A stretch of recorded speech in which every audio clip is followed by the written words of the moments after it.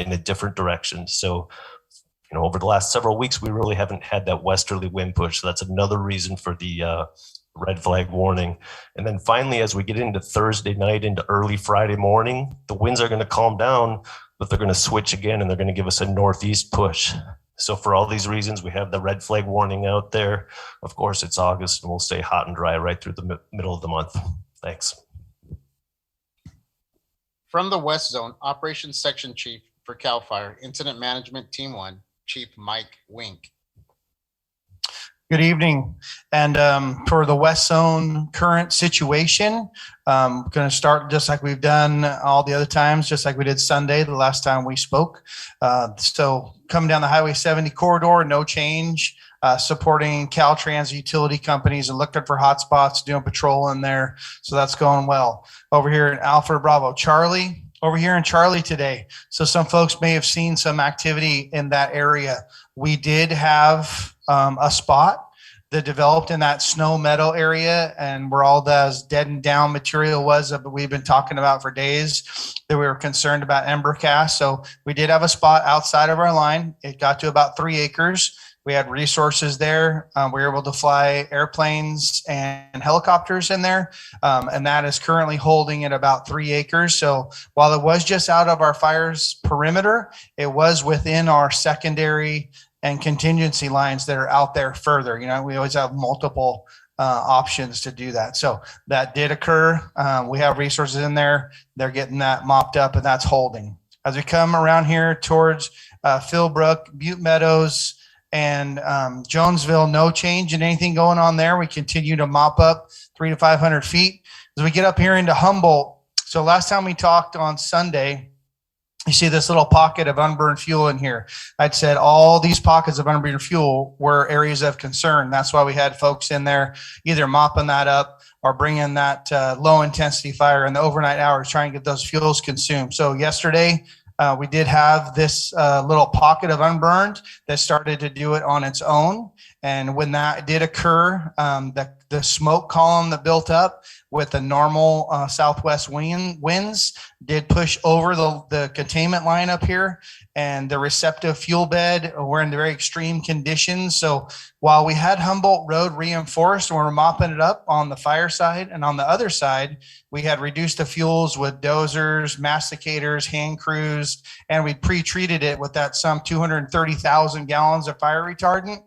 It got outside of all those things, got up in these hills, and we've been going after it yesterday. And then today, more of that is occurring all in this area. You see this here and these other pockets. They are being very active. Everybody saw the pyrocumulus this afternoon from the surrounding areas, and that is from multiple areas on this part of the fire. So one of those areas being in this area right here, where you see this big red spot fire coming off. So 2 of those spot fires merged together, and that brought about that 30,000 foot pyrocumulus you saw this afternoon.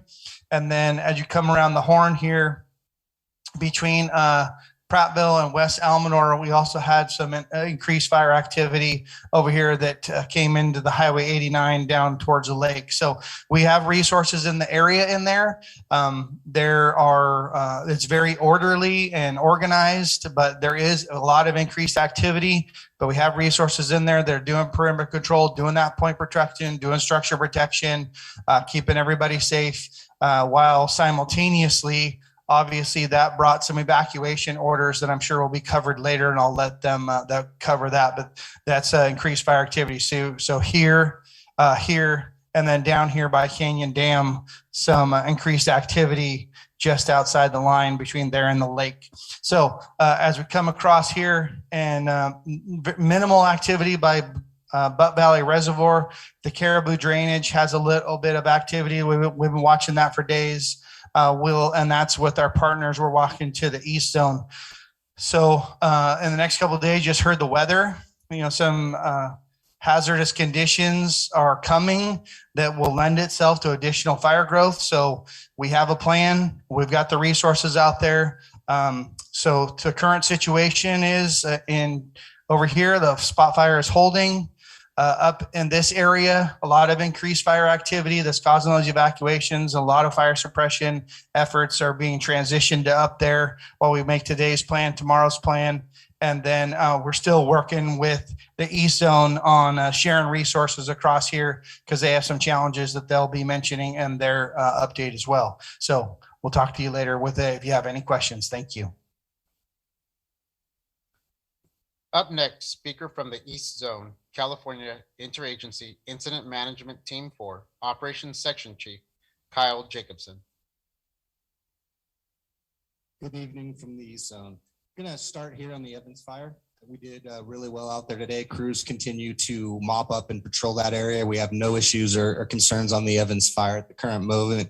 As we move to the south, everything in the south is holding really well. The only area of concern is a little bit here in Bucks Wilderness. We do have crews in there. They're doing a great job, and they're continuing to make progress in that area. As we continue moving further to the north and to the east, we have no issues or concerns. That line is being patrolled and mopped up. Crews were heavily engaged today in the Meadow Valley area, making sure to secure that line and make sure the community's safe for repopulation when we can get people back in there again. The area where we've had the most activity today is in Division Oscar. The fire did make a northerly push and was spotted across 89. Most of that spot is within a piece of contingency line at 89 and Old Han Road. We do have one small 2-acre spot outside of that line that we're working with aircraft and ground resources at the moment. In the Greenville area, we have a large number of resources, several hotshot crews, strike teams of engines, dozers. Crews have been successful in keeping the fire out of those structures. They're doing some defensive firing along the railroad tracks to keep the fire on the hill above those structures and have been successful so far. The fuels and weather conditions are difficult and challenging, and the crews have been making great progress considering the conditions.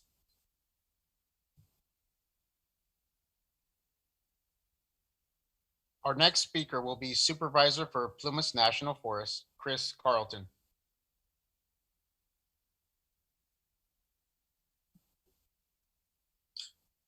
Good evening, everybody. Thanks again for making time to join us on our evening update here. Get some additional information on the Dixie fire. As you've heard and seen, tonight's a little bit bittersweet for those of us in the communities in Plumas and Lassen counties here. You know, there is a lot more black on the map, and we have a lot of people out there who've been feeling really excited about seeing that. We have a lot of folks who are really excited about the chance that maybe we get to go home soon. But at the same time, we have another 15,000 people impacted by evacuations in a number of communities, and we're facing some increased challenges on this. And that's tough already. We know we have some challenging weather ahead of us that's going to keep testing and potentially keep impacting us. And so I just want to recognize that for some people, we're seeing some light at the end of the tunnel, and others are seeing maybe not so much light there. But I want to remind all of us, and you know, kind of keep first and foremost that we're going to continue fighting this fire. We still have 5,000 firefighters working on this day and night. They are making a lot of progress. They're continuing to take every opportunity for a full suppression on this wildfire. And no matter how many times it keeps testing us, we're going to get there in the end. We are going to get this fire, and we're going to continue moving forward. You know, we will eventually all get to go home. And for those who have been impacted by it, we're all going to pull together, and we'll continue supporting each other in whatever, you know, whatever the future holds on the backside of this. So I just really want to acknowledge the hard work of our firefighters and our crews out there on the ground and our law enforcement partners, really making that difference that we're all seeing as residents in these communities. So have a safe evening, and see you again. Thanks. We will now hear from Agency Representative for United States Forest Service, Chief Shannon Prather.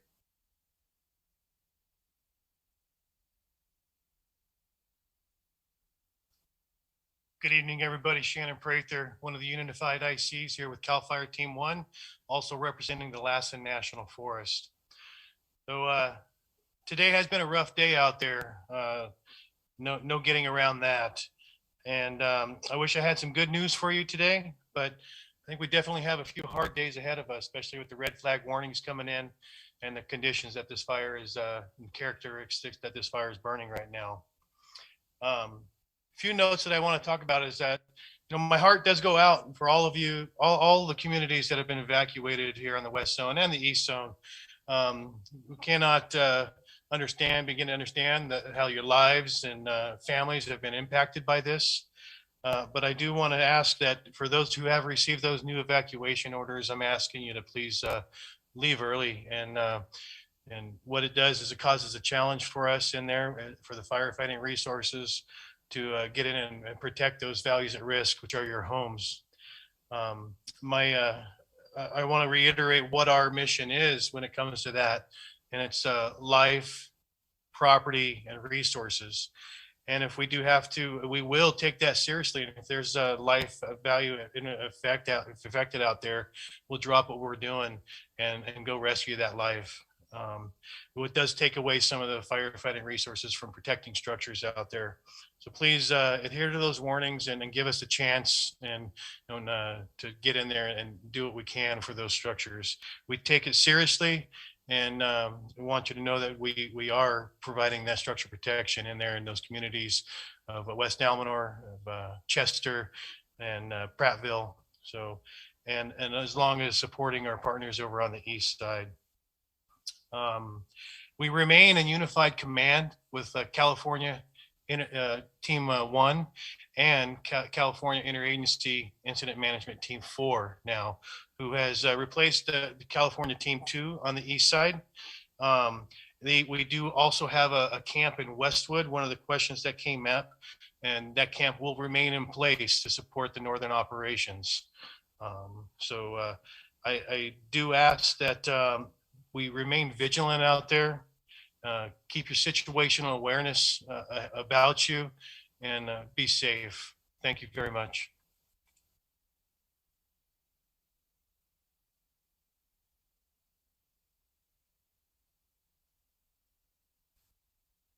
Our final speaker from the East Zone, Interagency Incident Management Team 4 Incident Commander, Rocky Oplinger. Yeah, good evening. Again, my name is Rocky Oplinger. I'm the Incident Commander for California Interagency Incident Management Team 4. And I want to thank the outgoing team, Team 1, and Incident Commander Mike Mitten for the great job they did in putting us in a position to be successful as we continue the battle, working together on a collaborated effort. I also want to thank each and every one of you that have been logging into the community virtual meetings, and welcome any of our new members that just logged on. You know, our highest priority, as you've heard from previous speakers, is your safety. And the most difficult job that we have on this fire is when we have to initiate both warnings and mandatory evacuations. And I can't thank you enough for adhering to those warnings and evacuations. Our law enforcement components and partners just have a difficult job when they have to initiate that. But our highest priority is both community safety, your safety, and then our first responders, our emergency folks that are going out and actually fighting the fire. So on behalf of our team, I want to tell you that we've been in close communications with CAL FIRE Team 1, the Plumas and Lassen National Forest, all of our associated counties and law enforcement partners, as well as our cooperators, that this is a collaborative effort. And on behalf of our team, again, I want to thank you. And we'll continue this effort. It's been a difficult one. We've seen the conditions that we face throughout Western United States, just the sheer number of fires that we have and the number of firefighters that have been deployed. We're very fortunate to have the resources that we do have. But we're in communication, working together. Again, the highest priority is community protection, your safety. On behalf of our team, Team 4, thank you very much. A majority of our questions tonight were answered during the presentation from our speakers. We'll now move on to the period of answering a few of those outstanding questions. We would like to bring back up from the West Zone, Operations Section Chief, Mike Wink. All right, so our first question this evening is folks in surrounding communities looking for some update to proximity to where they are. So questions coming in from Magalia and Paradise down here, Forest Ranch right here in the community of Mineral right up here. Okay. So for the communities in the southwest of the main fire. So we did have a little spot here today, but that is not indicative of the current weather pattern or the conditions or the fuel models or any of the other models that show fire spread going to the south and the west. So this is not in any of our modeling to have any concern about it going down this way. Now, as we get back into Mineral, you heard the weather incident meteorologist talk about winds from the southwest that could influence fire activity going this way, or in the next 72 hours switching from the northeast and this way. So for the folks in Mineral specifically asking that question, once again, our modeling and all of our stuff for the next 72 hours does not lend us to think fire spread in the Mineral area is going to happen. The next one is about West Almanor. So West Almanor is right here where these brackets are. And we do have increased fire activity south of West Almanor and north of Prattville. I just talked to the operations section chiefs that are out there with the branch directors providing leadership in that area. There are in those communities providing intel and have resources in there. There's no reports right now of any damage, infrastructure, or private property or in those areas, but that was the specific question about West Almanor. So as that was our only questions for tonight, just as a reminder, so many folks were affected by evacuations either again today or for the first time today. Please make sure you have a plan and go to www.readyforwildfire.org for checklists and tools that you can use to make sure that you know what to do if you're affected by a wildfire. Thank you. For our final questions, we will bring back up from the East Zone, Operations Section Chief Kyle Jacobson.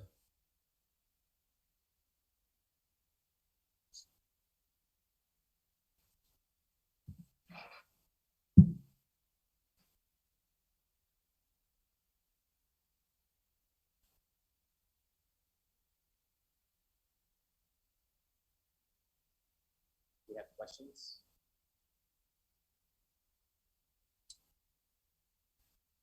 We did have a question that was asked regarding current evacuation centers. There were 2 that were opened up. So the fire has not reached North Valley Road in Greenville at the current time. The question was, has the fire reached North Valley Road behind Greenville? The answer is no, the fire at the present has not reached North Valley Road.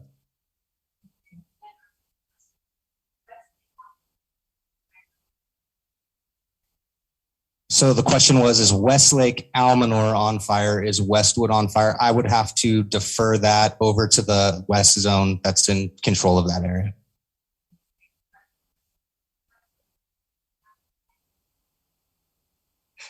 For the question, is the West team packing and leaving? I would also have to defer that question to the West Zone.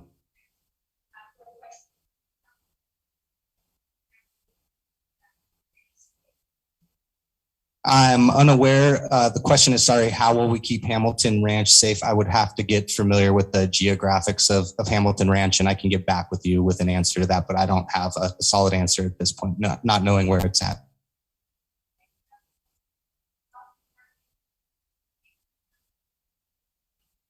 The fire from Canyon Dam on the east side is still several miles away. That is also in the West Zone, so I would have to defer to the operations chiefs there.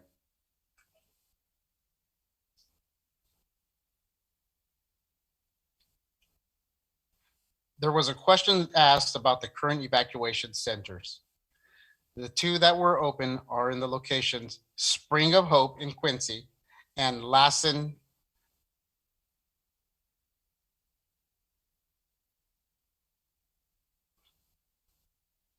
College in Susanville.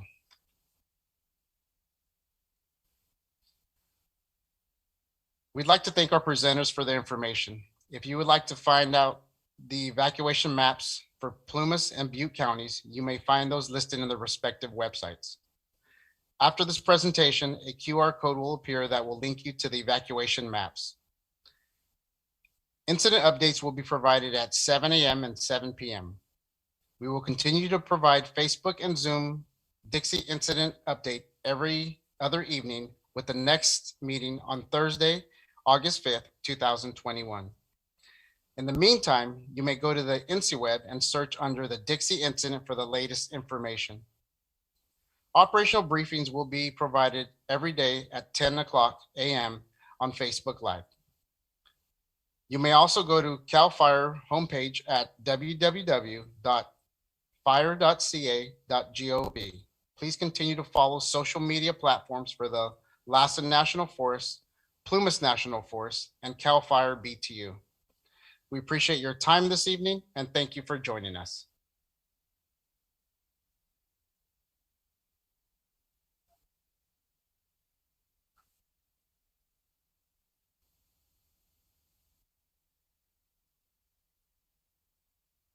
Okay, I think that's it for the Zoom meeting. They did answer my question, but not as well as I was hoping. Hello, everybody, and welcome. I am just as lost as you guys are. Let me try to shut down Zoom. Hang on a second. I tried to go live the moment that it began, but it actually started a tiny bit early. So, I have here, Josh just posted this. This is our live view from the Dire Mountain Cam, which has the FLIR capability. So it's a little bit different than infrared. Yellowish and whitish things are the hot spots here, where the darker purple is the cool areas. And so I can tell you where this is, where the fire is burning down to the lakeshore, and I can't believe what I'm seeing. I asked why is the western shore on fire, and are there any structures at risk? They did not answer the second part, and they didn't really exactly answer the first part. They just kind of said, where is it? And we're gonna have to find out that information for ourselves. And so Josh, I think you probably got that information from CA fire scanner about Osprey Loop area. I'm not familiar with there being a lot of structures in this part of the lake, but then again, I haven't been to the lake in a little bit. I am more familiar with, the Prattville and such area. I'll get up a map here in a second. But welcome, everybody. We're trying to get as much Dixie information as we can. I understand that there's a lot of other places affected too. But yeah, that was one of the most disappointing fire meetings I've ever had witnessed in my life. I am dismayed and stunned that was it. That was it. There wasn't that much chatter right before I went live. They just talked about the weather before I went live, and they was like, it's a challenging day, it's a red flag, everybody remain vigilant. And it's like, okay, why is the lake on fire? Why is the fire at the lake right now? Why is Chester being evacuated? In fact, earlier, before the evacuation warnings went out, it said on the Plumas County Sheriff's Office page, just said that the Chester operations team was, that the evacuation center was relocating due to, oh gosh, what was the wording? In fact, we can just go look at it. Basically, operational reasons or something. And then later, an hour later, it says it's being evacuated. The town's being evacuated. So why didn't they just say we're relocating the evacuation center because we have to evacuate Chester? I don't know. So, wow. All I have to say is wow. Holy crap. So if you guys have new information and new links to share, go ahead and do it. And if I pause every once in a while, it's because on my cell phone I have scanner radio going for CAL FIRE SHU. I was listening to the pilot chatter, and they're talking a little bit about redirecting fire engines and such from Echo, which is like west of Belden. If you look at the division map, in fact, I can show you that right now. Division Echo is over here, like very far west. You know what I mean? Like the west zone here. So that's Echo. They're going to be pulling some engines off, presumably to help at the situation. threatening Chester right now, which they are now evacuating. So they are acting like they're wrapping this up, and so is USA Today. When I got online today, I couldn't understand it. They're like, oh, there's smoke in the east, but they're making great headway in containing the Dixie fire and the bootleg. It's like, no, we're not making good headway. All hell broke loose yesterday. That was what I titled my stream. That's actually what KCRA titled something when they flew over today. I'll show you that video in a moment. But right now, what we're seeing on fire, let me get the drawing pen out, is a very specific part of the fire has burned over to the lake, which is closest to the community of Canyon Dam. So if you're looking at, okay, that doesn't show up very well. Let me get the purple pen out. If you're looking at the camera, which I'll put right back up here, let's go thicker. The part that seems to be on fire is like right here. And I just want to double verify that and go back to the FLIR. The FLIR information is live. And let me find my millions of tabs open right now. Yeah, because what we're looking at is that little horn of the lake, is visible. But I actually am not sure. It might actually be this spot right there. And I keep leaning over to listen to that. They're talking about repositioning helicopters, and I'll show you what craft are in the sky right now. But if somebody will please tell me, like Josh, do you think it's number 1 or number 2 spot on the lake? I think it's actually number 2 spot, and I don't believe there's much in the way of structures to burn in the number 2 spot. Yeah, I'm getting more confidence that's number 2. Not that you guys can read my handwriting; it's chicken scratch. But I want to double verify that. But it is definitely over both of their lines, and that is black line right there that they have, and that is supposed to mean complete, solid, everything A-OK, not going to happen. This black line right here. And then they have a second black line, which is Highway 89, where it says RRRR. That means a road as a containment line. It has jumped both, and it's burning to the shore's edge, as you could see. And they just did this community briefing, and they were just talking about how, we're going to have a challenging day. And I said, why is it burned down to the lake? Why is that on fire? And they said, oh, yeah, we did have spot on fire, but then he gestured to the T section of the map, like where Prattville is. He gestured there, but what we could see is like a different spot on the map that's currently on fire. So let me go back to chat and read. Has the fire entered Chester yet? I don't believe so. They didn't say anything like that. They just got done wrapping up between Prattville and Lake Almanor West. That's considerably further north then. That would be, holy crap, that would be like that, roughly. So let me get back onto let's look at CalTopo, and yeah, I am absolutely stunned. I'm rating the communications with the public not on a scale of 1 to 10 anymore as a 1. It's like more like -1. So let's go back to CalTopo and see if I can. There we go. Pair this up like so. And we can go add base layers, and one of those is OpenStreetMap, which really shows streets and such. So Osprey Drive, this is just the west shore of Lake Almanor. That's Prattville, what they call Prattville, but this whole strip right here is just basically what's inhabited. But Almanor West is got some real nice homes. It's pretty ritzy. So Osprey Drive, I believe, is right in here. It says Lake Almanor West Drive, but just looking at the cameras, that's Osprey Loop. So basically, then, if the information that Josh has provided, that would be here. That this is what is burning. Now let's look back at the camera and see if that's what it looks like. But you see the horn is further over there to the right. Oh God, yeah, but there's the peninsula. Okay, so confirmed. Yeah. Okay. So if we're looking across the peninsula, then that's the peninsula. Sorry that arrow shows up in both places. Holy crap! Then okay. Okay. So then yeah, if it is that close to Almanor West, I can't believe it. If we turn on the GOES satellite, this is frightening. This is pretty dang terrifying. Let me get the arrow off of there. We have heat detections as of 2 minutes ago. This is current. Everything in red is that, not to freak anybody out, I have to always explain this. Sorry if you've heard this a million times before, but the squares are this size, and when this particular satellite goes over, it is not, it is absolutely not accurate. It's general. It's doesn't have pinpoint accuracy. It doesn't mean that every square is on fire, that the whole area is.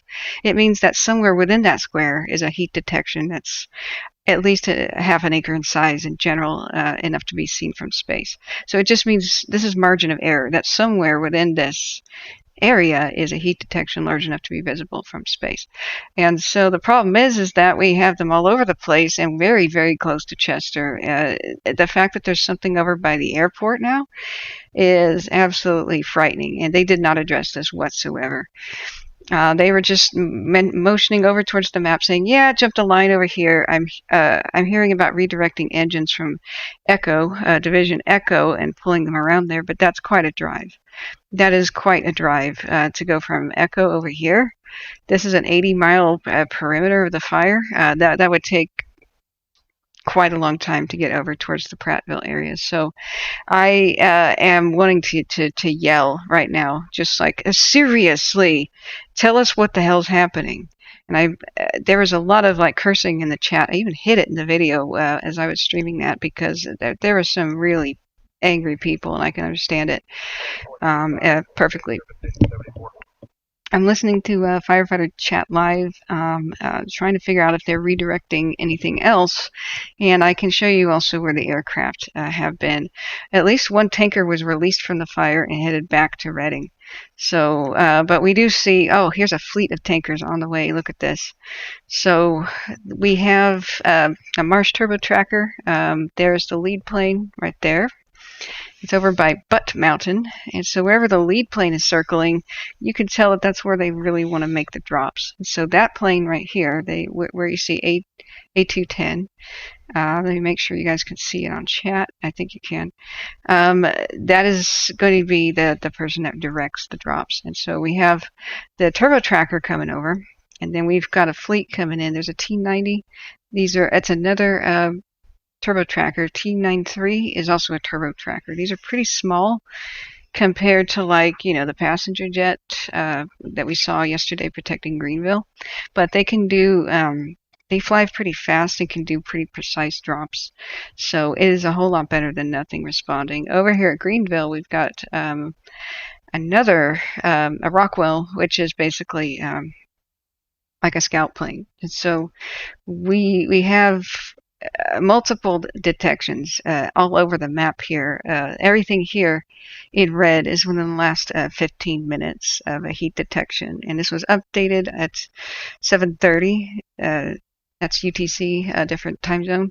So that means that we would say 12 minutes ago for everything that's in red. Everything that's in orange, if you can tell from this key here.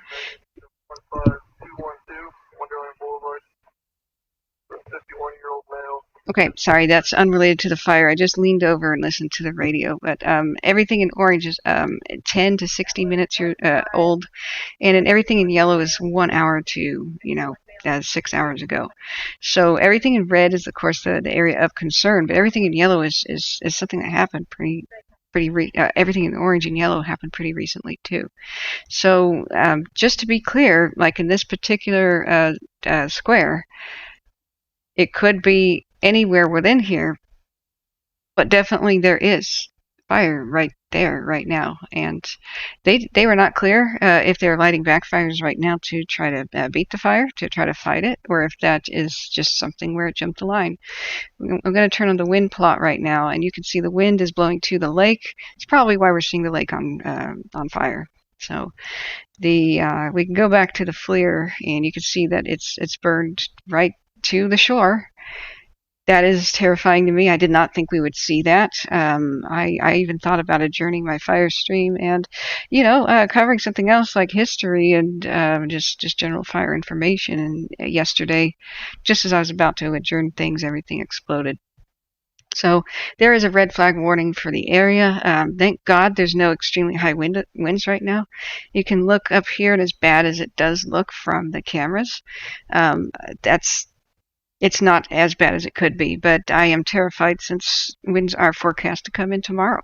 So this is just what's driving this. They keep saying again and again in the operational briefings is, guys, stay sharp, because this is not even a wind-driven event. This is dry fuels that explain the rapid spread. And so it's going to be a terror if we have high wind events. If we have gusts that are over 25 miles an hour, we are going to see some absolutely terrifying fire behavior. And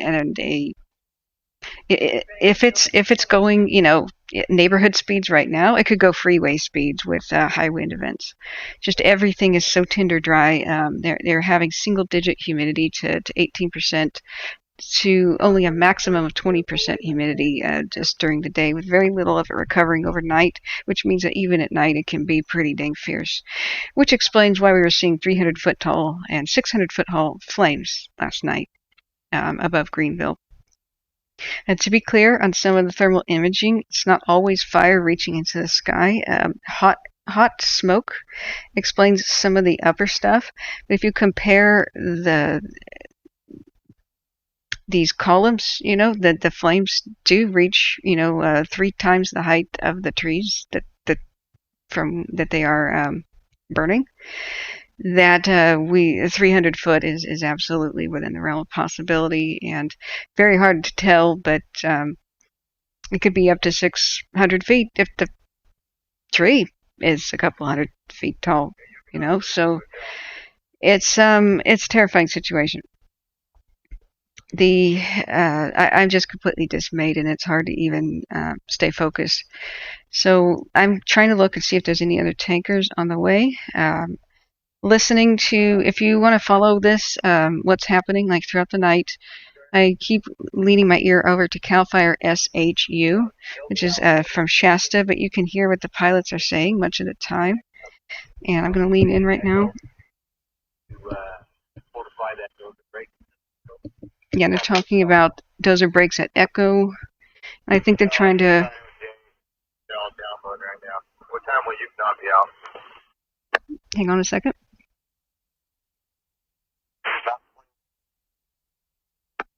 Okay, good copy. I think they're talking about a crew shift change or something, but they're talking about. Reinforce the dozer brakes got there at hotel that. Okay, good. What I just said on the radio, which you guys couldn't hear, was we are going to reinforce the dozer lines that are on hotel by pulling them off of Echo. And I do believe they're talking about the Dixie fire. I just can't see hotel on this map. HIJKL. It goes around clockwise. There's J. There's Ida. It may be that other text is kind of obscuring it, but we do know the main problems with the fire, as we can see here. Oh, why did that get small? Hang on a second. Is that the whole area by Chester right now, and the fire being pushed towards the lake. And as far as the wind is concerned, that would basically push it towards Greenville. But as you can see, the hills are on fire by Greenville. But I am not happy about seeing this here. That is extremely concerning. That less than an hour ago, that well into the valley and across it, we're seeing we're seeing hot spots.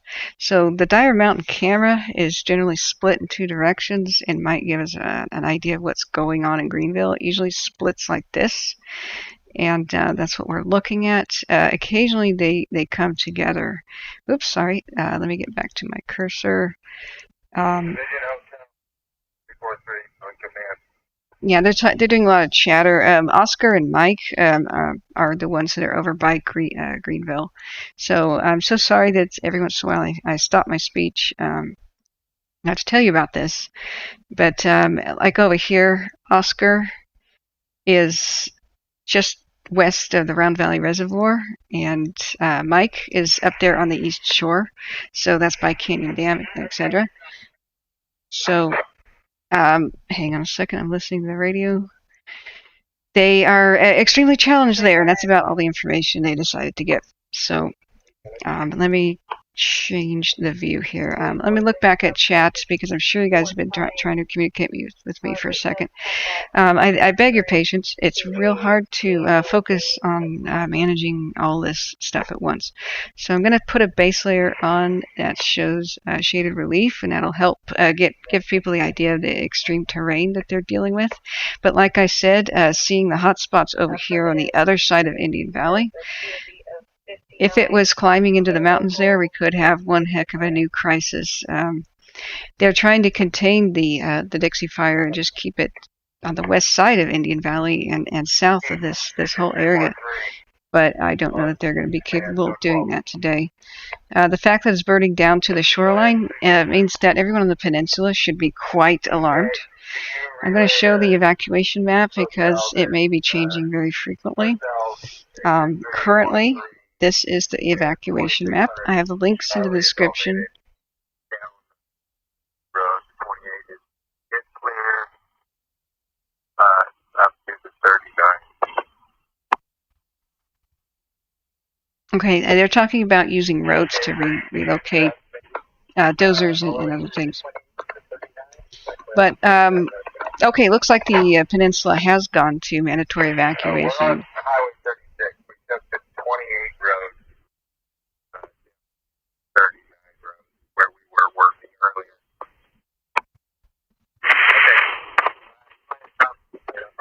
Okay, so what they were talking about is 36 even open for the dozer crews to relocate? And so they're talking about whether or not it's clear. And we're talking about mineral. They were saying that they don't think it's going to go over to mineral, but looking at this, I don't know. The wind's blowing away from it right now towards the lake, but that's just if the weather forecast holds for where they think the wind is going to go. In general, the wind at night has been pushing towards Chester. It's been going like in a split.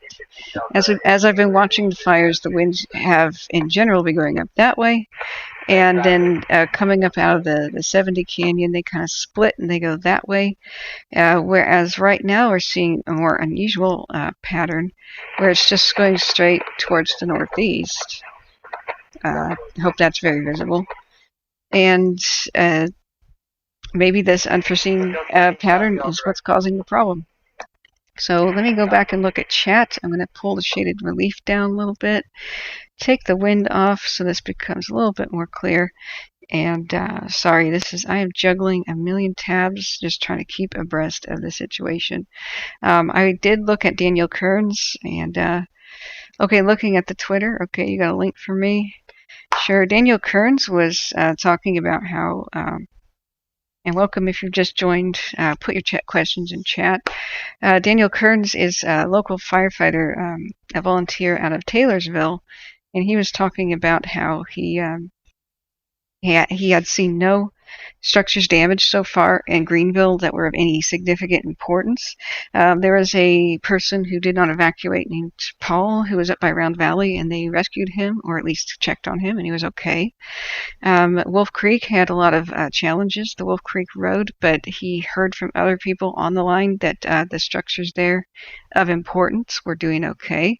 But that was information as of, 5 hours ago. So once again, we're looking at this just updated again 6 minutes ago. Red is within these squares somewhere is a detection of at least half an acre in size of fire. That's large enough and bright enough to be detectable from space. So let's go back to our live cams. And we're seeing extremely tall plumes burning towards the lake, and I don't know what's stopping it. Nothing stopped it.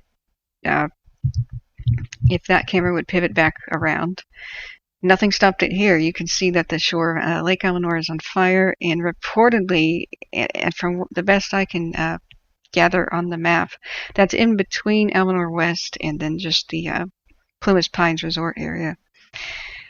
Hopefully that's in between the structures, but I don't know why it's on fire. They didn't explain. Presumably that's a spot because the wind is blowing the fire from the mountains towards the lake. And where it is right now, if the wind picks up, I can tell you that that could carry over to the peninsula. So that would be a nightmare scenario if it hopped the lake. It would be a nightmare scenario if it hops Indian Valley. And it may have already done so at Indian Valley. I don't know what's going on up here. But look, we do have detections. That ranges from 1 hour ago in orange to 1 to 6 hours ago in yellow. So those are definitely on the other side. Now, what we could do is look at other cameras. And Josh has the link to read from California Fire Scanner. He has really good information, so if you'd please bear with me, I'm going to get that info up, and I'll leave you with the mesmerizing image here. It says, immediate need for engines being dispatched out of Lassen County for the Dixie fire. Their reporting location is Highway 89 at Lake Almanor West. Lake Almanor West Drive. Hearing other CAL FIRE units are dispatching immediate need all additional resources to Incident 2. And what I just heard is they're pulling some dozers and things off of Division Echo to move them to Division Hotel, which means closer towards the Chester area, although I can't figure out exactly where that is on their battle map. Oh God, look at this. Okay, so this is the image, Lake Almanor West, and I'm absolutely stunned. Looks like this image was taken looking north from the boat ramp at north of Prattville. Yeah.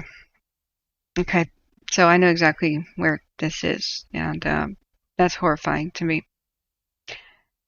Everything I know in this neighborhood might just be about to be lost, and I was just celebrating a couple of days ago that they saved it when they were reducing the evacuation notices, and I had this feeling in the pit of my stomach, like I don't know that that's appropriate yet. I did not feel that was appropriate for Greenville, and sure enough, as soon as people went back in and started unpacking, they said, everybody get out.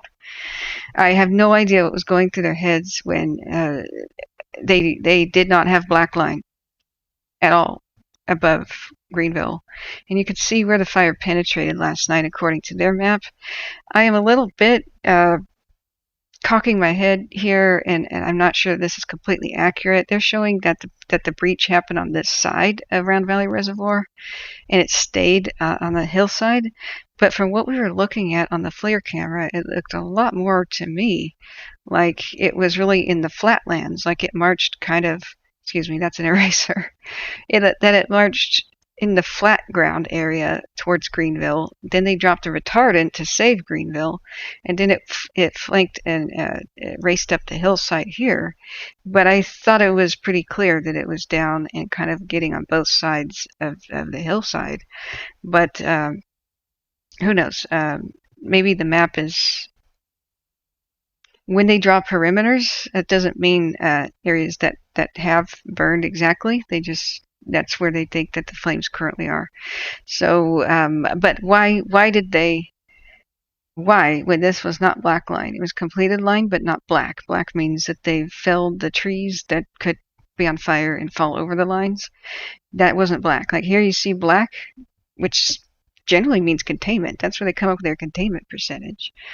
That means fire will not pass unless something extreme happens. We did not see anything extreme happen. We just saw the weather forecast do its thing with 25-mile-an-hour wind gusts last night, which is pretty dang mild.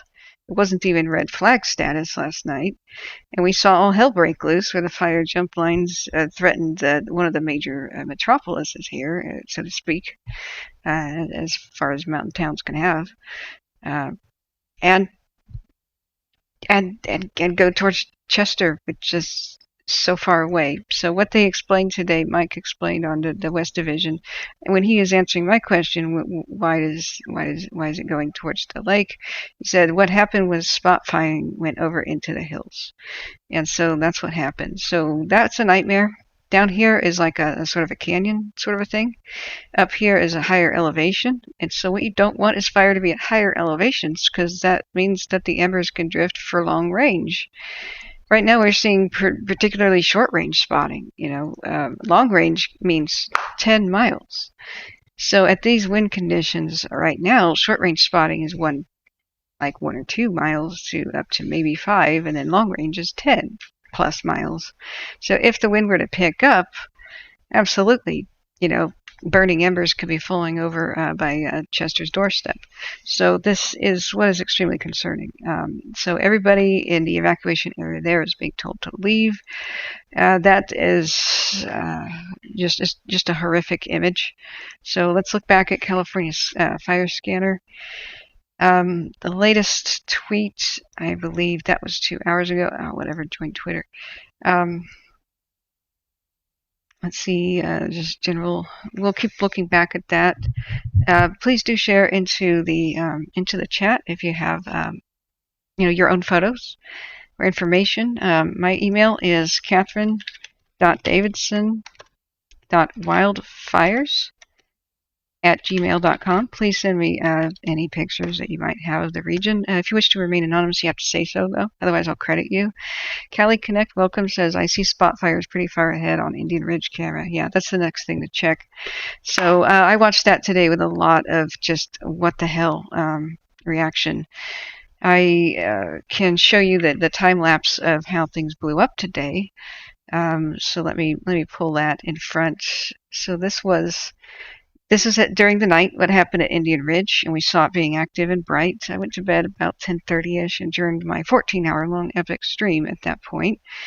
And we just had to resign ourselves to, figuring out what really happened in the morning. And I woke up thinking, okay, it's pretty good that they didn't lose structures. They actually did an amazing job of defending Greenville. Sometimes fires do jump lines. I have no idea who decided that everybody could go back after those evacuation orders were lifted. I think that was the critical thing that was wrong. I don't know who is responsible for that. But regardless of how the fire jumped the line or what occurred, they did an amazing job of defending Greenville. And so the people hard at work have to be appreciated. We could have lost it easily last night. We could have lost Crescent Mills several nights previous, and they pounced on things. They really got a handle on the Evans fire. We could have had, Susanville affected by now if they didn't do that. They put smoke jumpers in on Mount Kessler, and they did an amazing job keeping that down. So those efforts, I'm not critical of. I'm extremely critical of the, that's the current view of Indian Ridge, I think. Let me refresh it. There were smaller spot fires down here. I watched the KCRA flyover, and that was just unreal. I probably should have gone live at that point, but I wanted to take care of some personal stuff before then, and I didn't realize it would just get this bad. So this is a time lapse of what was happening during the night, the view from Meadow Valley. And it's not that visible, but you could see it at one point in the afternoon, which was about 4. It really started to explode and blow up again, and we saw the volcanic clouds. And at that point, I was going, oh, okay, yeah. And I thought that they would get up on the podium and explain what the heck was going on to the public. That is not what we got. We got a 2-minute explanations. So sorry, that's the other fire. This is different. This is what happened on the other side of the valley during the night with the McFarland fire. That was active, and that they're still dealing with the hell over there as well. So once we're done with the Dixie, I'll try to go back and cover the McFarland. I did see them slamming it with aircraft today, but meanwhile, it even looks like a second march to Lake Almanor is occurring by the fire up by the Horn area, which is just absolutely unreal. So we may see the fire reach Lake Almanor in at least 2 different places today. And I don't know how they would split it. I don't know that they have any, horizontal, so to speak, control lines. Looking back at their map, I don't see any. I see that they made control lines that were paralleling the shore, but I don't see any of this action. So as the wind changes, or if it does, I don't know how they're going to keep it from the points where it reaches the lake. I don't see how they're going to keep it from merging, honestly. So this is what's terrifying about the situation. So let me minimize this one, and as I go back to chat, answer the questions here. I want to keep that up. Let me go back up.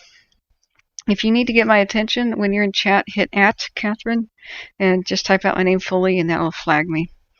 So Josh says, looking at the CHP CAD again, it appears, which is California Highway Patrol, it appears the fire is or has crossed Highway 36 near the Plumas County line, east of 32, west of Highway 89. Yeah. So, yeah, thank you so much, Josh. You are man of the hour providing this info. West Dixie air attack report on conditions. Fires are approximately 1/4 of a mile away from 36. Predicted upcoming winds, there's potential for large growth. Yeah, there's potential for explosive growth because of the fact that it's in red flag conditions. The humidity is so dry right now that everything is, you could basically look at something with intensity and light it on fire. A gaze, really squint your eyes and gaze, and you'll probably light the landscape on fire. Jennifer M. says the containment lines are crumbling. Yeah, those incident commander updates are, there's a whole bunch of descriptors. I'm not going to read that, but I'm just going to say that everybody's pretty dissatisfied with the communication. So looking, exactly right. Nobody wants to take accountability for this. The thing is, we don't want to crucify anybody. We want to know what the heck's happening. That is what the public needs to know. What to expect. What's going on? What do we expect? Even if it's bad news, tell us. Because that's how anxiety builds when you don't know what the heck's going on. Right now, though, I think that stripe right there, if just my local knowledge, this stripe would be 89, and it's just crossed. That was the best control line they basically had. Oops, now when they move the camera, that doesn't move with it. I think it's jumped the highway in 2 places on the west side of Almanor. We definitely could see, if winds pick up going this direction, that it spots over to the peninsula. They better have some sort of right now they better be moving crews into the area. I'm hoping they're dialing up Nevada, saying, for God's sake, help us. Lassen County would probably be the feasible number to dial to try to take care of the east shore of Almanor. But they had just dismantled their command post. It was on Westwood, which is over by the east shore. I bet if they're not, they really should be propping that back up, because they're going to have 3 major fronts of this fire now. The one by Indian Valley, it might even jump over to the Moonlight Mountains area. It may already have. They're going to have Lake Almanor as a battle front, that area, and they're going to have to defend that to Chester. And then there could be a 4th thing, because Butte Meadows was never exactly tied up. Looking back at today's operational briefing map, so they drew this up last night or sometime in the very early morning, and you can see that they still don't have black line here over by Butte Meadows, and they've got it at Jonesville, but black line is starting to mean a whole lot less than it used to. Black line used to mean the fire shall not pass, and well, it did in not even very fierce wind conditions. It's extreme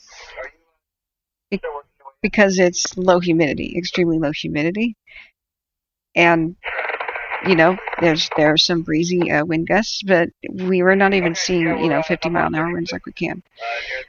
This is Losing control when it's this mild is something that's pretty terrifying.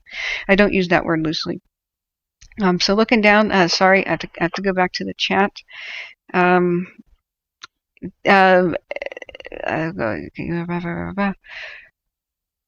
Yeah, we also do need to understand the firefighters are spread extremely thin. Yes, this is a large part of California. This is one half of a county, and it's straddling into a second county. And this is one of the larger counties of California. And as the crow flies, it's like 80 miles. But if you were to drive up and down and up and down and up and down these mountains, the perimeter is actually hundreds of miles. If you account for going up and down the terrain, the lake is gigantic. Like if you fell out of your boat in the center of the lake, there's no possibility you could swim to shore unless you were very close to the peninsula. But you would basically drown before you got there, unless you're one of those Olympic swimmers who could cross the English Channel. It's huge. Response time to anywhere around here usually would take hours, just to get from one place to another. So going back, looking down, yeah, I'm sure these firefighters, many of them are probably pulling like 26-hour shifts right now. I don't know that they've had a lot of sleep. A lot of them probably haven't slept since I was live last time. Jennifer M says these fires can be fought successfully. What's terrifying is the management. This is actually some of the world's worst places to fight a fire, but still, yeah, there's a lot of question marks about why are so many things going wrong here. And if somebody would have explained it, I mean, Dennis was the person who did it the best. Daniel Kearns is explaining things the best, who's the volunteer firefighter. He's an unofficial source of information, but he's one of the best. I wish I had been airing what he was saying about fearing for Greenville.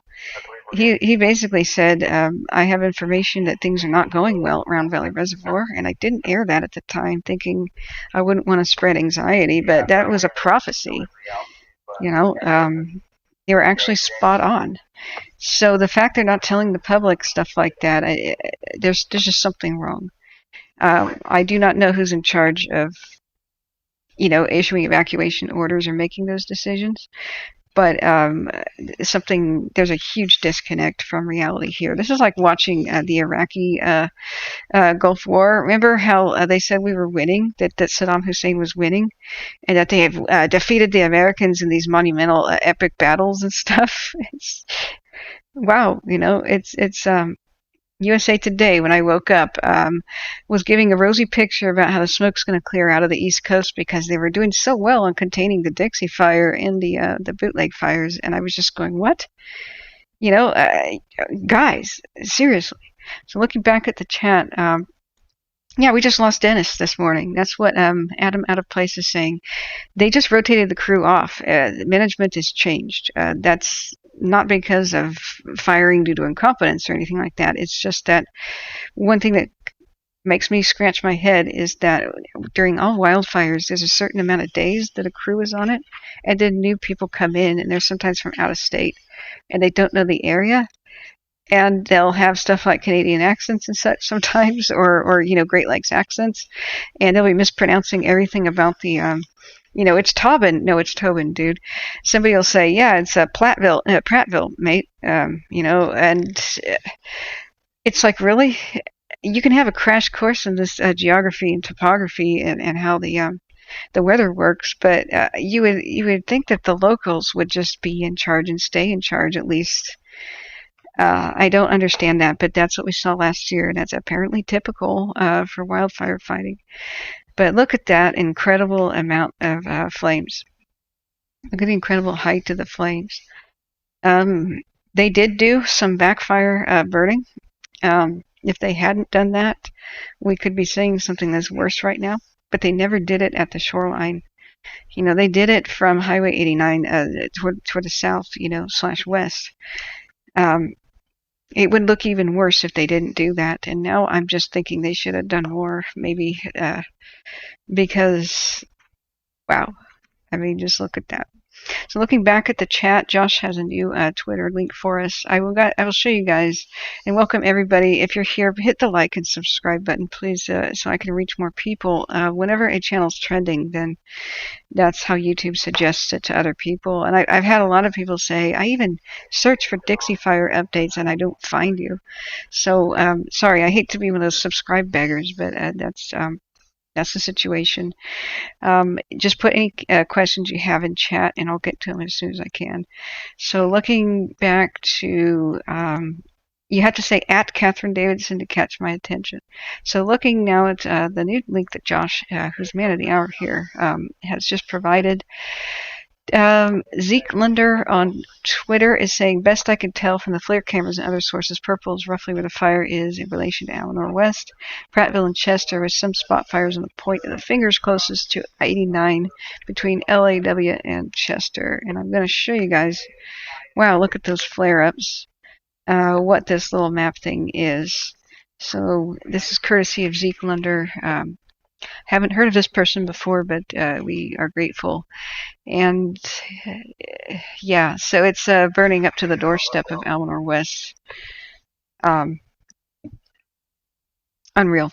And so the other spot that we're seeing, so I'm just going to label this number 2.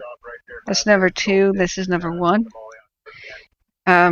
I'll show you now back on the map where we're seeing that as far as on the area. Oops. Okay. So this doesn't line up. So this would be number 2. And if the camera would pivot, please, that's looking at Greenville. Greenville is that way. That's Indian Valley. If the camera would pan back to the lake, the number 1 is down there. I hope that is making it more clear in people's heads. But at number 2 spot, we're probably going to see it reach the lake because there's nothing in its way to stop it. So I don't blame them for prioritizing Greenville, the bigger area, and prioritizing the defense of Chester. We see more aircraft coming in, but these are the small Marsh turbo trackers. They fly very fast, but they dump, a much smaller load than the passenger jets that we were seeing before. Yeah, T-93. They're, as you can see, kind of small twin engine craft. I was hoping to see Tinker 911 and the others come back, but those were over there, and I saw them working very hard at the McFarland fire, which has gotten a lot of slams today. They pulled some of them off. We got at least 3 helicopters working down. There's some new fire by in Butte County. We should take a look at that on CalTopo. See, somebody told me that something was happening down by Paradise. I don't see any spots down by Orville as far as the GOES satellite is concerned. That was updated 4 or 5 minutes ago. So whatever's down there is presumably small. Does anybody have a link for what's going on down by Orville? Because we do see some hovering helicopters down there, which is equally terrifying. And looking at the wind direction, it's still generally blowing up towards Lake Almanor right now. Yeah, it's very hard. It's light green. So if there was something, yeah, we have a northerly wind. So if you look at, here's Orville, it would be blowing almost due north to Paradise right now. And then once in the Feather River Canyon, of course, that's acting as a wind tunnel going up into the higher elevations. So we do have heat spot detections, which is normal in the zone north of Bucks Lake. Nothing in the red, so that's nothing in the last 20 minutes, but we still have the terrifying heat detections. We have a new heat detection as of, 10 minutes ago on the other side of Indian Valley. So that's what we don't want to see. So if that goes up to Ketty Peak and over to the Moonlight Valley, that's much higher elevation, much steeper terrain, much less in the way of road access. And I can tell you right now, some of these roads, let me get the drawing pen again, like if you snake up the side, like up, down, up, down, up, down, up, down, this is the way the roads go, that could take you more than an hour, maybe 2 to get up, even if you're hurrying as fast as you can. It's just you're climbing 3,000 feet in elevation. So a couple of these other higher peaks, you're going to be climbing up to 4,000 more feet above Indian Valley. With the highest peak, I believe, being 8,000, I think, at the Moonlight. Yeah, that's 2,069 meters. So very tall. That is what we don't want to, where we don't want to see the fire go, but that's where the wind is blowing. The other possibility is that we're going to get embers cast over into the peninsula. So they're chattering. Let me look. Yeah, they're talking about moving resources around. Yeah, where are they?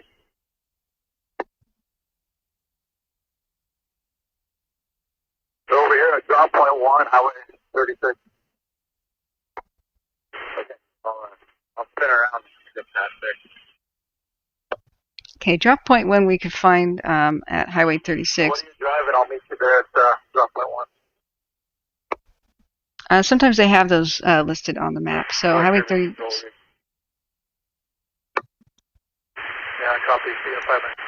He could be talking to a pilot, so that could be one of the choppers, for example. That might. This is Division Mike. Good.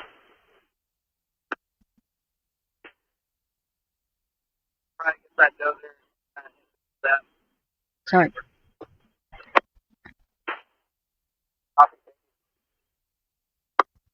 I'm sorry, that didn't register on the mic the entire time, but they're talking about Division Mike, which is over here on the east shore, and they were trying to get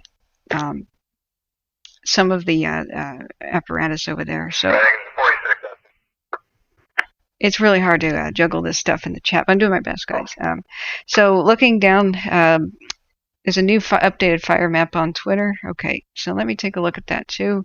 If you are just joining us, we're deaf, dumb, and blind here, except for what we can see a little bit on the cams.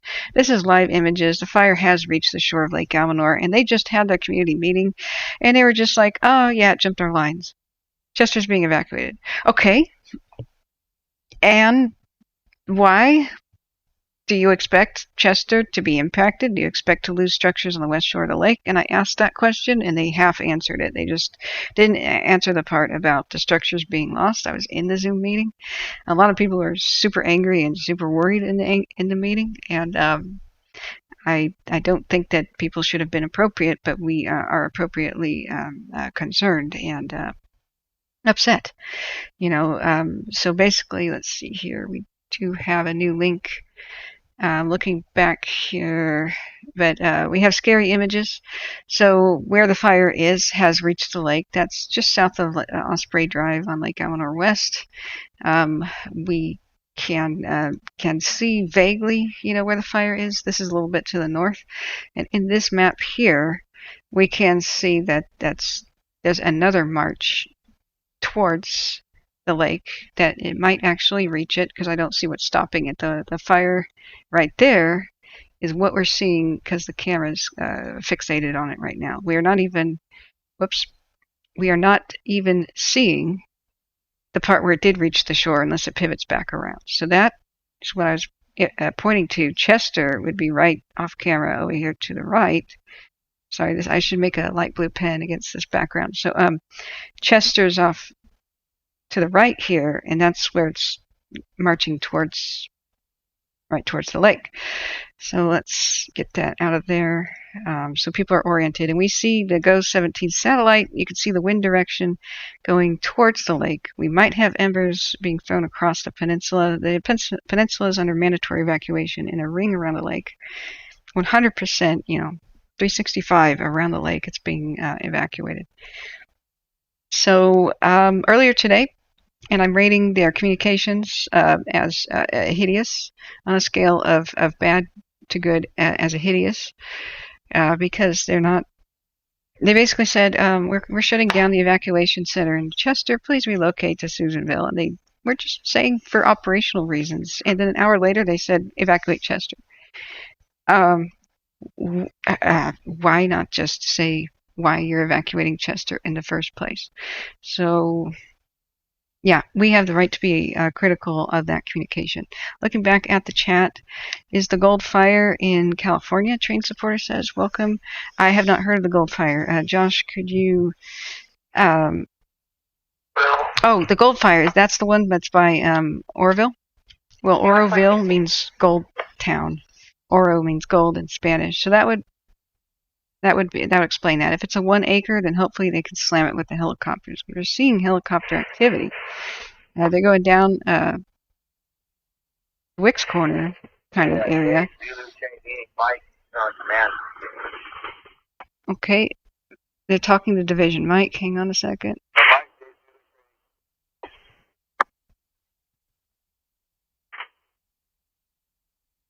Dozer that was supposed to show up earlier. I'm going to send them out towards our division break there.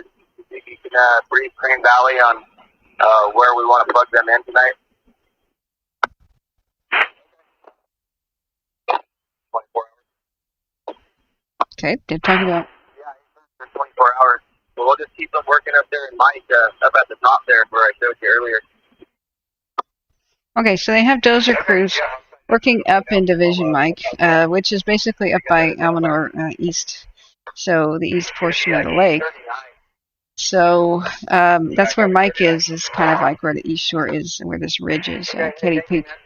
So looking to orient people again, anytime they're talking about Oscar and Papa, that's over by Greenville and Crescent Mills. That's where they are, fighting to save Greenville. But Division Mike has a fire line, so there are currently dozers in place, and they're asking, where do you want them to go? Zulu is down. If you look at it as a clock, with this being like 6 o'clock, that's where they put Alpha, basically, or Adam or Baker, or whatever terminology they're using. And so Zulu is back down by Alpha. It's going to be down by Bucks Lake and almost back down to where the fire started by Polga, almost. So whenever they're talking like, here's Zulu, and you can just kind of see that they go clockwise with Baker, Charlie, Echo, Frank, or however they say the letters, going around into a clock. Mike is basically just like 1 o'clock in the morning. So that's going to be the East Shore, Almanor. So they do have a contingency line to keep the fire out of the East Shore, and it's right here. But we can keep looking back to see if it's spotted over to the area with our CalTopo. So this has the latest in the satellite imagery. This was updated 4 minutes ago, and what I don't like seeing is this. Seeing the red, it has jumped Indian Valley, apparently, jumped the highway, and they might be, the fire might be pushing up the hill and testing those containment lines at any moment. So looking back at the chat, some video of a news crew driving into Chester, okay. What other fire companies are helping in what other states? We know that Yuba City Fire was coming down from the valley. At some point, there were fire crews coming around from Portland. Australia went to help the Bootleg Fire, which is in Oregon, but that was because it started earlier than the Dixie Fire. I've heard of several other divisions in the area, which are not coming directly to my mind at the moment. But if you go to, I think I could show you where that came from. The InstaWeb has a photo section. So if you look at the description of my channel, it has InstaWeb for the Dixie Fire. There's a lot of links, but you can hit Control F on your keyboard and just type what you're looking for. Type the word Dixie, you'll go down to the Dixie Fire links, and it will show you InstaWeb, and on InstaWeb you'll see a photos section. I'm going to go and show us back. It's Dire Mountain here. The camera seems fixed. Great. This is a shot of like the Greenville area to the left, and it's not as active. We see the fire being extremely active, though. There we go. Now it's showing where, if all the information I have is correct, it went away. Okay, right there is Almanor West. So this is where all the structures would be, the neighborhood. They're pretty ritzy in general. Yeah, if it keeps moving, my drawing doesn't move. So there's a lot of structures to lose. And this way, on the other side of it, would be the less ritzy you know, I mean, Plumas Pines Resort is a kind of a nice restaurant on the lakeside, and it's got, you know, people tie up their yachts there and such. But in general, the cabins around there are you rent the land, but you kind of own the cabin on top of it. And there's a good community of like, you know, 1920s, 1930s to 1960s built cabins. And I'm very familiar with that area, and I'm terrified for it because there's not that many cross streets, period, where they could like make an emergency fire line, unless they were going to like bulldoze and, you know, cut down really mature trees in the line, which they can't do on the fly. I don't see how they would make any. And I don't see on the division maps that they have made any. I don't think they accounted for it crossing the line going to the lake at all. I don't hear of any crews going and responding to the lake. I hear them talking about air attack, and we see the air attack going over towards, you know, going past Butte Mountain, trying to defend Highway 36. Okay, this is Hotel, which is in that area.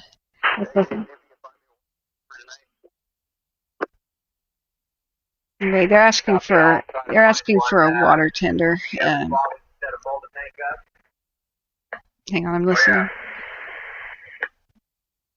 I would air like their chatter, but they're mostly talking about just moving around stuff. So it's not the latest information. If you're just arriving, welcome. Please hit the like and subscribe so that the channel quote trends and I can reach other people. I do appreciate that. What other fire companies are helping? There's a lot. There's a lot of agencies from other states that are helping. A lot of different counties. The Bradford fire I hear is starting to look like it's under control, the one in the Bay Area, because they're flooding the island. That's the in other fire news. But we continue to monitor the Dixie fire, where they had a really pathetic community meeting and told people that fire has jumped the lines and we're going to be challenged here and here. Oh yeah, and the fire has reached the lake, and then they basically said that's that. Have a nice day. So the chatter is not quite desperate, but it is very urgent. Listening to it, if you want to tune in yourself, it's on Broadcastify. It's called Cal Fire SHU. That is what I'm listening to on my cell phone with the app called Scanner Radio, and you can favorite that and get alerts. So looking back up, Kevin Banks says Fox 4 has. Kevin Banks says thanks, Josh. Yes, and I do too. Let's see, fire prompts evacuations in Contra Costa County. Okay. Bradford Island. Yeah, that was Bradford Island's thing. It didn't jump, did it? Yeah, that's, you read my mind. You had that link going as I was just saying what was happening there. But I looked at the cameras, and the fire was really dying down. The smoke was pretty wimpy compared to the craziness that it was yesterday. So let's go and look at the other alert wildfire cameras to see if we see anything. I can show you guys again how it kind of developed last night or this afternoon.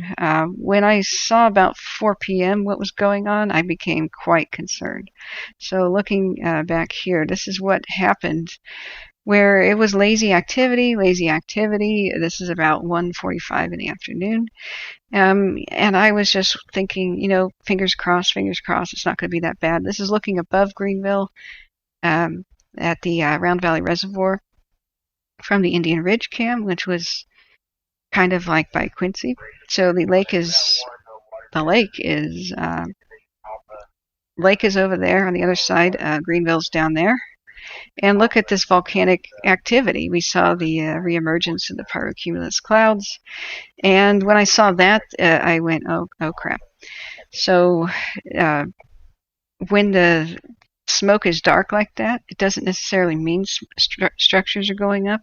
It can oftentimes mean that it's just very oily fuels, manzanita type fuels, and very dense brush that's going up. But it means it's reaching new fuels, and that's explains the intensity.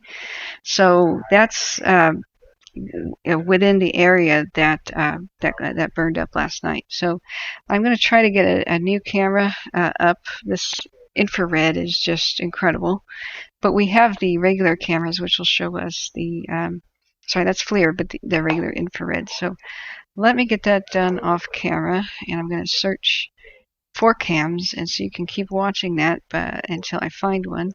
The East Quincy cam doesn't have much information. The Dyer Mountain is very obscured right now. It hasn't flipped over to infrared yet. We're looking at the FLIR version of Dyer Mountain, and it's 2 split images.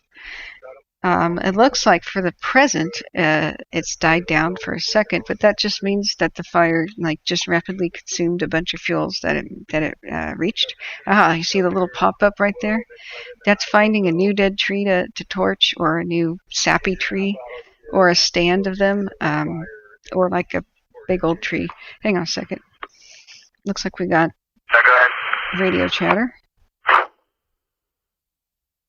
Okay, the northeast quarter section of 32.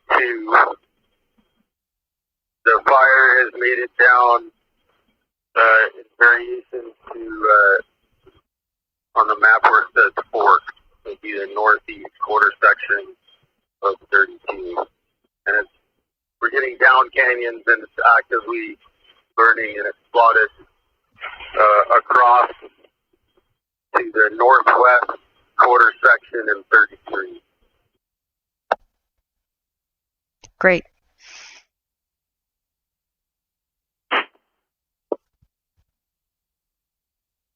I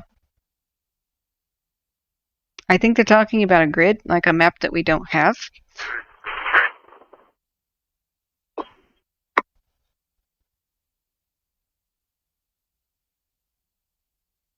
I was hoping they would elaborate on that. But what exactly they're talking about, the corner of 32 and then 33, that's not highways, I don't think. So if you just if you just joined us, welcome. I'm trying desperately to gather all the information from various sources that we can get right now. We're looking at on the left side, the camera is generally looking at Indian Valley. And I'm happy to see there's no fire racing up towards the Dyer Mountain camera. But at the same time, what we see is heat detections.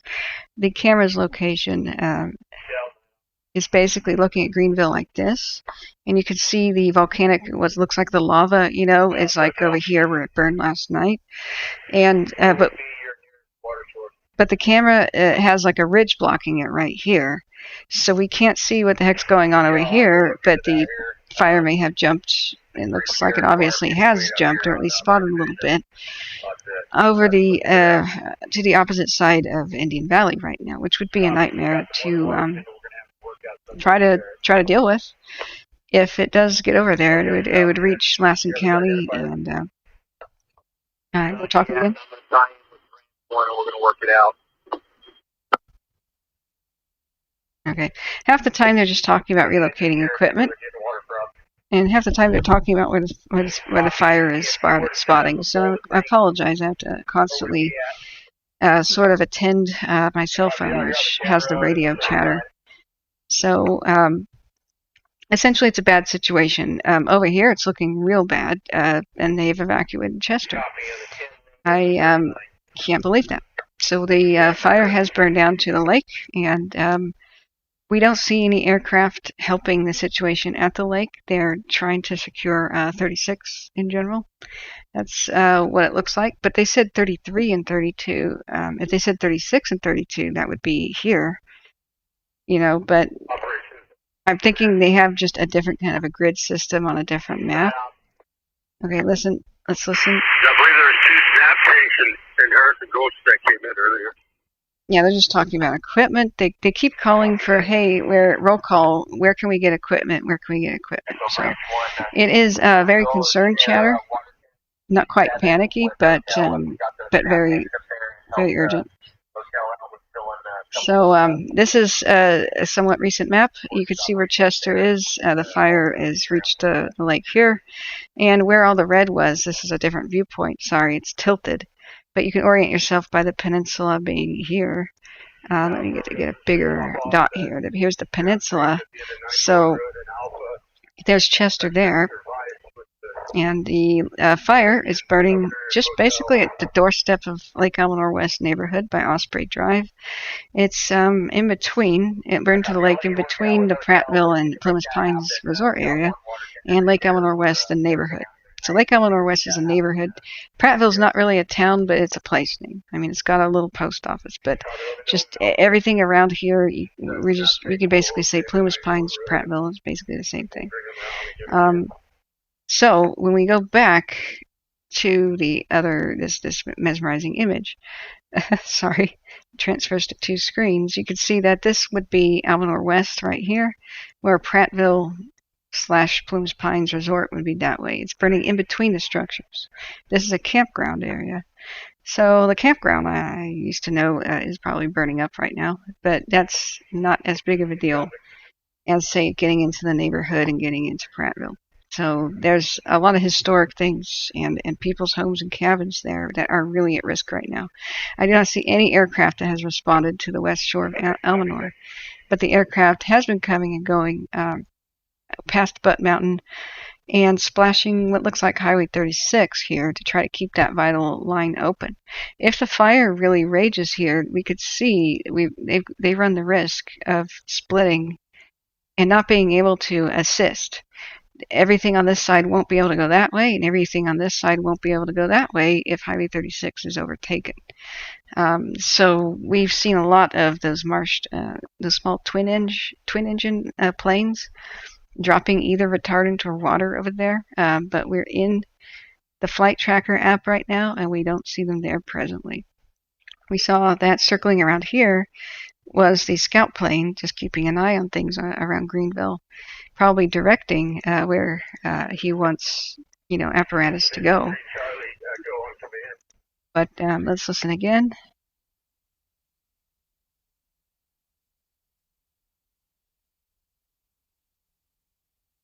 Come on.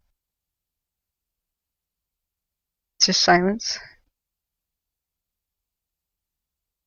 Division Charlie has been pretty tied up, wrapped up.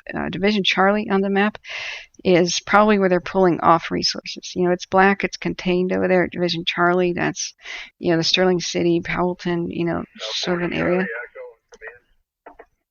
And they're trying to raise command, but command isn't responding quite yet. Sometimes that happens when they're busy talking. But I Charlie, go on command. How do you copy? I'm probably going to talk about pulling resources. Here we go. Fire's making a pretty good run on the south side of the 22 road. So look out for spots that comes up and over in that area that you guys are working there. I copy that south side of the 22 road. See if I can get some eyes on them. Okay, so the fire's making a good run on the south side of the 22 road. That's what he said. I don't know if we will be able to orient ourselves because the 22 road could be like Forest Service Road 22 or something of that nature. I got to look back at chat. I'm sorry. I need to do that more often. So infrared fire map of Greenville area. Cool. Okay, let's take a look at that link and refresh it. If you're just tuning in, please hit the like and subscribe button so I can reach more people. If things are trending, then it gets shared, like YouTube suggests people watch it. And there's about 4,000 people evacuated right now that really have a right to know what the hell's going on. So, okay. Yeah, so it did jump over there. Hopefully that hasn't severed their one way to get towards basically Almanor Lake. Highway 89 from Greenville is basically the one and only main road that they would have right now. You really can't go to the other side here. It would take you an hour to snake up the side of the mountain. That's climbing more than 3,000 feet. Run on the bridge to the south of the Twin Road. It could create some fallout issues over there where you guys are working the Cabin Road. Cabin Road? 40 Charlie copy, 2472. Additionally, I have engine 2482 that I broke free to assist on hotel. That give you a total of 3 engines. Okay. Copy. I don't know what roads what obscure roads they're talking about. They were saying the 22 area, like Road 22 and Cabin Road. So if somebody has a Forest Service map and wanted to tell me where that could be, that would be awesome. But right now, it's just all hell is broken loose, and so we have very, very intense fire activity. This fire still, this portion of it is still marching towards the lake, just south of the Chester Airport, basically. We have red fire detections all over the map. That was updated 3 minutes ago. So everywhere that you see red, it doesn't mean the entire area is on fire. It means within these blocks that there is a heat detection of at least half an acre in size. So it's just margin of error every single one of these squares. But whereas red is less than 15 minutes ago, and we would never have expected to see any red near Chester at all, period, but we are. So they're fighting very hard to keep 36 open west of Chester for their own traffic. Of course, that's close to civilian traffic. We have red evacuation zones 360 degrees around the lake. And the evacuation center at Chester itself has been evacuated. And so people are supposed to go to Susanville. And they don't have control. They're scrambling to pull divisions, resources off other parts of the line to support where the heck it's breaking out. So in a nutshell right now, the areas of crisis are the wind has kind of split like we see mostly every night. If you look at the canyon, this is the Caribou / Seneca Canyon Road. And so you have wind trending in that direction. And instead of going due north like it is during the day, it's kind of like curving over this way, which means that embers could, now that the fire has reached the shore, hop over to the peninsula. That's why it's evacuated. And that would be the screaming nightmare of worst case scenario should that occur. Same thing with over here. They've got a line like this. Hopefully they can defend it right now, but we don't want to see a heat detection on this side of the mountain. That would mean that it would race up the hill and it would go down the other side. I think that ridgeline is basically where they have a line and people staffed to try to prevent that from happening. So that'll be a horrific event, though, if we do see spotting over there. Now looking back here, this is the Dyer Mountain Cam. It keeps switching back around because it's looking for hot spots. And we just have to wait and see. As the wind gusts pick up, that's just going to be what the fire does over by the lakeshore. Hopefully it won't spread north and south, so to speak, on the lake, because that means that we'd have the everything at Prattville basically be affected and everything at Almanor West. So I'm hoping that survives until the morning. But they really have their hands full now. Greenville, Almanor, the West Shore, and Chester defending it all at the same time is one hell of a three-pronged front. And they are facing the really the only way they have to assist each other is Highway 89. This has to be open. And then 36 has to be open. The fire has crossed the highway there, crossed it here. I don't hear anything such as, I don't hear any chatter saying we can't get to you or anything like that. So that's okay. Sorry, that was just chatter that didn't matter. But that's kind of the scenario that we're looking at, and hopefully that won't develop. But if they wanted to, like, go down 70 and like try to go up Caribou Road, and like you'd end up in the same spot. That's first of all, there's a lot of fire here. I don't believe that anything like here is accessible, and those are bad roads, not even paved the entire way. I hope that Seneca survives tonight, which is a ghost town right in there, very historical.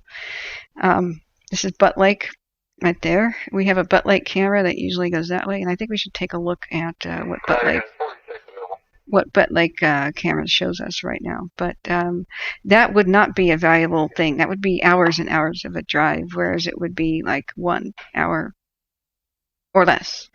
From Greenville to Chester, that would be 1 hour or less, in these really smoky conditions, if the highway was open. But if it's not, then we're looking at really serious issues. Now, going back down to, people are asking about Chester and such. Keep this a supportive, happy family, guys. No blaming, and the time for that isn't right now.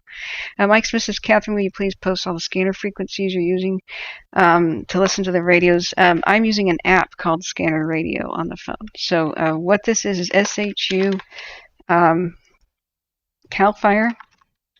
So CAL FIRE SHU, which is on broadcastify.com.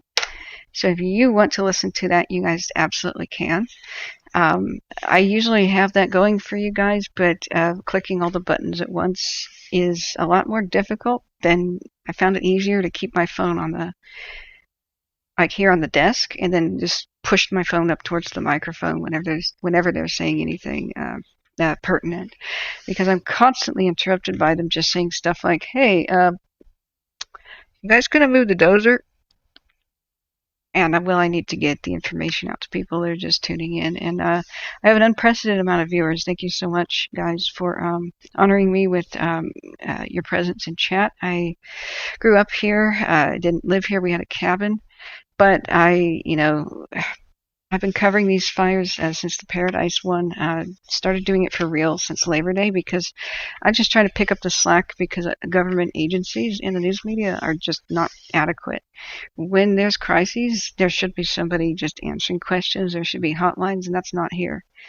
That was the worst community meeting I've ever seen. They were nonchalant about it. If we didn't have these images, and I was trying to show them during the community meeting, that wasn't on Zoom. That was me showing, that Josh in chat has awesome.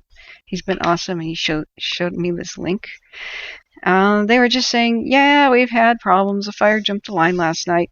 No, the town of Greenville was almost erased last night and saved by the skin of your teeth by extremely ballsy pilots who dropped retardant and crews that worked their butts off all night to save the town. And flames were visible just above the town's buildings on the ridge. No, it wasn't that you just had, something jumped the line last night. There was a battle for one of the major cities here last night. It is now ongoing. It is like round 2, and I'm hoping that Greenville will come out okay. As far as I know, no structures were lost at Greenville. Minor damage to outbuildings by Wolf Creek Road. That's what Daniel Kearns has been saying. But he has given better communication to the community than anybody else. In fact, let's see if he's gone live. And then I will look at that other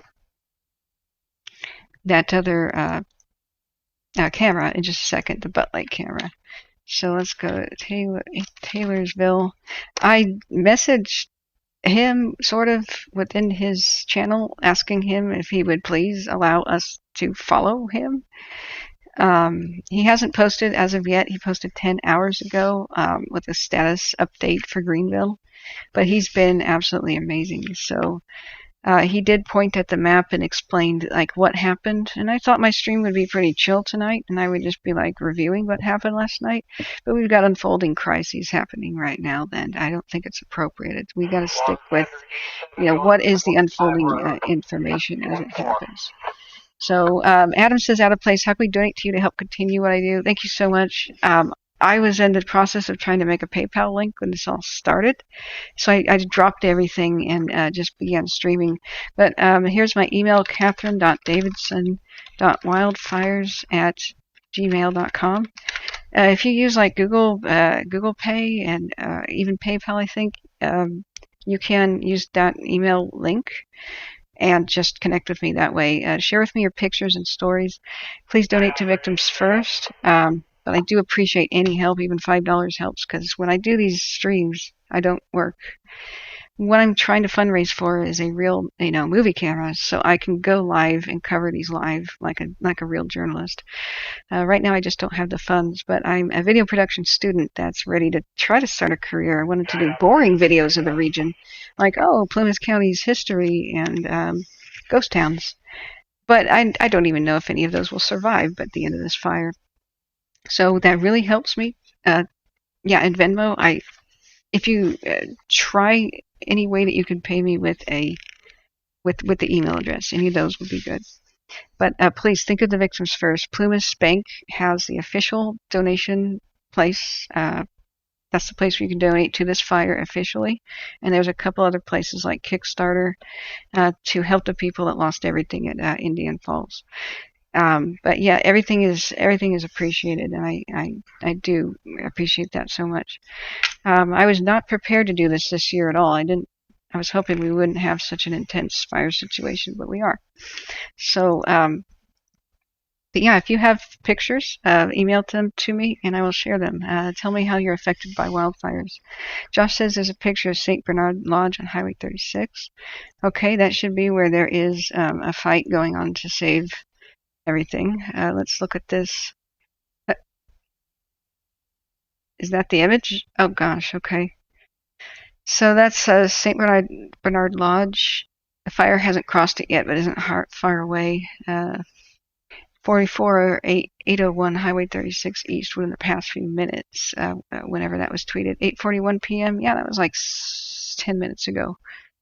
So, God, I don't want to see that place burn up. This is where I grew up. This is where we had a cabin.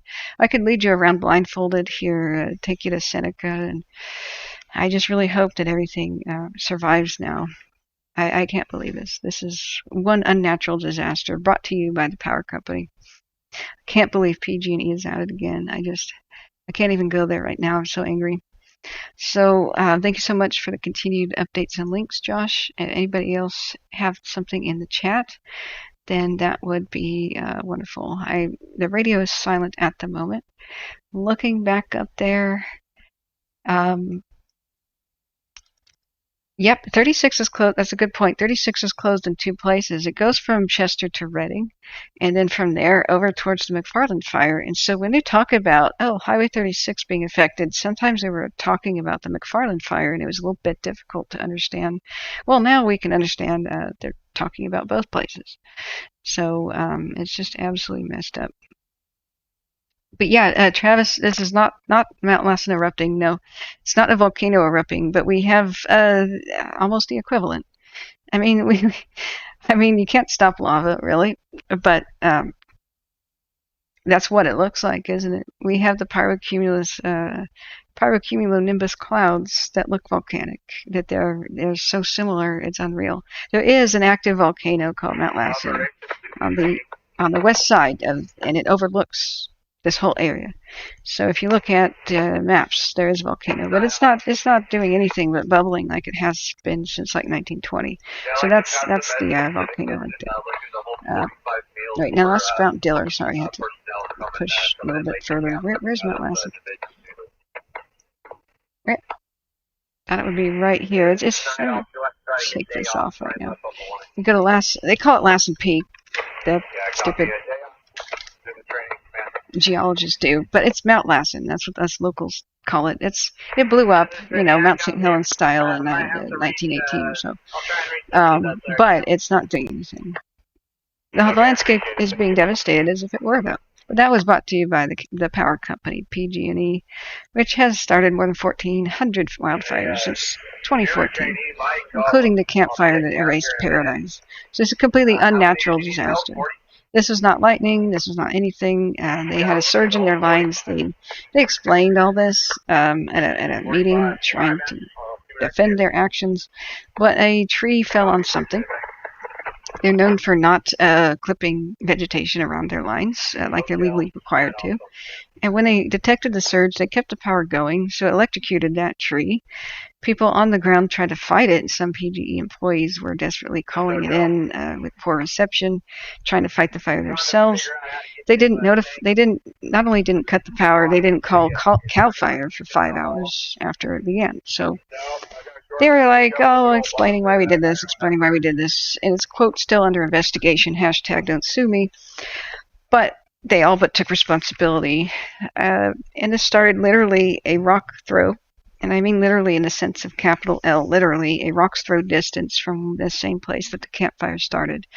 It was their equipment. So until we have legislation that mandates them to cut the power in red flag kind of conditions whenever they see surging lines. And right now it's a decision they're able to make. Like, gosh, we might lose money if we cut the power. Maybe we should just hope for the best. As long as they're allowed to make decisions like that, we're not going to see a change. That corporation has killed more than 100 people now. We're not going to see change unless we see the law change. Right now, it's their option. If they get to decide when they cut power, we need new laws that say, no, you're going to protect lives and property ahead of thinking about your profit margin. So that is the silver lining here, is that we can prevent these going forward if we, lasso in that wild company that's just deciding that it's okay to erase towns' lives in the landscape. That's collateral damage to them right now. But the reason I'm so passionate about this and started this was pg&e started 2 different fires that erased the towns of Bangor and Loma Rica. That is where our family friend died and burned to death. And my father used to have property in the area, and very easily it could have been us. And that was started by the power company the same night that Santa Rosa burned down in 2017. 1 year later, Paradise burns down, with their power company starting that fire too. That my brother lost his home, and he was a missing person for a while. Drove through fire, and eventually when he checked in, I was like crying like a baby. But here I was covering the fire, listening to the chatter, hearing about the people trapped with the apparatus, fire crews not being able to get to them. And I said, wow, okay, I'm going to start educating the public on how to survive. I became very fire educated living in the fire zones. And ever since those things happened to me, I became extremely fire educated. So you can ask me any questions about fire survival and the like, and I can answer those. And often we have real firefighters in chat who will also give us their wisdom, and I learn a lot from them here. So looking back up there, and thank you guys all for being here and spreading this channel and helping me to reach more people. I couldn't do it without you because I don't know the first thing about self-promotion. So, no, they don't want to bury the lines. They've been resisting burying the lines. That's why we have all these fires. They don't want to. They're being told, do it or we're going to shut you down and basically kill more people. And we are basically going to confiscate you and shut down your evil corporation. It's that threat hanging over their head is why they are thinking of burying lines. And they should have been doing this all along. This didn't happen in my mother's and my grandmother's time because those lines were new. The ones that are failing are 94 years old sometimes. Law already says they have to replace those every 25 to 35 years. So how in the hell did a 94-year-old power line, which is in the same Feather River Canyon here, same thing that presumably same line that started this fire, why did equipment that was 94 years old fail? Why was it even 94 years old? There's a lot of corruption here going on. Why the state isn't inspecting them? They killed more than 85 people at Paradise and other fires combined, and they're still allowed to operate. They put power lines back up in Paradise, which never should have had them. But these didn't happen in my grandmother's time because the lines were newer back then. They just haven't maintained them. When they went to repair the line at Paradise, part of the reason near Paradise in the Feather River Canyon here, they couldn't because nobody living knew how to make that same equipment. Those were old glass insulators and such and ceramics that they no longer knew how to make. So, Deep State Fall Guy, please, no conspiracy BS in my channel. They are not the Deep State Fall Guy. They are evil. They are absolutely evil corporation that doesn't care who they kill. They've been killing people for years. Even in the 70s, they had their chemicals taint the well water for communities, gave people cancer, and they were hush about it, Flint, Michigan style, okay? So only when the community tried to sue them did the whole world find out about it. They have a long reputation of killing people. They started more than 1,400 different fires all over the place. Every time there's a windstorm, there's more fires that start. I was covering this live. The reason that these lightning strike fires, the natural ones that California experiences, don't have the manpower to be put out like the Tamarack are because of this. 6,000 people on the Dixie fire, just like at the Zog fire too. And the other lightning strike fires don't get any attention and start erasing towns all over the place. This company has started like out of 27 town erasing and killing fatal fires. The statistic was, and that this is an old one as of 2 years ago, pg&e started 23 out of the 27 that erased towns and killed people. So no, they're not a deep state BS conspiracy fall guy. They are a corporation that just puts profits over people. We're seeing that everywhere. They're allowed to do it because they make campaign donations, and then the last 2 governors passed legislation to limit their liability so they don't have to pay out the victims as much, and authorize them to raise the rates of the victims to pay the victims the minimal amount that they're now required to do. You and I, the taxpayer, are paying the bill because FEMA and such are going to be paying this for these fires, these billion-dollar disasters. And the corporation, these guys get to keep their jets. There's no handcuffs on their wrists. They don't care if they start fires because they don't have a consequence. Nothing will change about that until legislation changes. So, please, conspiracy BS is not allowed here because that has no solution. What I allow here are the things that there are solution and what we can verify and what are the facts. This is not some sort of a space laser conspiracy. This is a tree being fried on power lines. Okay, that didn't need to happen. They could have immediately shut off the power and everything would have been okay. Instead, we have 4,000 people evacuated and the western half of an entire county and the eastern half of another one being destroyed. Okay, this is a repeat situation. Last year, the fires were so bad partially, half the lightning strike fires couldn't be manned, not for weeks, because they were responding to the Zog fire, which was also started by the power company. I can go on and on about that, okay? So I will only say what is verifiable, and we're going to keep this supportive. We're not going to have any change until we actually demand this. This is history repeating year after year after year after year. Yes, GS in the chat says, didn't they save Greenville last night? They did by the skin of their teeth. Thank God for those pilots. They splashed retardant right here. Let me get the pen out. They splashed retardant like this, and that basically stopped the progress. And then they went cutting down the trees in front of Greenville last night. They worked around the clock, and oh man, did they do a good job. So yeah, Paradise, my brother almost burned alive in Paradise, and my family friend did in the Cascade fire the year before. When people start talking about pg&e being a fall guy for some government conspiracy, how dare you? Really, that's all I got to say about that. Sorry, I'm going to go back to covering the fire now.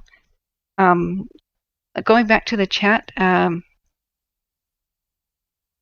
yeah, they inspected and said their 94-year-old equipment is still good to go. Sure it is. Yeah, sure it is. Oh my God. Anyway, let's see what we can find out the information here. We see a huge flare-up. The second portion of the fire, which is just south, I think, of Chester Airport, is flaring up. We've seen last night flames above Greenville that were more than 300 feet tall. And they were climbing up the mountainside. And the trees that were on the top of the mountainside over by Greenville, which is the southern part of Indian Valley here, the southwestern portion here on the south side, right here, we were seeing, once it reached the top of the ridge, the flames that were 300 feet tall here basically climbed the fire the equivalent of 600 feet into the sky. It was unreal what we saw last night. They did such a phenomenal job of defending it. And every time we want to get critical of what the boots on the ground are doing, realizing it's all because of a power company. They made so many broken promises. Everybody in the region hates them because they say stuff like during red flag warnings, we're going to shut our lines down immediately, and they don't. So we have dead people and animals with burned up paws crawling out of the Zog fire, and these two. And it's just a miracle nobody's lost their life on this fire yet, but it's still going. That really could happen. Not everybody's evacuated, and there's 6,000 people out here working in extremely dangerous situations. So I have no criticism for the people out there risking their lives for this landscape.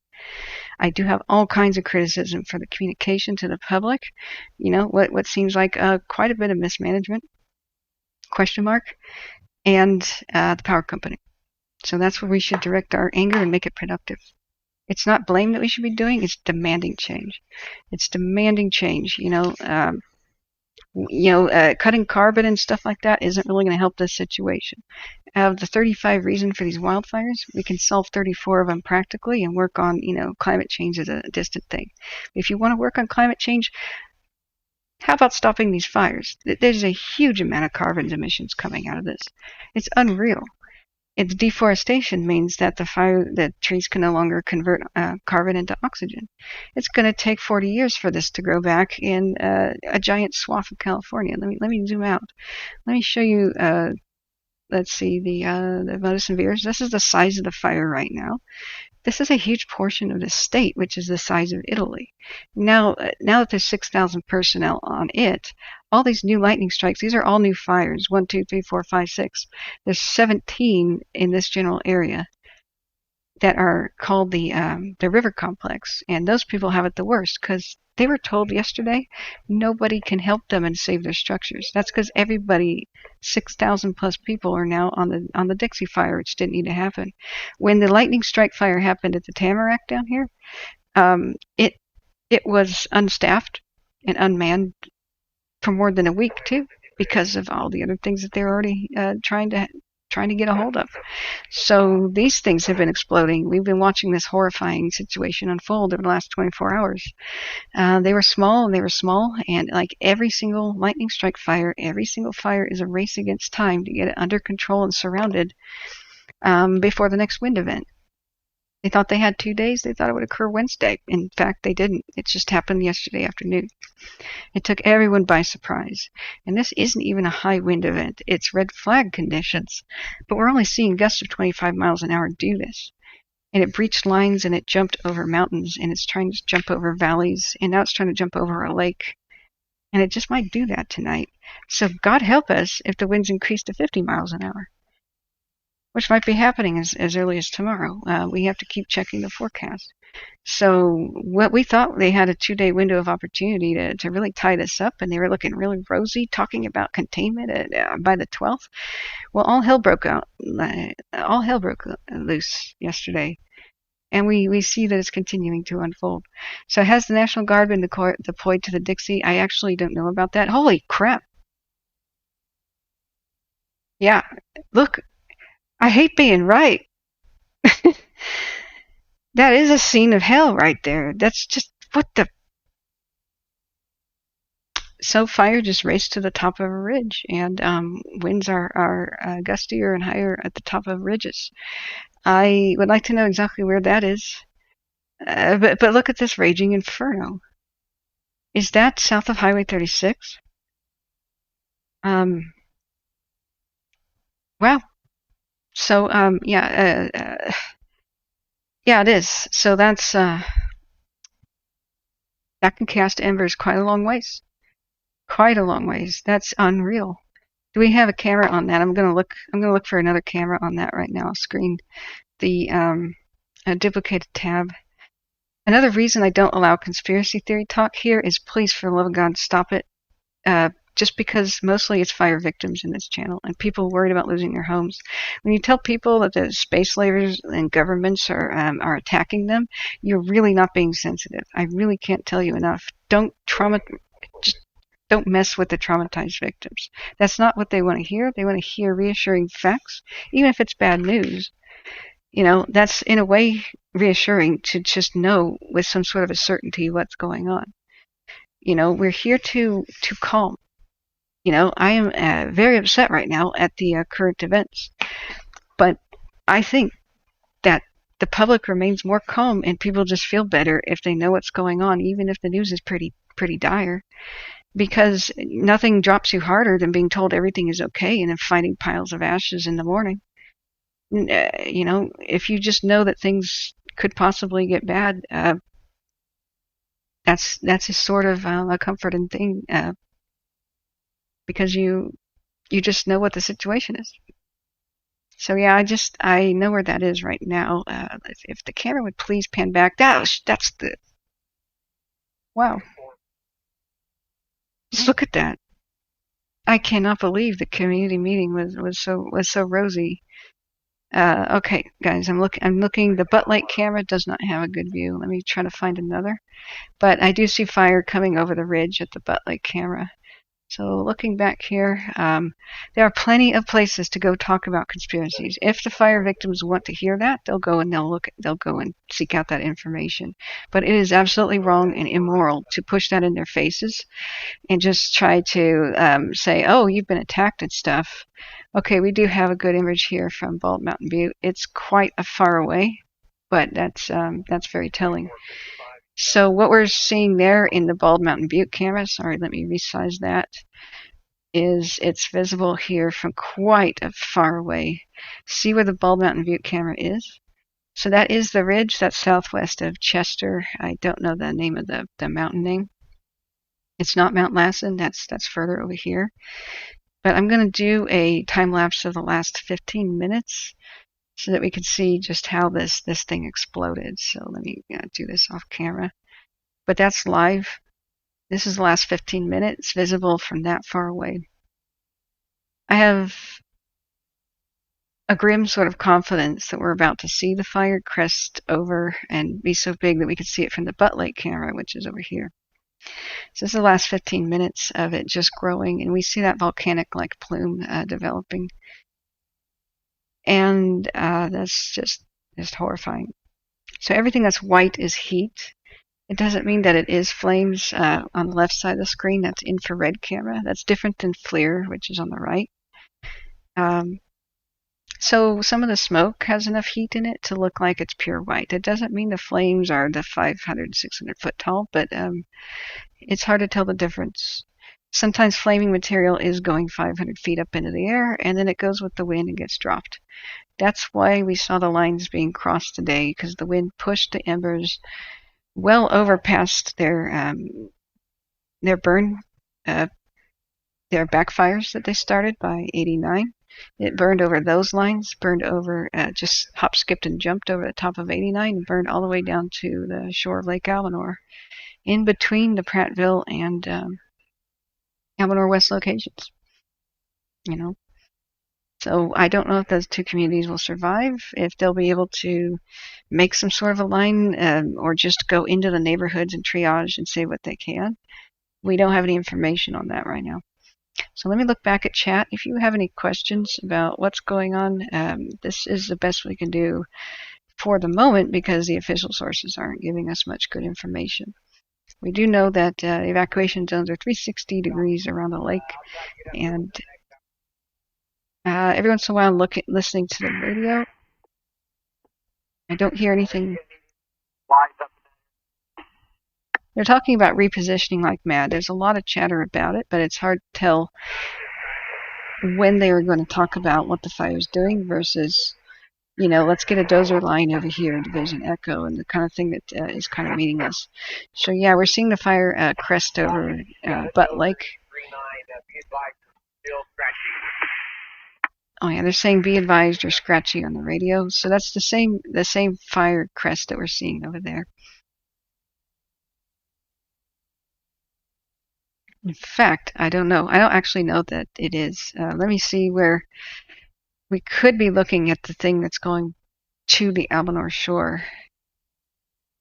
Yeah, I don't think Butte Lake is showing the exact same spot, but this other one down here, Bald Mountain Butte, this is clearly where we're seeing the huge on the hillside fires. So this is taken from pretty far away. Pretty far away, more than 1,000 feet lower in elevation down the hill, just sort of by Sterling City. So seeing it in the distance like this is just unreal. I gotta look back at chat. Sorry, I neglected too much. So Jack Wilkins says, has there been any scares with the few evacuation plans and routes, like in the campfire?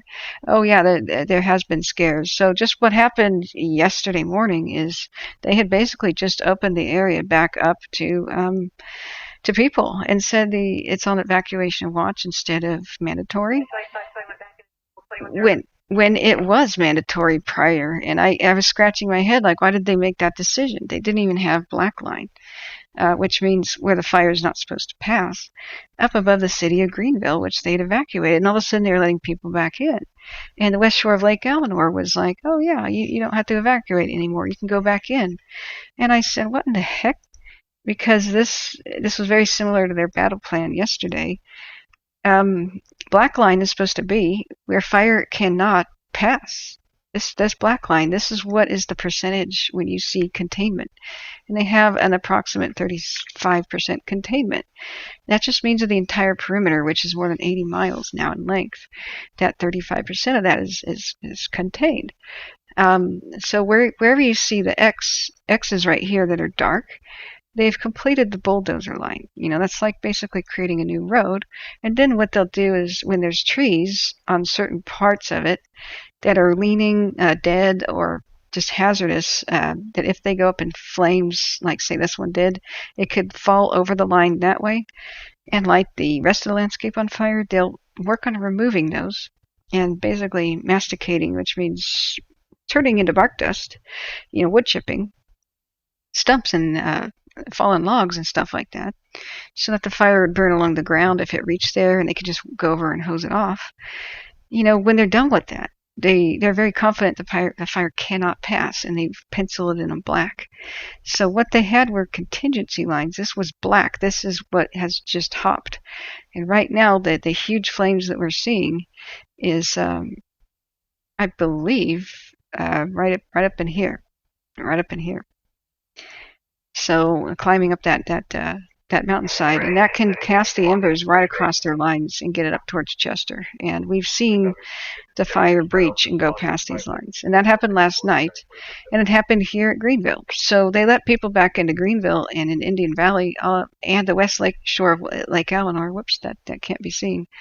Yesterday, and by the time people unpacked their bags, we're talking a lot of people driving 4 hours back into the mountains, from the valley where they evacuated to. They were just unpacking their bags when they said, red alert, everybody out. And then we saw the fire jump Round Valley Reservoir and just become a nightmarish behemoth and go through this gap right here and threaten Greenville. And not everybody is leaving. There was a huge, massive thing we watched live, a massive attempt to save Greenville, and thank God they did. But the fight to save it is still going because it's still on Greenville's doorstep. And I did not expect the fire to reach the lake, period. We might see it reach the lake in a second spot here somewhat soon because we don't see anything stopping it. The wind's blowing towards the lake and towards Chester and towards Greenville. Holy crap. Yep, there it is, there. And you see how high into the sky the burning embers are being cast right now. All it takes is wind picking up, and they'll be throwing spot fires all over the neighborhood tonight.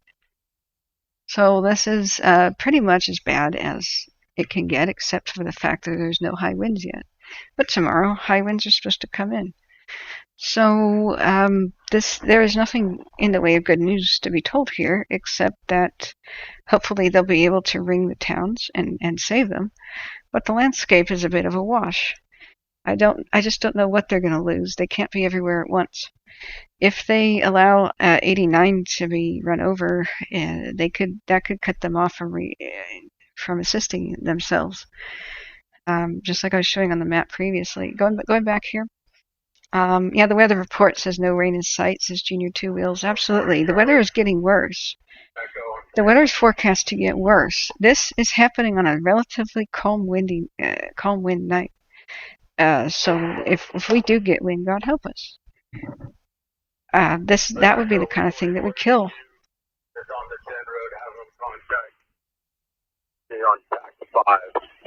Okay, that's chatter about them switching radios. If they say anything on the radio, I'll just stop what I'm talking, and then I'll talk. Oh man, it burning right up to the lake. I don't know if Plumas Pines Resort's going to survive or Prattville.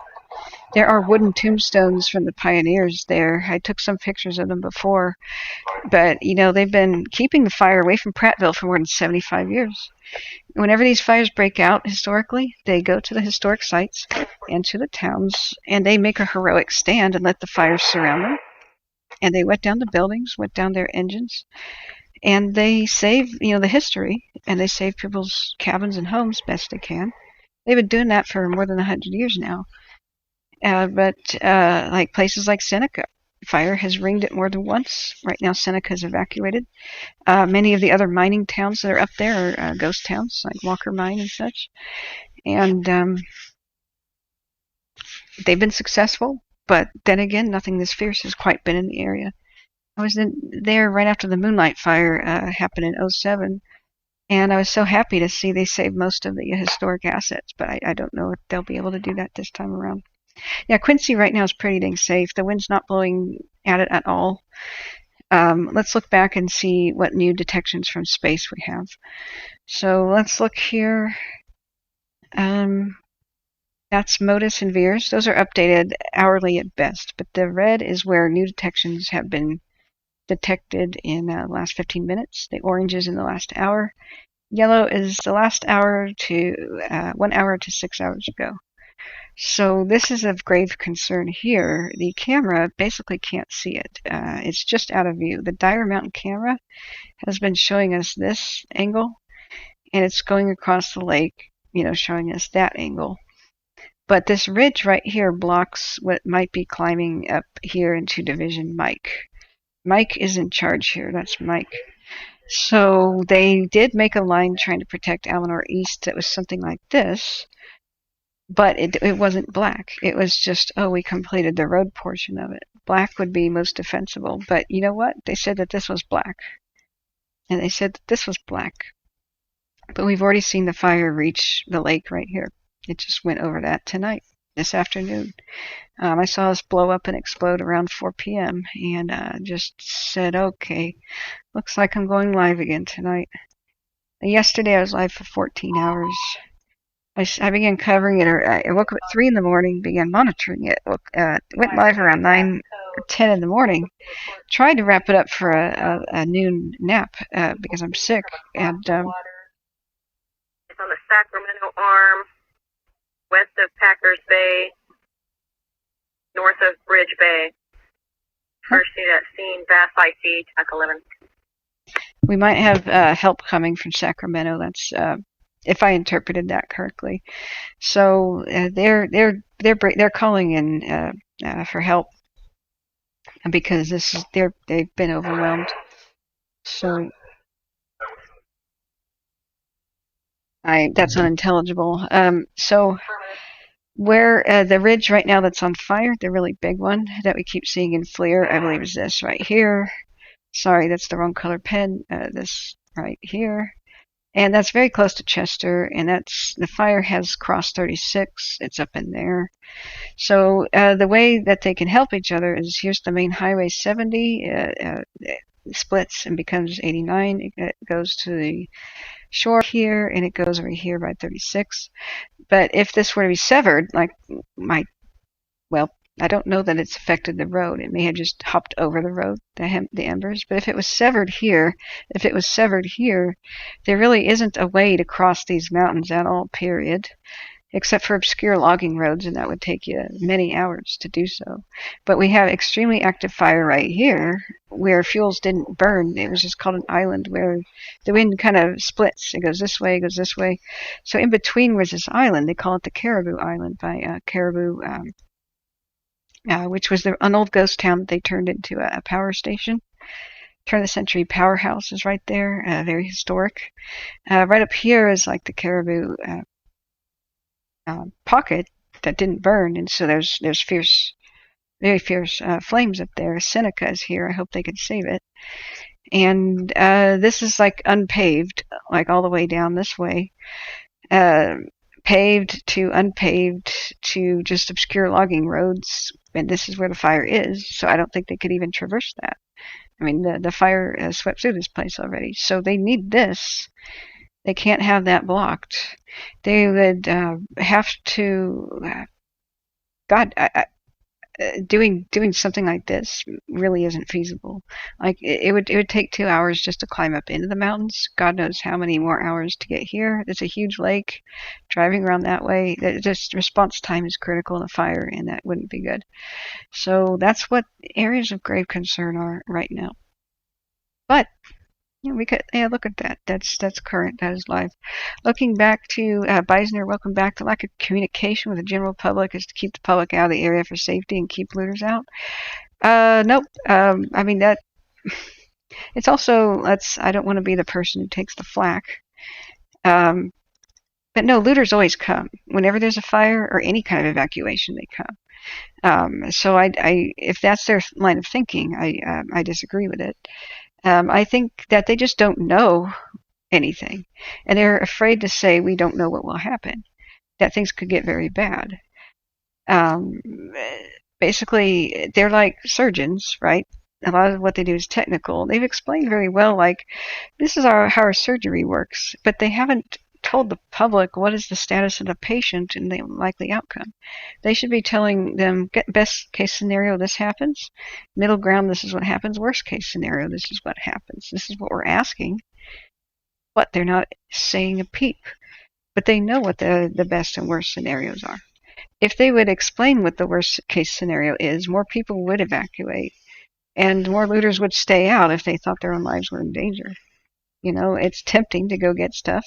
But they've also called in law enforcement from many different counties.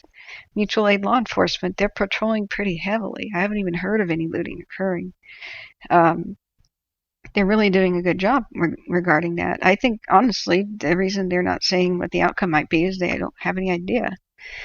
And saying I don't know is kind of like they have an allergy to that. A lot of people in expert fields have that. But I really think that they should say, we don't know. Here's what could happen. Because if the public just decides we shouldn't trust you guys, that's the worst case scenario. So looking back at the chat, FYI, if I find a better map, I'll share it. Here's one, Twitter. Okay, let's take a look at the new map. Thank you so much, Josh and others, for continuing to provide links right now. Yep, this is what happened over at Greenville. Yeah, I think I'm correct about where that spot was on the map, because orienting with the peninsula, yeah, that's the correct spot, and that's terrifying. That's behind their black line. Before I show this, I wanted to draw. Oh, it moved. Anyway, to the left of the fire was their black line. It hopped right over it and climbed and raced right up the mountain. So this is one of the better maps. So this is a bit of a different tilt. The FLIR map is showing this way. So that's currently where the fire crossed right now, and it has a potential to race up the side of the mountain because fire likes to climb. We're hoping it doesn't. That would be a nightmare if it got over into the Moonlight Valley area and Lassen County. It would affect Susanville, and like I said, just even going up these roads could take more than an hour to respond up here. So that would be an aircraft, all hands on deck. We have to stop this now, and aircraft don't fly at night. It's too dang dangerous. The only aircraft you're going to see are the scout planes at a much higher altitude, but in order to do a drop, they can't do that at night because they can't see the black mountains. The black sky and the black mountain looks the same. They have to get like 100 to 200 feet off the ground. They almost scrape their bellies on trees, and they have to pull up and see where they're pulling up. And it's suicide to do that kind of thing at night. So you'll see the scout planes and the mapping planes going around at night. They'll switch to the infrared vision so that they can see where the fires are. But that's all you're going to see tonight. So during the daytime, sometimes individual helicopter pilots will go save individual homes, individual structures. We saw that the glass fire last year at Napa, and we were listening to them live. We just don't have the benefit of listening to the live pilot chatter very much. We've only heard really snippets, and we don't hear anything about what's going on the ground. Here, broadcastify.com has CAL FIRE SHU. You can Google that if you want to hear things, but it's mostly about pulling resources in right now and repositioning them. I have not heard anything about, like, what's the plan? Like, what's the official plan? They didn't share that at the community meeting tonight, and they didn't share that at the operations briefing. Okay, here to talk again. Let's see if it's about anything. Go ahead for 40 Charlie. Contact with 482, they're switched over to hotel. 40 Charlie, come. Okay, so Division Hotel I don't see on a map, but, just going around the clock. Starting at 6 o'clock and going clockwise is, their alpha. Hotel is kind of like, I would say, around the thing that's protecting Chester, if I had to hazard a guess. But it's just kind of buried under other lettering, or even not there on the briefing map. So they've lost complete control of the situation and just won't tell the public that.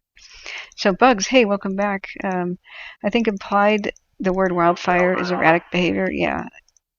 They should say there's an effing wildfire and anything can happen. Evacuate now instead of attempt to be politically correct yeah, it's like telling children nothing is wrong when daddy has cancer. Why is he losing his hair? Everything's fine. You could sense there's something wrong. Don't lie. All that does is create an anxiety disorder in the child, and they're treating the public like we're children. They should just tell us the straight dope. If there's hard truths. And things look bad, just freaking say so. And Mike Smith says the Air Force is starting to train CAL FIRE pilots to fly at night with night vision, but they're years away. You're right. I hope they just do drones and remote piloting, because honestly, I think that's just too dangerous for people. It's already extremely dangerous. We lose every single year. The pilots, they're actually pushing their aircraft to the limit as well, and they're usually aging aircraft. We saw the wings come off, in a video of one of the planes, and it crashed because they pulled up too hard, and they exceeded the capability of the aircraft, and it broke apart in mid-flight, and with all hands going down. That is a crazy viral video. So. Yeah, Bugs Bunny says I didn't until it was 20 miles away from my house last year and found Catherine's channel. Yeah, I live on stream. I said, guys, I have to get up last year and evacuate my mother. And I just left it going to radio chatter, and I was in front of the Beachy Creek fire with hot ashes raining down on my head, coughing and sputtering in afternoon that had turned into midnight, and Okay, they're talking on the radio, but I could barely last a couple hours in the smoke that these brave men and women work in around the clock, like 16-hour shifts in 100-plus degree weather with 65-pound backpacks doing hard labor. I can't imagine that. So I have no criticism for the boots on the ground, but I have all kinds of it for the communication systems and who the heck is in charge of evacuation. Let's listen. Hang on.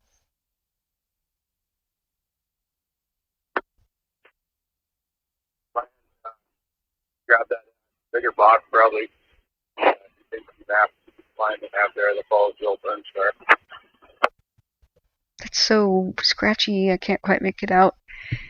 But there's talking about a fire moving towards an old burn scar, but that could be the Chips fire, which was another big one in this area, or the Moonlight fire. It just depends on, I would imagine it's the Chips fire. Hang on. Gosh, every time I put down the phone, they say something else. But yeah, if any, hang on. Where basically comes off the end there, just up in that lane where the transport's parked.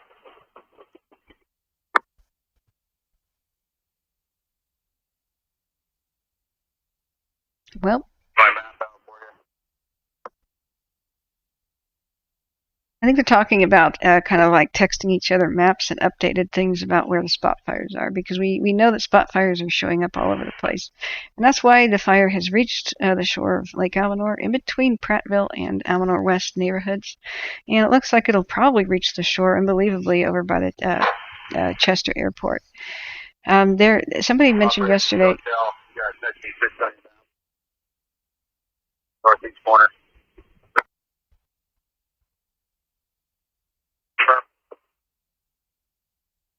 It's the proposed going down, basically going down east on that 07 road.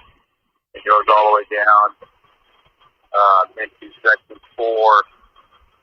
It drops down in towards Beacon Creek there by the branch break there. That's on to me that they made it almost all the way down into the bottom. Yeah, it was single blade dozer. They need to improve it, widen it out, make it viable. But now talking to Division Echo that's down in there with the dozers, they may be coming across that 07 road, so that may not be viable anymore. Oh God.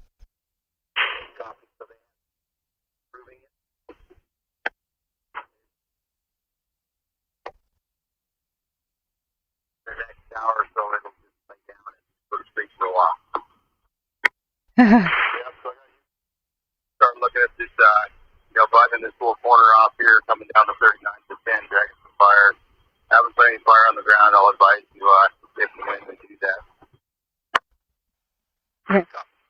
Wait, I'm sorry. I know that it keeps cutting out for you guys. I've heard a little bit more of this radio. Mike Smith says I should get a digital scanner and a good antenna, and I get a lot more live info. I'm not even in California, so I doubt that at this moment. But if I have the funds to go to California and cover this live, then you're very right. But should the fires affect the Pacific Northwest again like this, that would definitely be an option. But Josh says they're concerned about the fire coming up from the southwest and or spotting across the lake. Yeah, I don't have the money to get down to California right now, but if I did, then I can leave and be there in it's 14 hours theoretically. I am a local. I'm not local though. I grew up here, so we had a cabin up here. Here on the lake, so I am very intimately familiar with the area, and I used to take horseback riding lessons from Paradise, and we went up several times a year, winters and summers. All the holidays were spent up here by Almanor. I know a lot of the people up here. A lot of my relatives have cabins, which might disappear tonight. Hopefully they don't. But so when they talk about a lot of the roads, I know exactly what they're talking about. And like when people were crying when they were lighting the backfires, unfortunately there's Mr. Henderson was there live on the scene. He was like, "Oh no, the fire reached by the lake. This is terrible." I was able to reassure people that was a purposefully lit backfire. Don't cry. Because it will make, if the fire reaches the lake, it'll be less intense and less likely to impact those communities. Because what they lit on fire was a snowmobile trail area, not a place that had any cabins. And so we could be seeing a lot worse right now. Over there, it did reach the lake anyway, but we would be seeing worse if they didn't do those firing operations. So unfortunately, they didn't fire anything by the lake. There's too many structures over there, and the embers hopped it anyway. But I know the area well enough. You could blindfold me, and I could just tell you what's on a street if you go into certain neighborhoods. So I hope full. Hang on a second. I was listening to the radio. But yeah, what I had previously, what I did all last year, is I had Broadcastify on, and you guys were listening like last night to it, and I could have it on right now if you guys really wanted, but all it would do is interrupt me constantly, and half the time they're not talking about the fire. But let's take a vote. Who wants me to put the radio chatter on right now? I will do that if that's what you guys wish, because I'm doing this as a public service for you guys. So, yeah, Big Springs, my in-laws are on the way. Dreaded Advocate, welcome. There's a live cam in Chester. Awesome, Josh. Let's take a look. Guys, do give me information. I'm juggling about 65 tabs open right now. It's pushing the limits of my computer. I dropped $1,000 into my computer to upgrade it so I could cover the fires. I thank you for liking and subscribing. That's one of the best ways to help the stream. I'm doing this because the government is not providing information, and neither is the media, that everybody needs to be safe and informed about crisis situations. So, yeah, Chester has a cam, okay, and it's live streaming, and it is, well, from what we can see at this, it's the real estate office, Ron Martin Realty, so it's courtesy of that business. We see some traffic going down the street, but we can't see flames or anything like that. We don't see a red glow in the sky. That may just be because the camera isn't aimed over there, but that's pretty awesome as a resource. It's good to have. It's good to have confirmation for as much as we can. But that is one nasty flare up there on the hillside. That and now I can draw with on the line. No, I can't. They just pivoted. Hey, I was going to draw where they put their containment lines. They have a lot of explaining to do and didn't do any of it. The fire has jumped over black containment lines, which is supposed to mean that the fire's contained there. It didn't jump the lines that were incomplete. It didn't jump the lines where there weren't any lines or where they just started them. It jumped them where they were considered solid and not even under extreme wind conditions. It still is extreme fire behavior conditions because of the lack of humidity and the epic drought. And we have had 45% of the rainfall that we normally do in California. Not that there's a normal in California. I should explain to people not from the state that California just cycles between droughts and floods. That's what it does. So, yeah, looking back at the chat, I like info, don't need chatter if it isn't really useful. Sometimes it is, but it is so active right now. Like right now, they just said, I'm going to grab fuel on my way back to a station. Please call me on my cell phone. And that's the kind of stuff you guys would hear constantly. So the dreaded advocate, thank you for helping us get information. You're so very welcome. We had to leave Sunday, and this is scary. Where did you leave from? Okay, I'll be happy to share the link to the thermal images. It's actually live on Twitch, which is an alternative streaming platform to YouTube. And thank Josh for letting me know about it. So this is the Dire Mountain camera that we're seeing. And so it has two different versions of the camera. It has this live movie camera with FLIR. So everything in purple and dark is cool, like the lake. Everything that's yellowish and white is hot. And so this is like a snake sees the landscape. Whereas you see the black and white images above, that's traditional infrared. And in infrared, everything is white is hot. So I love the color version. And the fact that it's a movie rather than a series of still images like the other cameras is awesome. So I don't see that the fire has quite reached the lake yet. It's inexorably marching towards it by Chester Airport. It has already reached the lakeshore in between Prattville and Almanor West. I don't know if those communities will survive, and I am very, very nervous for them. Greenville so far is holding steady as far as we know. I'm eagerly awaiting perhaps an update or a live video from our the most awesome person reporting occasionally live from Greenville and Taylorsville, Daniel Kearns. He is the local hero who is a volunteer firefighter in Taylorsville, and he's been giving us live updates. So he even said and contradicted the official word. He said, I don't think Round Valley is solid. He says, I think Greenville might be in danger, and that was when they had just opened Greenville back up to the evacuees to come home. If you guys are just tuning in and is... Oh, sorry, Bruce, you can't share. I'm going to make you a moderator. Use your powers for good. Don't abuse that. But now you can share the link. I thought I did just share that, but that's cool if you have a different link. And what was I saying?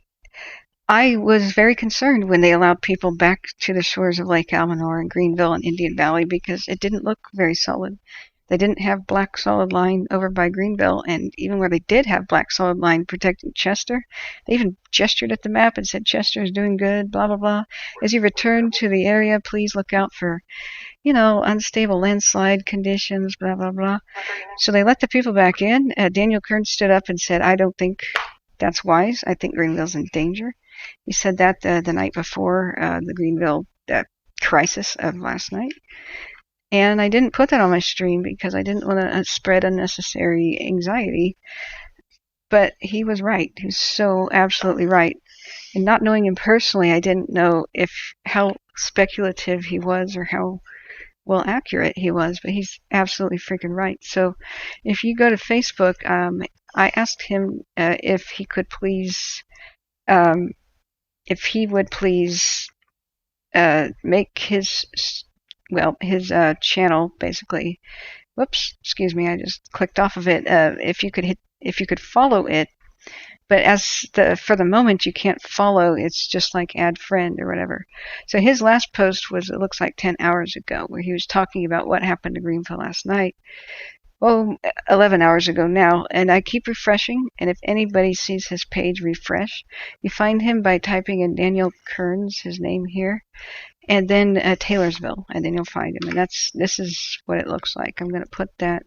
In fact, you know what? I'm going to put the link in the chat. So we'll continue to see if he'll go live.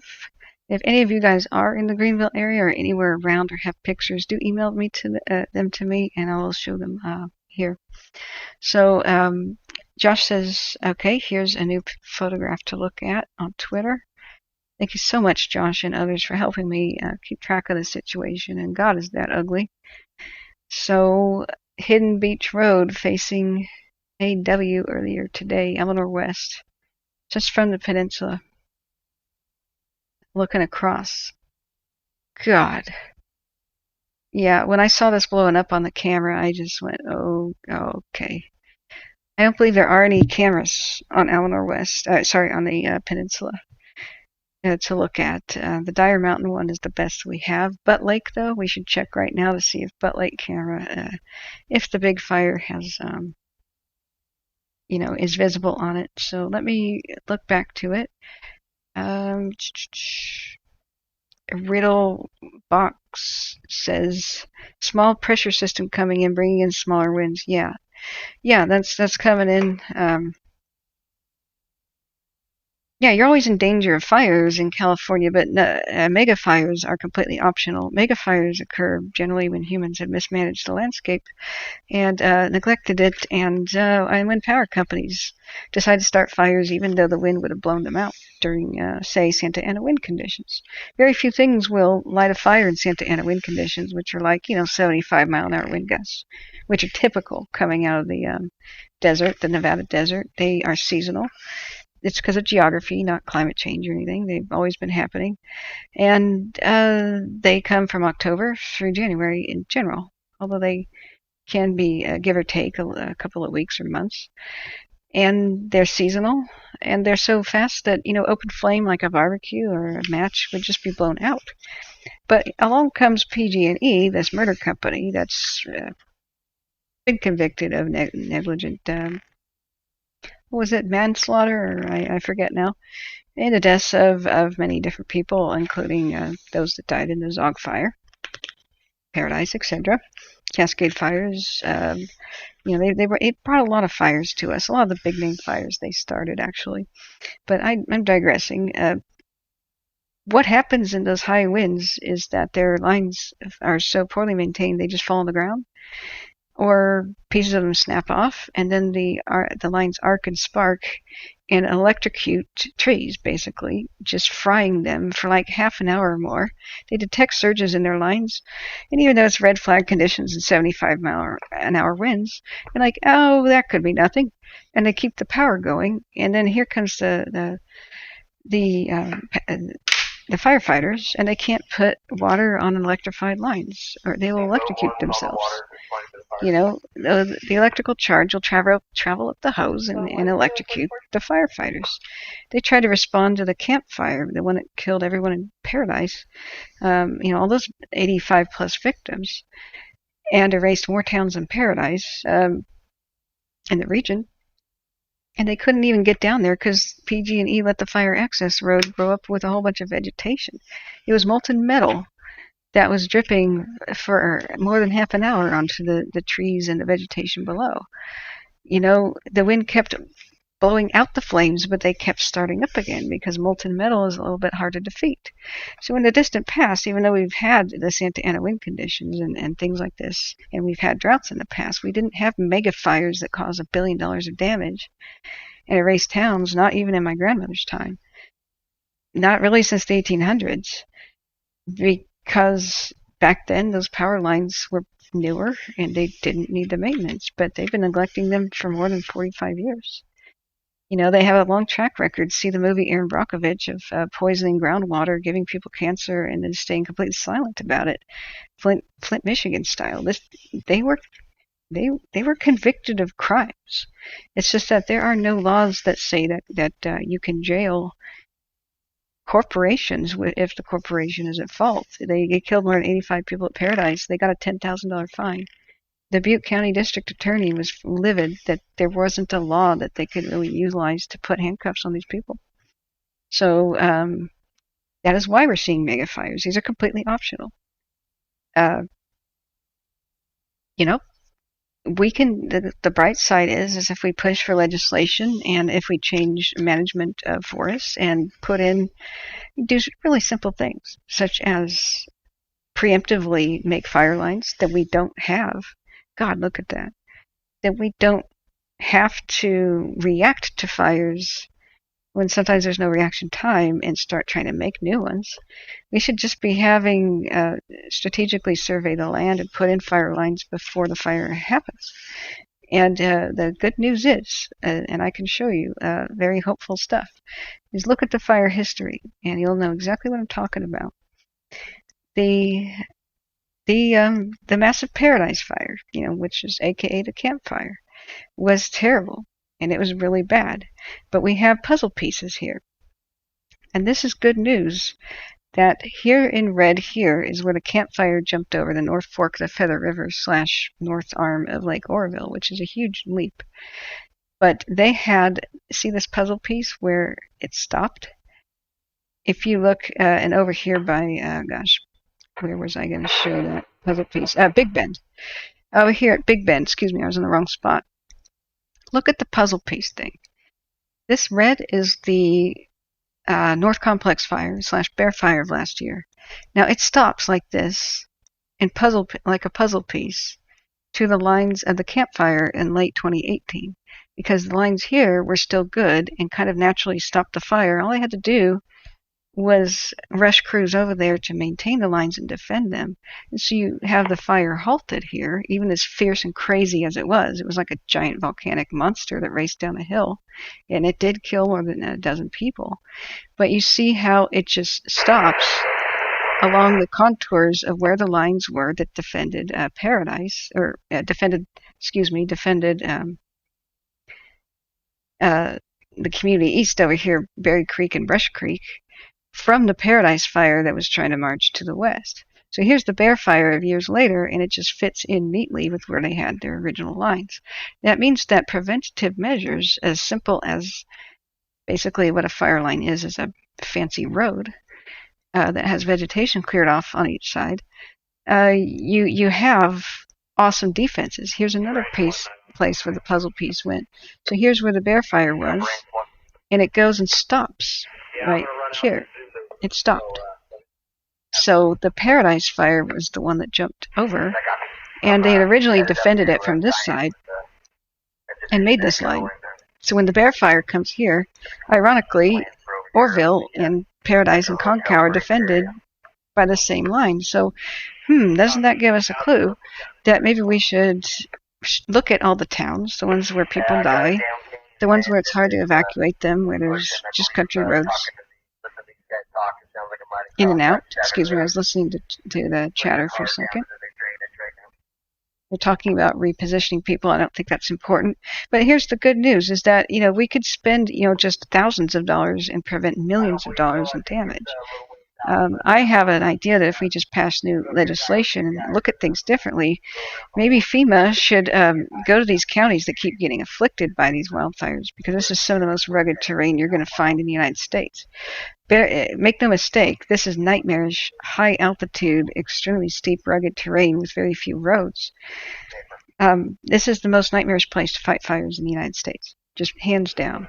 There's other places like Colorado that equal it, but you also have the crazy desert winds and Santa Ana wind conditions that roar down these canyons and bring wind speeds to 95 miles an hour. And I don't know if that really occurs in other states. Really, it's like this is the poster boy for that kind of extreme conditions. California suffers extreme droughts too. So the boys and ladies, working on the lines here, we have to have utmost respect for them doing the hardest job in America, just hands down. One of the most dangerous. But the point is as difficult as this is, maybe FEMA should pay these counties to prevent fires, inspect what they've done, and if they are approved and get the stamp of approval, then you should release the money to the counties, and that would be a lot cheaper for the government and taxpayer in general.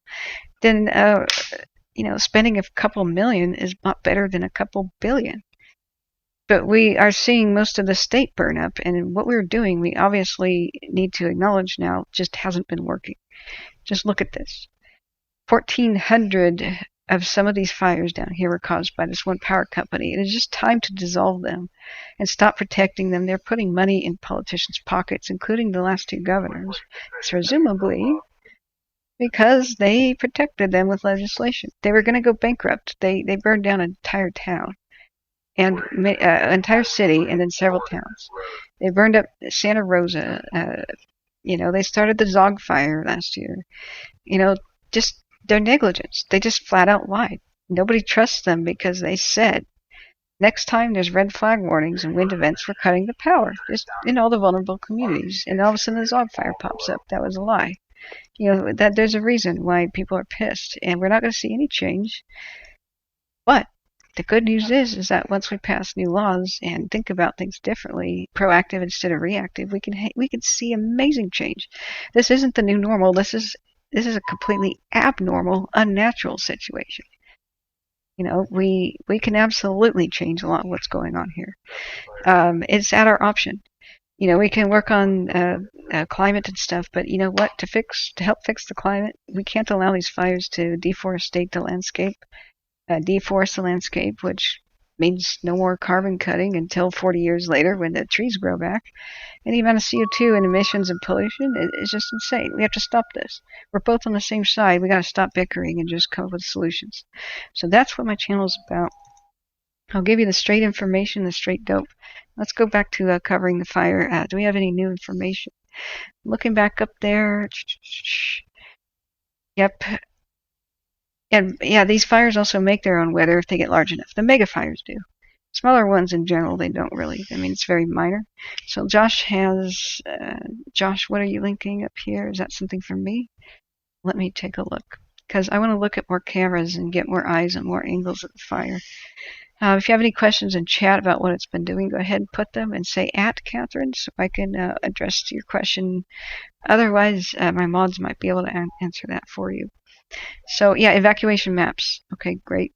In fact, let's look at those again, because that would be interesting to know. We need to go to the sheriff's office, even though they haven't been completely on the ball with letting people know the evacuation statuses. It would be worth noting, worth looking at from time to time. So I'm going to go up to, there's CAL FIRE Butte County on Facebook. I'm going to refresh them first and do Plumas County Sheriff's Office. So we haven't heard anything new. Actually, we have 1 hour ago. That was the incident update in Spanish. Slowing down, Spanish update 2 hours ago. Lassen County shares a public notice. Dixie fire evacuation status for Lassen County. At the present, which is 2 hours ago, the Dixie fire has not burned into Lassen County. We are currently working with Plumas County to assist with the mandatory evacuation orders there, which is much of the western half of Plumas County. We understand the public's need for information, their desire to protect themselves, their families, and their livestock. We will maintain communication with our local community regarding the status of evacuations in Lassen County, and will make timely notifications with status changes through a variety of social media outlets. Code Red Emergency Alert System, which is an app, which is great, and through reverse 911 calls and texts. In addition, deputies will make notifications door to door. Blah, blah, blah. So at the most, there's currently an evacuation warning issued for the area south of Mountain Meadows Reservoir from Hamilton Branch Waterway east to the Lassen Plumas County line. While we do not believe that there are any residences in the area described, we are asking the public to stay out of that area for any purpose, including recreation. So, blah, blah, blah. Let's see here. Going down 2 hours ago, there's just that stupid update that they were talking about that I broadcast live, and you guys didn't miss much of it. I started out the stream with it. It was absolutely unreal. They were just saying, oh yeah, fire jumped the lines. Yeah, it's at the lake. And then that was it. They didn't say that they had plans to do something about it or what they were. And they did not answer my second question was, are there structures at risk down at the lake? But I do know that they are. I mean, obviously. So I wish they would communicate better to the public. So that was CAL FIRE Butte County. I'm going to go look and see what the Plumas County Sheriff's Office has been saying on Facebook. Bear with me. Now, the Forest Service is something else we should look at.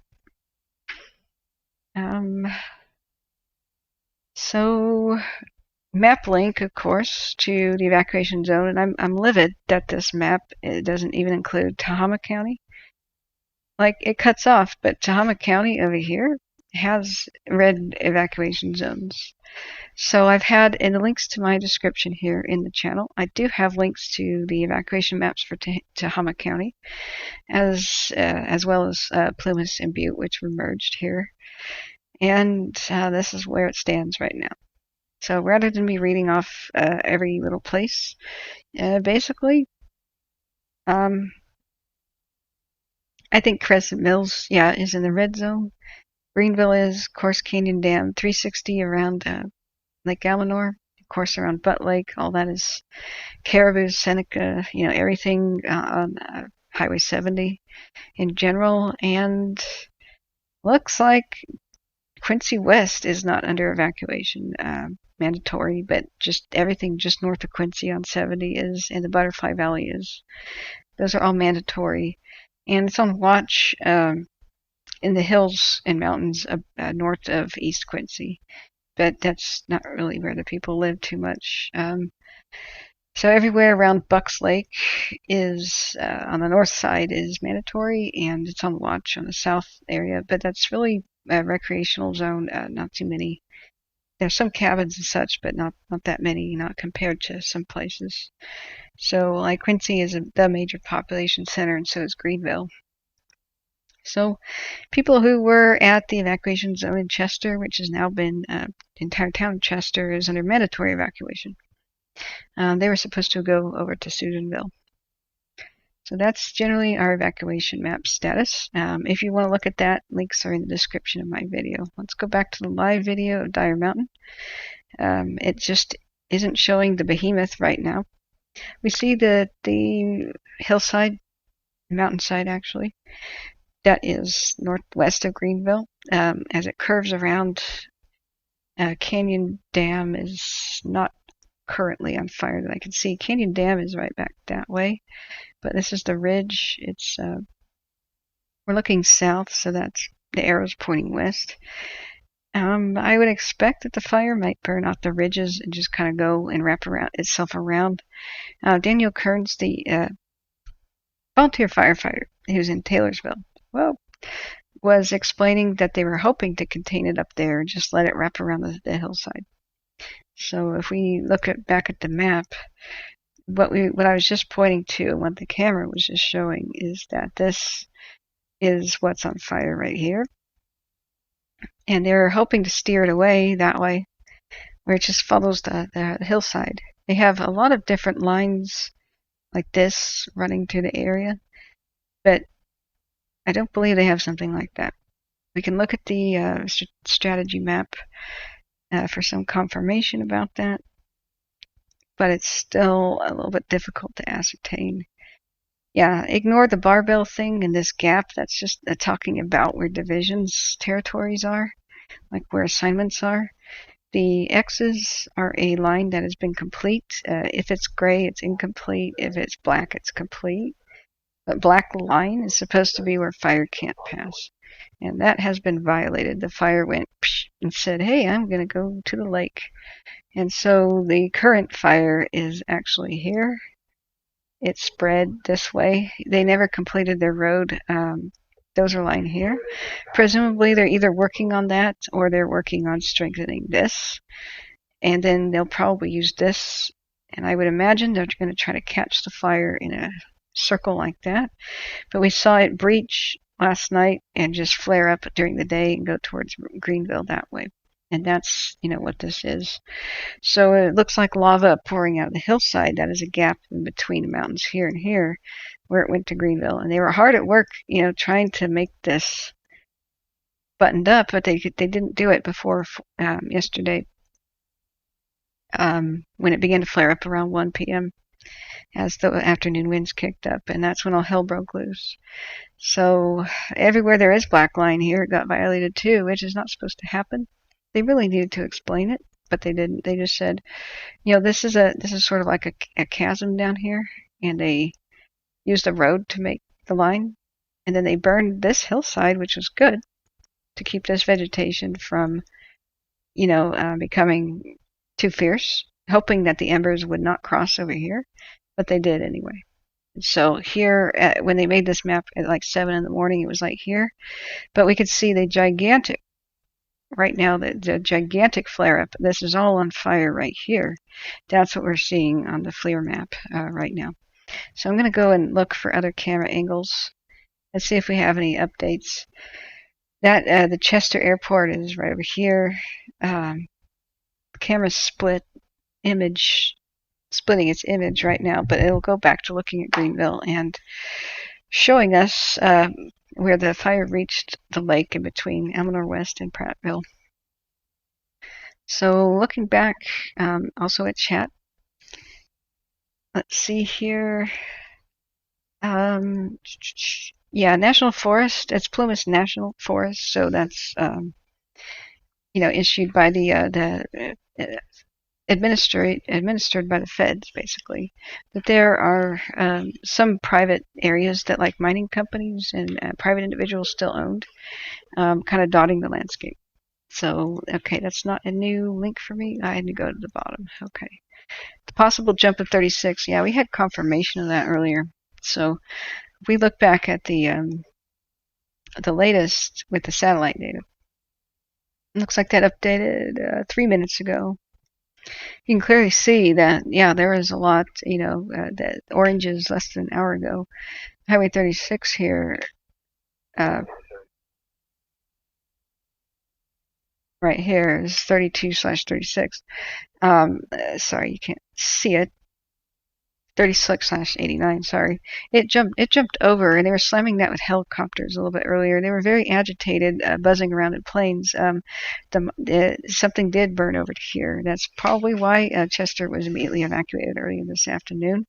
The fire is going towards the lake here. It's stopped here, but that hillside up here is burning, the top of the mountain. And so it's getting real close to the Chester airport.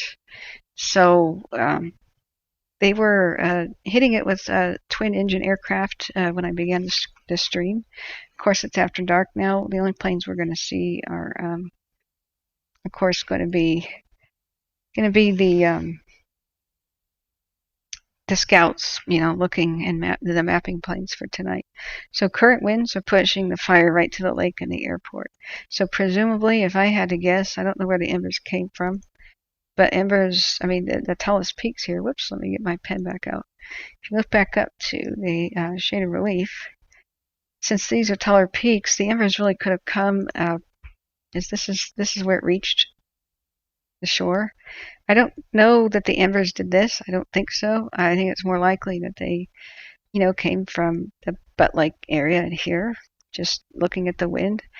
But who knows? This is blazing up like mad with flames 300 feet tall into the air, and that's already a high elevation peak. The winds are going that way, and that's probably how it jumped 36. So we have big problems here. Going back to the FLIR images, going back to, for all you Crescent Mills moccasin people, keep a lookout on the Indian Ridge camera overnight and tomorrow. God, yeah. That thing was insane. I can show you the time lapse. I think it's still preserved. This is Indian Ridge camera last night. This is how I first thing I did when I woke up was do a 12-hour time lapse. So it burned very actively throughout the night, even after I went to sleep. This is 3 in the morning. This is Indian Ridge camera looking, over 70. Greenville is down over here. And as dawn, broke, I was like, okay, looks fierce, but not too bad. And you can see all the smoke settling down in here. And there's the other hot spot, which is now flaming up like crazy. The one that we're seeing now that's reaching up into the sky is over here. There's that ridge over by Chester, and this is Round Valley Reservoir. Greenville right down here, Almanor West here. This is looking north by northwest, opposite direction of the FLIR camera. And I was like, okay, maybe it'll be okay. This is about noon, though. And crap. And about 1, I started thinking, oh, okay. And you could see that's where they were working on dozer lines, but I don't think they may have pulled out of there. I mean, that's extremely dangerous. And then, I was going to show you guys KCRA's footage. When KCRA flew over, then that was really bad. You don't see spot fires here, but as they did by 4 p.m., I was watching that live. You saw the landscape go like this above where Moccasin is in Crescent Mills. So there were a lot of little spot fires just appearing over here. And I don't know what exactly caused them, or if the wind shifted or were variable. We do know the fire is still active in the canyon, and it's still warm. The fire has gone up here before, but maybe the winds reactivated just the sleepers, the stumps that were on fire or something like that. So that's what happened throughout the night. Going back to chat. Crap, and you scared me. Oh, no, sorry. I was just telling the story, but I've said that many times here. I am terrified. This is really bad. Looking back up at chat, wouldn't the flood drain just south of Chester act like a fire break? Not for embers crossing it. It would if the fire was on the ground, but we're seeing a spotting activity. So when fires reach ridge tops and the tops of trees, the little burning pieces of branches and bark and wood and leaves fly up high into the atmosphere. Fiercer the wind, the further it travels, and the higher the elevation, the further it travels. But a fire can easily reach out 5 miles ahead of itself and drop burning embers downwind. That's called short-range spotting. Long range is 10 miles away. If you look at just as the crow flies, we have a patrol aircraft there. Going back and forth. Butte Mountain. Yeah, that Butte Mountain is what is on fire. That is the weirdest thing to say. Butte Mountain is on fire. Blazing up fierce right now. No jokes, please. I swear to God. Here's where the Butte Valley Reservoir camera is. It generally looks like here.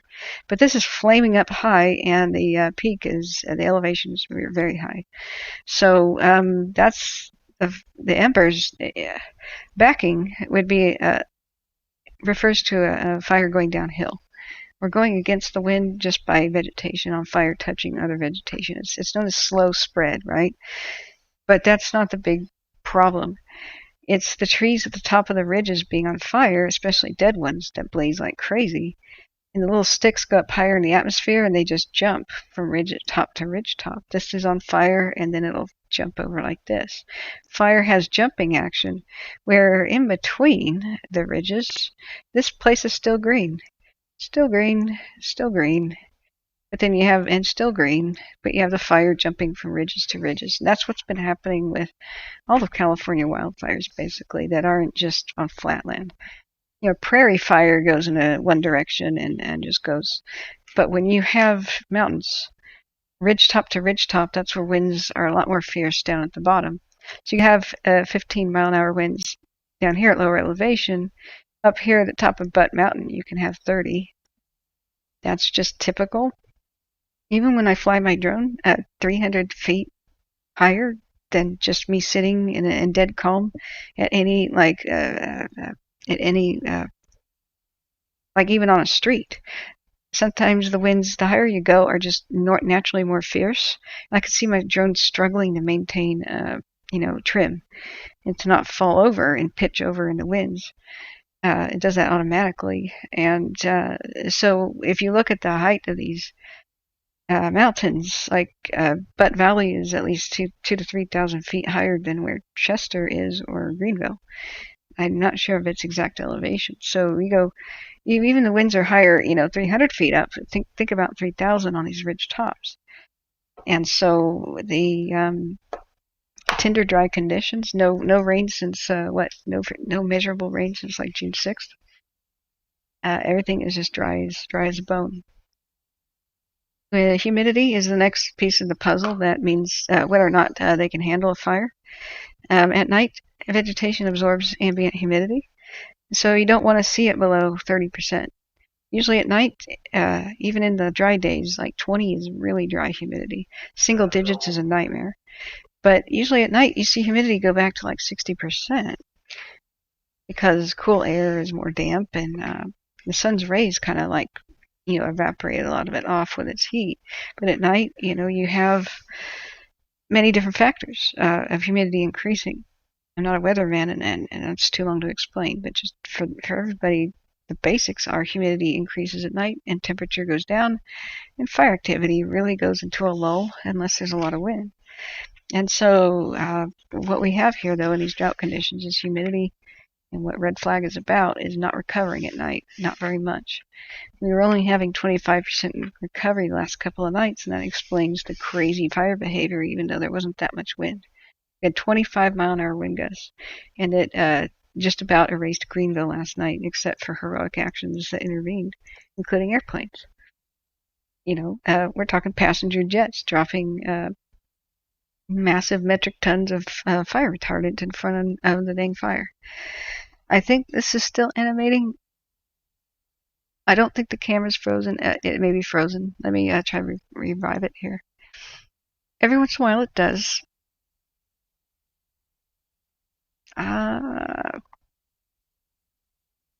Yeah, it's just zoomed out a lot, but it's now animating again. So that's Butte Mountain on fire. You can't make this up. I looked it up, and the reason it's called Butte Lake Reservoir, Butte Lake, Butte Mountain, is the guy who settled in the region. His name was Horace Butts. Not Seymour Butts, as one would expect, but Horace Butts. He was a pioneering person. Okay, Catherine says, Bugs, you have a request? Okay, want to know what's going on the North Valley Road on the map? Shows the fire 2.5 miles from my pop's house. Okay, sure. What is the intersection? Chloe, SF? That's on the east side of Wolf Creek? Oh, okay. Then we know that Wolf Creek's structures survived, according to Daniel Kearns, and this is third-hand information. He said that they were able to save stuff at Wolf Creek, except for minor damage to outbuildings or maybe the loss of minor structures last night. But right now, I don't know. We should refresh his page, which I will do. But if we go to, that would be a Greenville address, wouldn't it? Wolf Creek. Greenville, California, and the North Valley Road. Okay, so that'd be North Valley Road, Greenville. Okay, yeah. Turn off shade of relief. This doesn't have good Humphrey Circle. Did that? Oh, North Valley Road, okay. Yeah, I wouldn't expect this to be on fire.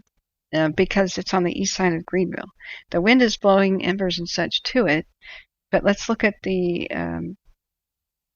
let's go ahead and look at the fire. Wait, where's the button? Sorry guys, I'm sick and deliriously tired. Didn't sleep well last night. Did a 14-hour stream last night for activity. Yeah, so we do have heat detections. But once again, this doesn't mean everything is on fire. So that means in every one of these squares, which is this size, there's been a heat detection somewhere within it. It has to be hot enough to be detectable from space. That's usually half an acre to 1 acre in size. And you can see that the entire downtown of Greenville is encompassed here. So this is a huge area. It just means that somewhere within there is a heat detection. It doesn't mean that that's all on fire. And so yellow is sometime within the past 1 to 6 hours. There's a heat detection there. And I would see typically in wildfires, because Greenville has a mountain that's right over there, you're going to see the embers just drifting over and making the spots. But we know it's well staffed at Greenville. We know that they're going to rush over and then be putting those out. That's called spot fire patrol. And for sure they're doing that. They did it last night. They'll be doing it today. That's, if we look at the satellite, in fact, we can add a satellite, like what is in the area with global imagery. I see a lot that's defensible in that area. You know, we have open fields, we have streets, you know, we have green patches. Sometimes that's irrigated, sometimes it's not. So what they can do is divide this and conquer. You know, they basically can go over there with their apparatus and say the fire was here, well, you got a road, and they could just patrol the road. And grass fires, and, you know, which that would equivalently be, because being in the fields, are really easy. They go fast and they burn out, and they're not as likely to cast embers on the other side. Where these trees are right here, if they go up, they could be casting more embers that way. But like I said, there's so many roads that can divide this area. They can divide and conquer pretty easily. I wouldn't be too concerned for this part of the area. It's a lot more defensible than, say, the mountainous regions where people have their cabins. So just chill and don't worry.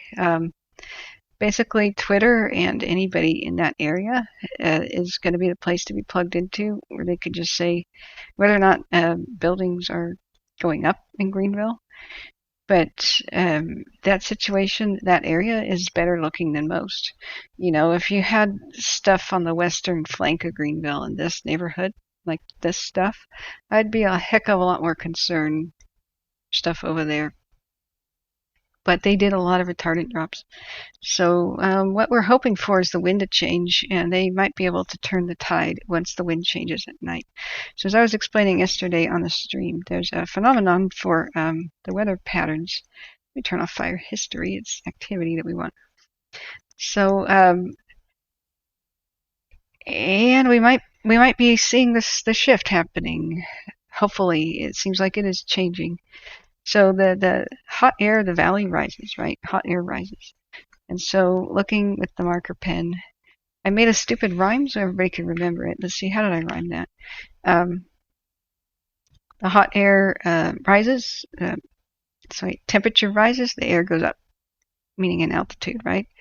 Temperature goes up, the air goes up. Temperature goes down, the air goes down. You know, something stupid like that. But the sun goes up, the temperature goes up, the air goes up, sun goes down, temperature goes down, air goes down. So you have a shift every single night. Some of it seems to have been changing and going back already. So what that gives them at night, if they have a window of opportunity, is the fire kind of stops its progress going that way eventually, right? It kind of stops, turns around, fire blows back on itself, starts exhausting its own fuels. So, you know, there's not infinite fuel here. You know, we see flare-ups where, you know, fires burn in pockets, and they don't burn everything at once. Like these are islands, they call them islands and pockets. So the wind just spared these regions for no particular reason other than it was funneling down the canyons, and the fire kind of would go here, then shift that way, and these just didn't burn. They're starting to burn now, and so you see these huge flare-ups like on the Indian Ridge cam quite a lot, Yeah, that's what's going on at Greenville right now. So we do see the ridge burning off, and just like I predicted about an hour ago, the fire did go around the ridge, and it's going west. Mind you guys, this camera looks south, so it's going west, and as you can see, the ridge is moving along the ridge faster than the sides of the hill, because the wind on ridge tops is faster than, like I said, lower elevation. Looking back at the chat, this gives them an opportunity so that whenever the wind changes directions, they can do a couple of things. It gives them time to build their dozer lines, and they can light scorched earth policy backfires, which is beneficial. And I don't know, I didn't get any confirmation on what I speculated about last night. But what I speculated last night, look at Butts Mountain just flaming up. Let me draw again what I was trying to say earlier. See Butte Mountain here, and Chester's that way. These embers are going to go up into the sky and then hop over. That's how they jumped to 36. I'm willing to put $50,000 on it as a bet if anybody wants to take me up on that. Looking back to the chat, we have a question. Josh at 10:16 a little bit ago had a Twitter. Here's infrared map of the Greenville area showing where it jumped. Is that the same one we were seeing? Let me refresh that. Yeah, that's where it jumped over by Greenville, and that's considerably further west than where you're talking about. You know, where you're concerned, the eastern portion of Greenville. So yeah, that's the same map. If the camera will stay still, this gives them an opportunity. Last night, this might have been what they did. The fire was marching. Here's Round Valley Reservoir. Indian Hill camera looks this way. We saw that huge mushroom cloud thing. They changed it. Okay, I gotta switch back to the other map. We know Butte Mountain is on fire, but I want to do this illustration. So here's where it charged through last night. Let me turn off the wind for the moment. So let me tone down imagery. Okay. So the current fire right now it's marching around that way. We keep seeing that on FLIR. And it's, like I said, going along the ridge. So it's reached out on the ridge and it's further this way. On the flanks of the mountain, it's here because, ridge winds are faster. So fire always races along the tops of ridges where the winds are just not as fierce anywhere else. And so you'll see the fire do this and everything will burn like within the finger. And that's why they call it a finger. It's reaching out. And then this is more like the palm of the hand, right? And these are fingers. Sorry, that is not explicit. That is not at all what I'm drawing, guys. Fingers, okay, that in a typical wildfire behavior. Now, I think they have, my channel is going to get banned, guys.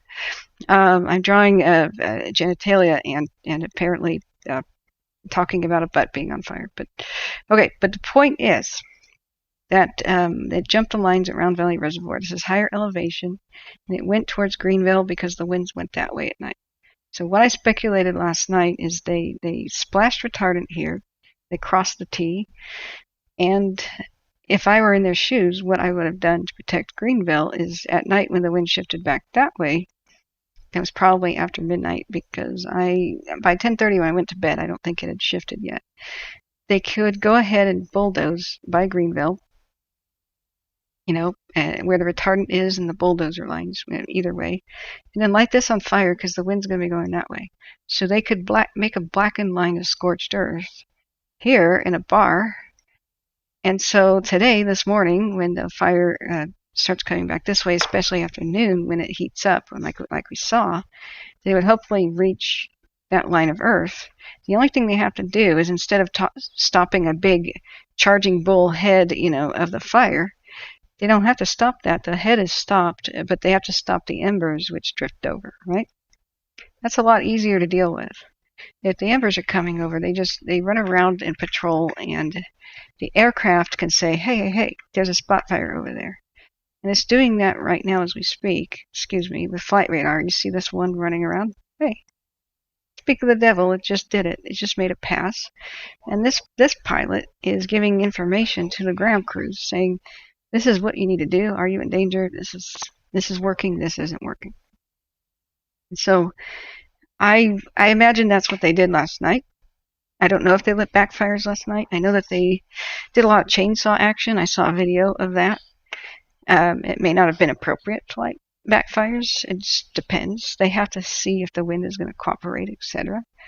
But that's a good type of defense, is crossing the T and making that line of scorched earth. Josh says, I think tomorrow we're going to see a run on Chester and probably Dyer East Shore. That could even happen tonight, but I do believe you're right. Tomorrow the winds are going to get fierce. Josh says winds are southwest 10 to 20 miles an hour with local gusts of 35 miles per hour. Strongest wind expected later afternoons and evenings. Winds shift to the west, northwest late day Thursday. Yeah, that would be the daytime winds. And so what I just illustrated with the diurnal slash nocturnal patterns of winds is just what happens just naturally every day. That does not account for pressure systems coming in. That changes everything when a pressure system arrives, when thunderstorms arrive. But if those things aren't in play, that's the general day to night cycle, as Julia was explaining in some of the early Dixie fire meetings. I'm not a meteorologist. I can't explain stuff like inversion layers and what they do and blah, blah, blah. But in general, that's pretty easy to understand. So let's go back to the channel. Rhonda the Fifth, great to see you're maintaining a sense of humor. Keep up the good work. Yeah. There's something else that was hilarious. I don't know if you were here, but I don't know if it's appropriate to be cracking jokes right now, but I think I should look at a few cameras. But on my channel a couple of days ago, I said, guys, if this is too painful, look away now, because I'm about to open the map of burned structures. I've waited several hours so that you guys don't find out that you lost a cabin or a home on my stream. But I'm going to start looking at the structures around Bucks Lake to see what survived. And I looked at the Bucks Lake map and I said, okay, guys, looks like this one was damaged. Looks like it's beyond repair. I don't know if this is a cabin or whatnot, but look away now if you haven't been... if you don't want to see a burned structure on the stream. I was being very sensitive. I try to be. And I clicked on the first building and I thought, wait a second. It says it's 120 square feet. Who the heck would have a 120 square foot cabin? That's like a shed. And I said, oh, okay. And I clicked on it. It was the Bucks Lake restroom. And I had just given this huge 5-minute, you may want to look away now. This is too painful. The chat erupted in laughter, and I had a red face, and I was like, yeah, never going to live that one down. So the new joke of the channel is, rest in peace, Bucks Lake restroom. We will never forget.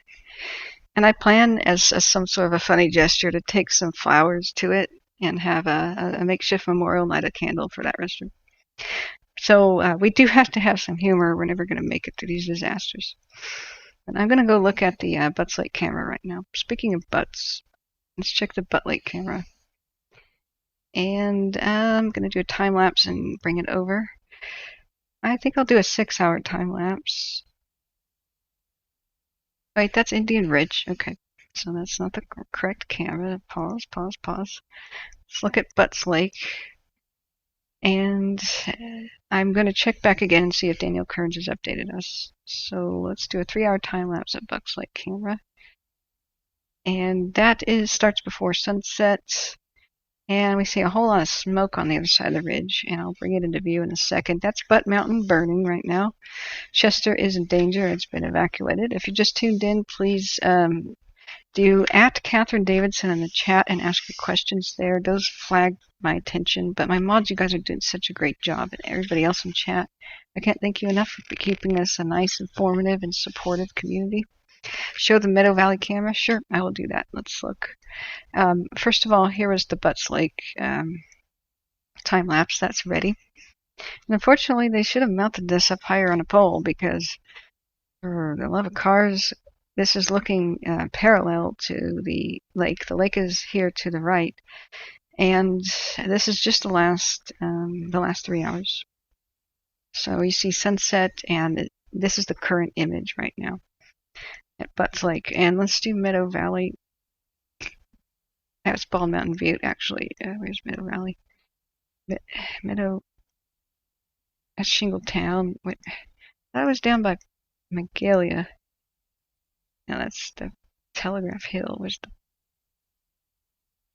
the Flea Mountain? Sorry guys, I'm on my micro monitor for this one. There it is.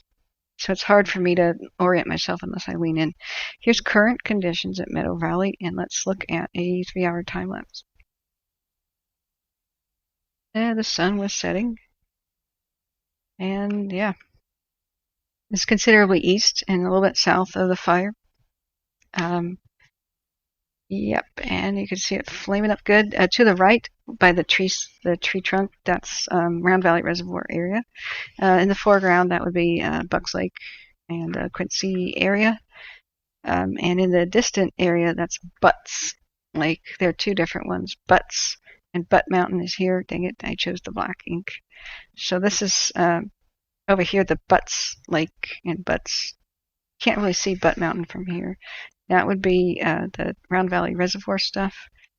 Buck Lake, B-U-C-K, is either here or here. I can't tell in the dark.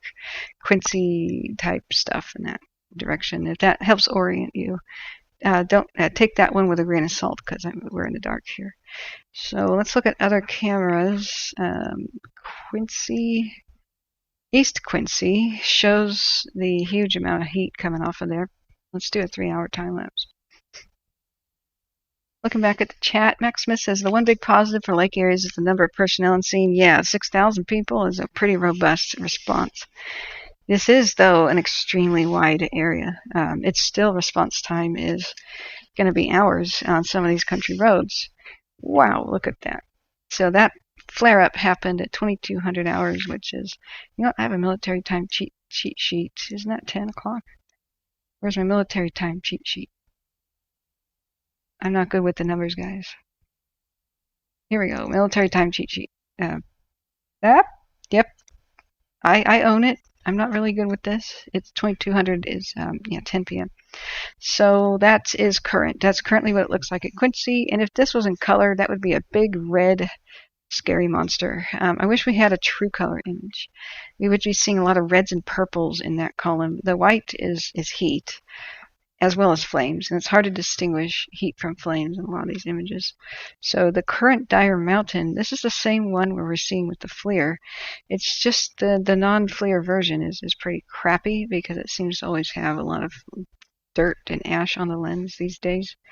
So that's really not any particularly useful. But that's the same vantage point as what we're seeing here. So you can see that the fire reached in between Prattville and Almanor West. That just pivoted away from it. But I don't see it reaching the shoreline quite yet over by the Chester Airport. Although that could happen tonight. It very well could happen. They're really struggling. The radio's been silent for a bit. It may be time for the night shift change. If any of them are going to change tonight. I don't know if they'll work around the clock or not. But the radio is currently completely silent for Cal Fire Shasta unit, which is where I was listening a little bit earlier. So if it pipes back up, I'll let you know. Great. Lucille Hansen says great coverage, prayers, and from an experienced friend in Sonoma County. Yep, you guys sure got hammered, and thank you very much for the show's support. And it makes me feel good that I help people. Man, I'm really feeling ill today, but I feel good to contribute. Max Smith says the fire department might also be deploying firefighters in the area where there's no fires at the moment but are high risk for spot fires. Absolutely. That is standard practice. You know, any vulnerable areas, they'll station people because they don't have to drive around to respond. And that's the thing. They don't know what's going to happen with fires, not because they're stupid or incompetent. It's that you don't know what the wind will randomly do. Like there is a bunch of trees on a hillside on fire, say.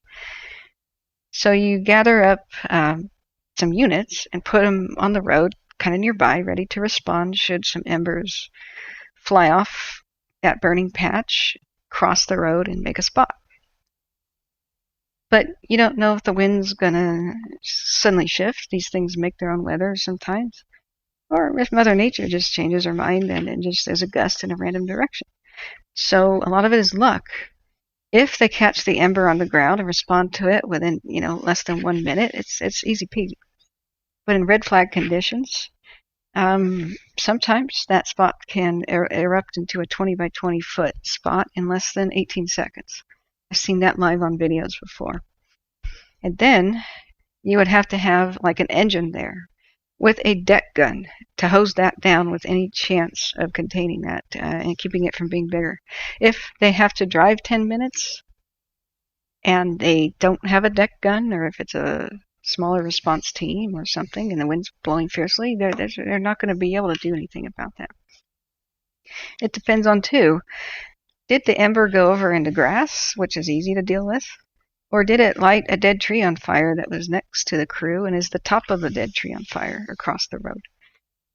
Then, in order to put a tree on fire out, you'd have to fell it. And that's one of the most extremely dangerous things to do. Felling a tree at night in one that's on fire may not be an option. So they don't have answers for like, where's the fire going to go tonight? Is it going to spread tonight? Well, it just depends on where the crews are. If they're lucky enough to be right next to them when they stop, to stop it, they will. What if the aircraft says, hey, there's a spot fire over here and it takes them 10 minutes to drive there? And they look up and there's a whole bunch of trees on fire at the tops. That's where, for the best chance of everything to go right, those standing dead trees needed to have been fallen. They're called snags. They're the number one promoter of crazy activity and long-range spotting and intense fire activity of these mega fires. Once the initial fire goes by and kills some trees, or a beetle, or an infestation, or a bunch of disease has killed a bunch of trees, for God's sake, you've got to log them and get them on the ground, the standing dead ones. You leave a couple for eagles and stuff to make a nest, but you don't want clusters of that. Any landscape with a cluster of dead trees is just a nightmare. It's just a ticking time bomb to having a huge, monstrous beast like this.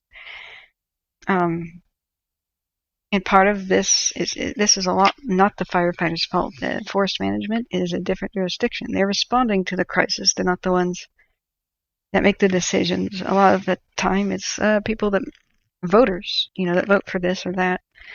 They really don't know what the heck goes on. Don't know about the fact that you have to get standing dead trees on the ground. Otherwise, you get a serious situation.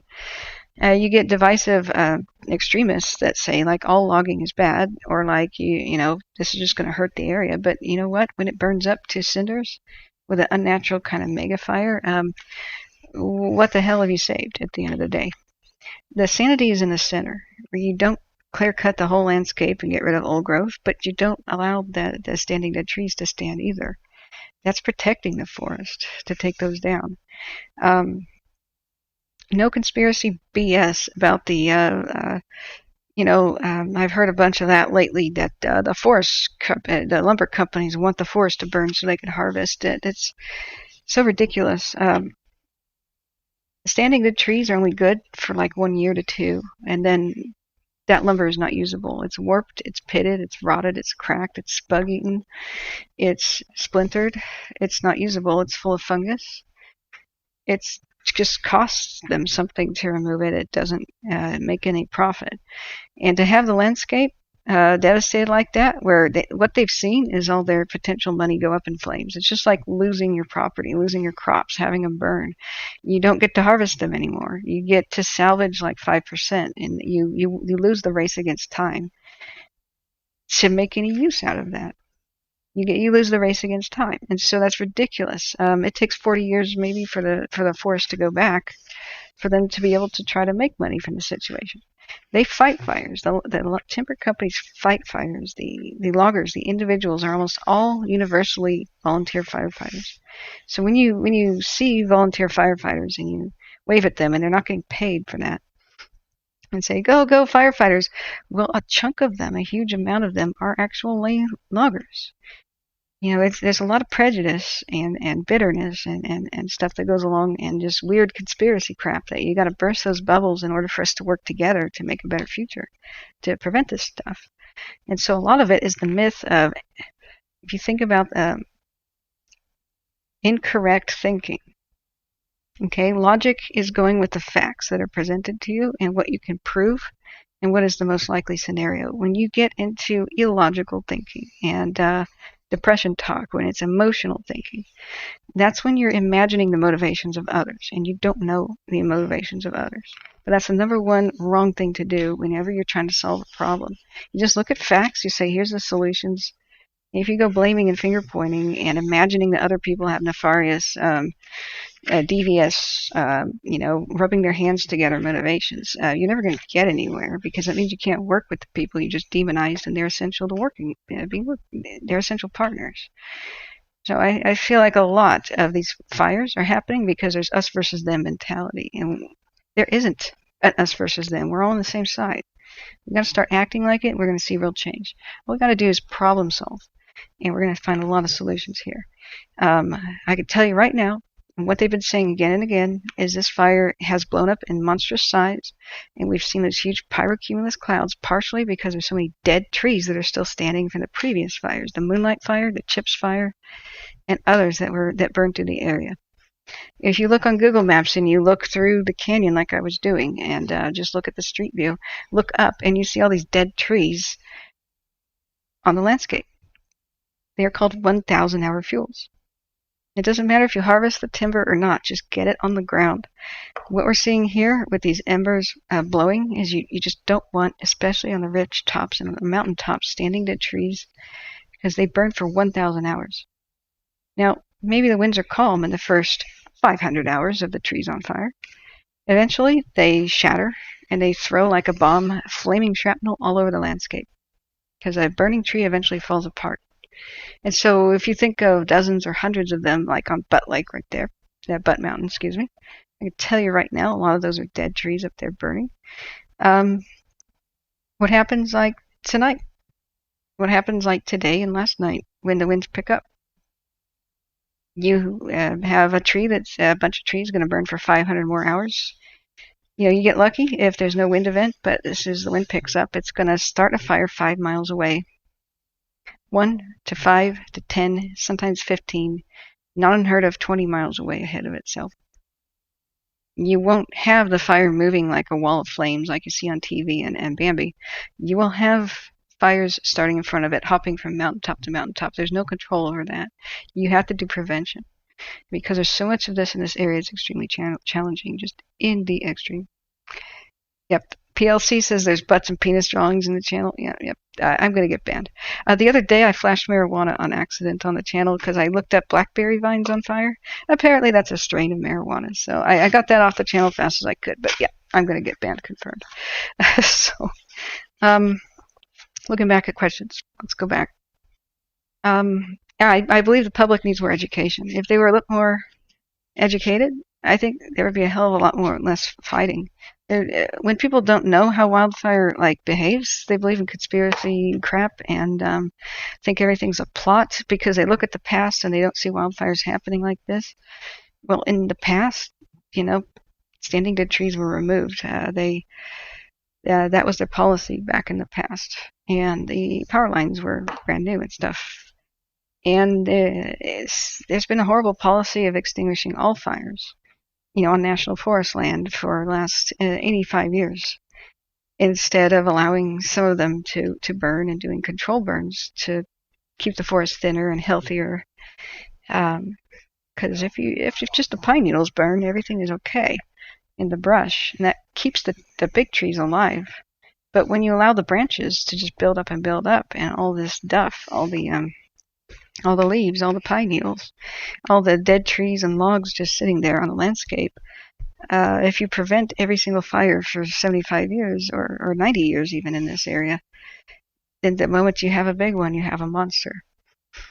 And that's why we're seeing these mega fires. But if people don't know this information, they're just going to get bitter and blame stuff you can't solve right now, like, oh, maybe we should just tighten our carbon emissions or something. Well, that's not exactly the cause here.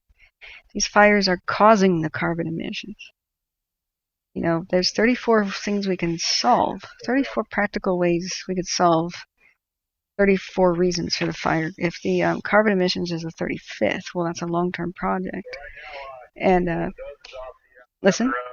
We're coming up with a new plan to start working on the big box that's identified on the planning map. Ken Road's still holding right now, starting to get some rollout and stuff below Ken Road. Kind of trying to hold down. We're probably not putting fire on the ground tonight. We're going to let it back down to the 10 and try to hold. Okay.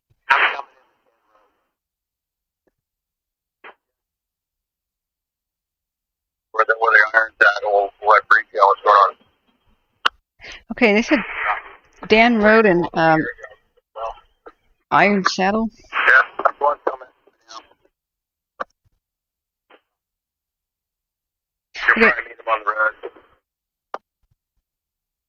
Okay, so we did have, they said that a line was holding over at Dan Road. Is that DAN, Delta Alpha November? I'm not sure. Let me go back there. Kyle has a CAL FIRE friend named stationed in our neighborhood. Sounds like they were spread out from house to house. He was stationed at the boat launch. Oh, awesome. Good. That's Almanor West, right?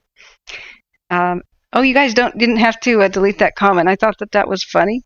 Don't worry about it, guys. Only delete the comments that are really out of line, inappropriate, and like super expletive. But if somebody's repeating what I just said, that's okay. Yeah, for sure. We try to keep it family friendly. So if like F-bombs are dropped, of course, delete those. That's okay. But I'm glad to hear that there's somebody. It sounded like that there might be some people protecting the structures on the west side of Almanor. Is that what you guys were saying? Let's see here. Yeah, Paradise burned trees that were cut down, went to waste, chipped up instead of milled for lumber. There's a real reason for that, Sea Dog, and welcome back, Sea Dog, by the way.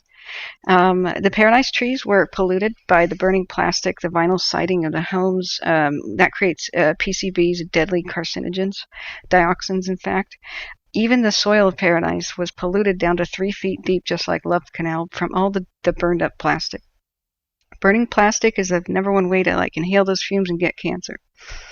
Those PCBs and such will not leave the soil, not for hundreds of years. They don't really break down. They're just like DDT, actually. That's another example of a dioxin. So those trees were coated with it. So was the soil. So it was every square inch of Paradise, and much of wherever the wind took the Paradise, the huge black oily smoke. That's why it was black. So many structures, thousands of homes, hundreds and hundreds of cars. Several towns burned up, as well as Paradise City.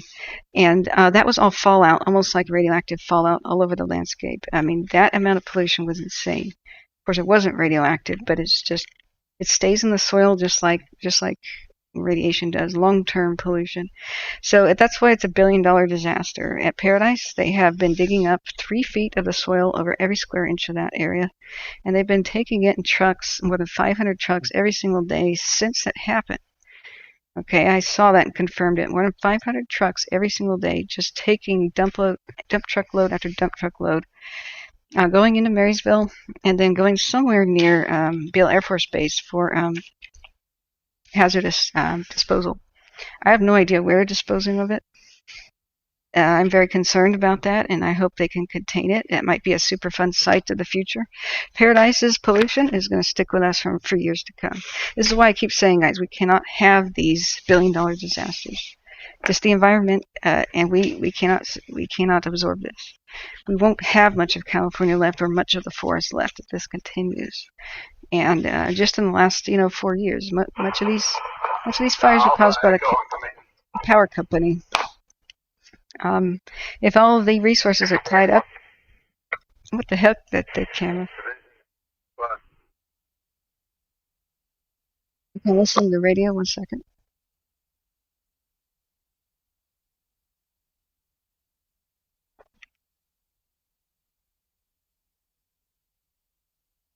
Okay, so they're being silent.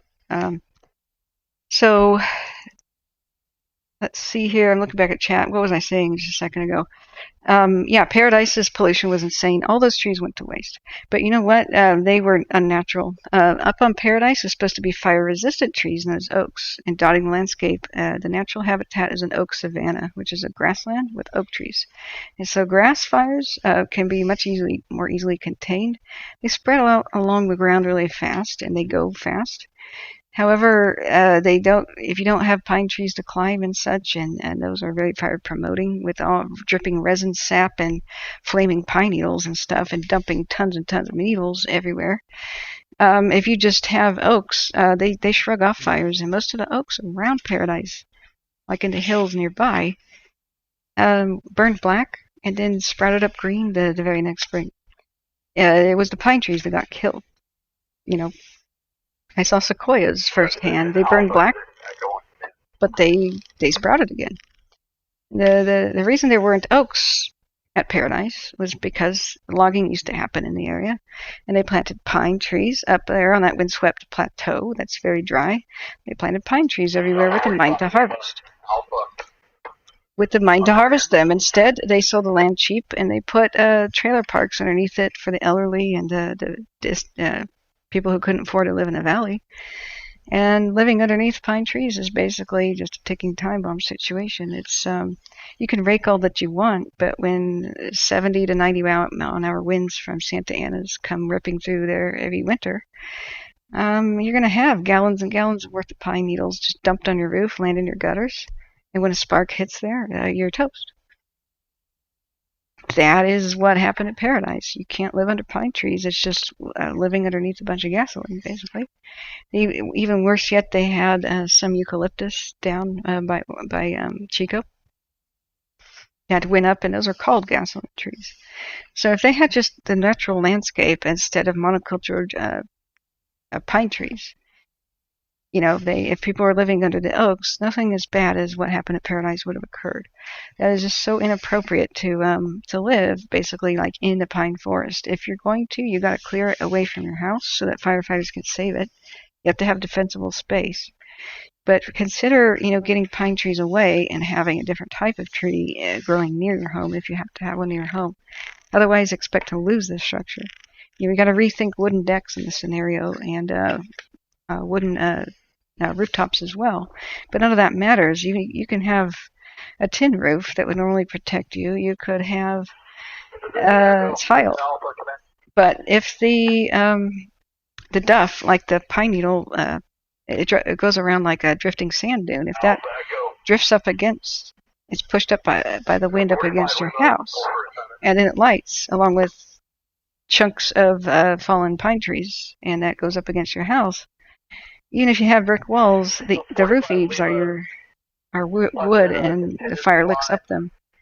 You got something more pressing, I can reassign. What is it? They're talking about a spot. Over like to the 10 road and the 22 road, where we met this morning, and have them walk up that line in time with 2440 and 2442.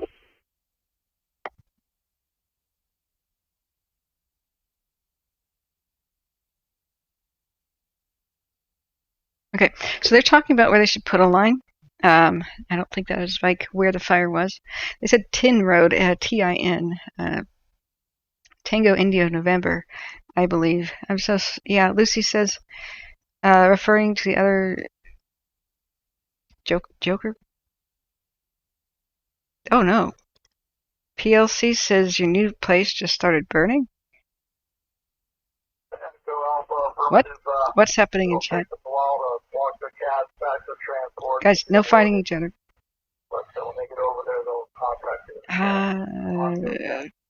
Okay. I don't know what's going on, guys, but I need to go back to my job here. So, no, PLC seems, I think you may be misunderstanding him, and sorry, Ms. Music, too. I don't know if there was a big misunderstanding between you guys, but yeah, my hearts and prayers and thoughts are with everybody who could possibly lose things. This is why I do the channel. You know, my family friend burned alive in the Cascade fire that was started by this stupid power company, the same power company that brought you this fire, the Dixie fire. Next year, they started the Paradise fire, and My brother was a missing person, but thank God made it out alive. That's when I became super fire aware and educated myself as much as I could. And we gotta realize we have to have some humor. Every once in a while, we have to break into it. It doesn't mean the situation isn't horrifying. Dark humor is something that all first responders have, otherwise they crack. So you can make the darkest jokes to first responders, and they get it, and it doesn't mean they're callous. It's a coping mechanism. Some people are callous and they're jerks, but every once in a while you have to have a laugh and then go, okay, back to reality. It was something that people found beneficial. I kept apologizing for it, like during the Labor Day fires, especially after I streamed for 17 hours in a row. I sort of got punch drunk, where it's a type of intoxication, sleep deprivation. And I kind of felt ashamed of myself, but then everybody goes, no, everything's cool. It's a relief to laugh at something, to have something to laugh at after weeks of being on edge. This is hilarious, though. Look at what the camera's doing, guys. Look out. Look out. The camera is zooming in on a truck. It's supposed to be finding hot spots, but apparently this truck just pulled up, and it may be confused by the heat of the truck engine because it's really focused on it. I think part of it is automatic. It's like, oh no, guys. Yeah, never mind. We have a truck emergency here. Everybody look at the truck. Never mind Chester that might be threatened. You just have to find humor in this stuff every once in a while, like me crying over a burned over bathroom. Okay, Bruce, you have a link for us? Cool. Thank you very much. Let's look what Bruce said. If you are just joining us, we're trying to figure out if Chester's going to burn tonight, and if Greenville is, and if Almanor West is going to. So far, I don't see the fires whenever this camera gets its act together. I do not see Almanor West or Prattville aflame. The fire reached the lake in between them. I think that there must be crews in the area preventing that right now. The one ray of hope for that situation, see, there it is, where it reached the lake. I can't draw on it now because it just moved. The one good thing about that situation is fire behavior and how that behaves in general. And let me go back to what was shared. Yeah, so it shows you where the cameras are pointing. So we have a split image. One's looking at Almanor West, one's looking there at Greenville. And that's a great, thank you for the direct link. That's really handy. I wanted to explain a little bit about why there's a little bit of good, they might be spared tonight. So yeah, thank you very much for if anybody's just joining with us, we will continue to monitor it, and I do a little bit of education. Looks like the VEER's updated. So we're switching back and forth between VEER's and GOES. I'm losing my voice. So you know what I'm going to do is I'm going to go get a drink, and then I'm going to explain what hope there is for Almanor West and Prattville in a second. I'm going to leave you with the mesmerizing camera that's trying to get its act together. We see Butte Mountain is like completely ablaze, out of control. We see it throwing spot fires across 36. Chester is in danger, but they're working hard to try to do dozer activity over there. There's a plane running around telling people where to look out for spot fires and where to respond. They're spread out over the landscape trying to prevent spot fires from taking hold. There's a real worrying one where it may have crossed over Indian Valley north of Greenville. But they may have up on the ridge a containment line ready to go, hopefully to stop it before it goes into Lassen County. That'd be a nightmare if it does. I hope they have crews on the peninsula to try to stop embers if it goes over the peninsula, because that would be a nightmare if it does. It's a real threat now that the flames reach the water's edge. So we'll continue to look at satellite data to see whether or not that has happened. And I need to go get a drink of water because I'm losing my voice without wetting it down. So please, mods, thank you so much for holding the fort. Talk amongst yourselves, and I'm going to mute myself, go get the water, and be back in like 3 minutes.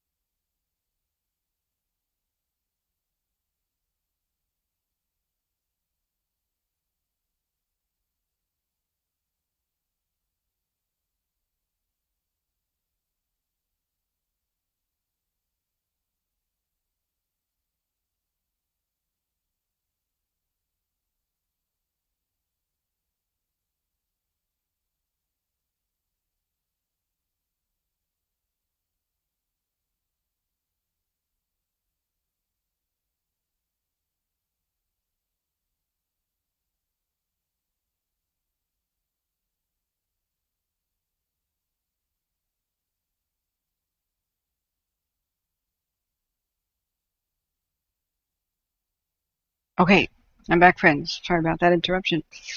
So, let's look back at the. Let's go back to. That scared me. Sorry, that's a medical call. God, those emergency tones are something that happened for medical calls in general, I think. Still not abreast about what that is. I wish Torin and Cogito were here. Iceman. They're the two firefighters that hang out with us a lot, and they educate us so much about what they do. I'm just a fire-educated citizen passing along the information that the pros want you to know. And I'm just trying to do this as a public service because I'm very invested in this area. These are my old stomping grounds. I wanted to be a documentary filmmaker for history. I've been a video production student for some time. I'm fundraising for a camera, and everywhere that I plan to film in California seems to burn up before I get there. I have a lot of family in the area. I'm not currently located in the area right now, but I can tell you how to get around Lake Almanor blindfolded. So that's my introduction. I am very personally affected because I lost a family friend to wildfire in the 2017 Cascade Fire, started by Pacific Gas and Electric. My brother became a missing person in Paradise, which was another fire started by Pacific Gas and Electric 1 year later. And now there's a new fire started by Pacific Gas and Electric called the Dixie Fire that's ready to burn up my childhood stomping grounds and places where I wanted to film. So I'm mad as hell. But I feel like we can funnel our anger and make it productive. We can use this as a teaching moment, and it can be, we can funnel that for change. That's the best way to use anger. And if people don't know what's going on, we can't change a thing. So that's part of fire education also. I know how to survive wildfires. I've gone to the places where people died, in Paradise and others, just to study that. I've studied survival stories. I found, unfortunately, where most victims die, they're usually within 100 to 200 feet of a shelter that they just didn't know about. Typically, those are bridges and culverts. So I give wildfire survival information out as well as covering the thing best I can. So do I have a PayPal link, Catherine? Do I? You know what? You can use my email. You can send money to anybody with like Google Pay to email, but I don't have a PayPal link right now. Let me see if I can get that up. Thank you so much. Please think of the victims first, though. And if I do get a camera, the Sony A7S III, which you can see in the dark, I will go live like from the scene if I have the funds to do so, or at least where I can upload after I've been in a wildfire area. But that would take a little bit of work getting a press pass and that sort of thing. But I do at least want to film the aftermath and interview survivors because that's the best way to train people for survival. So looking back at the chat, here's my Catherine.Davidson.wildfires@gmail.com. I'll try to get on the PayPal link thing. I almost had that set up when I went live. Wildcat, it's not ham radio, it's scanner radio. So if you go to broadcastify.com, that's where I usually have the radio. And, start a GoFundMe. Oh, okay. Yeah, if you can give me a link, Max Smith, or something, like how to do that quick, that would be awesome. Cortella Video Productions, hi. Yeah. Let's make a documentary after this. Family has a home in Lake Almanor West. Awesome.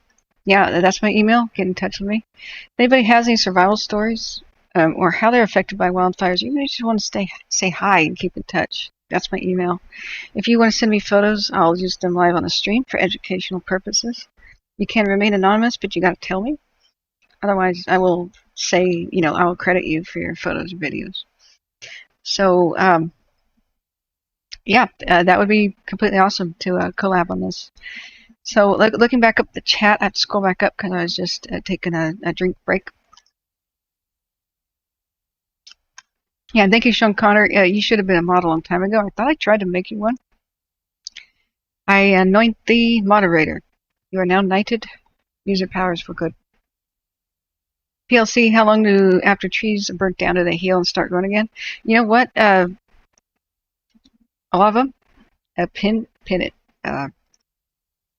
Pin what? Pin my email. Is there a way to do that? I have no idea. I'm looking down. Create a poll. Custom emojis. That's the only thing I see right now. I went to school for video production. I did not get to the point where you do social media to promote yourself. I really did the basics. I worked on some student movie sets. You need a camera. I've never really done any work beyond a cell phone. Is the night calm tonight? Also quiet on the western front at the moment. You can see the vertical rising of the heat right now, but it has been extremely fierce. We may lose towns and structures tonight. So before I left, I wanted to explain something and keep reminding me I can get off track because it's a lot to juggle here. I've got about 64 tabs open. The campground may have just been burned through in between Prattville and Almanor West. So as far as we could tell, Music says just hit the comment and you will have the right option to pin it. Oh, really? 3 dots on the right. Okay. Wildfires@gmail.com. Oh, yeah. Okay. Thank you so much because I don't know what I'm doing. I never did really know what I was doing. I just began when the wildfire crisis happened on Labor Day last year. I went live, did not expect to go viral. I had 18 viewers for a long time, then I had 18,000 once I got shared on some Napa Valley things. So I can cover any wildfire west now. It just has to be a special request. Since I know Plumas County so well and grew up there, I am, of course, especially focused on the Dixie. But I have been covering others, McFarland, the River Complex, the Bradford Island fire. We had a little bit of a splash today in Oroville where there's a 1-acre fire. I do believe that was taken care of. But I had PayPal up a second ago. Let me just see if I can finish working with that links. I was very concerned that it was going to reveal to everybody my email and stuff. The paypal.me link. Does anybody know about that and if that's safe to go forward with that? Because I was really gun shy, about crazy people, honestly, stalkers and stuff like that. So I just need to log in, and I was ready to set that up. It's supposed to be the way that you can anonymously get money. But please, donate to victims. I didn't even allow anybody last year. When I did a 29 days straight stream, I barely slept last year during the crisis. I was doing 17+ hour streams. Some were 22 hours. Then I'd sleep for 5 hours and come back and do it again. And I pretty much ravaged my health. And I was sick the whole time, and it got worse. My health still isn't quite recovered from that 9 months ago. But I'm doing better. The chronic sinus problems I have, I was supposed to have nasal passage surgery, and it just keeps getting infected. And, everybody's on the wait list now for surgeries and such. But I'm doing what I can. I would be 24/7 covering this. But sometimes I just get dizzy and just go lay down. But, yeah, it is quite important. I'm learning to pace myself and balance everything. But it's hard to look away. Like yesterday, I started streaming before 9. By noon, I wanted to wrap things up, and then I refreshed the camera and saw a mushroom cloud over Round Valley Reservoir and went, oh, crap. And then we saw the wind change over the McFarland fire, and it blew up, and I said, oh, crap. And I ended up adjourning at 10:30 at night after I started monitoring the fire at 3 in the morning. So I had a 14-hour+ stream, but I was monitoring for 17 hours yesterday. So I do appreciate if anybody could send me even $5 for, donuts, coffee. Think of the wildfire victims first. Donate to Plumas Bank and others. But with your extra money, I accept gift cards sent to my email address. It's right there. It's pinned. Venmo and things like that, I think you just need an email address to pay somebody. Google Wallet. But I'm trying to get the PayPal link up. So let me try to figure out this PayPal thing. I do...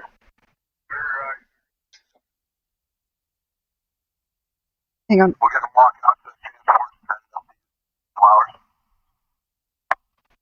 Okay, sorry, they're just talking about repositioning. I thought that might have been a fire update. We're listening live. I mean, I am, not you guys. On my cell phone, I have Scanner Radio app. I am plugged into their chatter of some of the ground operations. We don't have as much as we would need to cover like last year. But if you tune into CAL FIRE SHU, Sam Hotel Umbrella, we can from time to time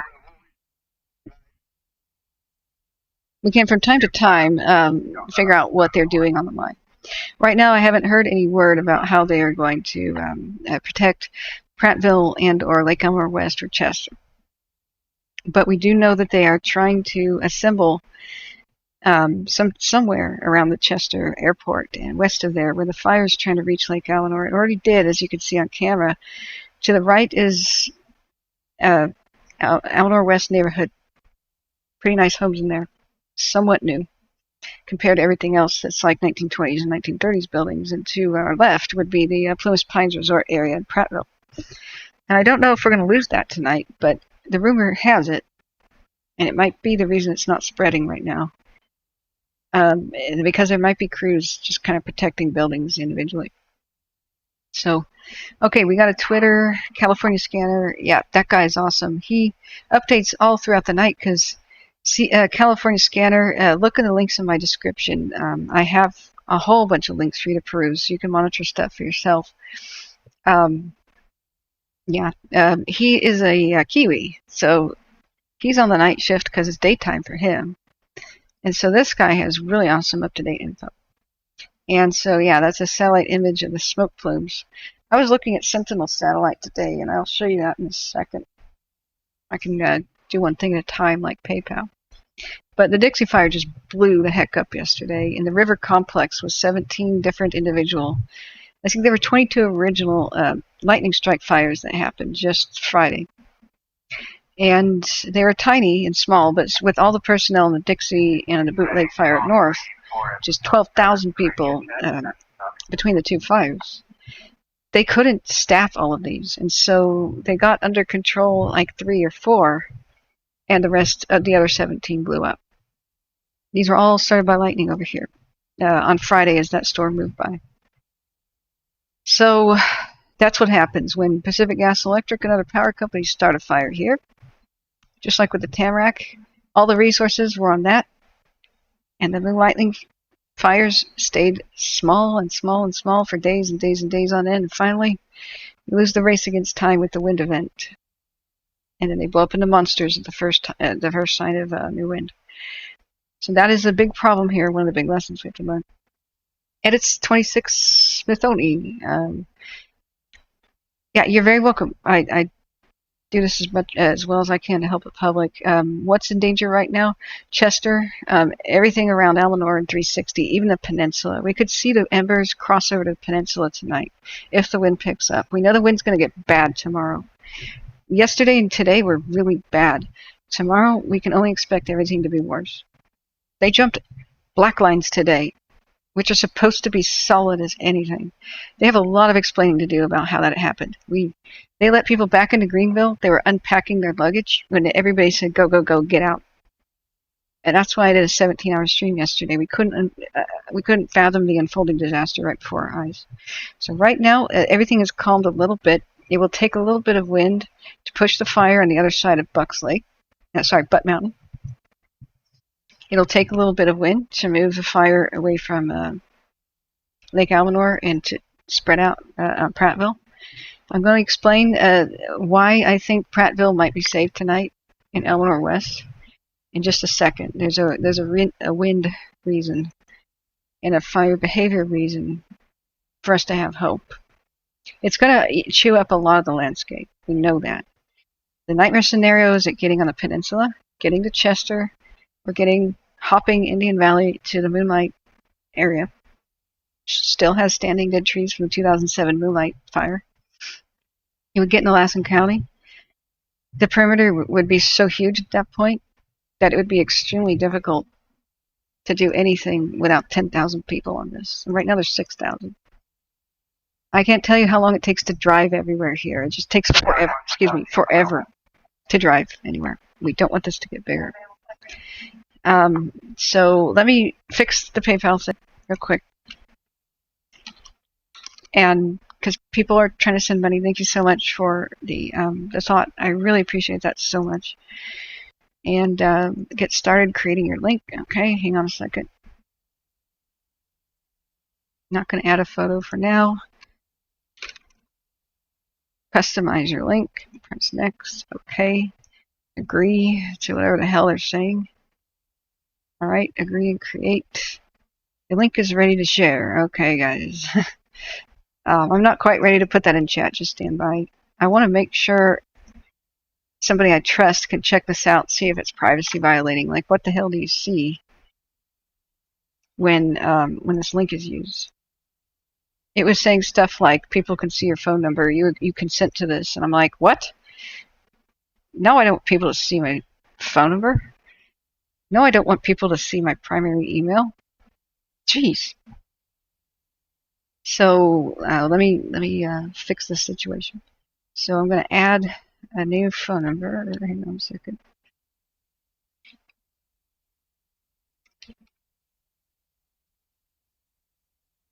And make sure that my primary number is safe. Okay, let me go get a validation code. Yeah, if you have any, you've got to go. Okay, G. Douglas, stay safe. Any questions? Do at Catherine Davidson in the chat. I'll cover any. I'll cover any fire that you want right now. But there's like an order to the questions right now, and if my mods can help me keep track of that, it would be wonderful. So looking up, looks like the fire jumped 32 north to the Elam campground. Yeah. Mike Smith says, are you listening to SHU Shasta? Is there any chatter on the Butte County, California channel online? No, I'm listening to Shasta, Mike, yes. And your other question, Butte County, is just talking about Butte County, like local Oroville fires. Cash App, that's what you... Cash App, let me look at that. So hang on a sec, one thing at a time. You guys don't need a PayPal account. You would just click the link, add money, and then go. That's what is good about this thing here. So enter your code. Oh man, hang on a second. I am on Google Pay. You could just use my email for Google Pay. So let's set a different one as primary confirmed.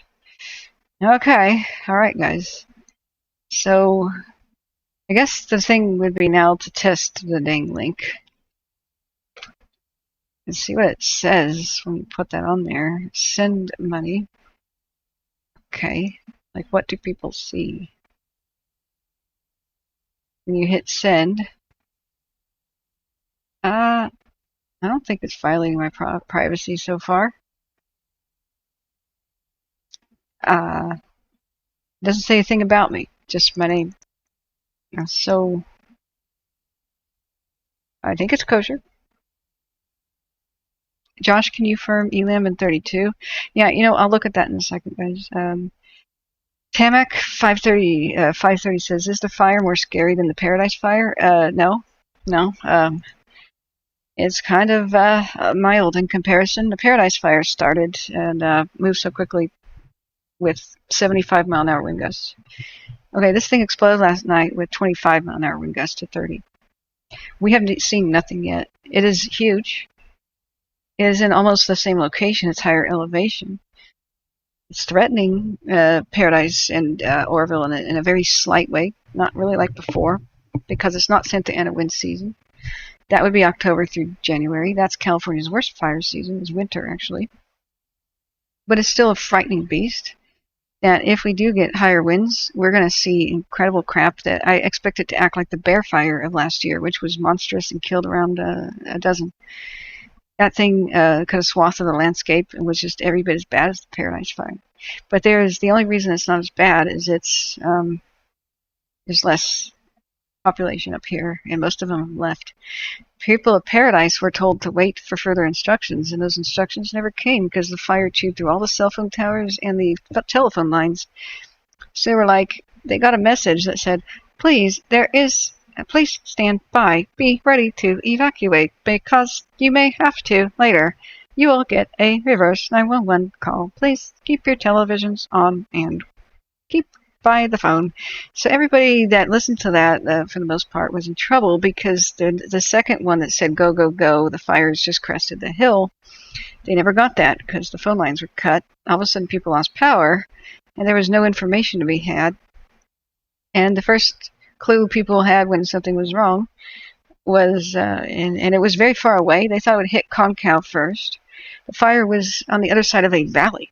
So they thought it would crest the ridge, go down in the Concal, go across Concal's bowl of a valley, go up the slope, go up to Paradise, and then they'd be evacuated. But instead, what happened, and what I do with fire education, is that wind moves from ridge top to ridge top. And the embers jumped over Concal and hit Paradise first, and it raced up the side of their very steep canyon, and then it took out one of the three ways that they had to escape to the south very early, and then it blocked the one way out to the north. So you had this town of thousands and thousands of people all trying to get out at the same time. And one by one, the power lines started falling and crushing cars and electrifying the roads so that you couldn't drive over them. And it trapped people, and people died. A lot of people survived by staying in the town, in parking lots, and being frightened to death in their cars.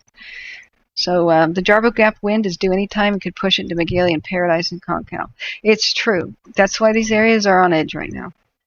Paradise, Magalia, Concal, and everything could be affected again.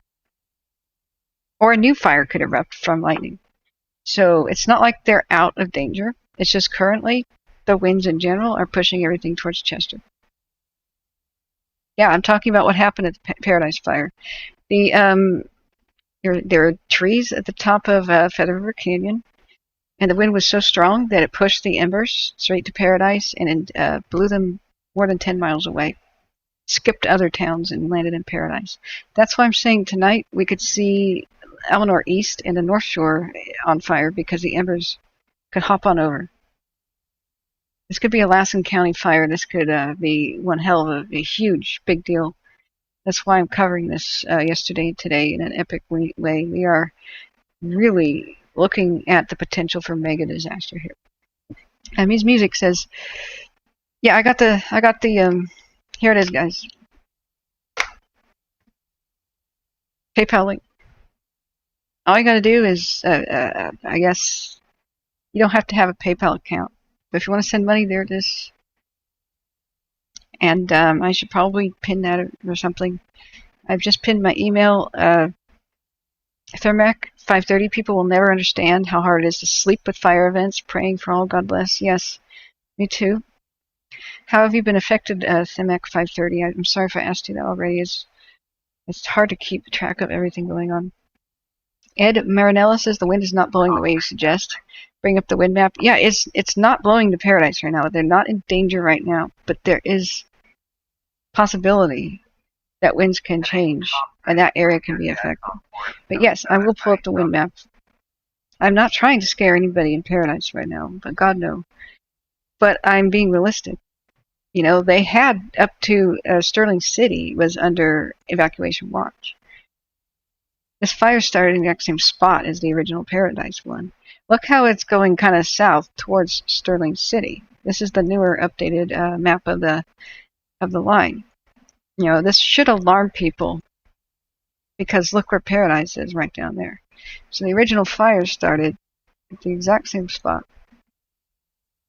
Right here.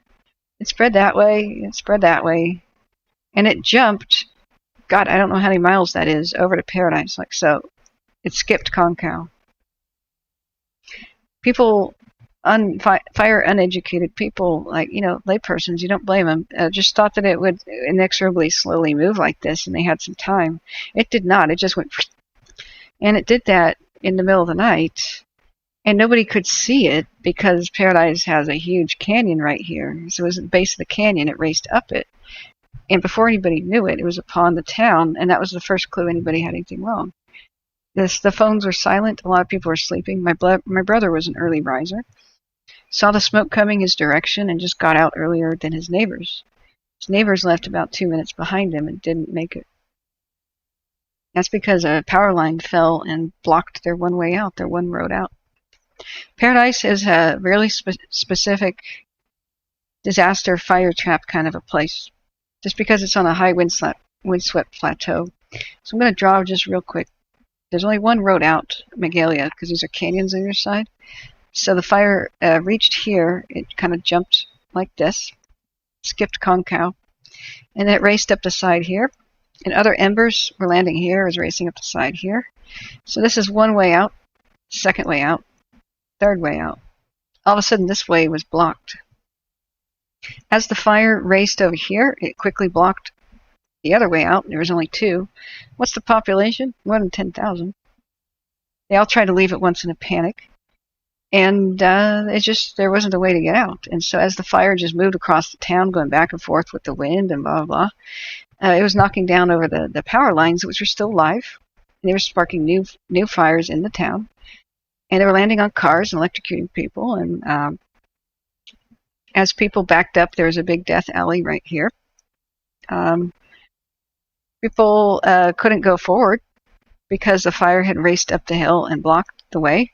People behind were being overrun by the fire. Their cars were burning up and melting. They rammed the other cars from behind in their desperation, and it was one hell of a bloodbath. So you have most of the casualties on the east side of the town. Some people, their only way out was to hike. Like we have amazing survival stories of people walking down this 2,000-foot ravine and up the other 2,000-foot side. It was one hell of a chaotic environment. So whether or not a disaster happens depends on how many ways are out. So if you look at the situation here at Prattville and Lake Almanor, why are people evacuated? One way out, this one road. It's been closed. It's been overrun. The fire just earlier today reached the shore of Lake Almanor and went over. So the fire also has overrun the highway and other two spots. It's going to be vital for them to keep it open. Crossed here. Crossed here, crossed here. This is the vital link, right here. This is the highway, the 89 here. This has got to be open or the other crews from other places can't assist. This has to remain open on Almanor East. It has to. Otherwise, the fire divides and conquers you. You either divide and conquer the fire, it does that to you. They've lost control. This is one hell of a conflagration. So right now, Butte Mountain. See, this is Chester Airport to the right here. It's trying to reach. It's almost reached the wake by Chester Airport. This is over here by Greenville. We see the fire wrapping around and going around the hillside here. It's Greenville's here. We're looking south. We see the fire up on the ridge. It'll try to go this way, along the ridge line. I don't know what kind of dozer lines they have in place to stop it. But in a second, I'm going to explain why do we have hope for Prattville. Here's the Butte Lake camera. Let's do a 1 hour time lapse. Thank you so much for donating. Yep, I'll show Go 17 in a second. Yeah, they found 85 people that they identified, but I think that the death toll is more. They'll never quite know. They were in a race against time to identify the bodies. They were actually sifting for teeth because it was incineration temperatures. Most of the bodies were just piles of ash. They were finding the bodies by finding the jewelry people were wearing and just trying to figure out where do people usually die in a fire. Usually resigned people crawl in their bed and put the covers over their heads. Desperate people get underneath the mattress. That's the advice for surviving hotel fires if you're waiting for rescue. Some other people's run outside, usually for their cars. A lot of people were dead in their garages because they didn't have the strength to open their garage doors to get their cars out and drive to safety. A lot of the elderly couldn't because when the power was out, they couldn't operate their garage doors, and so they just passed a law They just passed a law mandating that California has to have battery backups for electric garage door openers. That's going to save a lot of lives.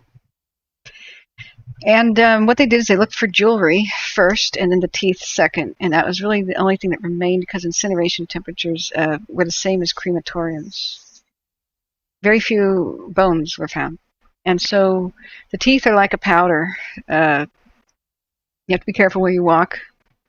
Sorry, this is graphic. Otherwise, you may destroy them. And so they carefully took sifters, like archaeologist sifters, screens, and they poured the ash where they saw jewelry, looking for the teeth, usually necklaces, earrings, and then watches, wristwatches. When they found that in the sort of a shape of a body, then they knew to look for teeth. But what happened was torrential rains. It was late November by the time that Paradise cooled down, and they were really doing body searches. So by early December, they had thousands of homes to sift through and car accidents, and some people ran away from their cars into the woods and burned up there. They were combing the landscape with the dogs and such. The problem was the dogs couldn't smell very well because you need humidity to smell. And they weren't done. The torrential rains created mudslides and washed away the ashes and stuff, and so that's all they were able to identify. As far as reported missing persons, we'll never have a complete picture because people that were visiting or transients or just tourists and such, they may be missing in another state. Whether or not they were passing through at the time, camping in the area, exploring mines and all the cool things to do around Paradise. And the fact that it went into the mountains and it overran the forest and it wasn't put out for more than a month. It erased a lot of towns. What about the migrant farm workers there to help with harvests and to help with livestock tending? And, you have no idea how many people really died. We won't know the true death toll. But they found 85 people and ID'd them.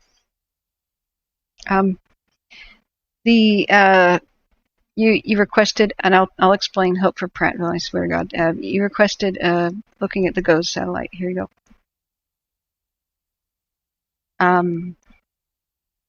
Yeah, we don't have much in the way of heat detections except this is worrying. Gray is 6 to 12 hours ago, though.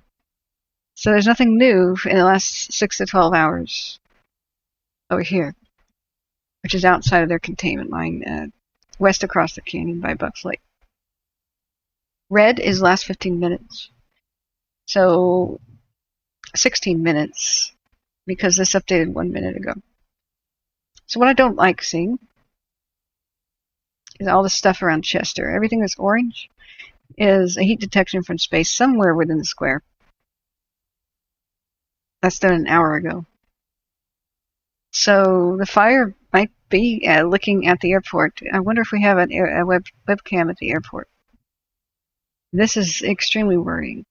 Now, mind you guys, I'm sorry that you guys hear us a lot on my channel, but people keep coming in. Please like and subscribe. Please help donate to victims at Plumas Bank. And with leftover money, I would appreciate anything to help me keep my stream going. I want to get a camera going so I can document this, documentary filmmaking. Now, within the square is a heat detection large enough to be visible from space. Large or hot enough. So usually that's half an acre to 1 acre in size at least. So it's somewhere within the square. The squares are margin of error. And they're color-coded by how long ago the detection happened. So we do see extremely active fire, of course, at the top. Well, we can see it. If this would go back to Butte Mountain. Butte Mountain is here. We just saw that blaze up like a Christmas tree on fire. That was volcanic looking. And we had flames 300 feet tall off of Butte Mountain a few hours ago. The winds are dying down at the moment, it seems. But at any moment that could change. So we see why Chester was evacuated. We see here that we can see this on, God, I don't like seeing this, that the fire has jumped over from, this is the nightmare scenario. We don't want the fire here. That's rugged, inaccessible. the Moonlight Fire scars over there. That would affect Lassen County. They haven't built lines, as far as I know, further away than that. So this would be into wild territory, deep, steep, rugged terrain, even worse than back here, where it's almost impossible to fight a fire anyway. So seeing this on the other side of 89 is a crisis point right here. We don't have a camera that shows us that, because the Dyer Mountain camera is looking here at Greenville. We're seeing the fire here on the mountain. It looks that way in Almanor West. So I hope that satisfies your question. And before I get distracted on something else, why do I think that Prattville and Almanor West stand a fighting chance? We may lose them tonight. This is not a prophecy. This is not what I think will happen. I'm going to explain something about fire behavior so you can understand it. It's pretty critical to understand. So we called this the caterpillar defense. I did. It's not a real term. Excuse me. I just realized I have to eat something. Keep my blood sugar up. Now, this is draw time. Nights ago, we saw that the Dixie fire's perimeter, excuse me, where's the pen? Was about here, right? More like a week ago. And they got really concerned. If the fire is over here, then the embers could go across the peninsula. If the fire's over here, you could have the nightmare scenario in two different directions, right? Same thing with Chester and stuff here, right? So, embers can travel really long distances in high winds. So, as far away from the protected area, you want to stop the fire. Mind you, this area is going to burn up because the winds in general, we're just doing this day after day. They sort of split out of the canyon. They come up from the valley during the day. They go that direction, straight towards Greenville, straight towards Chester. That's what happens. So if you want to protect these assets, you want to stop the fire as far away as you can. Sometimes they use ridge lines especially if there's a road there, as a fire road. Excuse me, as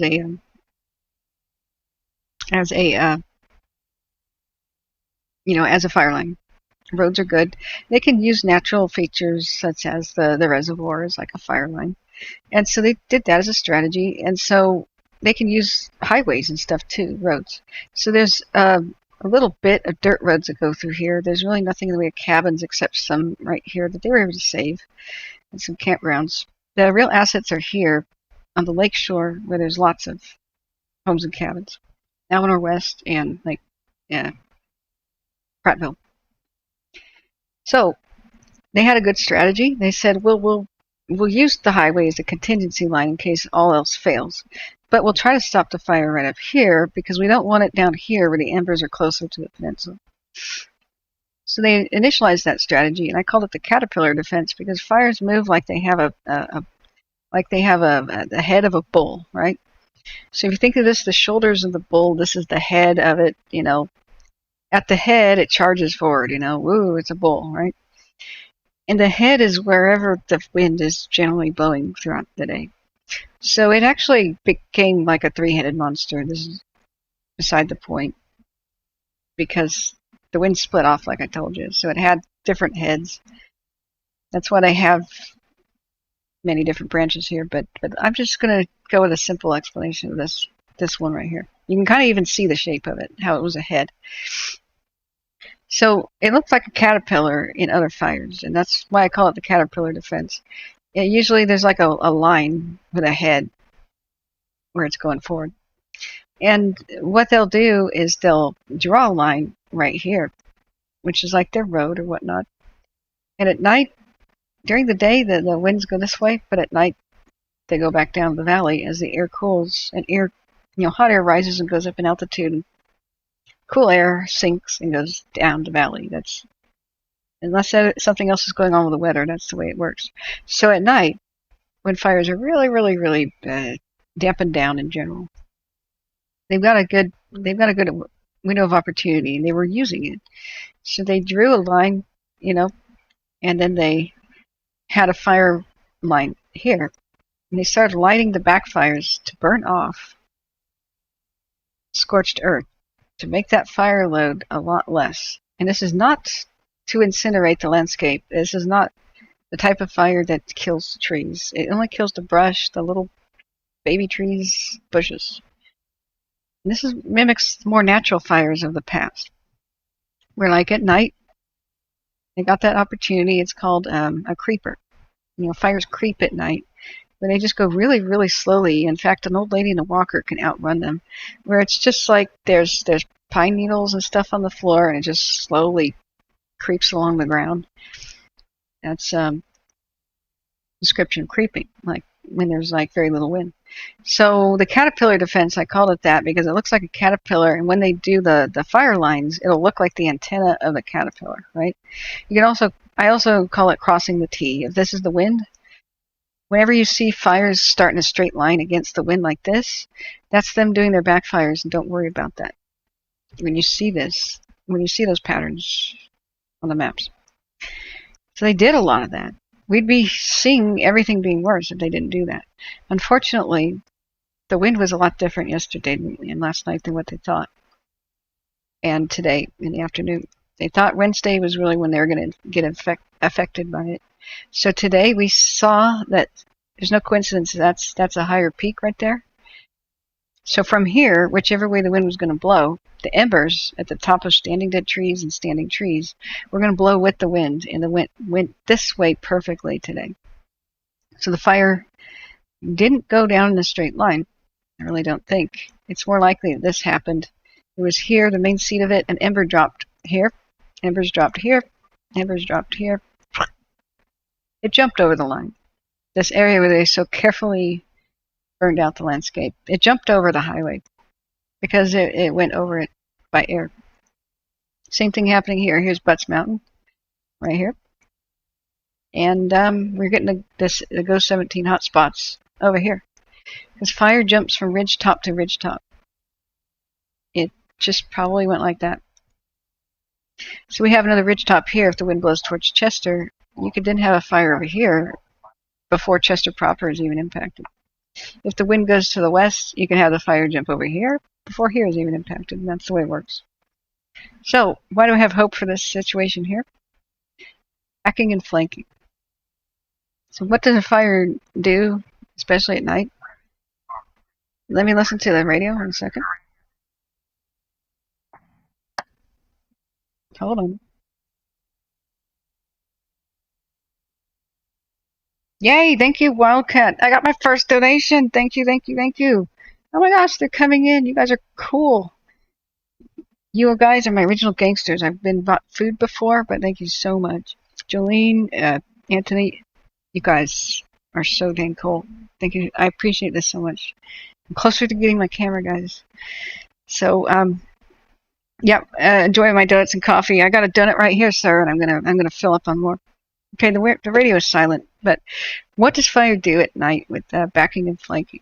So you're going to read this on in InstaWeb and such. You're going to read about what is backing, what is flanking, and it's really easy to explain. There's a head of a fire, and like I said, the charging bull, right? And so the matador, this explains multiple things. If you're the matador.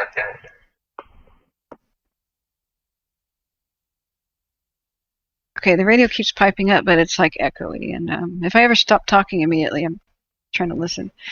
So if you're the matador, if it's charging really fast straight at you, screw the flag thing. You sidestep it, right? You just let it go past you. But if you have a good safe spot, like say the matador is a concrete pillar to stand behind, you could use that as an anchor point. Like if there's a really good safe spot that sits really protected, like a ridge top that has no vegetation, it's rocky, there's nothing for the fire to burn there, you can make that your anchor point, like right in front of it, right? And so the bull comes at it and like stops, right? And that's what it does. It slows down because either mostly at night, there's more humidity, there's less wind in general, unless there's a storm or something. So by the time the evening comes along, it's walking instead of charging. Right? So you secure your anchor point, and then on the flanks is where you can do your attack. Because what the flank does is the fire behaves different. We know it charges with the wind, But the wind's going that way. But what happens with the flame action on the sides? It's against the wind. So you have backing action and flanking action. It's going to kind of be pushed this way, but this way especially, it's going to just be backing. And backing is when it's going against the wind or going downhill. You know, the way fire doesn't usually want to behave. Fire can go downhill because, well, burning pieces roll downhill as trees fall apart and landscape erodes and stuff generally falls. So embers will fall short range down hills. And that's what backing is. It's against the wind or it's downhill in general. And so on the flanks, you have the backing motion. It's a lot less intense. Now, you have a crisis if the wind changes suddenly and a new head erupts, goes off somewhere. But in general, they would attack from the anchor point, just like you would to flank the enemy. Just like on a battlefield, you strengthen your center line, with everything you got. And as soon as you've stopped the troops in the center, you send your other troops around the flanks to attack. And if the window of opportunity is there, what can you do now with the fire? Contain it. Sometimes you don't even have to do anything back here. The fire's just been burning that fuel a long time. And it starts to peter out as it loses the ability to consume more fuel. There's not an infinite amount of fuel. That's the one ray of hope with firefighting. Now, nothing is going to put this fire out until the rains and snows of November and December. That's just the way it is in California mountains. Every time the airplanes take off, why don't they douse it with water from airplanes? Every time they take off, that's like $20,000 to $25,000 to do a drop. Depending on the type of plane, like the global super tanker. So there isn't any money to put it out. You don't extinguish a mega fire. You contain it, and you let Mother Nature put it out.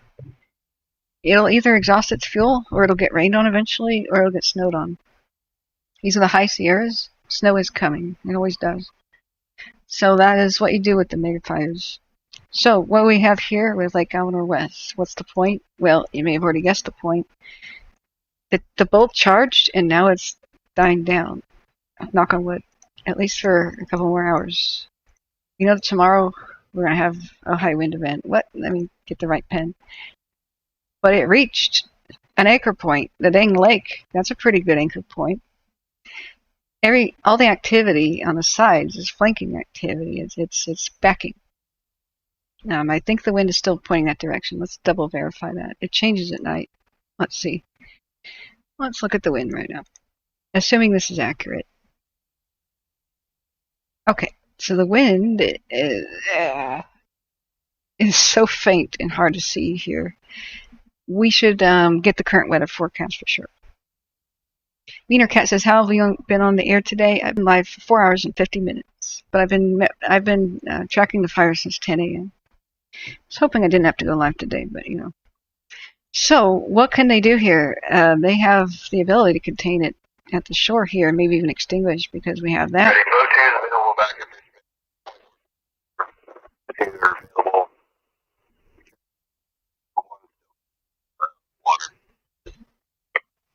Okay, sorry. That was just talking about availability of resources. I thought they would talk about what the fire's doing. So that's one heck of an anchor, to have the lake at your back there. They still have this fire line. It's still good. That's Highway 89. It may have hopped over it, but what can they do now? They can attack the sides when the time is right. They might be able to just contain this little pocket. May even have full extinguishing. I don't know. It's not really a big region. I think it's the campground. Here, the campground might be right here. If we look at modus and veers, this is old information, by the way.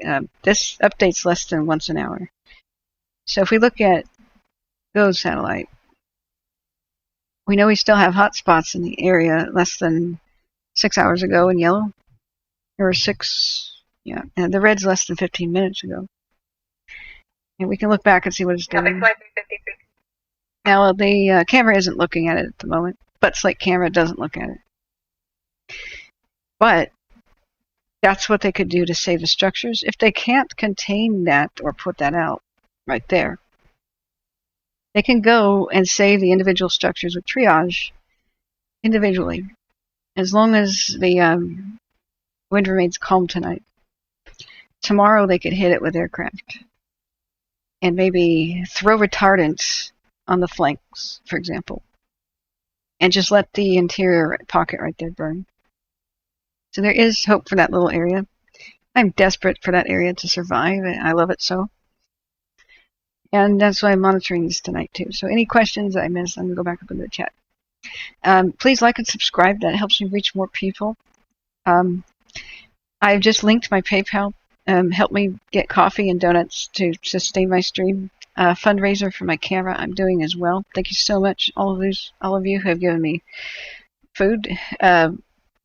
My email, if you have like a gift card, my email, catherine.davidson.wildfires@gmail.com. You can give me like anything like McDonald's cards, gas cards. That would all help because I don't work when I'm doing this. There's no monetizing these. So any amount of anything I get is donations. And I don't cook or anything. I just plant myself at the computer, do 17-hour plus streams sometimes. I did it for 29 days straight during last year's crisis. I didn't accept a dime of money. Some people bought me some dinners. It's because I want people to donate to the victims first. But if you have extra money, I'm grateful. Especially Uber gift cards. Oh man, to get food delivered is awesome. I can get food delivered with Amazon. I won't have to break to go cook and stuff. Yeah, it really does help. Starting out to buy camera gear to start a documentary film career is really expensive. And so everything really helps. If I were to go down there to California, gas is $5 in the mountains. It's $4 a gallon in the valleys. It would cost me $72 just to enter the region. And remaining in there, driving around, it would be a $500 trip in no time, and that's not even counting gear and food and everything else. But I do want to go and film the aftermath, interview survivors. I do teach fire survival. Daniel has an update. Yes. Okay. Thank you so much for flagging me. Let's go up and look. Improperly labeled loser. Hey, welcome back. Looking south for me, it's completely blue, and north as far as the horizon, just gray clouds. Where are you at? Looking back up, Faye Heller says, thanks, Music. Greenville is my happy place. Yeah. Yeah, thank you so much for being here, Ms. Music, again. PLC, I lost many nights of sleep, seeing the orange sky and smelling the smoke, ashes from the sky. I was grateful to hear many people made it and escaped with their kids and pets. God, yeah. There's so many people here that are completely traumatized. So I hope that I'm a soothing voice because I just tell people the straight dope. And yeah, it is super depressing. This is watching Hell on Earth PLC. But we will all get through this. Last week World War I started. It was the anniversary of it. Wow, Darren says prices are $4.39 a gallon in Almanor. Yeah. You are a huge help, Catherine. Thank you, Ms. Music. I try my best. I wish I didn't have to do anything like this. I wish there was one place where people could just learn about the fires, and they can't. On the plus side here, look at the LiDAR plane. This is the characteristic pattern of planes that fly above wildfires. When they're mapping in real time using the latest technology, they make 3D maps in real time of the fire situation. They're collecting not only data with infrared that shows where the hot spots are, so they can give the firefighters on the ground little iPad maps, which is so amazing. They're also 3D mapping the landscape. So some of these roads haven't been maintained since the 1940s. Because most of the gold mines shut down here. There's hundreds of gold mines. More than 500 in this, what you can see on the screen. Easily. Most of which are abandoned, but some of them are active. And usually outside of every single one of them are some shacks and some little town remnants and stamp mills and historic assets. There's a lot to lose in this area. We know we've lost a lot, as well as people's cabins and homes. And 3D map lets them know whether or not bridges and stuff still exist. So whether or not they can enter an area to protect it. Because like I said, some of these roads sort of exist that were made in the 40s. They're on maps. But when I explored the area, scouting for my documentary films, I can tell you right now, half those roads on the maps don't really exist anymore. They like fade off into the distance, or there's a bridge out. It really sucks to drive 3 hours up a canyon wall on the only road and go, yeah, I'm 5 minutes away from a ghost town or a place, to reach, an area where there's a kind of a washed out landslide from some winter storm and nobody's been up there in years to even look at it. So can you imagine the firefighters trying to respond to a fire and then watching helplessly as across a ravine because there was a bridge out? Looking back at the chat, yes, pg&e called it. It is their fault. It is. Yeah, they basically all but took responsibility. They tried to defend their actions. They said that basically they electrocuted a tree that fell on something, literally a rock throw away from where the Paradise fire started. They may have lied to the community because they said the Paradise line, which was 94 years old, was decommissioned. Okay. They ignored the power surges and defended their actions. I didn't watch the whole thing because it made me that mad. But in a nutshell, they said, we kept the power going because surges happen all the time. We can't figure out if it's a fire. Well, one of their own employees was desperately trying to call them and say, cut it out! Shut it off! They did not do that. It electrocuted that tree. You can't put water on a tree that's electrified. I'm going to do something here and show you guys YouTube videos of what happens with electrical power line fires. And you'll get the idea. It's some of the most frightening video ever. I wish it would show west side of Lake Almanor. It's kind of stuck right now looking at something. Let's see now. Power line fires. There was an amazing playlist that I had going that I found, and it was basically just. And I'm gonna see Powerline Fires playlist. Maybe I can find it again.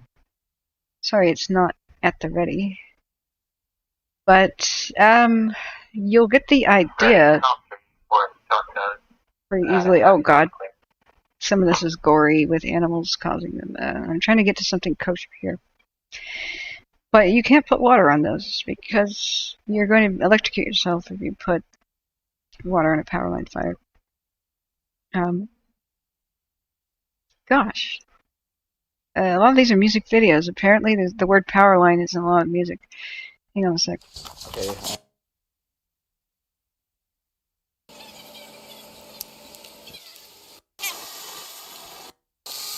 This one's terrible. Okay, I will try to find a video example, but I need to look back at chat. Darren says, your live stream helped me more than a lot. Info coming out. I appreciate you doing this. Thank you. I appreciate you guys. The best way to help me is to, hey, no politics. Go ahead and delete your own comment. John B., please. That's part of the chat rule. There's no blaming, no politics. We just, we have to come together. But corporate greed, I would amend your statement, is at the root of this. That's a big part of it. There's a lot of state corruption. It's on both sides of the aisle. But the last two governors have protected this crazy power company, limited their liability, and sent their stock soaring when it looked like they'd go bankrupt if they had to pay all the victims. But they even authorized them to rate hike everybody in California to pay the victims so it didn't come out of the corporation's own pockets. Can you believe that? Pinned is my PayPal. First, like and subscribe and share the channel. That's free. For some reasons, YouTube will not. Yeah, this is live. Now, one of the cameras has gotten confused and it's looking away from Lake Almanor, but we're looking at Greenville. Greenville, up there. We're looking south. So that's south. The Indian Ridge camera sometimes, which is this. This is looking northwest, opposite direction, right? So here it is here, looking south, and I mean, south is this way. It's looking northwest. This camera is facing south. So this is Greenville. The fire came through this gap last night, and they stopped it at Greenville. Presumably, they're putting out spot fires all over Indian Valley. It's on the other side of this ridge going up. Hopefully, they're going to stop it and it doesn't get into moonlight. But that's the current progress. It seems to have stalled. Looks like there's a period of a wind lull right now. They may have a little bit of time to try to get a handle on things. So if we look at the other cameras, this was Butte Lake, but this is to the right is the north side of the screen. You can see in general the wind has been blowing towards Almanor, but it's lulling right now. There's a lot of upward trend with the smoke rather than horizontal. And that can tell you that the winds are dying down. So the right now, what we were seeing was some fierce, crazy crap. Like it was really massive earlier, and all we have to do is look at like the Indian Ridge camera, do a time lapse. What happened today? What's the last 6 hours? And you'll see how this thing blew up. It just went completely volcanic. Starting around 4, I was like, "Oh crap!" So this is looking from Indian Ridge. We're looking to the northwest. And when I saw this, I went, "Oh my god." When I got online, Josh had even worse news. And it was that the fire has reached Lake Almanor's shore. It jumped the lines. And not only did it jump the lines at Lake Almanor, which were supposed to be black and solid and a done deal, it jumped 2 of them, Highway 89 included, reached the shoreline, and it's in between the communities of Almanor West and, well, what was just called Almanor, but you could call it Prattville. And it seems to be burning up the campground there. I don't have any information about structure loss. The planes are running around mapping right now. So we'll get an updated map with the fire. And this camera on the right, the Dire Mountain 2, was giving us an awesome view of how the fire went right down to the lake, but it's not on it right now. It'll pivot eventually. God, maybe it froze again. Let's just restart it. Aha, it had frozen. I'm sorry, guys. So that's Chester Airport is to the right. The right by Chester Airport is trying to make it down the lake. It keeps pivoting because they're looking for spot fires, and that's looking great now. We saw flames this high on Butte Mountain, and they jumped over this way and threatened Chester, and Chester was evacuated today. It jumped over the highway west of Chester, 32, I believe. So I'll show you on the satellite the current heat maps. So currently live, updated 4 minutes ago. Everywhere in red is a heat detection somewhere within that square in the last 15 minutes. So this is what we don't want to see. It may be climbing the mountain. We don't want to see this nightmare situation. So our Dire Mountain cam is looking this way, and it can't see past this ridge. That's the slope. But we think that it's climbing this way, and by God, I hope they stop it here at the ridgeline. If it gets in Alaskan County, the Moonlight Fire area, this is one screaming nightmare. We will have a huge fire. It won't be 11th largest fire in California. It'll drop down to like 5th in no time. So right now the wind has sort of shifted, but not enough. See how it's still blowing that direction. I think that it has, in general, curved back towards Greenville because we kind of see that. It's very hard to see. It's very light. We have a strong wind pull going like this. And hopefully it won't do that. We just hope that it doesn't go from here to here. Because it could, if there's high winds like this, don't expect the fire to make a gradual progress like this. That's not what happens. It hops. It was on this ridge. It hopped over Greenville. It landed here. That's where it's at. It's climbing to the top. We don't have eyes on it. But once it reaches this high altitude ridge, this is 3,000 feet, maybe 4,000 feet higher than Greenville, which is 3,000 feet. So that's probably a 7,000-ish elevation right here. This is 8,000 right here at the tallest peak. So with the winds going this way, we would see the embers jump to that ridge, jump to that ridge, jump to that ridge, jump all the way across. You would see this happening. And that could take place very rapidly if they have high winds. And what's forecasted for tomorrow? Red flag warning and much higher winds. This happened today in a very calm wind situation. And this was a nightmare that jumped the lines in 3 different huge spots. Aha, there it is. There's where the fire reached the lake. So you can see it into 2 spots right here. That one is going by Chester Airport. This is Almanor West. This is Prattville. It's in between them. In that campground, I reckon. That's the current situation. Now the winds are currently looking died down there. This is buying them some time. The chatter is silent right now. Let me go back. Let me go back to the chat. Yeah, thank you for what you're doing. Thank you guys. Thank you for being here. If anybody can give me a coffee, even $5 really helps me to take days off work and do this. But please think of the victims first.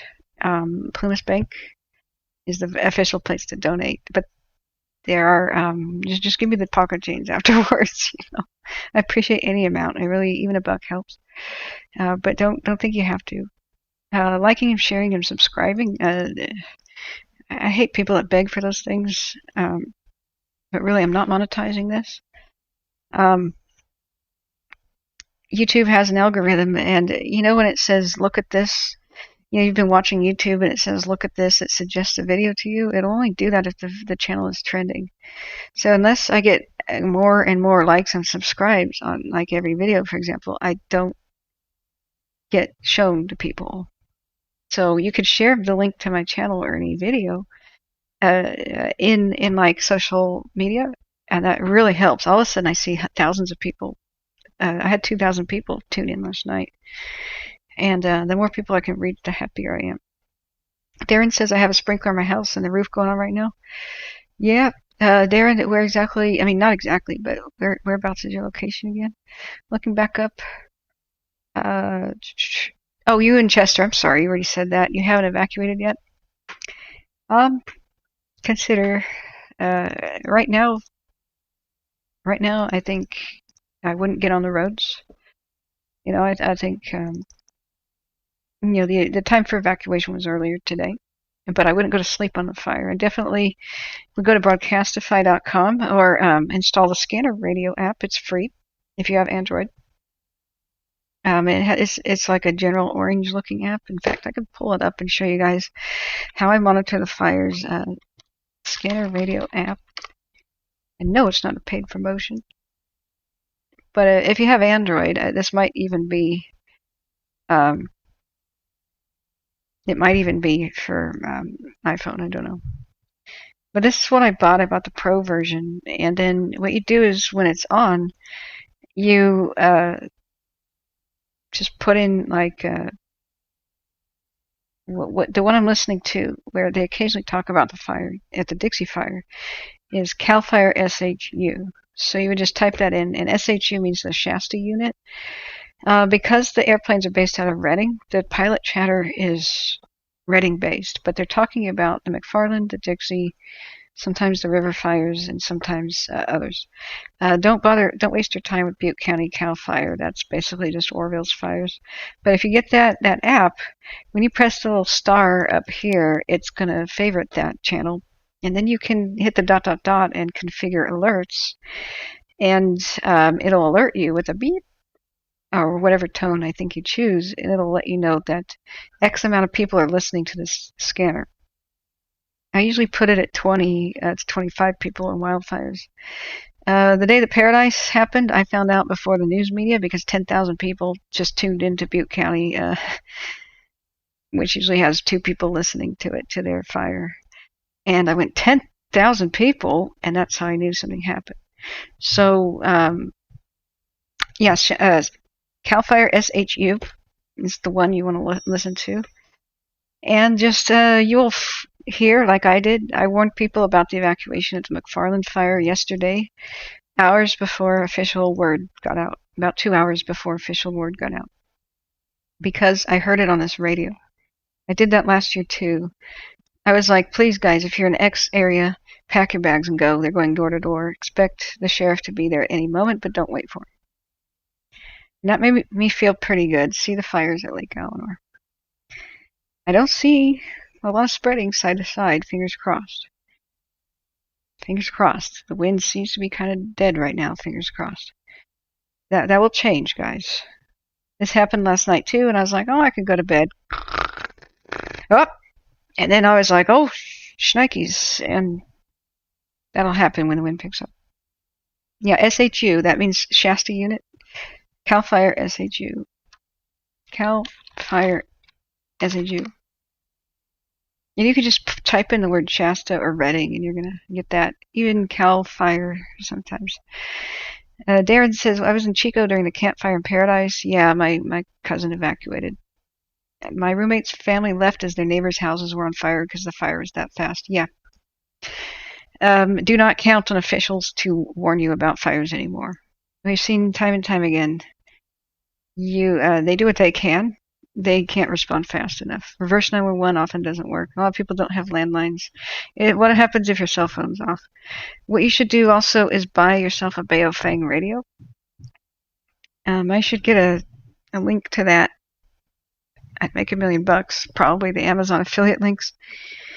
Better than a Baofeng is the official Motorola $400 radios, and you can hear, especially if you bought a super antenna, in your neighborhood them talking about the fires. So anybody in Chester right now, if you had one of those, you would just turn it on, and you'd be like, whoa.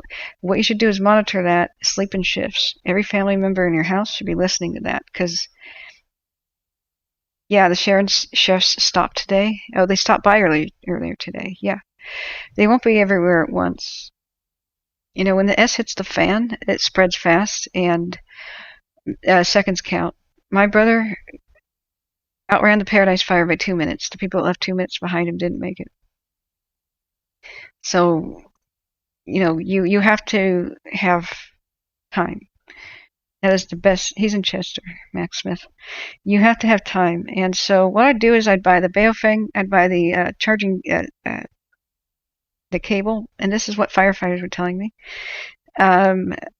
The frequencies, you can find frequencies on a website, like ham radio websites, for every county, and I'll kind of show you the way it works. So you would say, you know what I did? I was smart, and I bookmarked this. So let me dig that up for you.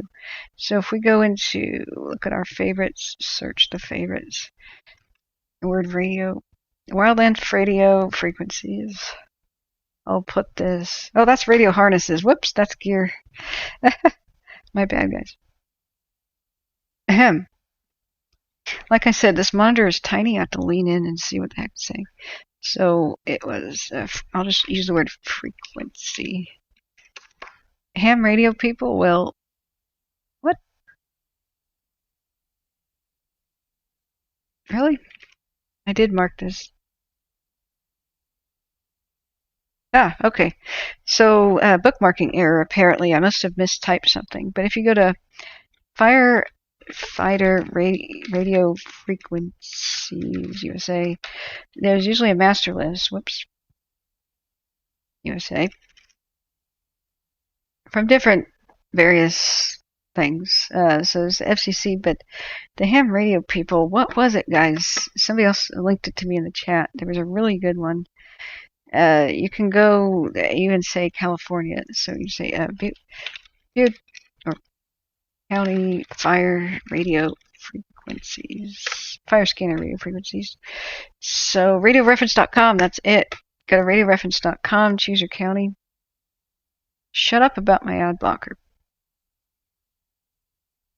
Thank you. And Butte County, for example, pull that up. Go down, there's the share frequencies fire. Now, if you buy Baofeng, you're going to be limited in your frequencies. I don't believe it goes down below a certain one. In fact, I have the radio over across the room. But you would tune into 154.415 for Fire Tactical Command. It's Command and Support. Tactical is 154.19. And that would be for Butte County. If you want to listen to EMS and services, there's different cities: Chico, Gridley, Orville, Paradise. So these are very short range.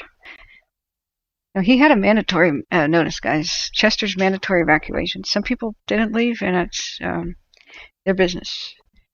I always preach that people should leave and always obey evacuation orders, but some people have to remain, like the people that run gas stations and pharmacies and medical clinics, because that's the needs of the firefighters in town. Sometimes people have a medical problem. You know, my brother's wife had a heart attack and they couldn't leave Grass Valley last year.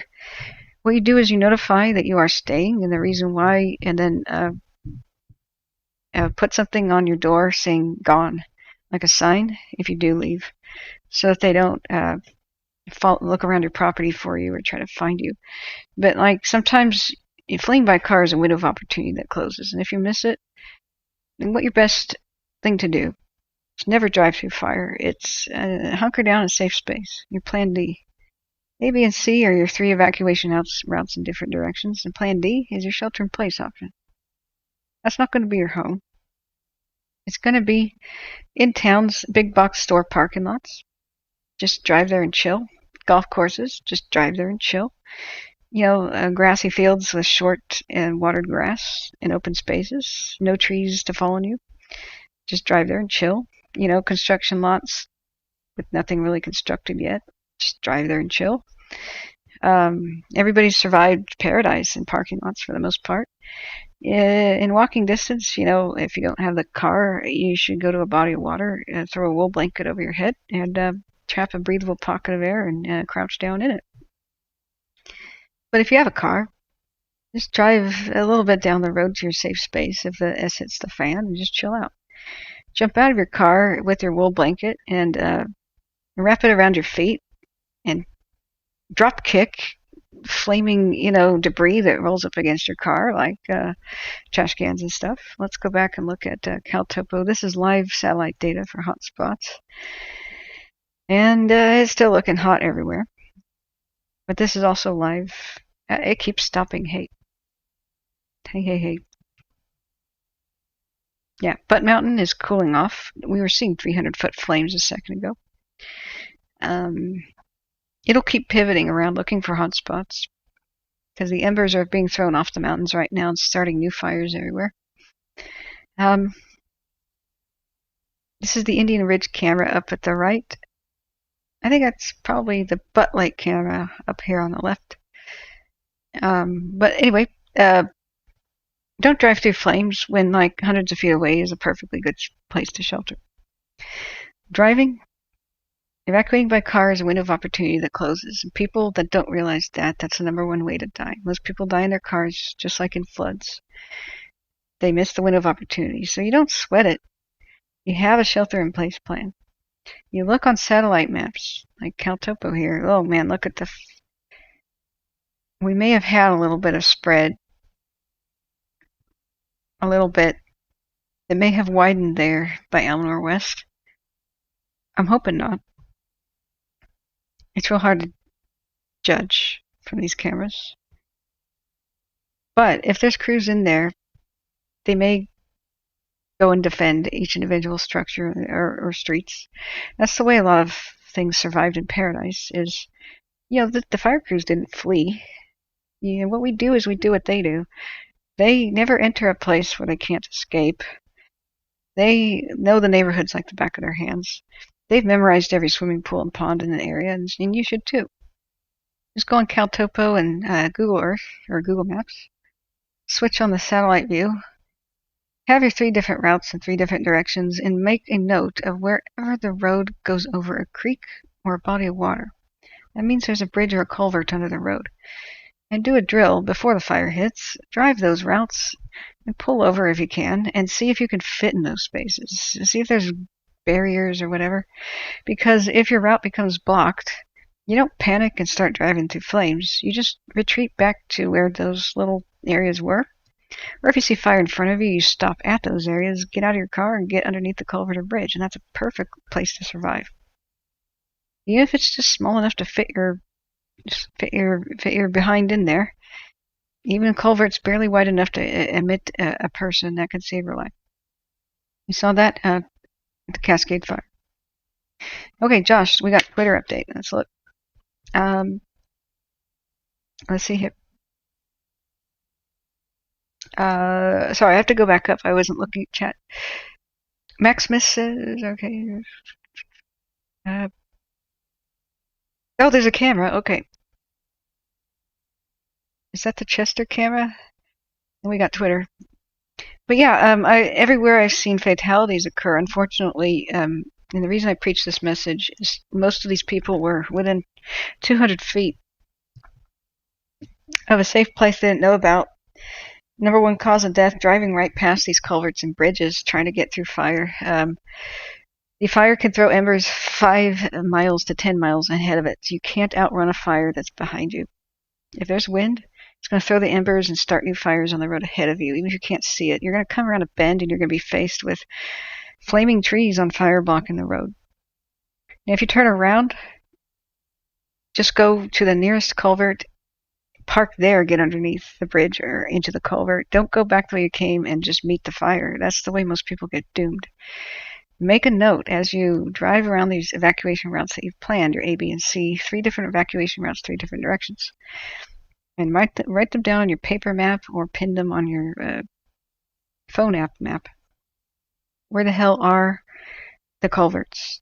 Get out, inspect them, see if they're appropriate shelters, see if you can get inside them, see if there's access, and then mark down where are the golf courses, where are the open grassy fields. You know, they may be on the satellite map, but did it get developed? You know, you don't want to take shelter in a let's say a vineyard or something, because vineyards burn. But if it's been a recently plowed field or something, that's good. Nothing can light you on fire if there's no vegetation around, like you and your vehicle.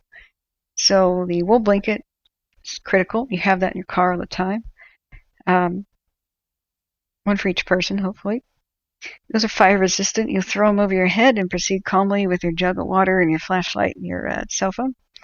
Maybe your little survival backpack, and you'll just be walking calmly with your N95 mask. Definitely have that. That'll help you breathe. That traps the soot particles. If you don't have an N95, you're going to struggle to breathe. Just trust me. And you're going to just calmly go there and survive. You can't survive in your car if it gets overwhelmed. Now, be prepared for flaming debris to come out and roll against your car, like flaming trash cans and little logs and, branches and stuff. And what's the wool blanket for? It resists fire. You can either beat out the flames as it rolls against your car, or just wrap that around your leg and punt that sucker out of the way. Get back in your car and ride it out. Cover the vents and stuff. And open up a book and write it out. That's a much better solution, than trying to drive through flames. If you see fire in front of you or a red glow in front of you and the main fire is behind you, just consider yourself that you can't go down that road. Don't go on a road that you don't know is open. Don't panic either. Just go back to your plan D, your shelter-in-place plan. And you can do that easily with today's mapping technology. And then the next thing you do, once you have all these plans, is drive those and time yourself. Can you get out in 5 actual minutes? It's going to be really hard. You'll probably be lucky if you can achieve that in 20 your first couple tries. But you'll realize, what was I doing? Was I going upstairs to get something? Was I going back into a closet? Was I digging for something? Was I looking for something? And make note of that. Put that in your bug out bag so you don't have to do that. Put the bug out bag and your shoes ready to be put on. Your keys on the peg by the door, everything reachable and grabbable. So that when you do hear on the radio, oh God, the fire jumped the line, blah, blah, blah, or you look out the window and you see red or fire or smoke, you should leave if a heavy blanket of smoke just comes right at you. That means fire is not far behind. The real deal, not just the atmospheric smoke. And proceed. Either to your walking distance shelter-in-place plan or the short drive away. Don't drive past the golf course, go utilize it. Don't drive past the pond, go utilize it. If more people understood this information, I don't know that we would have had any fatalities in the North Complex fire that we watched live on my stream last year. We watched the Bear/North Complex fire start at Bucks Lake and roar down the mountain. It was 68% contained already. A lot of people went to sleep. So they didn't have radios on. They didn't have the TV on. You have to sleep in shifts. You can't sleep on a fire that's near you if you didn't evacuate. And they woke up to the sound of rocks hitting their window as the winds picked up the gravel in their driveways. And then they had an orange glow, and they go outside and their roof's on fire already, and their car's already on fire. What do? A lot of people just ran, and you can't outrun fire.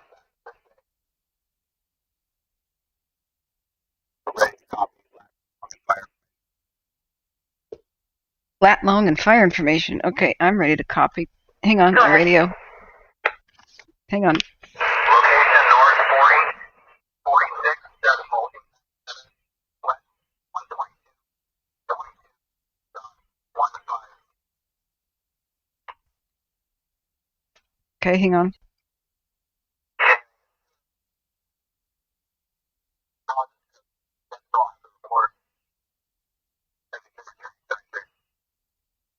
What the heck? I don't understand what was just said on the radio. Was this a rental or privately owned? What? The Jones Valley rental, road number 508. What the heck?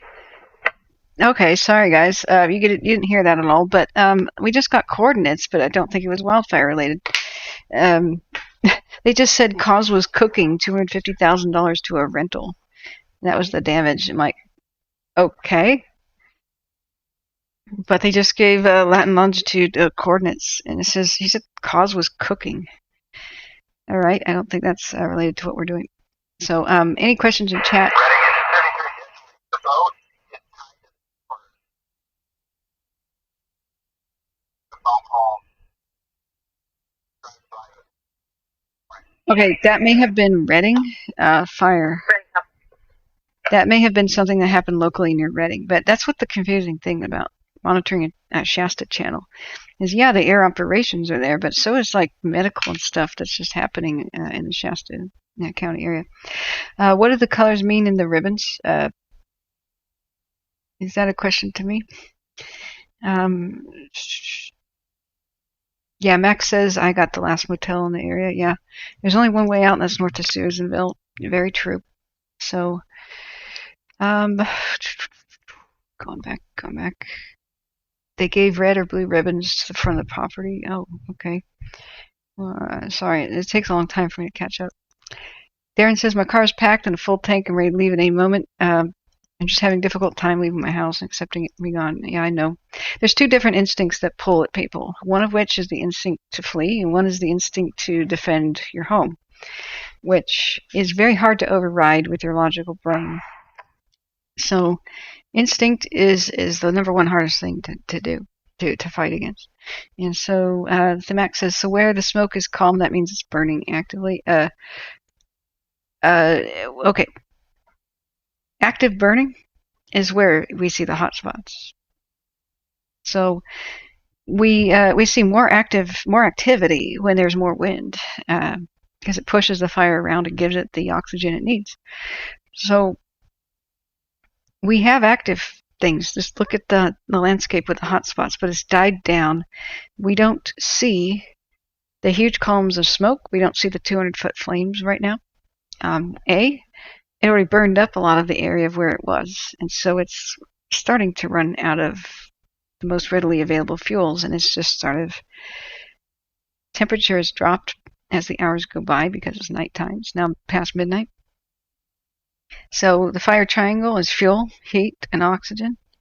So with less wind, there's less oxygen. There's less heat at night because it's nighttime.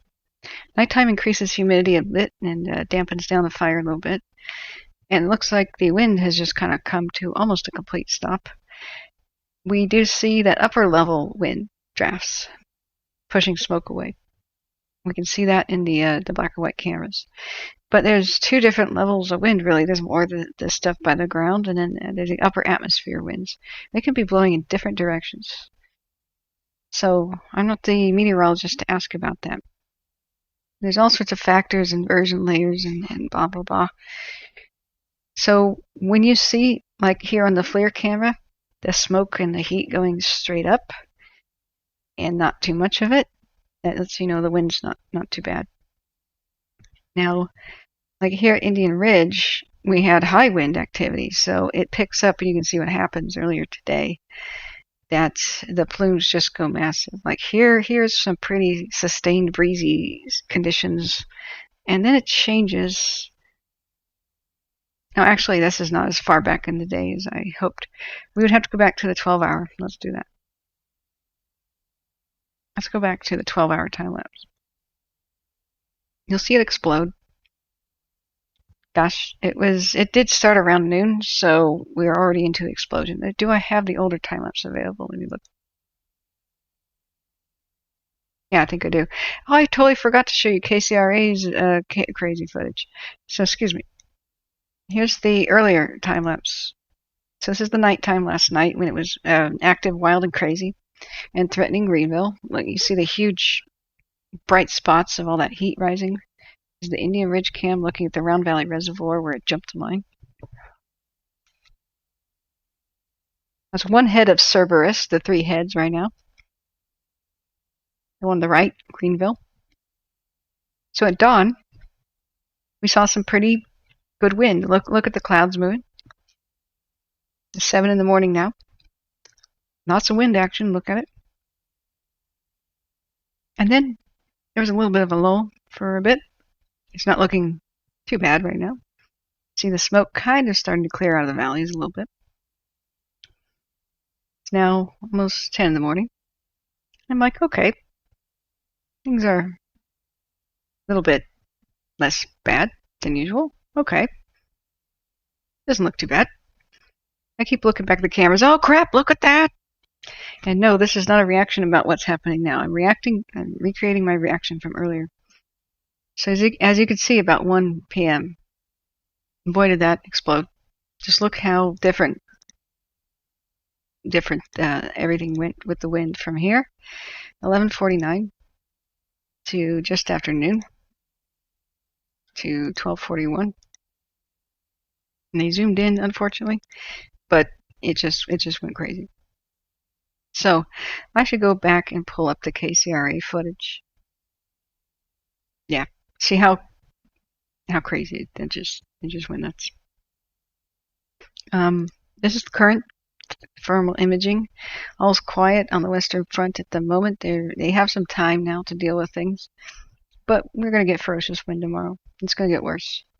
The next couple of days are going to be one hell of a bumpy ride. Oh, I forgot to mention, Darren and others, let a little bit of tire pressure out. Chloe, he may not be able to, right now may not be the best time to leave. Right now there's very poor visibility and we have active fire spotting and stuff. He may want to stay put as long as he stays awake all night. You know, as it's either or option. But earlier today would have been the best time to go. But I would say dawn, maybe. If you could see in front of you and kind of get a handle on what the situation is going to bring, that might be best. It's up to you, though. Just don't go to sleep on this fire. So, yeah, Max Smith says wind will be 8 to 12 miles an hour with 13 to 18 gusting from the southwest to the northeast. Yep. Temps will be 92 to 94% with only 12% humidity. We're going to have a hell of a bumpy ride tomorrow. So, oh wait, that's the McFarland fire? But isn't Darren in Chester?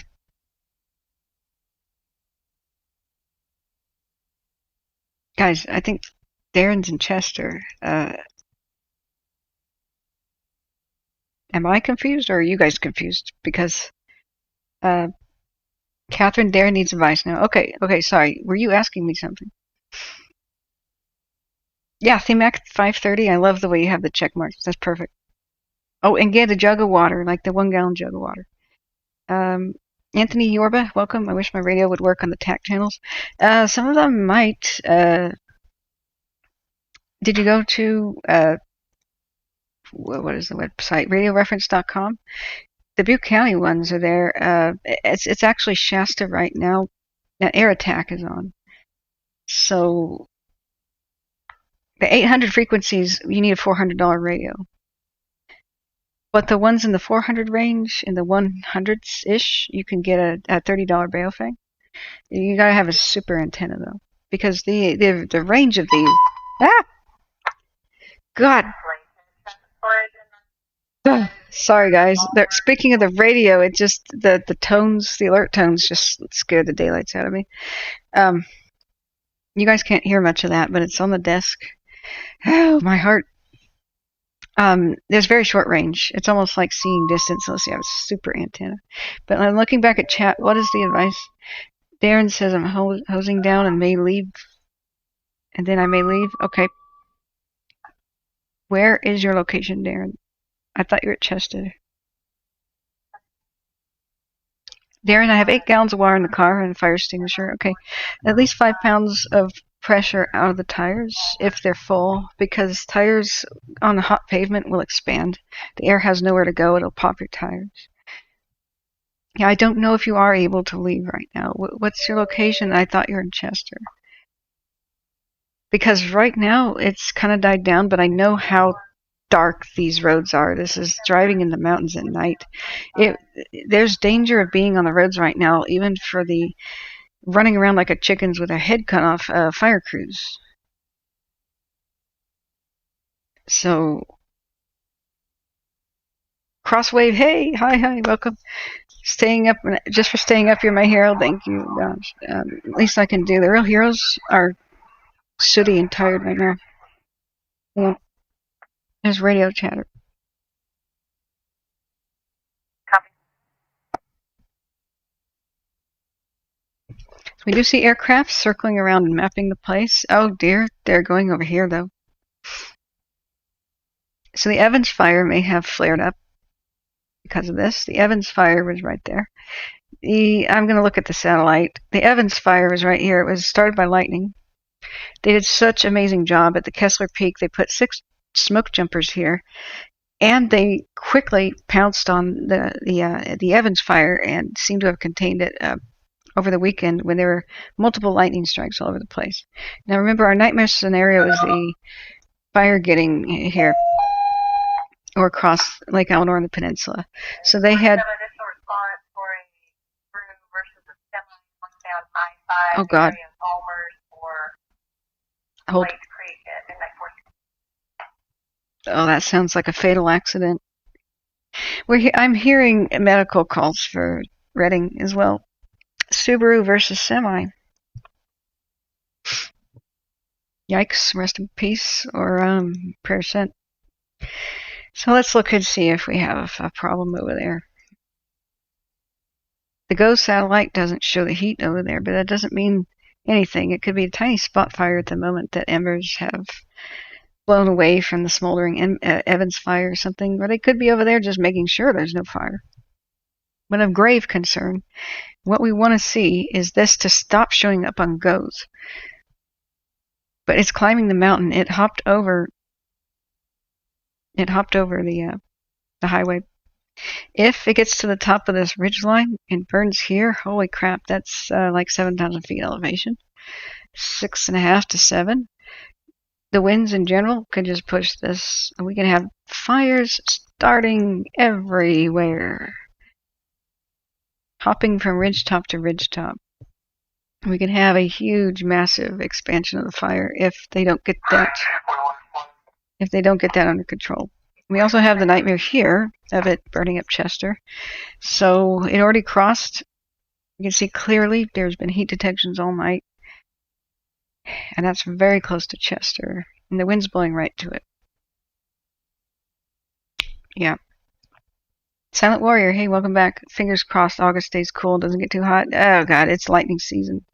It's dry lightning storm season for California. But with our luck, 2020 and 2021, I think we're just going to be in for a bumpy ride. Everything could get very, very worse potentially. Containing wildfires is a race against time. It always is before the next big wind event. I mean, they had 68% containment on that Bear North Complex fire. It was just a small thing by Bucks Lake. And then it roared down the mountain in an instant and took out 2 towns and killed 12 people. And don't get complacent and trust containment anymore, because my whole trust in containment and black lines has been shaken to the core. They need to explain this. They did the piss the pissiest piss poor job that a piss poor job could be. Trying to keep this family friendly. But this was black line. This is like the fire is not supposed to cross this. This is black. And it went charging across. They reopened Greenville before they even had black line here, and it went over across. First of all, the fire people don't decide evacuation stuff. I don't know who does. So they probably they may have been given unsteady advice saying we're challenged here. Why in the hell would they open up Greenville and Indian Valley and Canyon Dam and the west side of Almanor when there's only one way out of these places? Should the fire block the road? There's only one main highway. Climbing up into these mountains is not a way out. You only have the one highway out. That means they're super vulnerable. All these communities, this is the one highway, 89. If the fire were to go across here at Canyon Dam, there's no way out. Fire crosses here, which it just did hours ago. There's no way out except that way. So what happens if the fire blocks your other way out? This is not an option. This would take you 2 hours to drive up into here, and it would be wilderness. And the fire would just hop over and light a fire in front of you by the time you took hours to climb. Given the extreme vulnerability of Greenville and pretty much most of Indian Valley, I was completely floored. I did not understand lifting the evacuation. A lot of these people are elderly, especially in Greenville, and went back, started unpacking, and then they had to go out. It's been hard on them, really hard. And they don't know who the hell to trust anymore. You used to be able to trust black lines. It's been breached in multiple locations the last 24 hours. And they did one hell of a piss poor job explaining why. They have a lot of explaining to do, and they did none. Absolutely none. I have no idea what the hell went wrong, but something went terribly wrong. It wasn't even a high wind event either. I'm not out here to crucify. I think they did one hell of a job protecting all these assets, and no deaths yet, knock on wood. So far, this has been one hell of a nightmare, and the power company started it. But I am critical of their communication. It's been craptacular. It's critical to getting the help and cooperation of the community and preventing their heart attacks. They have told us about firefighting and about the weather, like we're fire surgeons, and this is how fire surgery is done. But they don't explain. Yeah, they don't explain what the patient outcome is going to be, and that's all we need to know. That's cute and everything, what you're doing. And that's cool that you're explaining surgery, Mr. Surgeon, but is the patient going to live? Are there amputations? Are there going to be some losses? Or is the patient going to make a full recovery? If you consider the communities the patient, they don't give answers. Even if they don't know, they should say, well, we don't know. Depends on nature. Depends on a variety of factors out of our control. That would be a lot better than just not answering the damn question. If things got out of their control, they need to explain why, so people understand fire danger. It's not an admission of guilt. We're not out to blame them. This is the world's worst place to fight a fire. There's very few places on Earth this challenging with the rugged, steep terrain, extreme fire fuel load. Some of these places haven't had a fire in 94 years. A stupid power company frying up the vegetation. And they take 5 hours to alert Cal Fire. There's some inexplicable delay. You've got all these situations. One of the worst droughts of the century. All these things are against them. They're doing a damn good job, boots on the ground, but their communication's piss poor. Something went wrong with the plan, and they won't explain what. I fully expected things to go wrong with the plan. I fully expected lines to be jumped and such. That's the nature of this beast. However, I did not expect them to declare the place as safe first before things jumped the line. That was an error. Going back to the chat. Ms. Music, I think Amber's traveled 10 miles at the most. Nope, 20. Actually 20. I used to give the 10 to 15 quote. And I was corrected by actual firefighters that came in the chat and said during extreme wind events at high elevations, embers can travel 20 miles down, say, a canyon, like in the wind tunnel, like with the hurricane force winds that happen. They're gusts, with like well, we have the seasonal winds, the Santa Anas.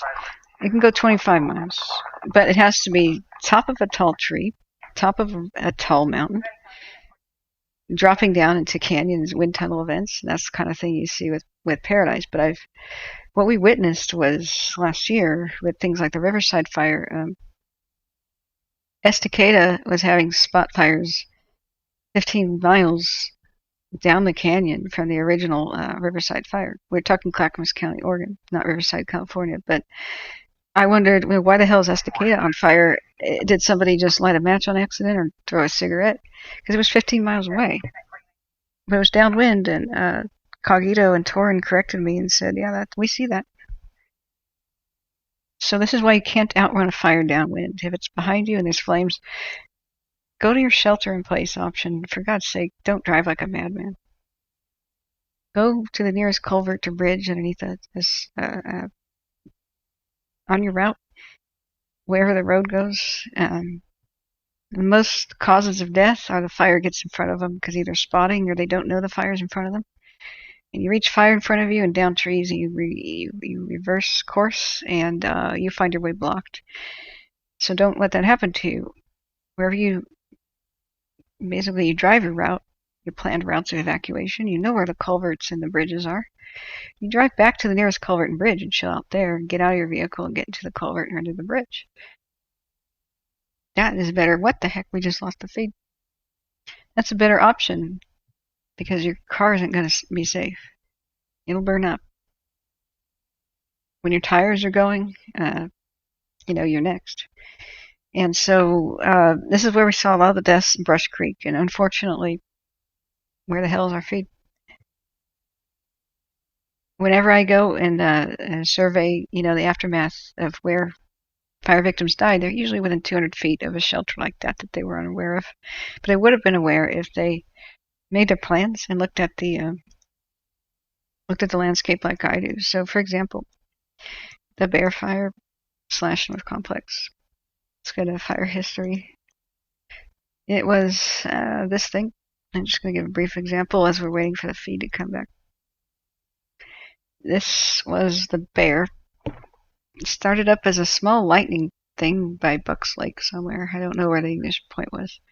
Here's Paradise's campfire, as bad as that was. That was huge. Here's today's Dixie fire. But before the Dixie fire, before fires were cool, the Bear and the before burning up Butte County was cool, the hipster, Bear fire and Paradise fire were doing it. So they had 68% containment up here. The community's down the canyon. See this canyon? This is a way to drive down. You cross eventually over down to Lake Orville. That's one hell of a long drive. It's extremely steep, and there's basically just one way out, not feasibly. It's an alternative way to get up towards Chester, the really, really back way. So they saw 68% containment. They were on evacuation alert, and people went to sleep down here at Brush Creek, Berry Creek. So I'm going to zoom into there and show you what the hell went wrong. And if they had more fire knowledge, I think most could have survived. We're not victim blaming. We're just educating. We have to know what went wrong in order to explain how to live. So this one's Berry Creek.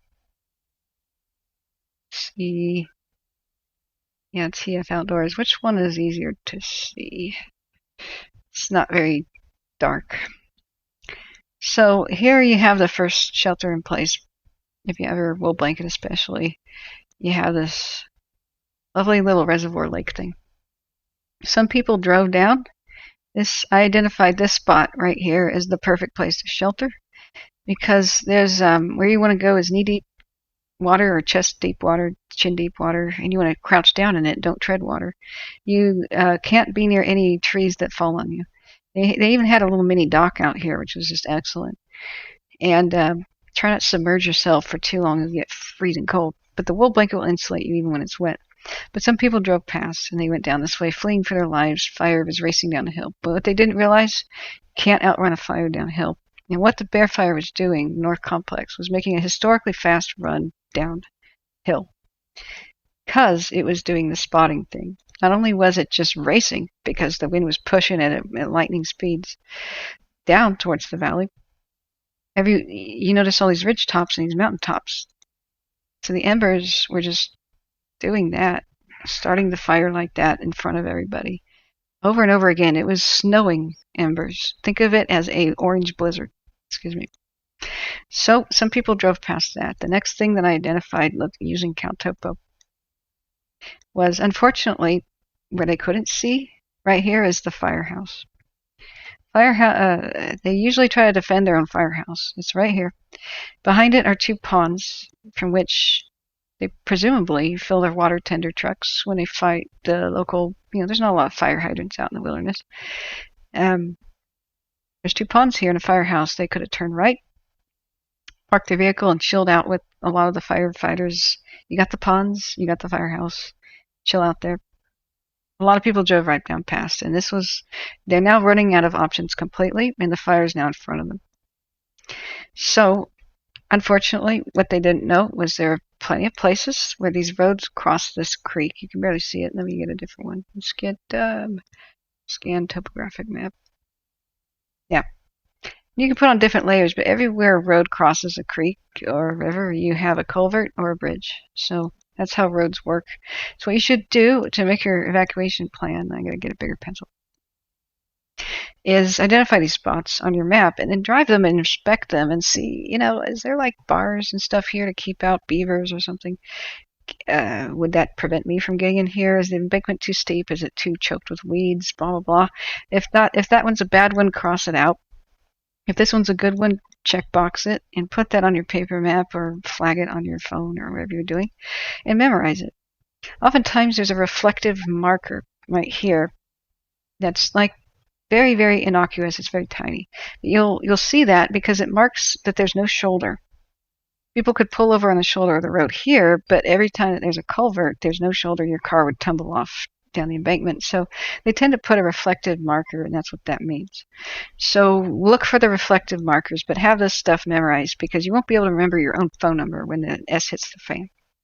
You won't remember a dang thing. The 911 will ask you your address, and you'll go, That's because adrenaline has shut off the thinking portions of your brain. It doesn't want you to sit and think. It wants you to run.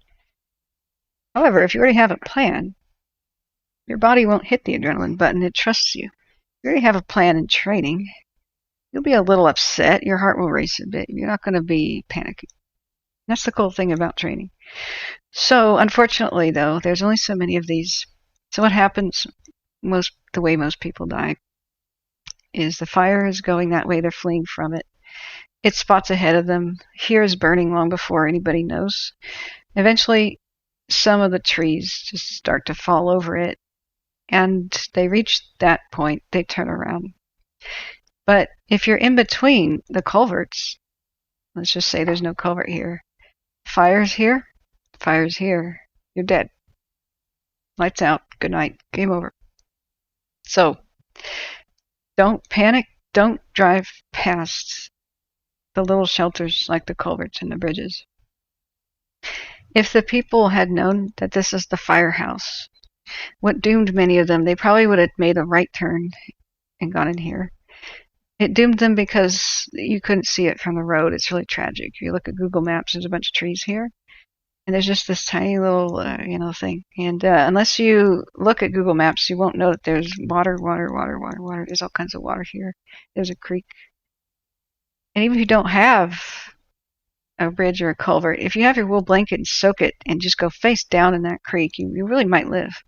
In the 1930s, people did that. The Tillamook burn, as great as that was. Yay, is it Beck? A lot of people live by and firefighters live, you get your face in the dirt. You go face down, throw dirt and wet stuff and rocks and mud or whatever the hell is that you can. Oh, God. See you guys? You guys see it? I hate being right. I told you.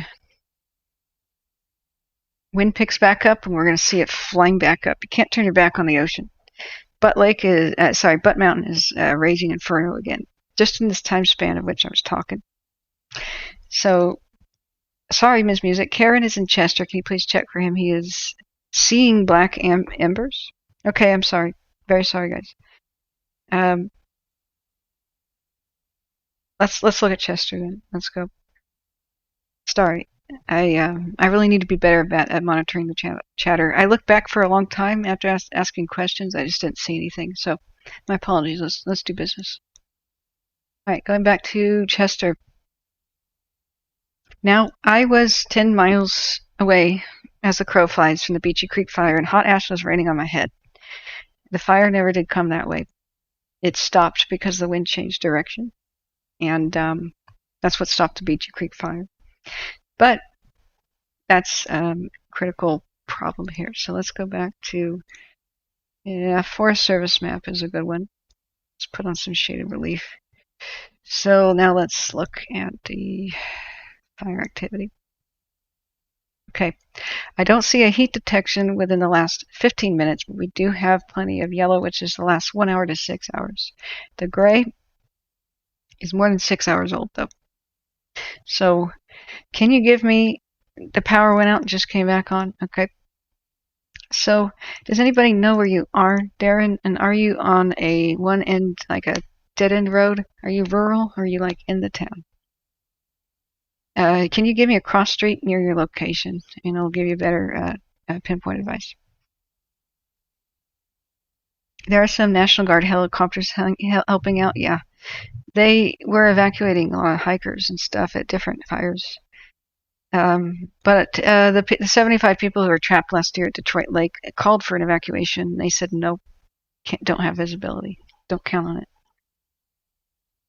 75 people piled onto buses and left Detroit Lake on really sketchy back roads to get towards Mount Hood National Forest, which was one hell of a story, I bet. Yeah, he's prepared. He's ready to go, but I need, Darren, please give me your nearest cross streets, and I'll tell you what your best options are. I'll open up Google Maps too, because sometimes looking at Street View. Hopefully he has the internet right now. So let's go to, I know Chester very well. I don't know if it's changed a lot since I've been there. So we're going to go into Street View.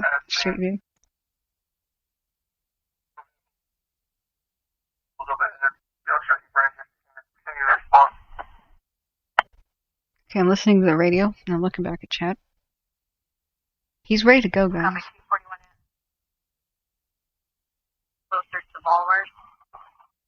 I think that's just chatter about ready. But let's pretend like Darren's able to respond. Yeah, that's about an I-5 accident.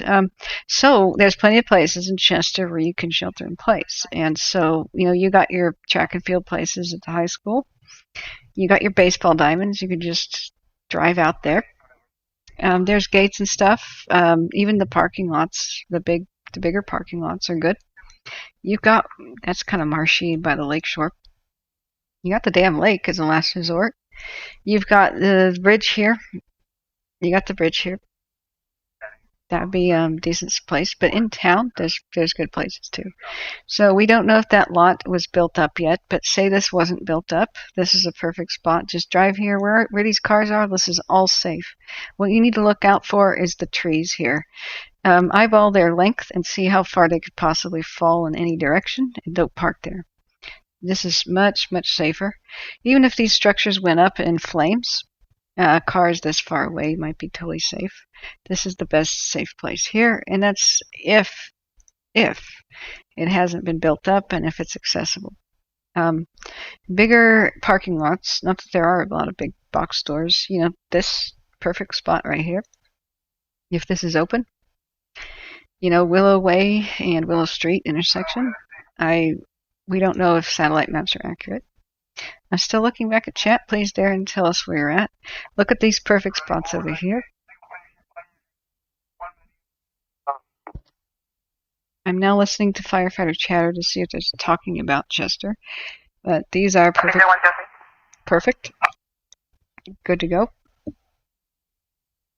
Now, let's see. Here's another lot. Perfect. Here to go. Look, there's a bridge and there's water too. So worst comes to worst, go to the library. Chester Branch Library next to the sheriff's office. Perfect spot. You got your bridge, got your water, 2 different bridges, good shelters. Ayub's Hardware, that looks like there's lots and stuff around here. I'd go hang out with the sheriff's office in the parking lot. That would be my go-to, depending on your location in the town. And, jeez. That tone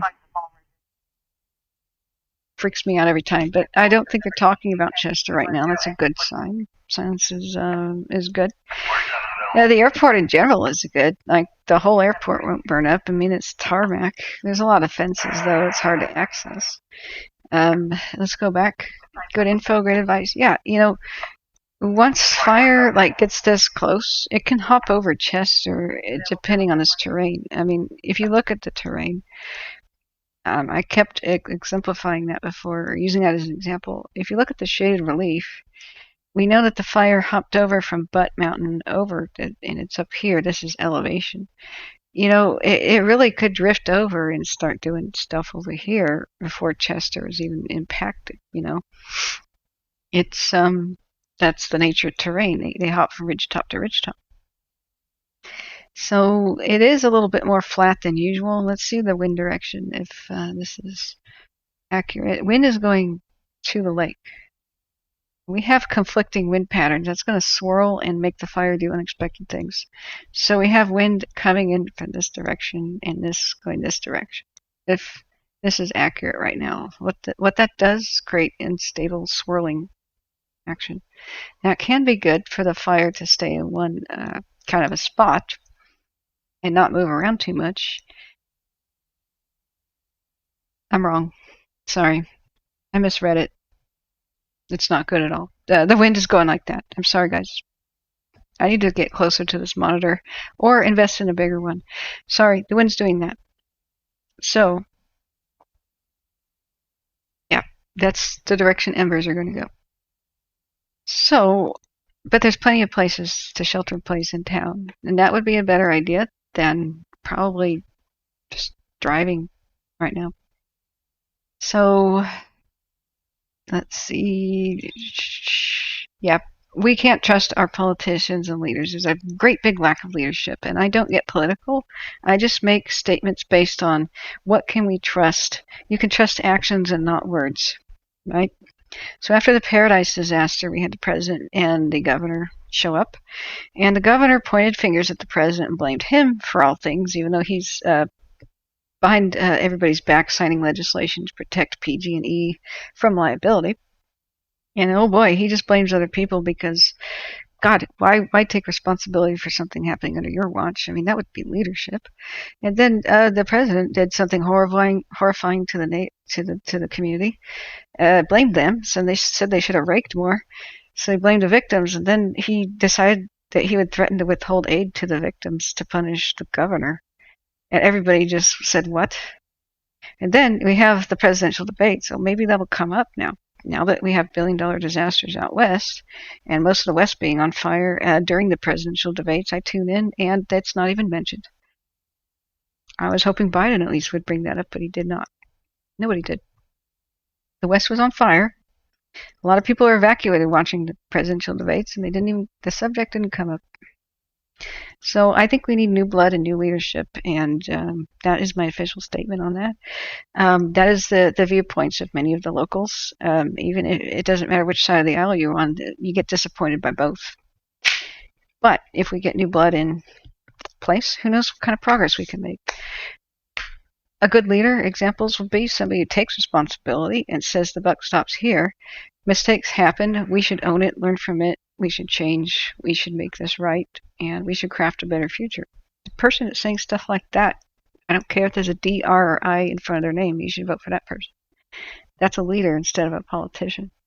So I don't do really political endorsements, but I can just tell you the facts that if we vote for more of the same, we're going to get more of the same. So those are the qualities I look for when you vote, because it really does matter. So you should register to vote. Whoever is in charge is ultimately in charge. And if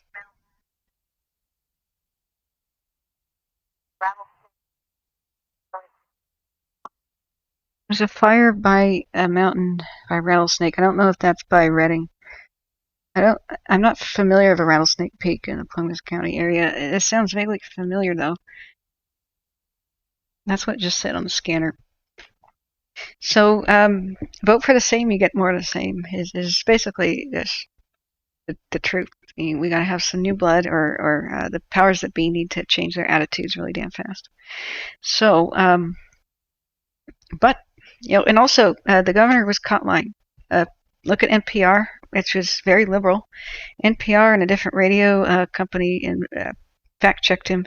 He touts increasing the firefighting budget by $500 million. In fact, he slashed it by $150 million. And he's making numbers up off the top of his head that don't work. They're not truths.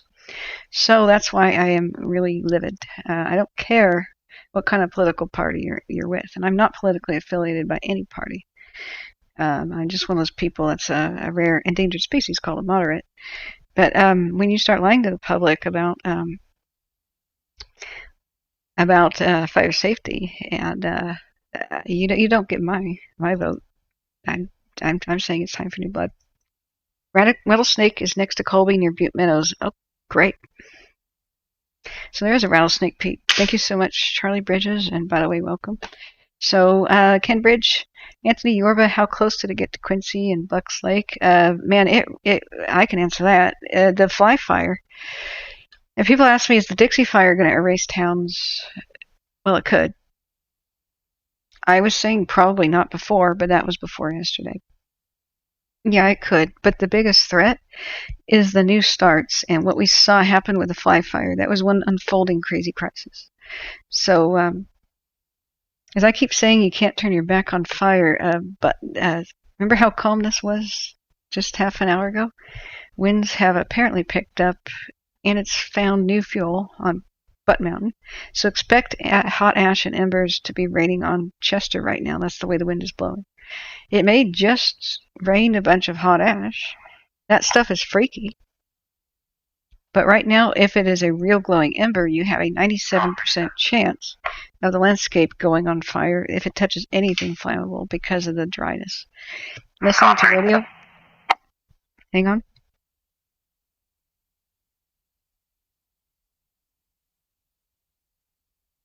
They're quiet right now. Hang on. Stand by.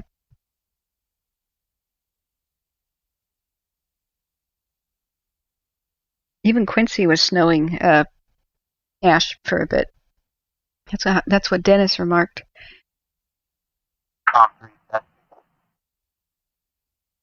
Comms 3 testing. Okay, that was a radio test. But yeah, when they said Rattlesnake Peak, that doesn't sound good. So there's a Rattlesnake Peak in Greenville too. Meadow Valley, closer to Mount Huff. Yep.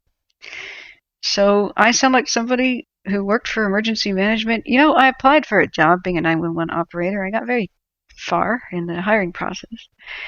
I think that would have been a good job for me, but I have to admit that my health isn't there. You have to be there for very long hours during a crisis and not have your body break on you. So I'm just doing what I can with what I have.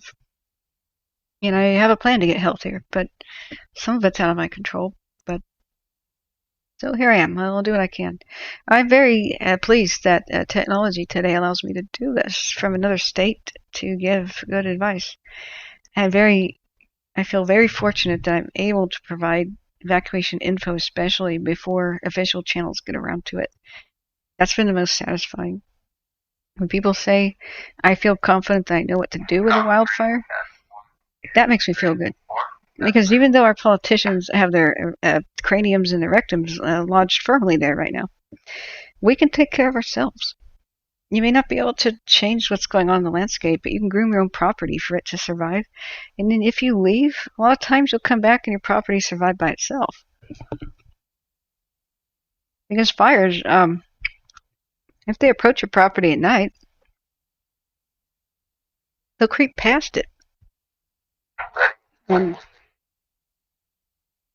on, we got radio chatter. We can always do.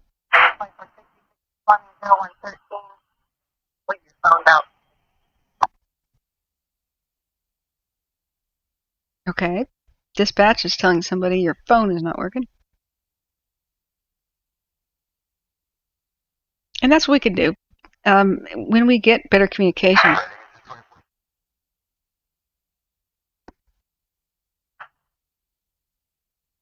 Landline is out of state. Okay. Yeah, that's dispatch telling somebody to answer the phone.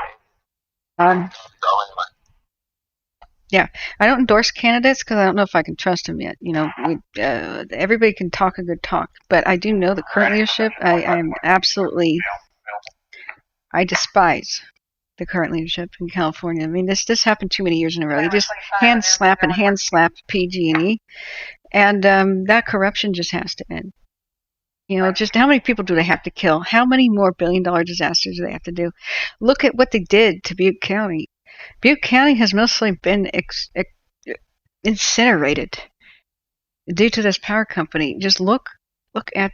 I could start naming tons of fires. They have lit 1,400 fires since in between 2014 and 2017, according to the New York Times and other really reputable sources. So if we look at the fire history, holy crap, how much of Butte County hasn't burned yet? You know, like it's almost like they're on a mission. We burned the west side, let's do the east. And I'm saying that in a bitter statement, but they burned up this much of Butte County. It even jumped and tried to get into the Valley of California. It crossed the highway, the main highway. I drove by there and saw this, and it was just they had just thousands of aircraft drops. And the dozer crews and people working around the clock to save this area of Butte County. And then look what they did to this and the western half of Plumas County. You know, the Bear Fire did this, and that was a lightning deal.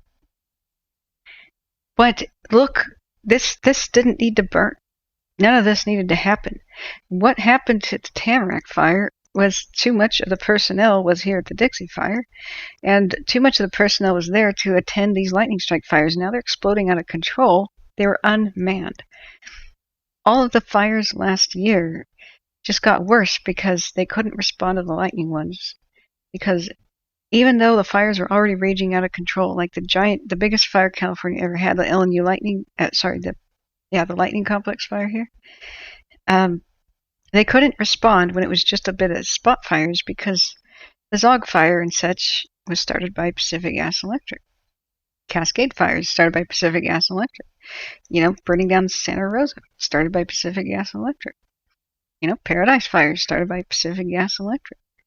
I've almost lost 3 family members, and I have lost 1 friend so far. And then I lost 5 family members. I forgot my cousin in Chico. This is one hell of a crisis. It's just like then during my fire stream, the Bobcat fire starts down in Southern California, and that was a power company too. You know, the Beachy Creek fire where I evacuated my mother, the separate power company in Oregon, they kept their lines energized during 85-mile-an-hour wind gusts that trapped and killed people and burned up so many other towns. It just goes on and on. You know, these are unnatural disasters. This isn't like, oh, climate change and stuff. Well, climate change is just making the area drier, but none of this should have happened. It's this damn power company. 1,400 fires. You know, maybe they should have shut down that company at 500. Maybe they should have shut down the company when they were caught poisoning groundwater and giving people cancer and keeping mum about it. You know, they're publicly traded. They hide this stuff because they know their stock will tank. They're making decisions based on how will this affect our stock value, not based on public good, the environment, and safety. And the enabling politicians have to go. But people have to be informed of what's going on. So, looks like, I think Butte Mountain is still aflame. And, Themac 3 530 says, why were they saying a beam from Earth started a fire? Oh yeah, there's two different crazy theories. I've actually heard several. It's either space lasers, directed energy weapons. Oh boy, don't Google that. You'll just want to weep. Because people said, why were some houses saved in paradise and not others? And I said, that's because the fire crews saved what they could. Duh. They didn't leave paradise. They found houses they needed to protect themselves, and ones with pools in the back and creeks. And I even showed this on the stream. That's where they set up shop. They wet down the house, they wet down their fire engine, and they rode it out. They gathered up people in the surrounding community and had herded them into the safe homes that they saved. The fire swept to paradise over a series of days. They went running around saving what they could.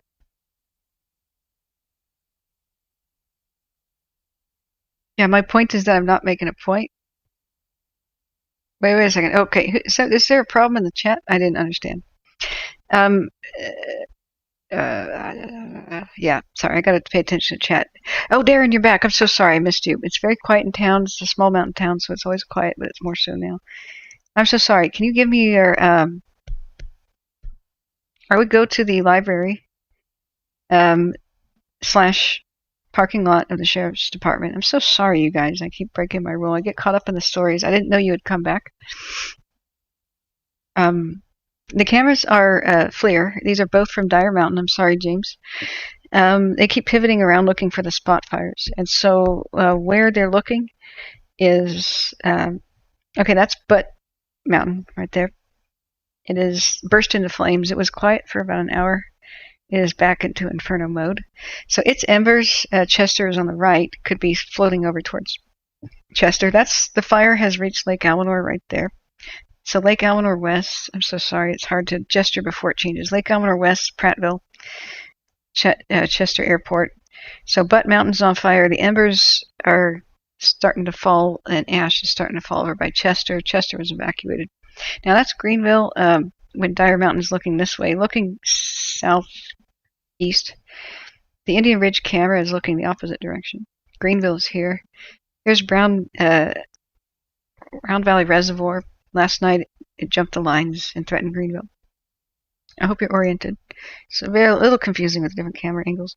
Darren, can you give me an intersection? And I can give you more tailored advice. But the perfect place, I think, would be the library / sheriff's parking lot in town. There's two bridges, and you've got the river / creek there, and it looks very defensible. So, you know, look at the history of the Tamarack Fire on YouTube. You'll understand what I'm saying. Jennifer M., what were you saying? Okay, Jennifer M., I've been following Northern California fires since 2013, including monitoring how fires are being fought. I'm a Northern California resident, knowing big differences in who's managing and how. Okay. But I'm missing the bigger point. Yeah, Darren, I appreciate you being here too. I like helping people. So that's what keeps me going. Do you have the ability, Darren, to take some pictures and send them to my email? Like, would it show up in the dark? Oh, I'd love to know what is it like in Chester right now. Where's that webcam to Chester, guys? I forgot we had that. Okay, we have one of them, which is Caltrans. So that should be live. 1:19 in the morning. Yeah, that's pretty live. It is now the 4th, guys. Welcome to hell. The weather is about to get worse today. Everything is about to get worse today on multiple fronts, multiple places. Okay, so hopefully they can make use of tonight and reinforce lines because it'll be worse tomorrow. So where's the webcam that we had for the business in Chester? God, I have 64 open tabs. Let me see. But give me a cross street and I'll tailor oh my God. I'll tailor advice to the neighborhood. And anybody can do that. Just pop in a chat, give me a cross street and say analyze my neighborhood. I'll tell you what I would do. I can't tell you what to do. because, liability, hashtag don't sue me. Only you are there and can analyze your situation for yourself. But in a theoretical situation, I could tell you where I'd go if I wanted a shelter-in-place plan. So hang on a second. I'm looking millions of tabs. And if you guys can dig that up for me, I apologize. Please like and share and subscribe. Please give me any money, pocket change. Donate to victims first. But I appreciate any donations that will help me keep this going. I stopped work and I don't cook. And it's been so heartwarming to get, you could send food cards like Uber gift cards to my email. Catherine.davidson.wildfires@gmail.com. Or even well wishes or pictures or stories. You can make connections if you want to stay in touch. I do want to make connections with people and go and interview them. If you want to be interviewed, do let me know. I have no idea, no time frame. I'm fundraising right now to go do documentaries and such. But do send pictures, stories, videos. If you want to be anonymous, you got to make that real clear. Otherwise, I'll say, hey, this person helped me, gave me money, and sent a picture. I try to, be a good wannabe journalist and, and tell people where I got what I'm referring to from. Let me go back to chat. Going back down. Oh, Farrar Drive and Richardson Way. Okay, great. So, no worries. Jennifer M. Caffin, 30 to 40,000 units of vitamin C, vitamin D, and stuff. Drops of iodine every day. Oh, thank you. Oh, that's advice. I hate cilantro, though. God, get that away from me. Get it away. Really? Cilantro? Is that why I'm sick? I hate cilantro and I'm like, pico de gallo, get that off my taco. Let me check out the cross street. I want to get a look. Let's let the thermal image settle back down on the lake real quick, though. And we'll look back at Count Topo, and I'll give you some tailored advice. It has begun, yes. The king. It's good to see fellow royalty in the chat. Yep. So, yeah, I'm taking that advice, though. Thank you for that. I already have the D3, boy. I got that covered. And I'm actually trying to eat citrus to, ward off the scurvy. What's liposomal vitamin C, though? I got the zinc and magnesium down. Vitamin A is covered. I got the B's, yeah. I have a deviated septum and need nasal passage surgery. So I keep getting these ear and sinus infections, and that's why I keep running off to puke every once in a while these last few days. Sometimes scrolling too fast is making me sick. Okay, so we see lots and lots of flames up on Butte Mountain still. We still see flames active right up to the shore of Lake Almanor in between Prattville and Almanor West. I wish we had a way to tell. I could tell you exactly where that fire is, and I think maybe I just pinpointed it.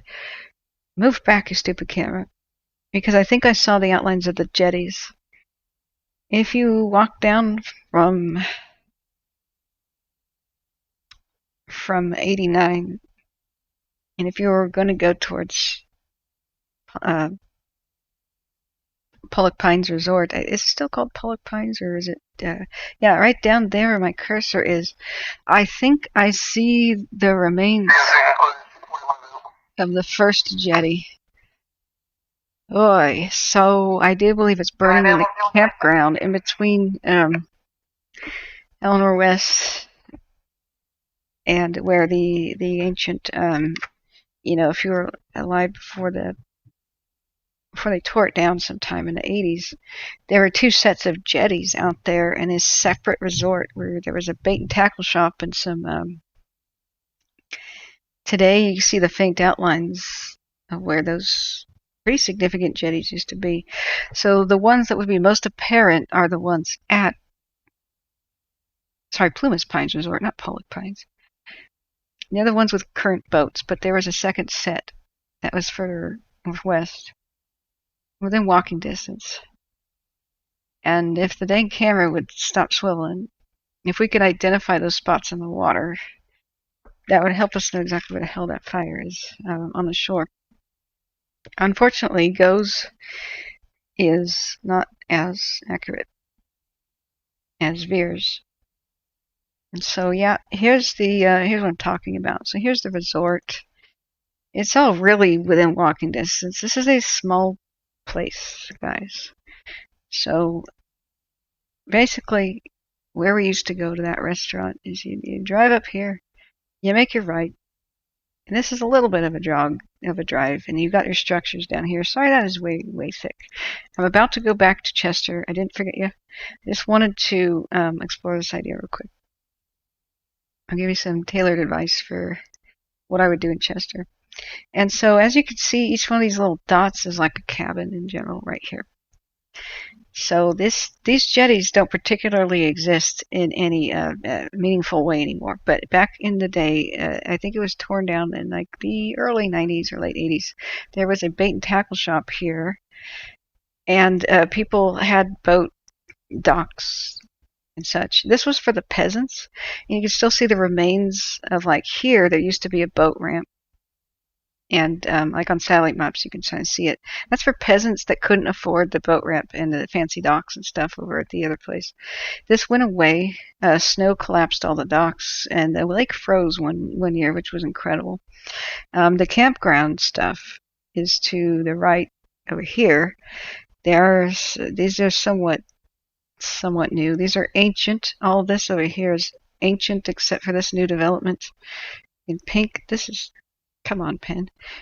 This used to be turn of the century and maybe late 1800s buildings. It burned to the ground sometime in the 80s, but it was like an old tavern. So this was an empty lot. They just built this up in the last few years. These are ancient cabins, meaning 1920s, 30s. Some a little bit older, even older over this way.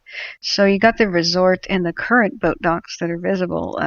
On satellite maps here, you mostly see this as like submerged rocks. At really low lake levels, you can go out there and fish still, but like it's like the jetty sank. And if you go walk down the street here to the Prattville, the Plumas Pines Real Resort, how old is this map? Prattville is where it's at these days.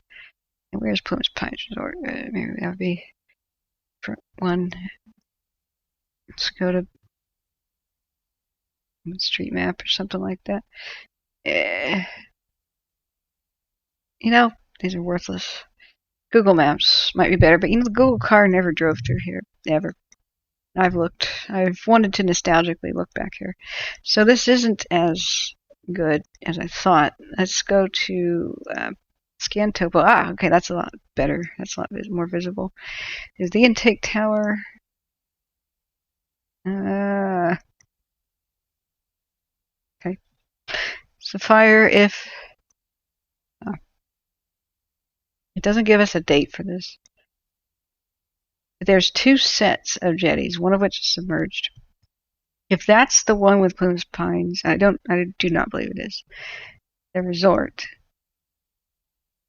So walk down this way. Then this tells us where the hell the fire is. I believe it's at this campground right here.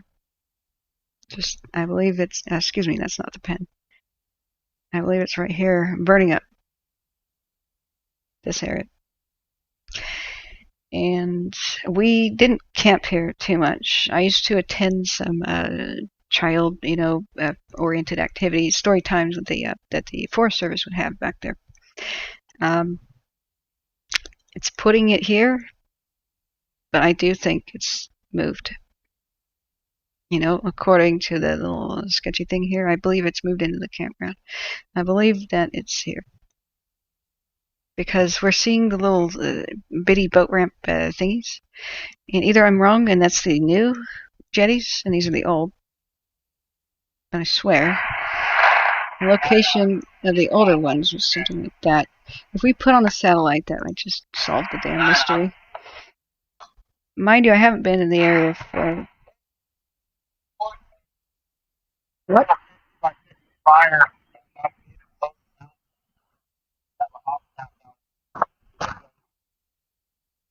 Oh shit, that's a Mayday call. Excuse my French, that's a Mayday call post mountain right now. Guys, breaking news. There's a Mayday call.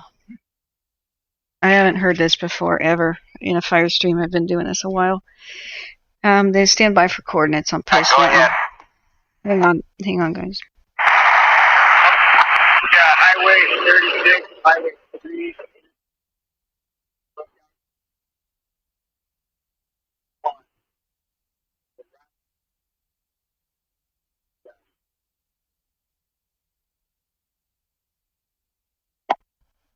Okay, I heard it. I don't know if you guys did.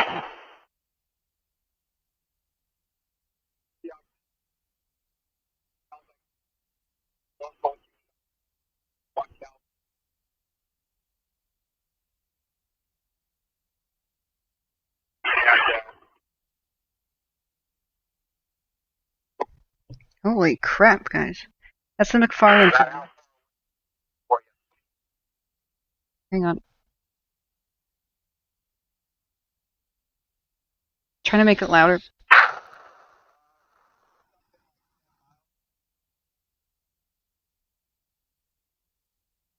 You won't be able to hear this. Just hang on. I'll tell you what's happening.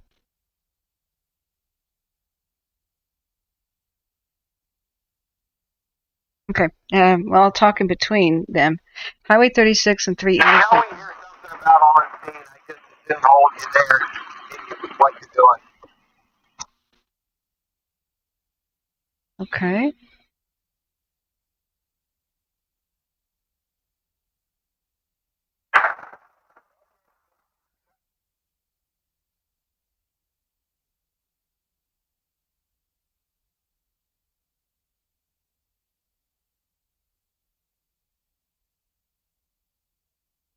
Oh, it's too broken.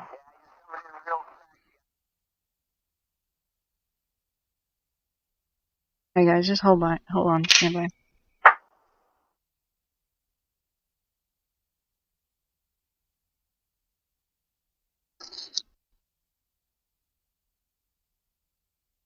I'm listening to the radio.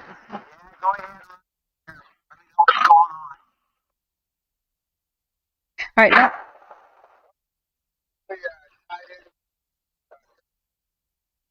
On the road and all the what we got to get so we're going to take so much away from our operation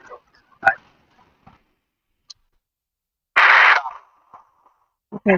It doesn't appear to be a life and death situation, but that I heard the inexplicable Mayday call. So I've never heard that before. This is the McFarland fire, so it was extremely scratchy.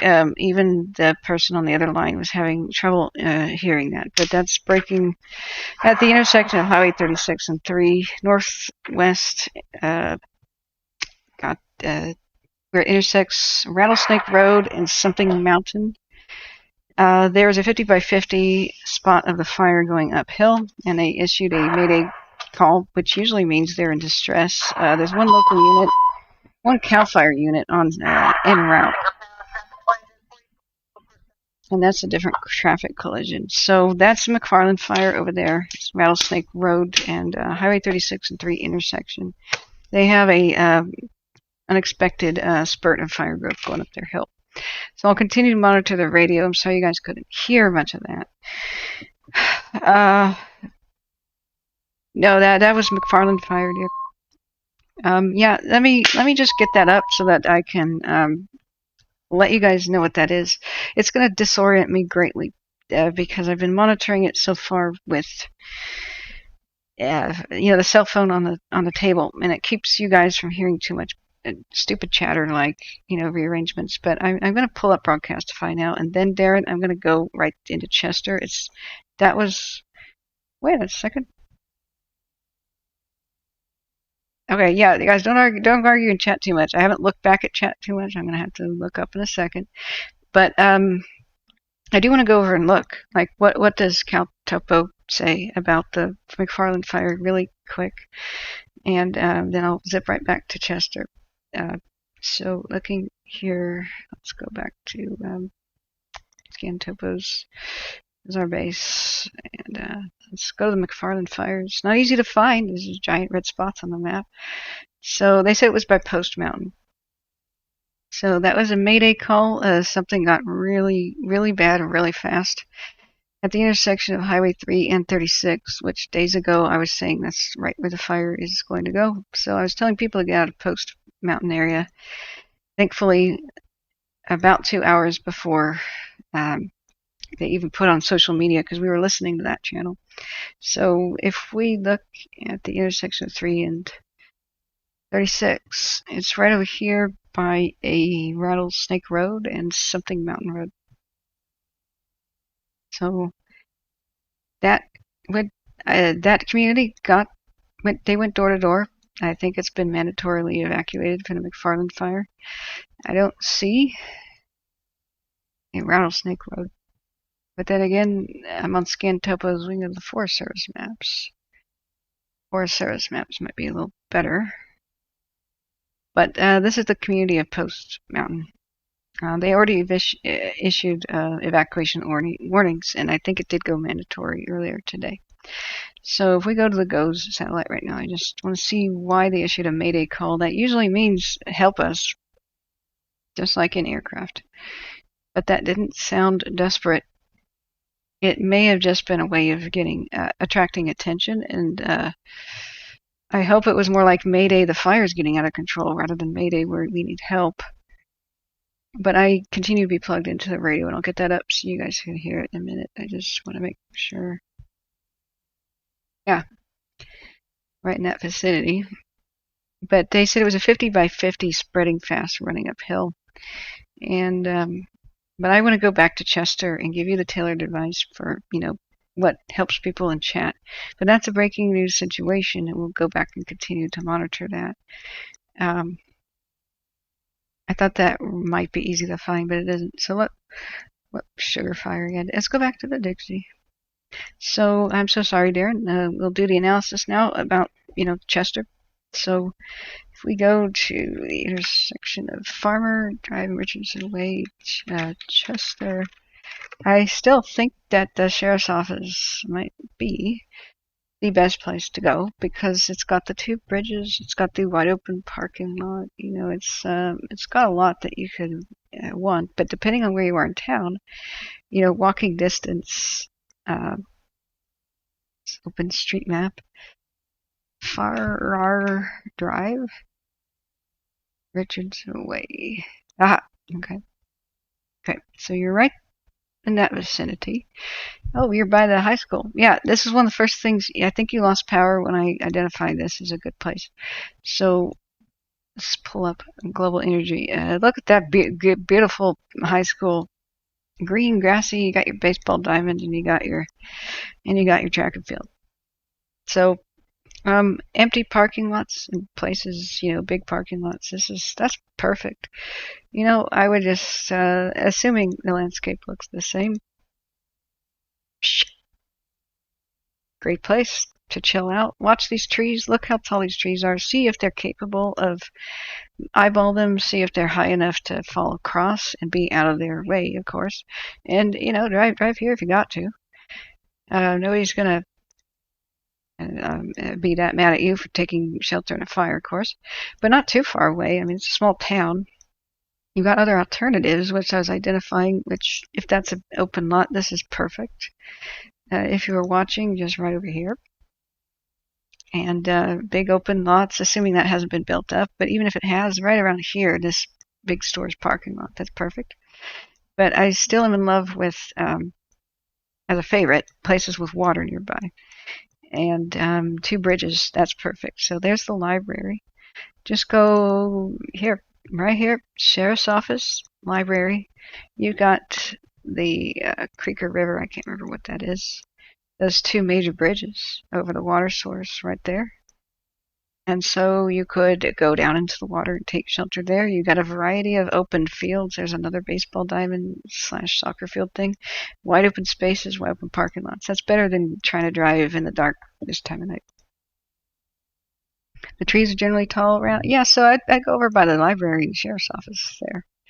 That'd be perfect. You got your water sources. They try to save critical infrastructure like sheriff's offices and police stations and firehouses and schools and stuff, because you got to save those so that the community has something to rebuild on. You got to save the businesses and the critical infrastructure. You have to have law, So it's a real small town. That's even within walking distance. Walking distance within the high school is a very short drive over there, I think. Yeah, you're so very welcome. You have so many good places. Chester's, it's not a good place for many people to remain.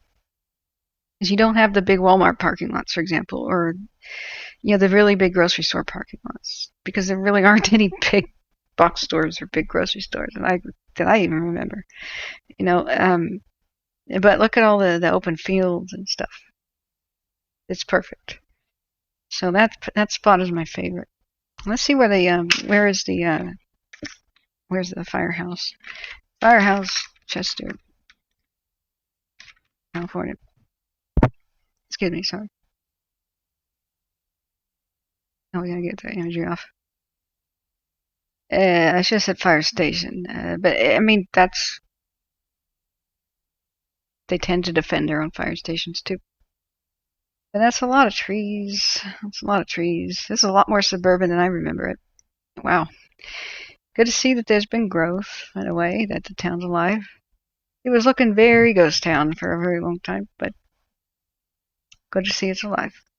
So let's go back to where it's still animating and pivoting around. I'm glad to see there's not that much activity on the ridges above Greenville right now. I'm still very concerned that there's very bright yellow at the shore of Lake Almanor right there. Well, that's what I was doing before the Mayday call. Let's go back and look and see if my memory is correct or a little bit off about where these piers were in Lake Almanor.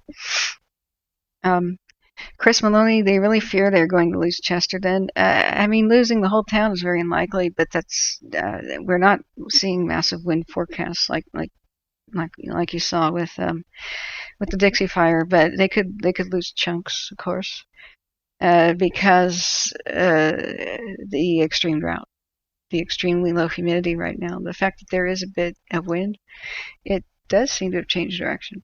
Did it? Or is this me squinting at the monitor again? I just gotta make it dark enough to see. Yeah, let's just put shade. Did it change direction? It's not very fierce right now. These things are, we should double check with Wendy. What does it feel like in Chester right now? Are you still getting ash? Because I thought the wind just changed. We should go to the Windy app to verify that, because this is, Caltopo was good, but it's not a weather app. But before I forget what the hell I'm doing, I want to go verify where are these piers. Are these the ghost piers, or are these the new ones where the Plumas Pines Resort is? I guess we could just go to Google Maps. Just freaking didn't even think about that. Hey, Google Maps, Plumas Pines Resort and Bar. They used to require a tie there. Oh, it's right there. Okay, this is where the ritzy people have their yachts and stuff. And I remember we went there. Yeah, okay. That is the ghostly remains of the jetties. So, I'm correct. The fire is burning, I believe. If it's very hard to see, but I think right there are the ghostly remains of the jetties in the water. That's my theory. And so the fire would be very close to them, burning right about that campground right there. And we saw another thing that could orient us, if I am correct. Excuse me. Because that's the campground. Pool. Shade relief. Yeah, so there's the ghostly remains of the jetty. So I think the fire has moved to here. I think that is probably a flame right now. That's what we're seeing. Thankfully, the jetties are here. Here's where the structures are. Here's what they got to save. I really hope they save that. This campground, it's a campground. There's some bathrooms and stuff. I don't believe there's any other structures. It's really primitive. I don't think it even had electrical hookup. but I do believe it's expanded since they drew this map here. And what we don't want to see, here's Osprey Drive and such at Almanor West. We've got lots of new neighborhoods here. So if we were to go to, where's the structures building button? There you go. See the new structures. This is all fairly new neighborhoods. This didn't really exist in the 80s and such. Early 90s. So it's quote new for the area, and it's pretty nice. But there's a lot of homes in here. It was a development. So I think what they'll do is, since the fire has stopped at the lake, this is a good road to make a line. And they're probably patrolling it right now and individually protecting homes and structures. There's not anything else, unfortunately, that would be a good fire break that they could utilize. That's just dotted with trees all over the place.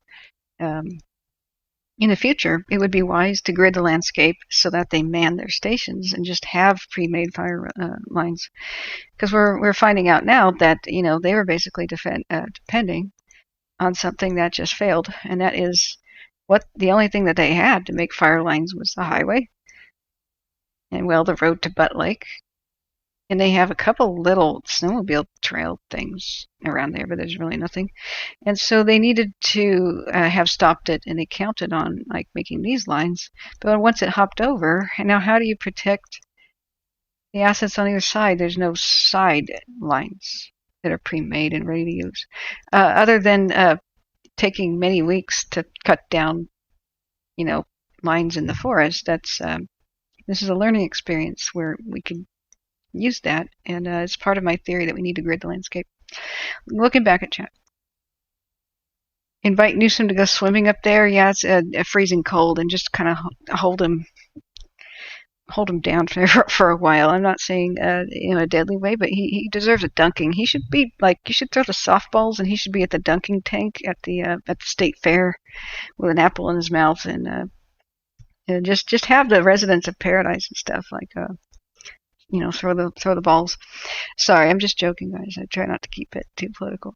So Darren says spot fires can be thrown miles ahead. Yeah, up to 15. But with these kind of winds, it's not like 50-mile-an-hour winds. Knock on wood. It's up to 25-mile-an-hour wind gusts and such.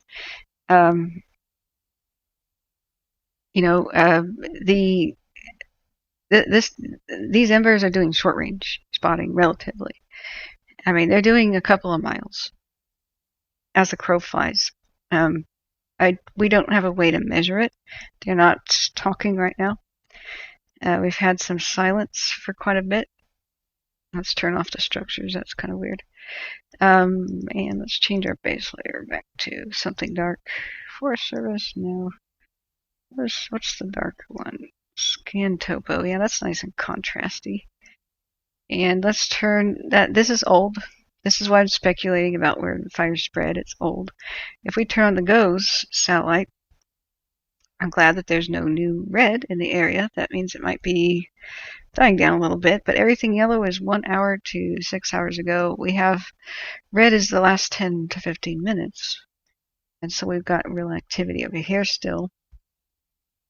And this remains quite a concern. We can imagine now that looking at what Butte Mountain is doing. And, you can use it interchangeably. It's either Butte Lake or Butts Lake. The guy was named Horace Butts.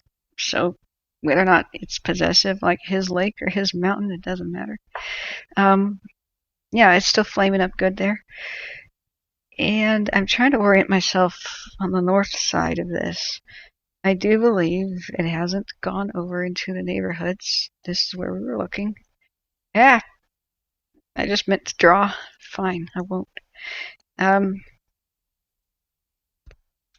It's quiet on the shore, so to speak. And that is sea level, so to speak. I mean, that is not sea level, but, it is flat down there. The embers being cast from the flatlands, it would have to be one hell of a wind gust to go across to the peninsula. I mean, we could see that kind of activity today. I would be very surprised, unless the wind did something crazy right now. Unless we had 45-mile-an-hour wind gusts, I would not expect the embers to make it across the lake. Just from local experience and just shading my eyes in the past and looking at that distance, you really couldn't even swim across unless you were some sort of super athlete, and then you would be taking quite a risk. The lake is huge. It's absolutely huge. Okay, Butts Mountain here, Butte Mountain. It's less active. It's dying down a little bit. But as soon as you turn your back on the ocean, it goes wild again. It is still very, very hot, though, right on the shore there. You see how bright yellow that is? The brighter yellow to white is intense fire activity. So we know that the shore there, by Lake Almanor, you know what? There's not street view, but there's a people's images, right? Hang on a second. Yeah, some people took pictures in the area. Ah, that's good. Oh, this is perfect to illustrate. Wow, what's up with it? Wow. Is this a drone shot? It's gotta be. Cool. Yeah, okay. So there's your peninsula. See what I mean about that being really damn far away? See the sailboats and stuff? That's pretty damn far away. I don't think the embers are going to reach there tonight unless the wind is something incredibly bad. Now, you see there's the big trees right up against the lake, but there's also like a big buffer zone against the water where it's all rocky, the shoreline. That's the remains of the jetties. They used to be quite robust with lots of heavy rocks on them, and I don't know what the hell happened, honestly. They may have been kind of decommissioned and harvested, people carrying away the rocks to make other lakeside features or road building or something like that. But so the fire right now is, best I can tell, stopped there. So right there is the neighborhood of the Almanor West, the ritzy place. The peasants have their cabins right back up this way, that rent the cabins from it's Forest Service land, but you have to make an agreement. You basically own the cabin. You can sell it, you can rent it, whatever you want to do. But you have to several times a year rake up the damn pine needles and any fallen trees and put them in your bonfire pit and burn that crap. If you don't, they kind of take the right to use the land away from you. That's your agreement. It's sometimes backbreaking labor. Really thick trees here, you're not authorized to really cut them down unless they're a danger to your structure. This will have to change, this to protect these assets. That's the thickness here that needs to go down. In the past, I didn't realize that because, I was a child, but that needs to go down. And that will make this much more defensible. And they could deal with a different variety of trees. It's all second growth. The pioneers cut this all down. The lake wasn't here in the past. It was a big meadow and called Big Meadows, I believe. It's about 90 feet deep. The original town of Prattville is there, under about 60 to 90 feet deep of water, or thereabouts. We found it with a fish finder once. We found the remains of strange things at the bottom of the lake with the radar. So Quincy is okay for now. Yes, it is. It absolutely is. Good luck getting here. So that is where I believe the fire is, but you can, what bothers me, they're standing dead trees, is how bright yellow that is. So the trees are burning up right by the shoreline. But let's look at Windy to see exactly what the winds are doing. And we'll see what the hell's going on. So, Susanville. That's what I don't like about Windy, is when it's really lazy, the more you zoom in, the less you can see the dang winds. But you can click on something like Chester, and it talks about knots and crap. So let's go over, let's adjust that to miles per hour. Okay. Currently, the wind in Chester is 2 miles an hour with 8 mile an hour wind gusts, according to Windy. And blowing towards the south. 2 a.m. I want to double verify that because I've had issues with this website before. So that means it changed direction, but it's forecast to go at around 11 a.m. back towards the north. So it could be blowing away from Chester right now. Can you lick your finger, Darren, and kind of like stick your hand out the window and tell me which way the wind's blowing? Just kidding. So looking back up there, let's not get political. What I do is say, hey, I know that the current leadership isn't working, and I express that. But what I want to do is encourage people to work together and vote for new leadership together. Left and right division needs to end. We have to work together towards a common goal. The only reason I mention individual names is when people are lying and caught doing so.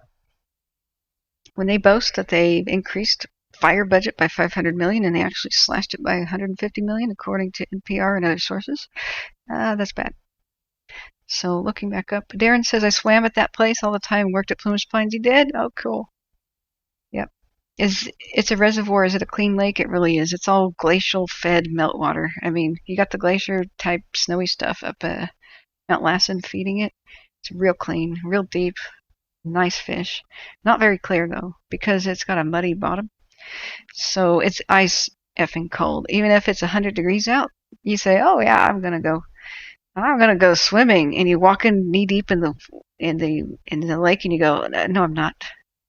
Your teeth start chattering, you get the hell out of the water. So the fire station is at the airport now. Population has steadily dropped over the years. That looks more robust than when I remember it. But that's the nature of mountain towns. They expand and contract because they don't have that many pillars of economic foundations. The fewer types of jobs there are in the region, the more likely you have a huge exodus of population. So mountain towns used to be all about mining. 1941, most of the mines shut down, with the executive order to shut down gold mining for the war. The mines flooded, became too expensive to open back up. And so most of the towns in Plumas County and Butte actually are ghost towns. You have more ghost towns than living towns. So, okay, I need to go back up and figure out what the argument is. They pulled the evacuation order way too soon. I drove through it as the fire came over the ridge. Yeah. Do I know what the onshore winds are? Onshore. Do you mean like ocean related? If you could clarify your question, urban interface, I'll try to figure it out. And if somebody's giving me medical advice, that's okay. As long as they're not telling me I'm hurting myself or something like that, that's good. But yeah, we're a family. We're a supportive family here. We have to, even though we will have a variety of opinions because we have a variety of life experiences, we can express them in very assertive ways, and just express and listen to each other without judgments. Life with someone absorbs better, saves you money. Don't have the advice. Don't have advice for the deviated septum except surgery. Yeah, that's what I'm looking at. So let's see here. I'm trying to look up. Everybody, you are welcome. I'll watch out for me next time live. Yeah, Anthony, I'm sorry you probably went to bed, but good night. So if you can hit the like, share, and subscribe buttons, that helps me spread the word the most. And I've been trying to eat a donut for hours here. I've taken off some bites and I just took a new one and it's stale already. This is what happens when I'm streaming. I gotta stop and eat. Radio chatter is silent right now. So after the Mayday call was issued over by Post Mountain on the McFarland fire, I'm thinking no news is good news. I don't know if the Mayday was we might need help or we do need help, or if it was about the fire and not about a fire crew in danger. I have no idea. But that was over at the intersection of Highway 36 and 3 where I said the fire was going to go eventually, and I freaking hate being right. But that's the way the winds were blowing.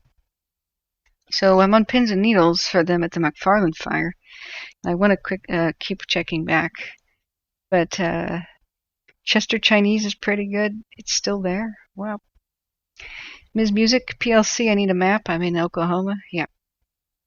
It's coming off the lake onto land. Oh, okay. Those lake effect winds is what I was thinking. Yeah, they would be cooler, for sure. The evaporative effect of water, that lake is not only ice cold to be on, because it's fed by the melting snow.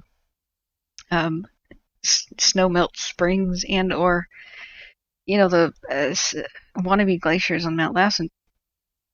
But the fact that it's so damn cold is that every night, even in summer, you're chilled to the bone if you're out there on a boat. And so wherever water is evaporating, you have colder air. That's what the evaporative coolers are about, that you can buy those.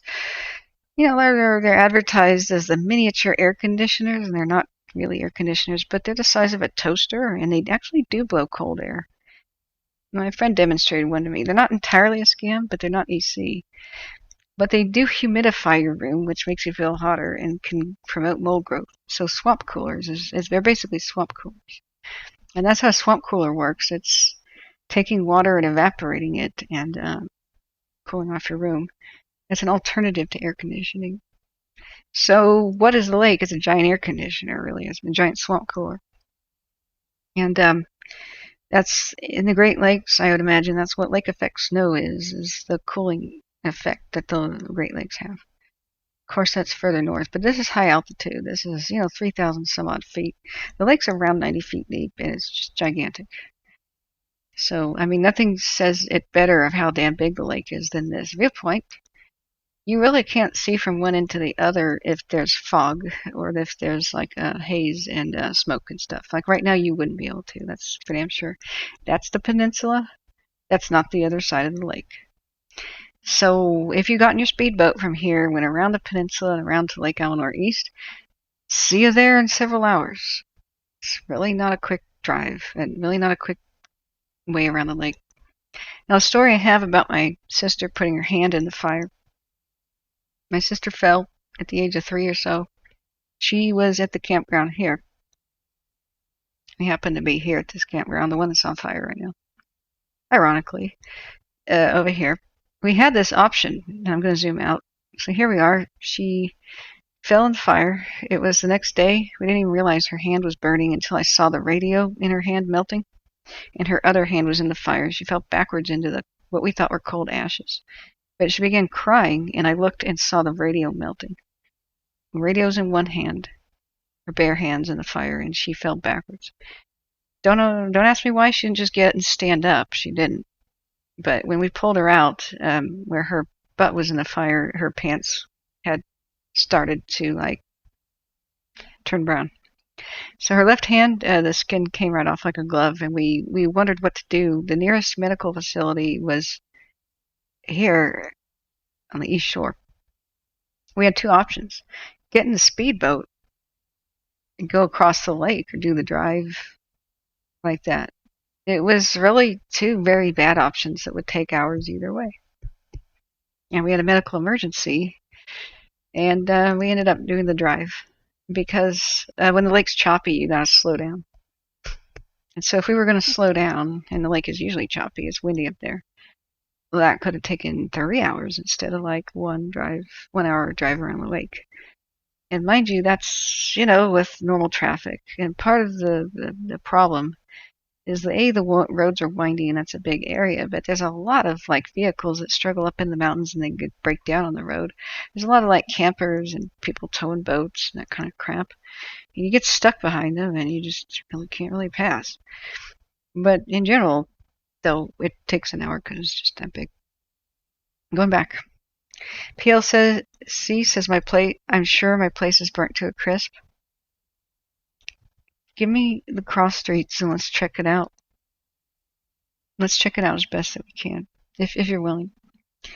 So Cameron Farrell says maybe 45 minutes, not several hours. It depends. That was a weekend of high activity, and at the time she fell in the fire, the roads were choked with people going home. It depends. It's depending on your time of day. It's depending on, right now fire crews have really reduced visibility because of the smoke. So they're driving in a fog half the time, and they're going real slow because they might turn around bends and find a fallen, burned up tree in their way. So normal response time, an ambulance, is different than fire crew response time in this disaster. That's the point I'm trying to make. So how's Greenville looking right now? Well, the camera keeps showing that the ridgeline is looking pretty good. If it'll pivot back, then we'll know. But at the time, it was just inconvenient. you will be stopped as like really, as traffic is like really backed up and busy on 89. If you're on the cross streets at the stop signs, you may wait quite a long time before you're even allowed to pull out and like turn left against traffic. People haul ass on the 89. They go really fast, faster than they should have.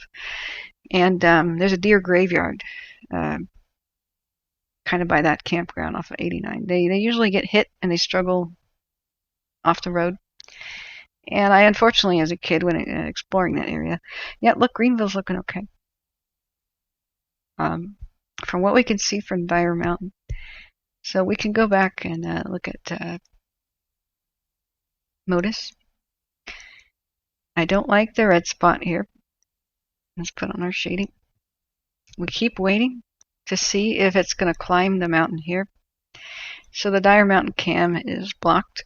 It's looking at Greenville that way, and it's seeing the ridge, and it's very sluggish in activity, which is great. But the fire jumped the highway and is climbing here the ridges. And we don't want to see anything up here.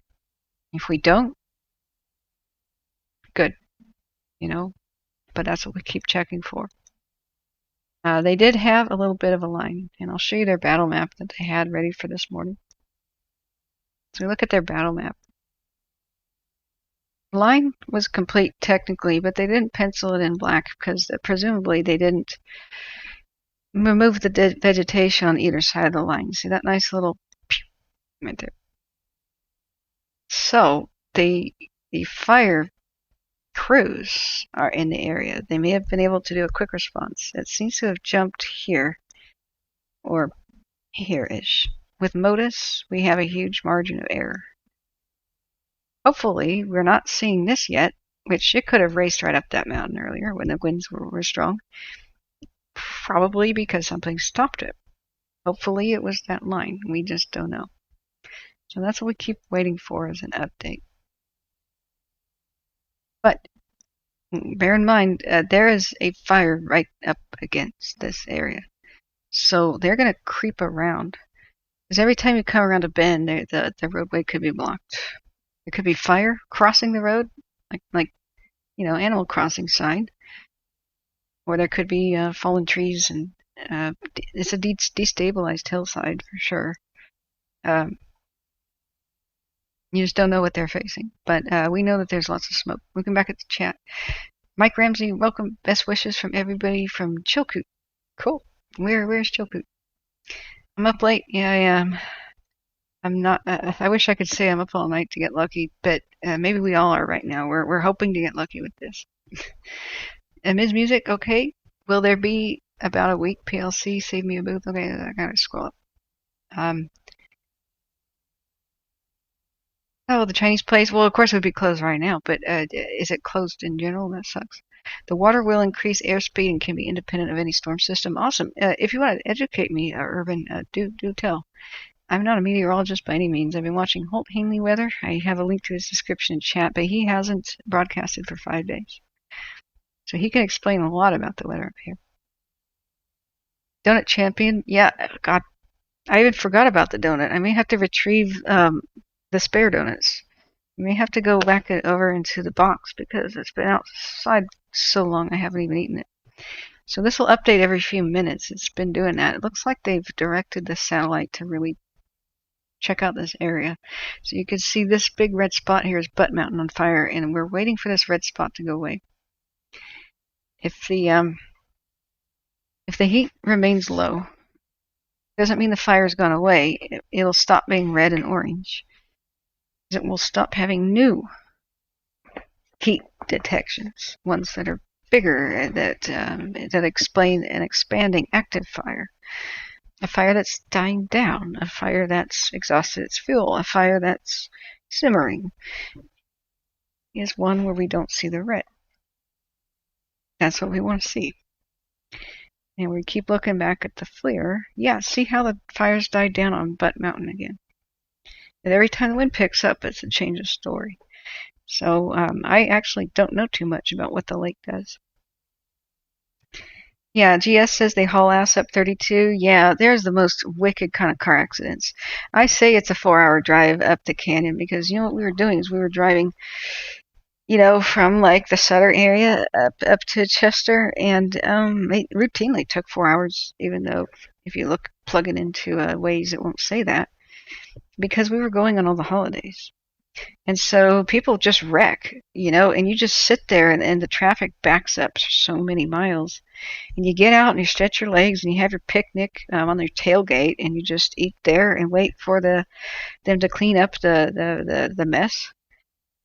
We've had train derailments, blockas, rock falls, boulders, tragic death of surveyor who backed up without looking, and his heels hit the bridge and he fell right off somewhere near Belden. It's about 65 feet to the rocks and knee-deep water below.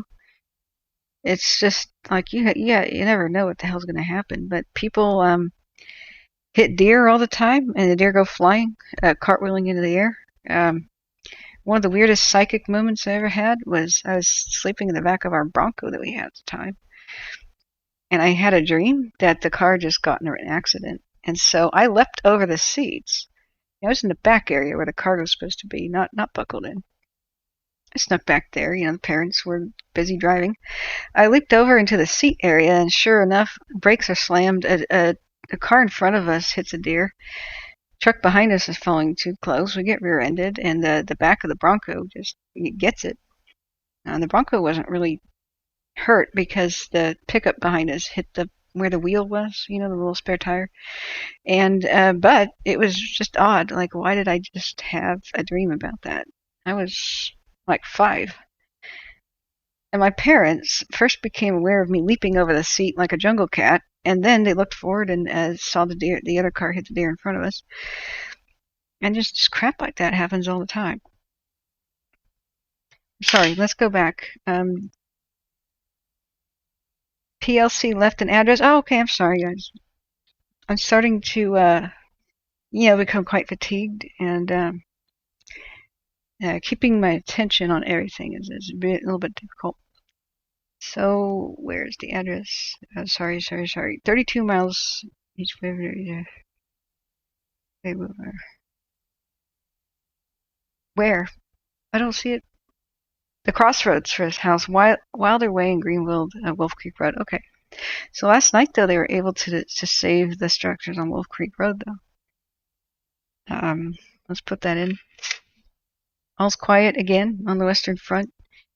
We are waiting for the wind to pick up and show us something different. So let's, count up. So, Wilder Way and Wolf Creek Road.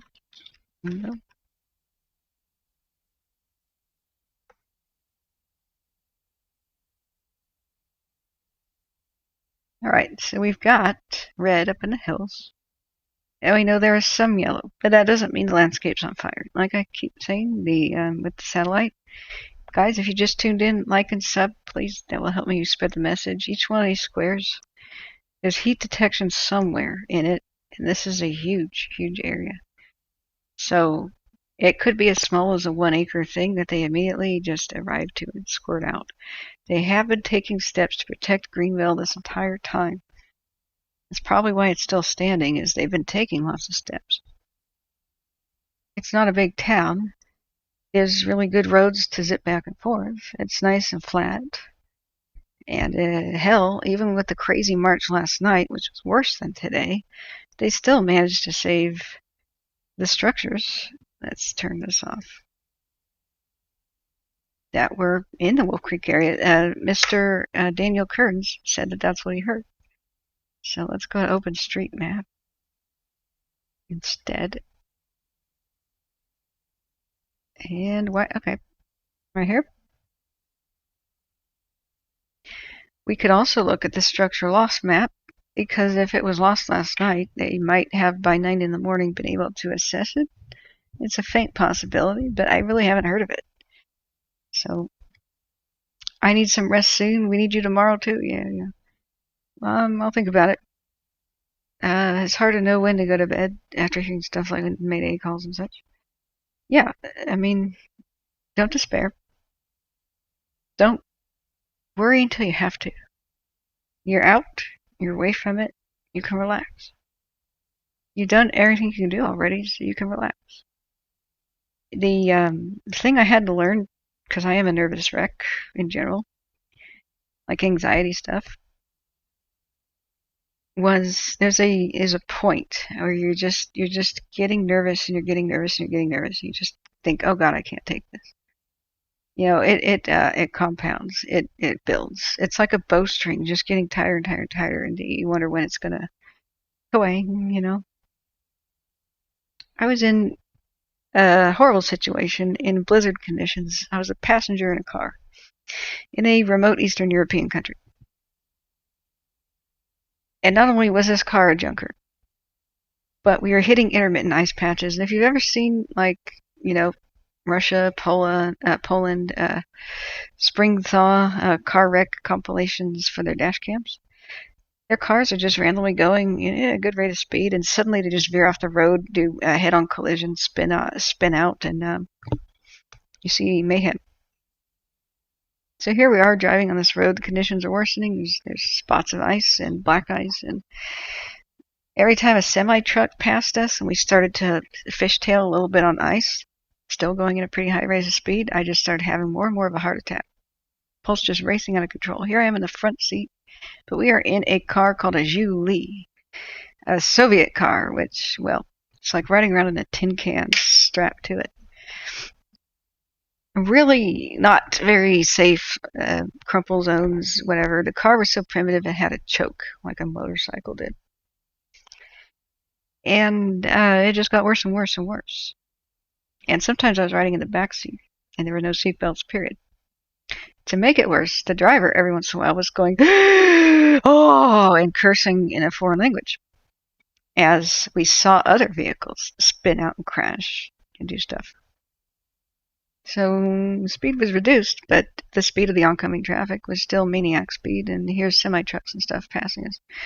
So I know that if we have a wreck, it's going to be incredibly bad. We're kind of on an elevated levee type of a road, and we would spin down a snowy embankment and hit trees. It would be bad either which way. And then I suddenly, boom, all the anxiety was gone, just completely. There just comes a point where you realize none of that matters. There's no control over the situation. I don't have a bit of control. And a big smile hit my face, and I just began to enjoy the ride. It's just a psychological thing. So there comes a point when you reach it, and just allow yourself to reach it if you feel it. It's weird advice, but there is no point. And so your subconscious mind will eventually come to that conclusion too and turn off the fear. The strange thing that happened is that the only other times that it's happened to me was when we were in a plane hitting extreme turbulence trying to land, and we did two go-arounds at the airport. Because the crosswinds and wind shears were so bad, and I was holding a glass of water and it floated out of my hand with zero gravity for a second, and then I gripped it, crushed that water and splashed it all over the place because I was reaching for it and it was floating in the air, and my butt rose up off the seat and my hair was floating, and it was quite a drop. And then we did a go around at the airport. I guess that's wind shear activity. But the point is, I began to enjoy that flight like a roller coaster. I was, praying and stuff earlier and going, oh my God, oh my God, oh my God. And then I just relaxed and sat back. I looked out the window and enjoyed it. I enjoyed the ride in both the plane and the car because there's no control. So just realize that, and it doesn't mean the fear goes immediately away, but it will sort of, But yeah, please please come back and see us and tell us how things are going. Take some pictures like Darren and PLC. But just remember, you can kind of tell your subconscious mind. That's the thing pushing buttons for adrenaline and worry. I've already done everything I could do. You can relax. and then it starts the process. I'm not saying you'll be able to, but I hope this makes sense. Now I want to go back and look at the GOES satellite. I think the wind's kind of almost at a standstill. Let's look at the cams actually. So that's earlier today. What's Indian Ridge like right now? They didn't even focus the camera. If they would lock infinite focus, I'd be so relieved, but they don't. So that's heat as well as smoke, and so that's heat that's rising off the area by Greenville. To the left side of the screen is the area by where it's curved around the mountainside and it's getting towards the lake. So, Butte Lake camera. The lake is on the right now. Yeah, it's looking calmer. Let's do a 3-hour time lapse of Butte Lake cam. It's unfortunately behind a ridge, all that activity, but it was looking quite fierce earlier today. Like when it was reaching the lake and such. You see all those flare-ups. You can see how the smoke was moving faster. This is a time lapse. Every frame is 1 minute. It goes by that. I mean, that 3 hours just went by. We can refresh it again. We can see how much more fierce it was. 6 hours. All this, yeah. See how fierce that was at sunset. It was nasty as hell earlier. I'm gonna make myself eat a few bites of donut.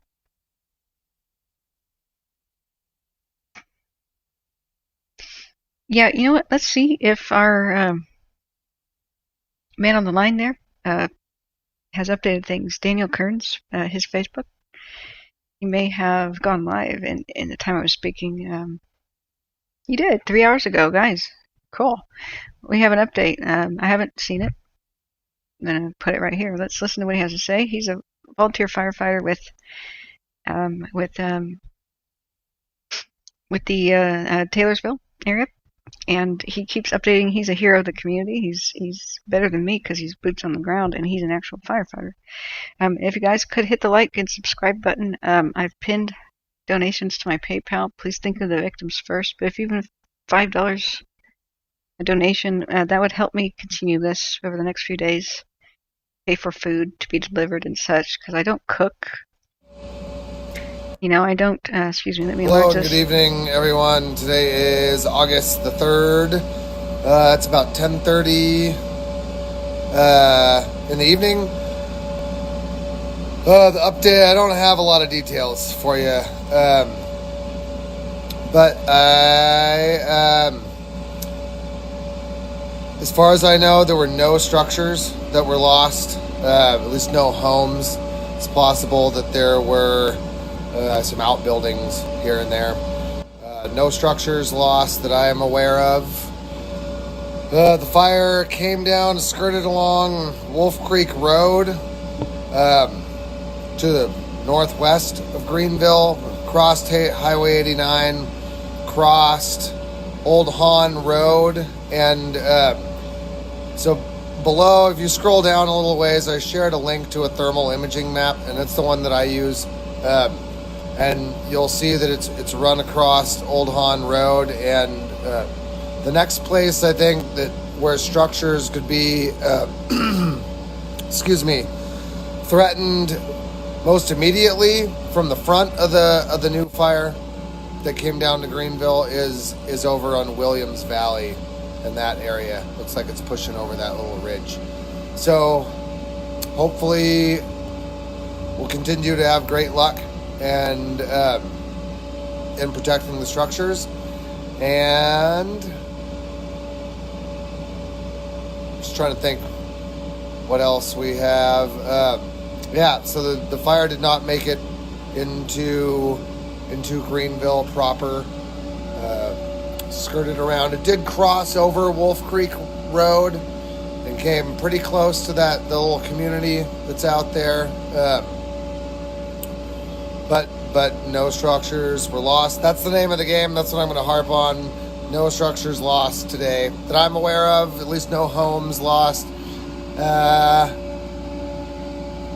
So today, I'll be told, was a good day for us humans and our stuff. However, our natural relations took quite the hit. So in honor of them, a moment of silence. Rest in peace, nature. Animals.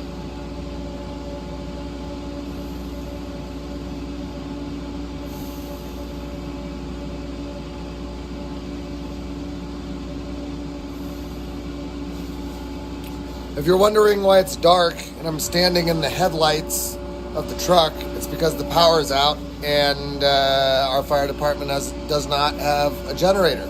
So we would greatly appreciate the get us a generator donations or anything else you'd like to donate to. Thank you all very much for tuning in, and we will see you tomorrow. Good night. Okay, sounds like Quincy's volunteer fire department, not Quincy, Taylorsville, needs a generator, folks. Let's pass that around on social media. Do I have the Cash app? I actually don't. You don't need a PayPal account to do the donation. Thank you so much for inquiring. It warms my heart to know that people want to help feed me as I do this stuff. I don't want to live off donuts. Ordering a steak would be pretty good. And it would help my camera fund. But you don't need PayPal. That's the kind of link where you can, I guess, insert credit card, I guess. But yeah, tell me more about it, because people have been recommending that to me. I've got Google Pay. You can use Google Wallet or Google Pay. But yeah, I pinned it to the top, and I think you could just put your debit card in there. And I do appreciate anything. I went 29 days straight doing 17-hour plus streams sometimes after Labor Day. People tried to give me money. I said, heck no. And then I realized I kind of needed it because I didn't expect to do it that long. And I don't know how long I'll be doing this either. And I didn't think of the way I could help the victims. And that would be to go film them and tell their stories. And that would be the best way to get the message out about fire survival is actually get my career started in filmmaking. Even as humble as it might be, you can reach a lot of people with YouTube, and I've just learned that. I went viral when people shared me to Bay Area stuff when I was covering the glass and Zog fires in the Redding area, and I went from having 18 viewers generally to 18,000 in an afternoon because somebody shared me to the right place. So that kind of stuff, I really appreciate it. These things I don't monetize. I've never gotten that offer. I think you might need 1,000 subscribers or something.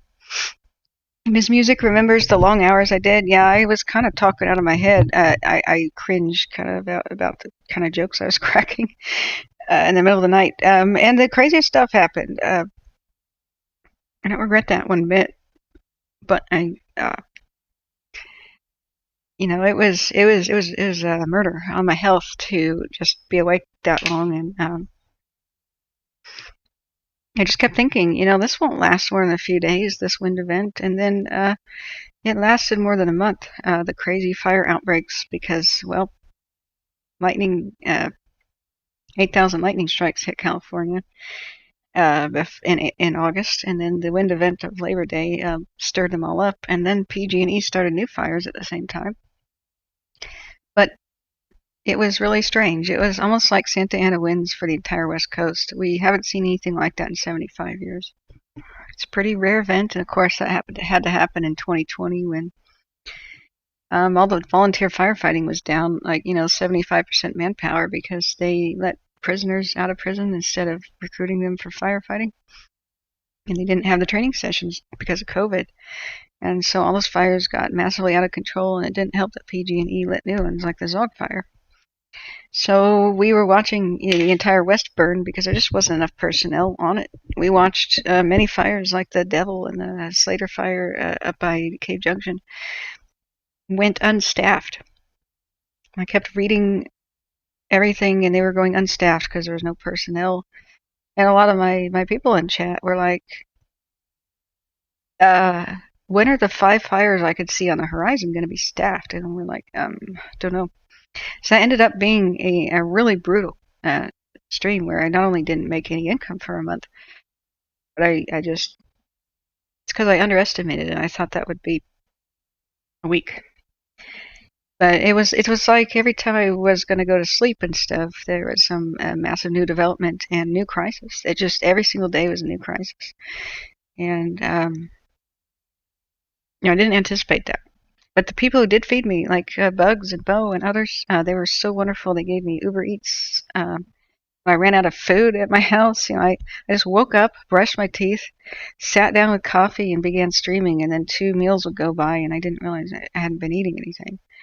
And then, it was kind of brutal. And then the smoke started penetrating my room, and it didn't get good. It wasn't good until I took steps to seal everything. I took all the towels and washcloths I had, and that's advice that I have to give people, is you need to seal your windows. Don't let anything, if you can see daylight through any seals in the crack of your door, take your rags, your washcloths, and fold them up at the base of the doors wherever the seals are broken, and just shut the doors with the rags there. Where the air conditioning is, just seal it all, stuff it with rags.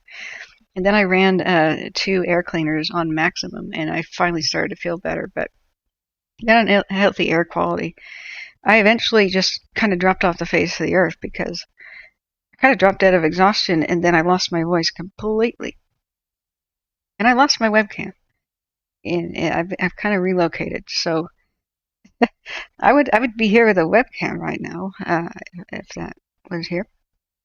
But what I need is a video camera that can see in the dark to cover fires. It's the Sony a7S III.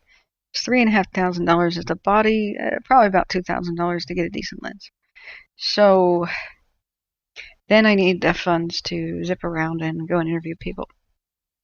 And while I have, some income, when I stop and do all this, it is greatly reduced. Repairing computers and stuff that I do, I just stop. So Sean Connor says, with the dog and glass fires, I was in Tahoe with my family. I live in Igo and Ono and the Cottonwood, and the other half of me lives in Santa Rosa. So we both left Tahoe because of the fires. Yeah, nowhere in California is safe with these fires. I mean, the Bobcat fire starts up while I was doing the stream, and that was some of my most intense coverage. And wasn't that confirmed caused by a power company down there, the Edison one?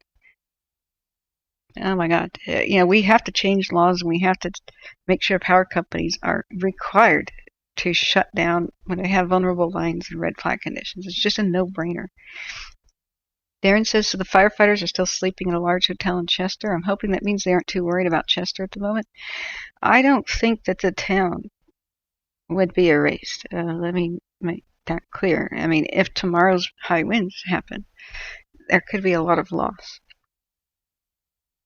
But no, I think the way Chester would be impacted is that if the embers rain down like snow, like can happen, is they go to triage mode and they just let burn what they can't save, and that's kind of the story of Paradise and other places. They'll have to make choices between saving little houses in town versus stopping the forward progress of the fire towards the next town. If people are still in their dwellings, they have to stop and rescue people. And so, no-brainers and common sense aren't as usual as they used to be. Very sad. It's a very dismaying situation. I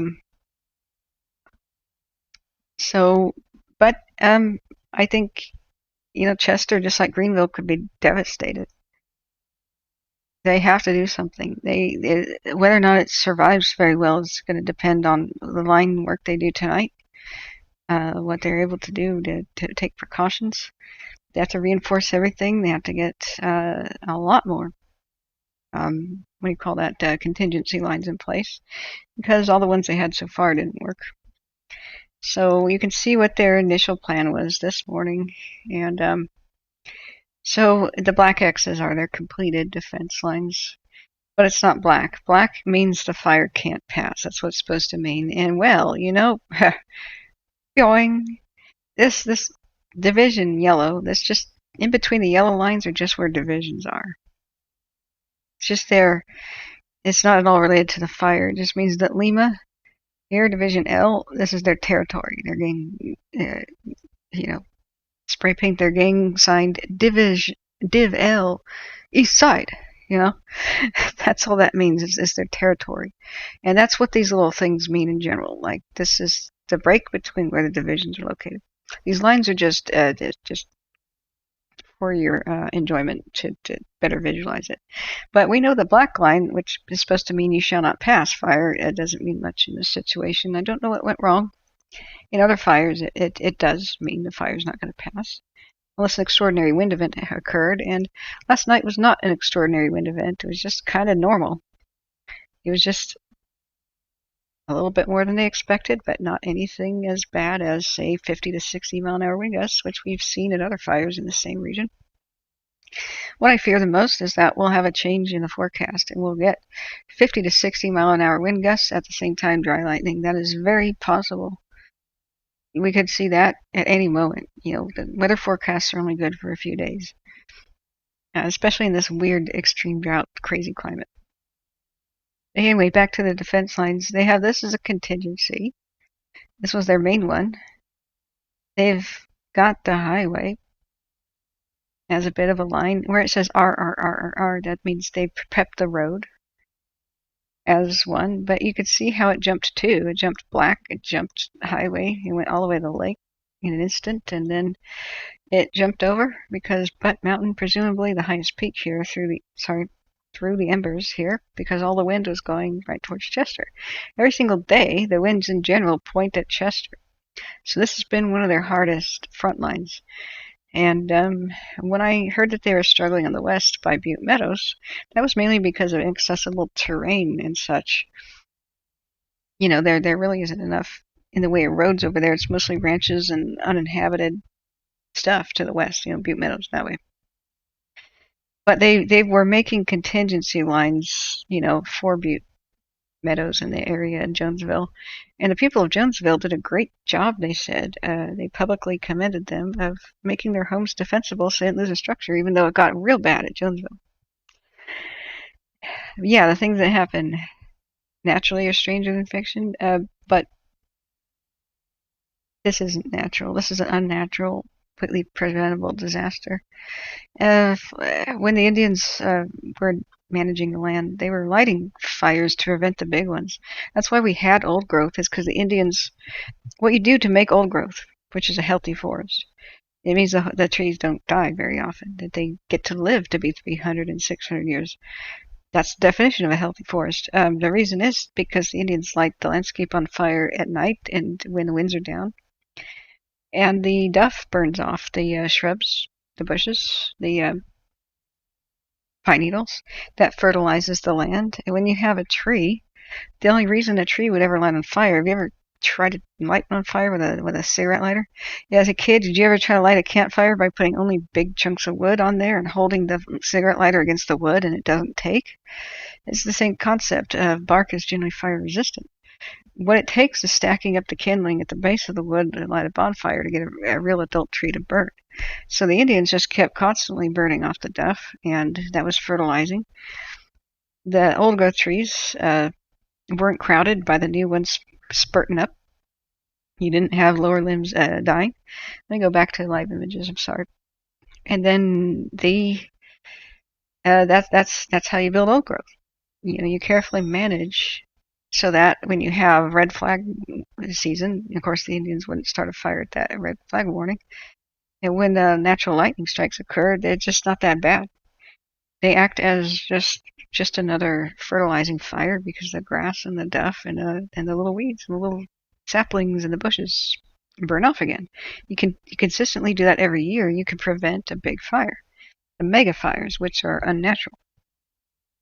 Humans have been part of the landscape of North America for about 14,000 years. Any species in a landscape for around 3,000 years is, boom, considered native and part of the ecosystem. So human management of the landscape is completely natural. We've probably been doing this for more than 200,000 years. You know, even species as simple as Homo erectus had fire. Okay, so even pre-humans, even species that are not human, but they're just ancient, we're playing around with fire. So who knows exactly how long? stuff like this has occurred. Something as simple and monkey brained as Homo erectus probably lit the landscape on fire to get a meal, to drive animals into a trap or off cliffs and stuff. But you get the picture. Modern humans have been around for more than 200,000 years. And the oldest human skeletons are around 14,000 years old and such. So we don't know how long that the landscape has been managed, but probably at least for many thousands of years, probably since the end of the Ice Age, as far as anybody can reckon. And all of a sudden, here comes diseases and colonists spreading them. And you get 95% of the Indian population dies out in the 1800s. Just the remainders, they get carted off to reservations. So the first mega fires that we really hear about, if you think about the 1850s, has been about the time of most of the Indians dying about that at that time. That's when you start to have the piling up of the fuels. So 50 years later, at the turn of the century, we have our first really big mega fires that become town-erasing monsters that humankind just hadn't really seen before. It just shocks humankind. I mean, I'm sure they happen in Europe and stuff in ancient times occasionally and whatnot, but in general, that's the way ancient man used to handle the landscape. And those mega fires shocked and traumatized the psyche of America. And so what happened was this knee-jerk reaction of, oh God, we're afraid of wildfires, we should always put them out. Now, the people who are closer to the Indians and learned the ways and intermarried with them, a lot of those are the pioneers and the ranchers. The trappers and traders, the earlier ones, said, what the hell are you thinking? No. We got to keep, this is how we manage our ranch. The Indians taught us this, we're doing this. Plumas County is no exception. I read a heartbreaking thing on my stream where a rancher lost hundreds of heads of cattle in the bear fire and in the campfire too, where they were on fire and they stampeded off cliffs. Now last year and in early 2019, where there's the same kind of repeat story. And they were not allowed. That once the Forest Service and stuff was developed, which was a good thing in general, but they were not allowed because feds walked in and said, we're going to manage your land, not you. You don't know the best, we know best. Yeah, that knee-jerk reaction, especially after the Tillamook-Burn fire. The one that inspired the Bambi stuff. To always extinguish all the wildfires. So, once again, you've got, what do we have since the 30s, where they really had aircraft and started doing this effectively, extinguishing all fires on the landscape in general? More than 75 years of extremely thick growth, brush. Some of these places, like even here in Plumas County, haven't seen a fire in more than 60 years. And what do we have again? Monster fires. Part of it's mismanagement. When we have epic droughts and such, and the changing climate that doesn't help. But in reality, most of the things about this we can change. The other factors in here too are that the pioneers cut down a lot of the fire-resisting trees. We had a more fire-resistant landscape. California's native grasses didn't burn as hot and bad. They just fertilized the landscape. And the Peshtigo fire, I definitely should. So yeah, the late 1800s, like I said, is when you start seeing stuff like that. Late 1800s, turn of the century, you see the mega fires.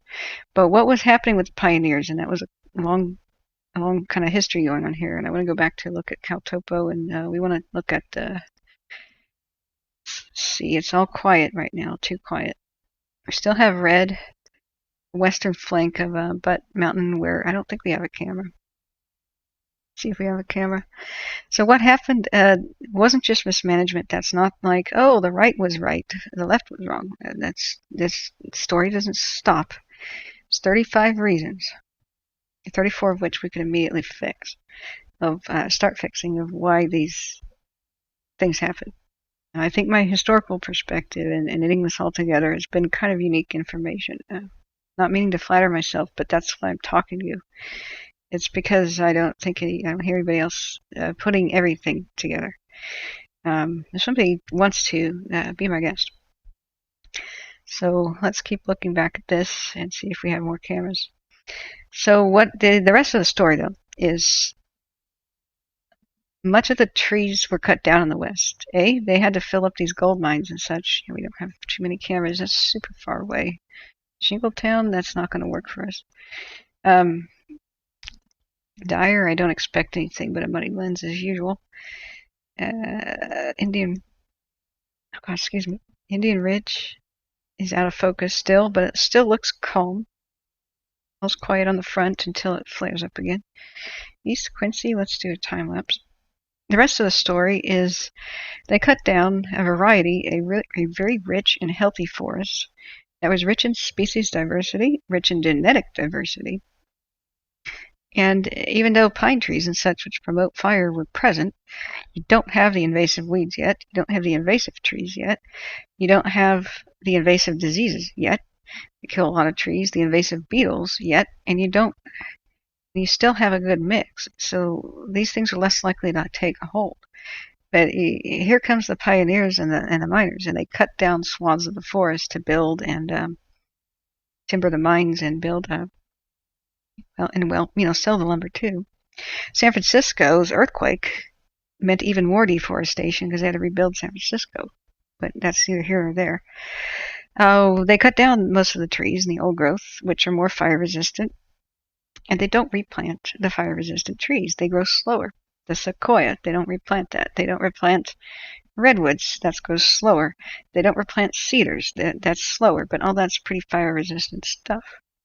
So what do, they blanket plant these dang pine trees because that's going to grow fast. That's going to be harvestable sooner. That's more profitable.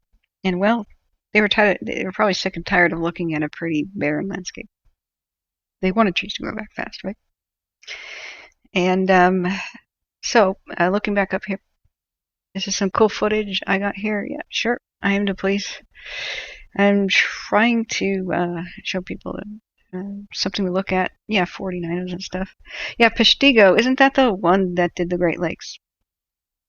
Yeah, it started the same day as the Great Chicago Fire. Yep, that was one that got ignored, upstaged by. But they had, I'm going to get to that. That's part of the point I'm making. Thank you so much, Sean. So what they did is they replanted mostly trees that promote fire, which is the pines. And they, it is a myth that they need fire to propagate. People keep occasionally saying that, and I believed it a long time. Oh, they need some fire to open their seed pods and their cones. Sure, fire can do that. It can open up a pine cone.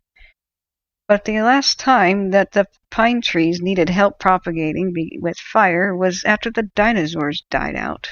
Dinosaur poop used to spread their seeds across the land. Brontosaurus poop, literally.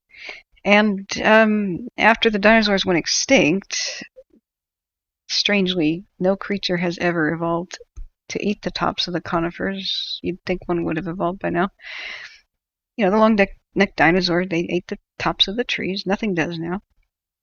Go figure. The last time they needed fire to propagate the seeds was when the dinosaurs went extinct. And you know what evolved since then? Squirrels and birds. And those things crack open those pine cones just with ease. Have you ever seen a squirrel eat a pine cone? Oh boy, they're eating those little pine nuts and they're throwing the discarded cone on the ground. You pick them up, it's hard to find the pine nuts, which are the seeds still in the cones. And we have something birds called cone bills because they have a cone-shaped bill ready to crack open seeds and dig deep into the pine cone to get the seed out. So that's complete BS that pine trees need a fire, and that's definitely has to happen. In fact, these mega fires incinerate the pine cones and incinerate the seeds, and then they have to be replanted manually. Like I said, mega fires are generally not natural. Nature produces some every once in a while. I'm not saying they never happened. Of course, they sometimes happen, but in general, mankind gets traumatized with them and does what they can to prevent that from happening. Primitive man that was a hunter and gatherer did not live after mega fires in their same territory. They had to leave because everything was dead. they learned their lessons, try to prevent megafires. And that was part of living in harmony with nature. When they started the small ones, not only did it fertilize the land and help promote old growth, the trees that were well established could become great, tall, and big because they weren't sharing the water with tons of little trees trying to grow up around them and compete with them for light and stuff, compete with them for water. But we have a drought here, and all the trees are competing for water. That's one of the big problems. And so if the evidence that they did control megafires this way is the fact that so much old growth was here when colonists arrived. Where's the evidence? Right there, that old growth existed before colonists arrived. That's at least 600 years, not of luck, where nature didn't start fires that were megafires. That's management. The natives are pretty dang smart. They knew what the heck they were doing. And they were living in harmony with nature. Not only would that fertilize the land, but it would drive game away, and it was easy pickings. Whenever you live in harmony with nature, nature rewards you back. So it was animals would get driven into their places they trapped them, and they lived in harmony, and they respected nature, took care of it, nature took care of them. So you have a lot of city folk that were immigrants. And just people had no idea about how to manage this unique landscape. It's different to Europe. It's really different. And part of it was just ignorance. But the major part was, the feds taking over and telling people on their land you can't light fires like your half Indian ancestors taught you to. So there's a lot of bitterness in the countryside where they've been trying to tell several generations now of the feds, you have to allow us to do some burning of our property and stuff, and you can't let this fire load build up on a landscape. Finally, feds are starting to get the picture and understand, but it has come at a great cost. There's a lot of bitterness, there's a lot of anger. It doesn't mean that everybody randomly starting fires in their property is a good person or very smart about it. It has to be done with training. It has to be prescribed. It has to be a process. You have to consult the weather. You have to get permits, but it should be allowed. So these things will probably change because we know what we're doing currently. It just doesn't work. So let's go down. And what I do for a living, thanks for everything. Thanks very much. I'm a writer. So not particularly published in too many places. I'm not making a living off of it, but that's currently, I also repair computers and such. Mostly help friends and family. I don't pass out business cards really. I build computers, system build. So if somebody needs something for video editing, gaming or something, I'm your girl. But I'm trying to make a video production career. So I used to do something and I got injured. But I don't want to tell you what I did. And I can't even really hint why I don't want to tell you guys what I did. But it was important, and I no longer do it. I was injured horribly on the job. I had my right arm kind of mangled up. Not broken, but really severely hurt. No, I'm not a bounty hunter. Similar, though. So, Jared Jaguar, yeah, welcome, by the way. Yeah, Smokey the Bear visited me in my second grade class and spoke on fires. Yeah, there was a lot of things we need to figure out that were wrong. What was wrong also, hey, as speed froze, let's refresh. What was wrong is that we allowed the meadows to be overgrown by forest, and that reduced the habitat, and so many creatures that depend on meadows are going extinct, like the Oregon meadowlark, the state bird, deer, and elk. And we saw the decline of the Roosevelt elk and such like that because they eat grass. Like I said, only the dinosaurs ate pine needles and stuff. Nothing else has really evolved to do that. They can eat the really tender stuff. They're really young saplings, but really it's not what they eat. They eat grass and meadows and flowers and stuff. So what lightning used to do in the past when the Indians managed is it would be another beneficial fire in most cases. It would burn up some trees in the vicinity and create a meadow. And then usually rains would come over and rain them out, because sometimes, rains accompany lightning storms. And sometimes it didn't, just depends. But that is what fed the deer and the elk and made the meadowlarks and all the other creatures depending on meadow habitat thrive. We had the stupid Arbor Day thing where plains, meadows, and grasslands were seen as like oh no, this is not a forest. Let's plant trees and make it a forest. It's like, hey, no. Planting a tree isn't good for the environment. It might come as a shock and a revelation. You need to plant the correct species of tree where it belongs. And that helps the environment. If you have oak savanna, which is an endangered habitat, which is the natural habitat of the California Valley and, say, Willamette Valley of Oregon, that's disappearing at a rapid rate because people think that only trees and forests are like what the wild should be. Heck no. The Indians tried very, very hard to keep trees out of the valley. And that was all they're doing. Weed trees like Douglas firs, which promote fire, and pines, they want to take over the valley. They're ready to do that. And part of the burning off of the grasslands was to kill the stupid Douglas firs, which are kind of like parasites as far as trees go. They actually wrap themselves around oaks and strangle them to death and kill them. They grow so fast that they try to kill other competing trees by growing faster and taller and making them in the shade and die. The big important thing for the Indians was keep those stupid trees out of the valley. And you have a well-meaning but ignorant people saying, oh, I just bought a land with a bunch of grassland. I just planted it full of trees. And it's like, no. What happened to paradise? It used to be oaks up there. It used to be the natural fire-resistant, or fire didn't really particularly matter, grasslands and oaks. Oaks resist fire. They're used to it. Most of them grew back to life after the Paradise disaster in the hills around Paradise. But what happened up at Paradise? They planted a bunch of pine trees, really densely and close together. They dumped just thousands of pounds of needle just all the time, like they do, and we had that disaster. It was all the same ones.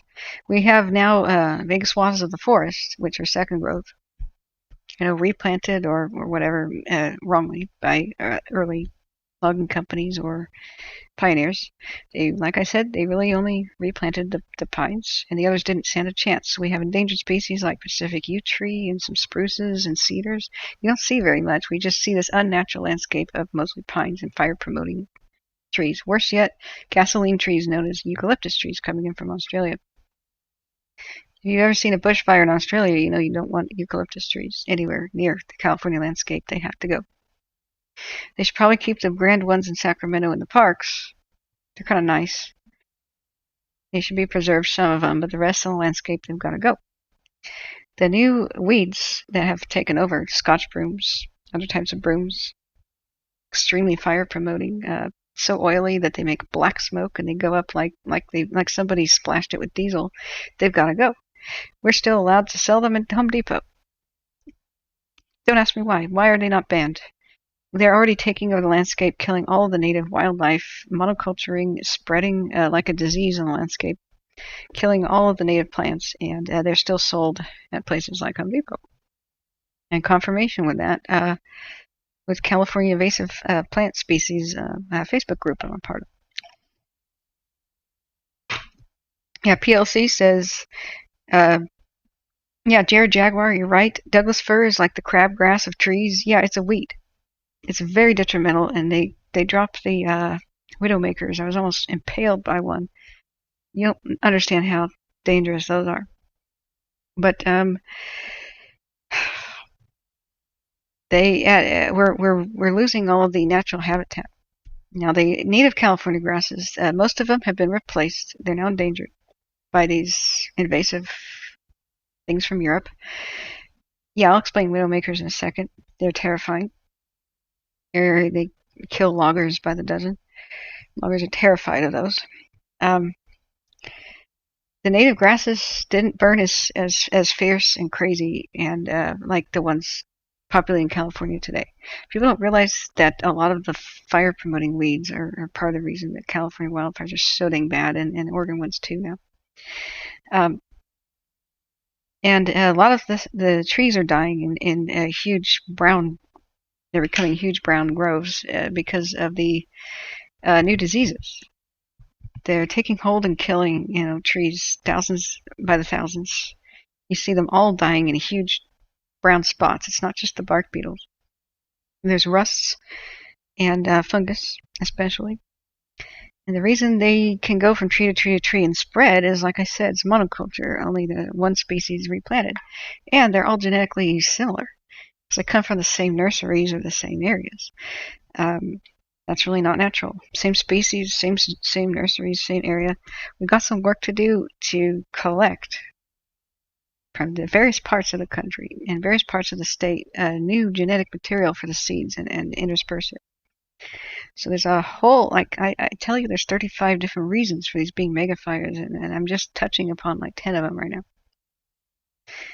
And thankfully, we can solve like all 34 except for 35, which is climate. That doesn't have immediate solution.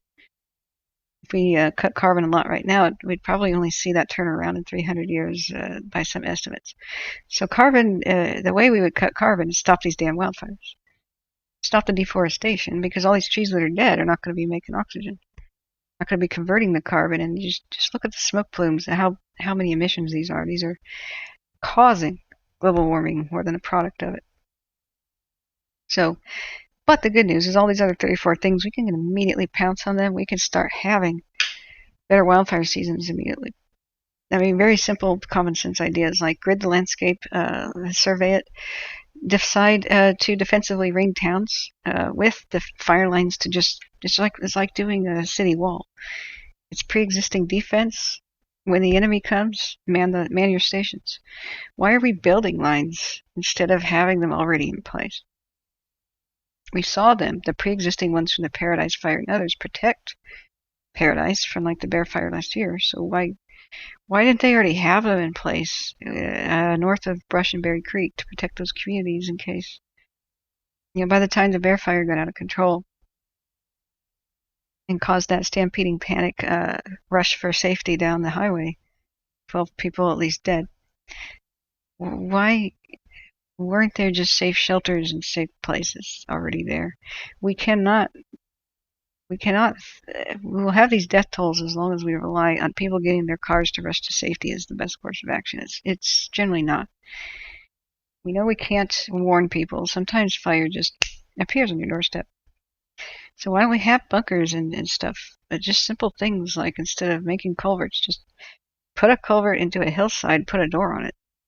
Hell, you don't even need a door on it. People just go into it, deep into a hillside, and instead of getting in their cars and going somewhere. Because we see so many people die on the road. And why don't we have contingency lines already in place that are just maintained year after year in case a fire comes by these communities? Why don't we, that would be really simple for fire insurance. Living outside the contingency lines, fire insurance is very high. Living within them, fire insurance and stuff goes very low. Like I said, there's many reasons that many solutions here. So yeah, looking back at Ms. Music last year, I went over the trees planted next to the highways in the middle of nowhere that are not indigenous. Yeah, that's what they did. The eucalyptus in California were absolutely a scam, and they're called gasoline trees for a reason. So yeah, I was going to explain the Great Lakes fire, the mega fires. That would be good. Looking back here, how late do I stay up? Paulo, that's until I feel like it's safe to adjourn for the day. Oh God, it's 3 a.m. I didn't even realize it's 3 a.m, guys. So let's go back up there. Ms. Music says, I'm going to bed in a few. Take care. Yes, sorry if you already have, Ms. Music. Thank you so much for being here. And thank you, everybody, for being here. The way you can help me the most is like and subscribe and share the channel so I can reach more people. And please buy me a coffee or something if you have extra change. The PayPal link at the top, you don't need PayPal. You can just donate a couple bucks with a debit card. So looking back up, What do I think about those fires that happened near Azusa and the Topanga Canyon areas? Oh, okay. I missed a lot of questions. Very sorry.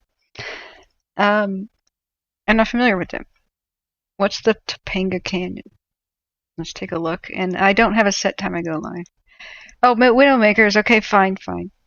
First of all, this will keep my memory here. Topanga Canyon. Oh, by Santa Monica and such. Okay. So I was monitoring the Bobcat fire. I don't recognize the name, honestly. I have been to Southern California just a handful of times. So I would have to kind of analyze this to tell you what I think about it.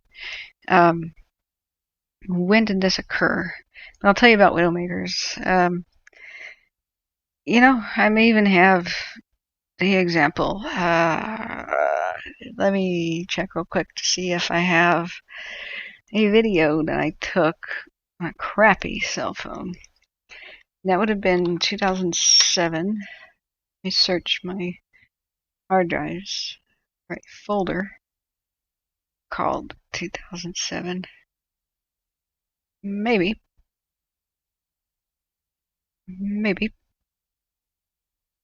That was a massive gale that hit the Pacific Northwest. And I'll just tell you the story. Storm. This is promising. Oh, I may have found it. Hey, stand by. I gotta play it for myself on the other monitor first. Ah, here it is. Yeah. Wow, that cell phone was crappy.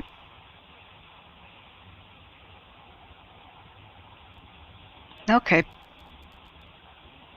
It's one hell of a really crap image, but I have it ready to show you guys. So, loggers. Two different tales about Widowmakers and the Douglas firs. For God's sake, don't have Douglas firs. Oh, good night, Paul. Oh, good night from Wyoming. You'll check in tomorrow. Yeah, I'll probably be live around 7 p.m. So to answer anybody's question, this is a big maybe. Hopefully they have a community meeting. That would be my estimate. I do have things to do earlier in the day. So I would say about 7. So looks like Butte Mountain is quieting down. It's good to see. I want to look at the West Shore. I hope it looks back at the West Shore. I'm starting to feel a little bit better. It may be my imagination. It may be widening a little bit.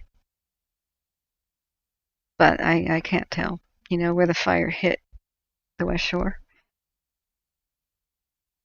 I've gone into relaxation mode because I even took my own advice. There's nothing we can do. We are just observing the situation. There's no reason to be upset and worried. I mean, the shock of the situation caused me to be upset and worried. But we have to relax and realize that the boots on the ground are very capable, if not the leadership's communication skills. They did one hell of a phenomenal job, and I think we should all applaud the boots on the ground here for really saving the majority of the communities and structures of this gigantic mega fire. Gigantic, really. I mean, it's most of western, it's one half of Plumas County and bleeding into Butte and Tehama counties. It's a tri-county fire. It might even go to 4 counties, affecting Lassen. It's California's 11th largest wildfire so far. And we've only had one town severely affected and several others affected with some structural loss. That's actually pretty damned amazing, and knock on wood. I expected way worse. Just knowing the terrain, the drought we're in. This has been a phenomenal effort.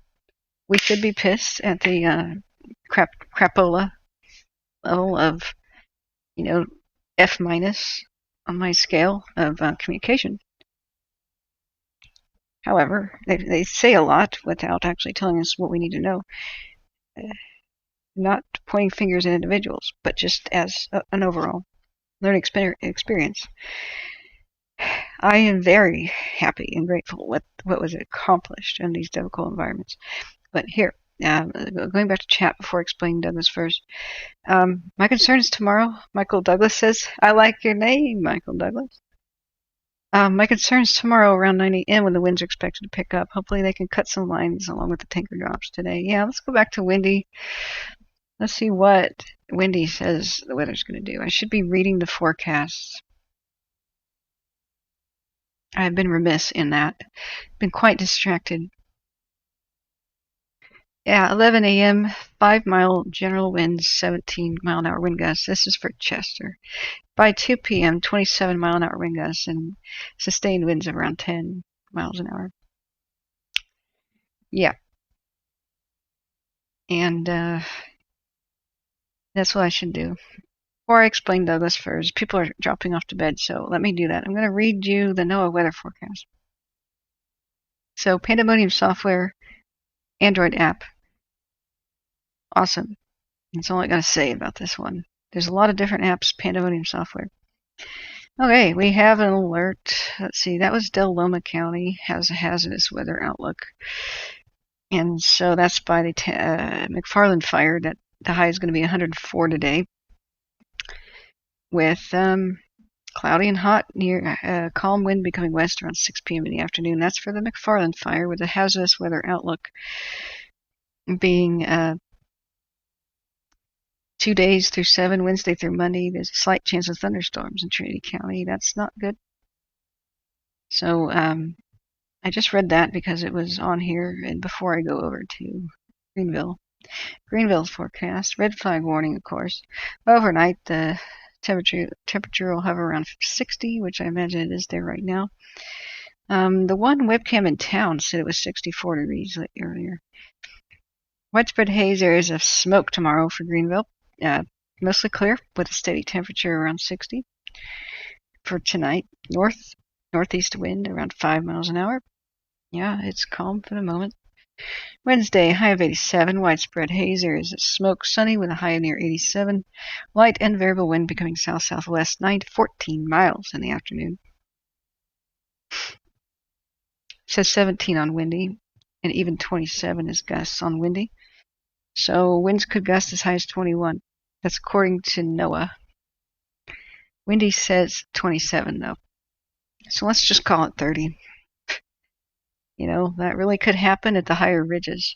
What I'm reading is for Greenville's elevation. That's 3,000 feet. Sorry, 4,642. Because I think I planted the flag on the map near Greenville.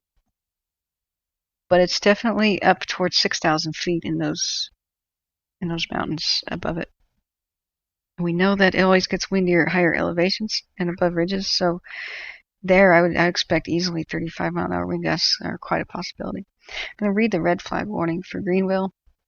It's in effect from 1 p.m. Wednesday through 8 p.m. Thursday for gusty winds and low humidity for fire weather zones. So, blah, blah, blah. National Weather Service in Sacramento has issued a red flag warning. The Northeast Foothills, Lassen National Park, mountains of the western Plumas County, and eastern Shasta County. Winds southwest 10 to 20 miles an hour with local gusts up to 35 miles per hour. What did I say, guys? Strongest wind expected later afternoons and evenings. Winds shift to the west-northwest late day Thursday. Humidity. Minimum humidity is in the single digits to mid-teens. Dear God. Impacts. Any fires that develop will likely spread rapidly. Outdoor burning is not recommended. Understatement of the year. You know, I wish they would, that's very official and firm. If I had a weather app, I'd say, for the love of God, don't cause any sparks, you fools. That would be more the way I would put it. I'd put it in ways like this. Any spark is likely to cause an inferno, which will eat up large swaths of the landscape. Please be careful with fire. Maybe that's the way I'd put it. So, like I kept saying, what is the biggest threat to something like Chester? Would the Dixie fire consume Chester? Unlikely. That's what I was saying before last night, though. But with 35-mile-an-hour wind gusts, say they underestimate it and say it's 45 tomorrow. That could be quite bad. Saving a lot of the buildings in Chester would be how many people did they have right there at the moment. Now, smaller communities are, of course, bigger risk. But what do we learn last week, well, a little over a week ago now, we learned that everything looked fine in Indian Valley and Greenville and stuff like that. Everything looked pretty dang good. And the original footprint of the Dixie fire was going to be relatively much smaller than it is now. They said things were looking good, and they really were, until they didn't, until they were not. The original Dixie fire looked like it would do this. That would be its original footprint. So what happened? It went up a little bit in the canyon here, and jumped. They're fighting it over here, and it jumped over. And this entire thing right here, pretty much, is just the spot fire from one ember. One that made it across the canyon into those deep, inaccessible, rugged terrain areas. And that they were unable to contain the spot fire by noon the next day, which is the best chance that you have to do so. Whenever you see a spot fire develop and it's not contained by noon the next day, it's probably there to stay and get bigger. So now they scramble, and they're pulling resources off of here and stuff and moving them around. And all of a sudden, Greenville and stuff is at risk, and Crescent Mills and Indian Falls and all this stuff is going to hell. And the winds are much more fierce than they expected, and they flee Indian Falls and just do what they can. And as all this hell is breaking loose, there's a new fire, and all of a sudden Quincy's at risk, someplace that they didn't think was going to be at risk. The fly fire just balloons, heads towards Taylorsville, and all of a sudden what they thought they never had to worry about, the fire getting here and here, which would be one screaming nightmare, was an immediate reality, and they scrambled, and the Dixie fire is now like that. The fly fire taught us that a new spark could immediately change everything, and they barely had time to react to save Taylorsville. And Taylorsville's quite far away. They barely had time to react to fire the mountainsides by Quincy, to save Quincy, place that evacuees were headed. That was presumed to be completely safe. So the biggest risk is going to be new fire starts, and not just the long-range spotting. If you think of the fires in the distance, what if lightning hits the tree in your front yard? That's why you have to have a shelter-in-place plan. That's why you can't really go to sleep in the regions of red flag warnings and such without really keeping somebody on the radio listening. Looking back there, and Whitlow says, "I can't believe you're still awake doing the live feed." I know. I say that with appreciation. Thank you. Michael Douglas says, "Follow Weather West on Twitter. I sent him to work the incident." Oh, sent him. Okay. I don't do Twitter yet, but it's about time to start. Romancing the Stone. Oh my God, yes, Michael Douglas and that. I like him in the game. I filmed. I did a scene for a final in a film production. I directed actors, and the scene was from the game with Michael Douglas. It was really awesome. So looking back up, I'm sorry. I will explain Widowmakers now. And okay. Yep. Gasoline trees. Those are eucalyptus. That was a scam. Reading back up at chat, California was scammed. After the pioneers mostly cut down all the trees to timber the mines. People don't realize that inside of every mountain here, like if you pull out, I can easily say within this image right now, there are more than 5,000 mines that you don't know about.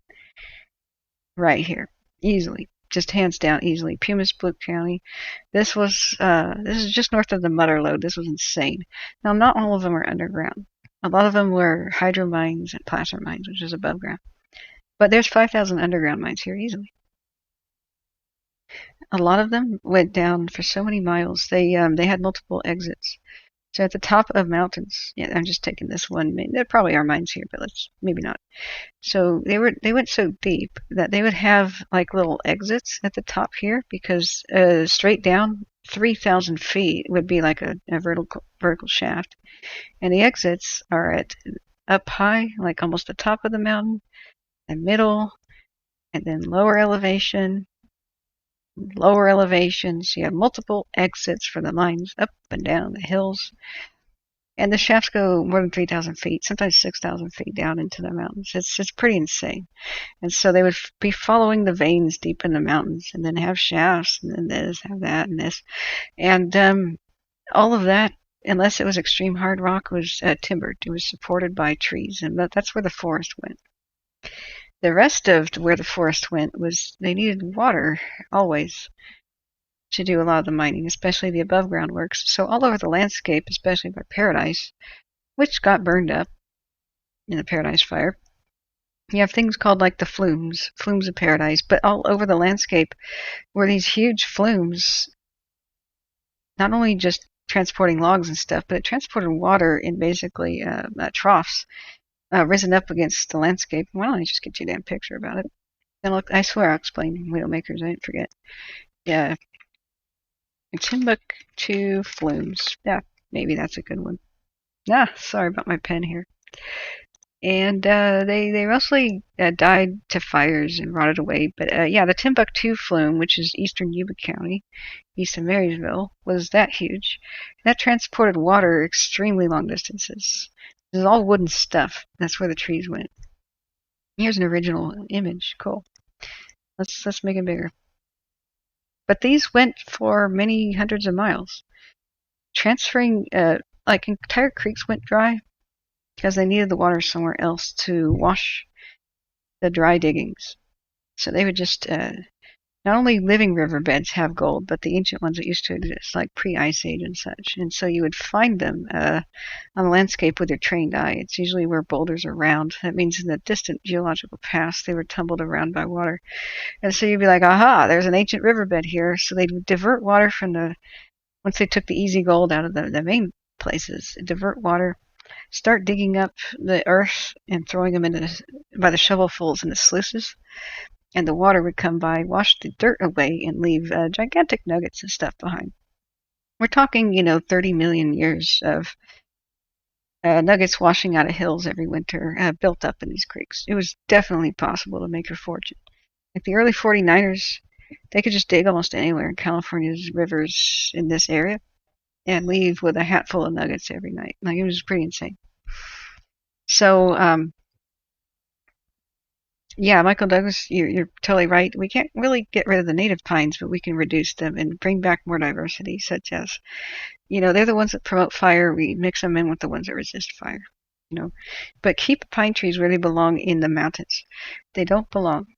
Dirt, firs, and pines don't belong in the valleys. That's where the deciduous leafy trees belong in the oaks. We need to preserve habitat.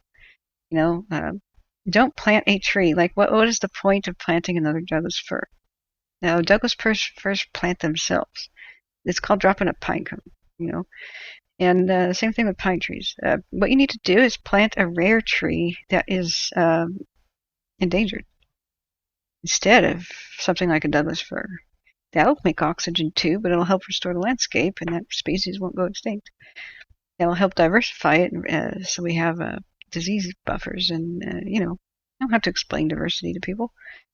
Anyway, the flumes here, that's where a lot of the mines went. Some of the last ones to exist were at Paradise and existed, of course, until the campfire. So the flumes of Paradise flumes, there's a pastime. We're still monitoring the fires. If you have any questions, put them in chat. Paradise flumes. They kind of made them metal after a time, and this was so fun to walk them. It was so illegal, but so dang fun. They just went for miles and miles and miles, and so this was totally not allowed. But it was one of those, we're going to tell you it's not allowed, so we're not liable, but we're not going to stop you. Kind of recreational things, but yeah, it was quite sketchy in many places. Very high altitude up in the canyons, and these burned to the ground. This was incredible loss of history. They still carried water around, but instead of being diverted to the mines, they converted some to irrigation. But they today, if you go to Butte County, I confirmed this just after the Paradise fire. I toured a little bit, went to some of the mines.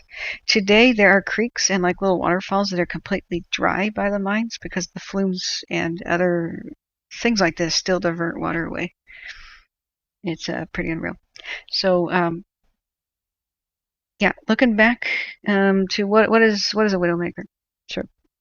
That's the point I had. Because California was so deforested, they got scammed by the eucalyptus. They needed stuff to grow back fast. because that was a lot of tree harvesting there. Poor old growth trees. Most of the old growth lumber is still alive. I mean, still with us. It's not living, of course. The old growth trees are preserved somehow in some of the mines. If you watch TVF videos or TVR, they explore the mines like crazy people in YouTube channels.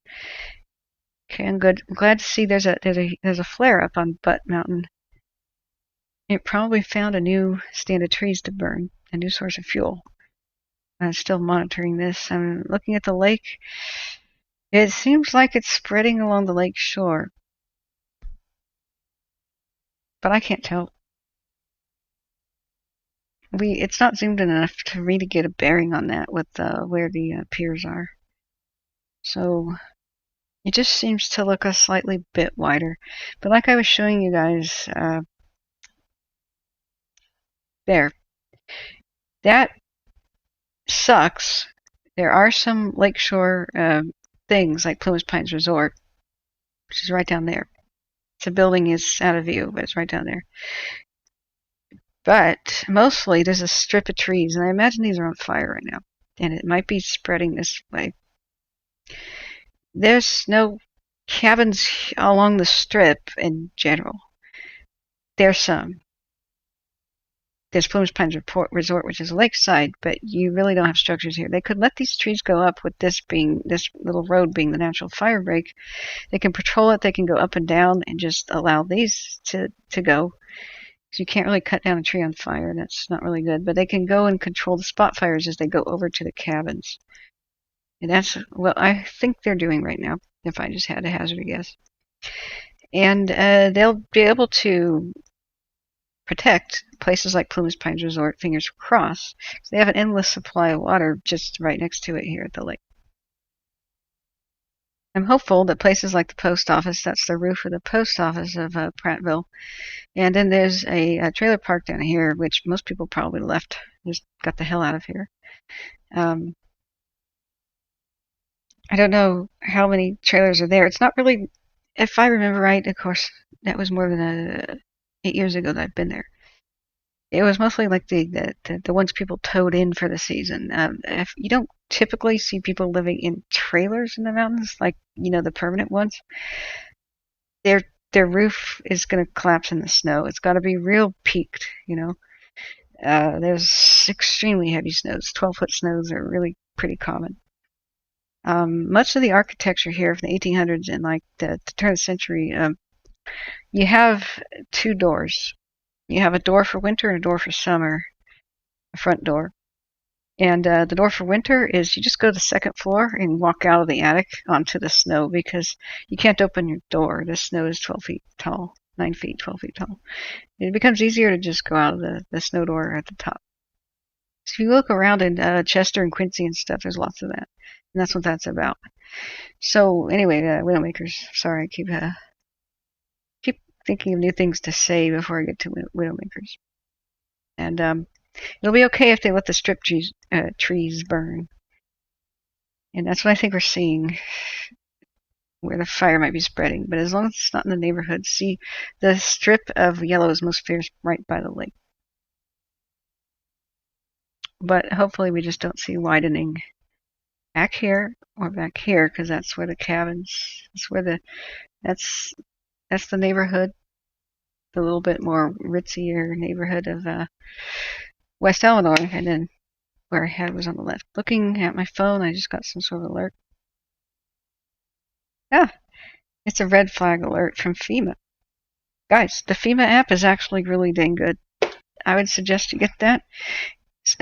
Put down wherever you live and up to 4 other places. It just gave me an alert for red flag warnings tomorrow, etc. Updated red flag warning, blah, blah, blah. Updated at 3:30 a.m., which is just 2 minutes ago.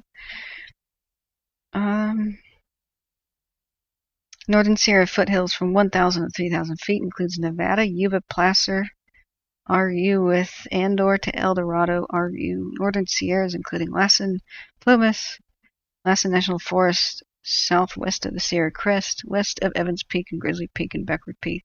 So they expanded the red flag warning, I think, to more areas. Yep. I'm not seeing any sort of a new worse bulletin for wind. What they expanded red flag just now 2 minutes ago, and that was the FEMA app that just told me that. So I actually like it. It's pretty cut, dry, and easy to use. Surprisingly good for a government thing.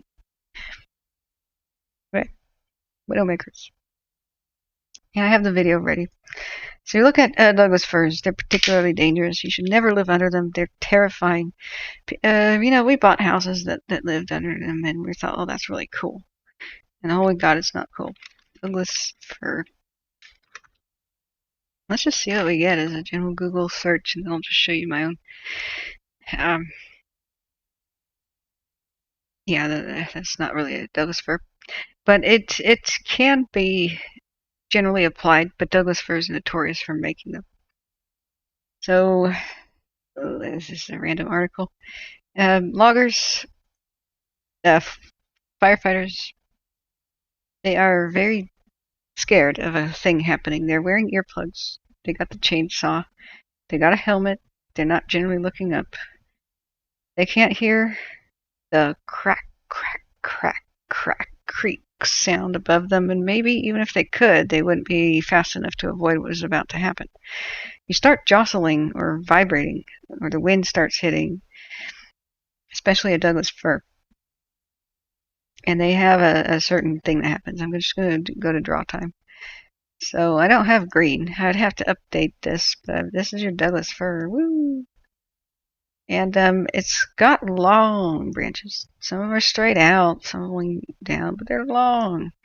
And they've got smaller little branches off them, right? They got the fir needles, and it's a very fast, tall-growing tree. And so as the other branches above are growing, which are always growing all the time with the little branches, they sweep out long, They block the sunlight of the branch below, and those start to die and decay. But even the healthy ones are just fragile as heck here at the base where the branch is.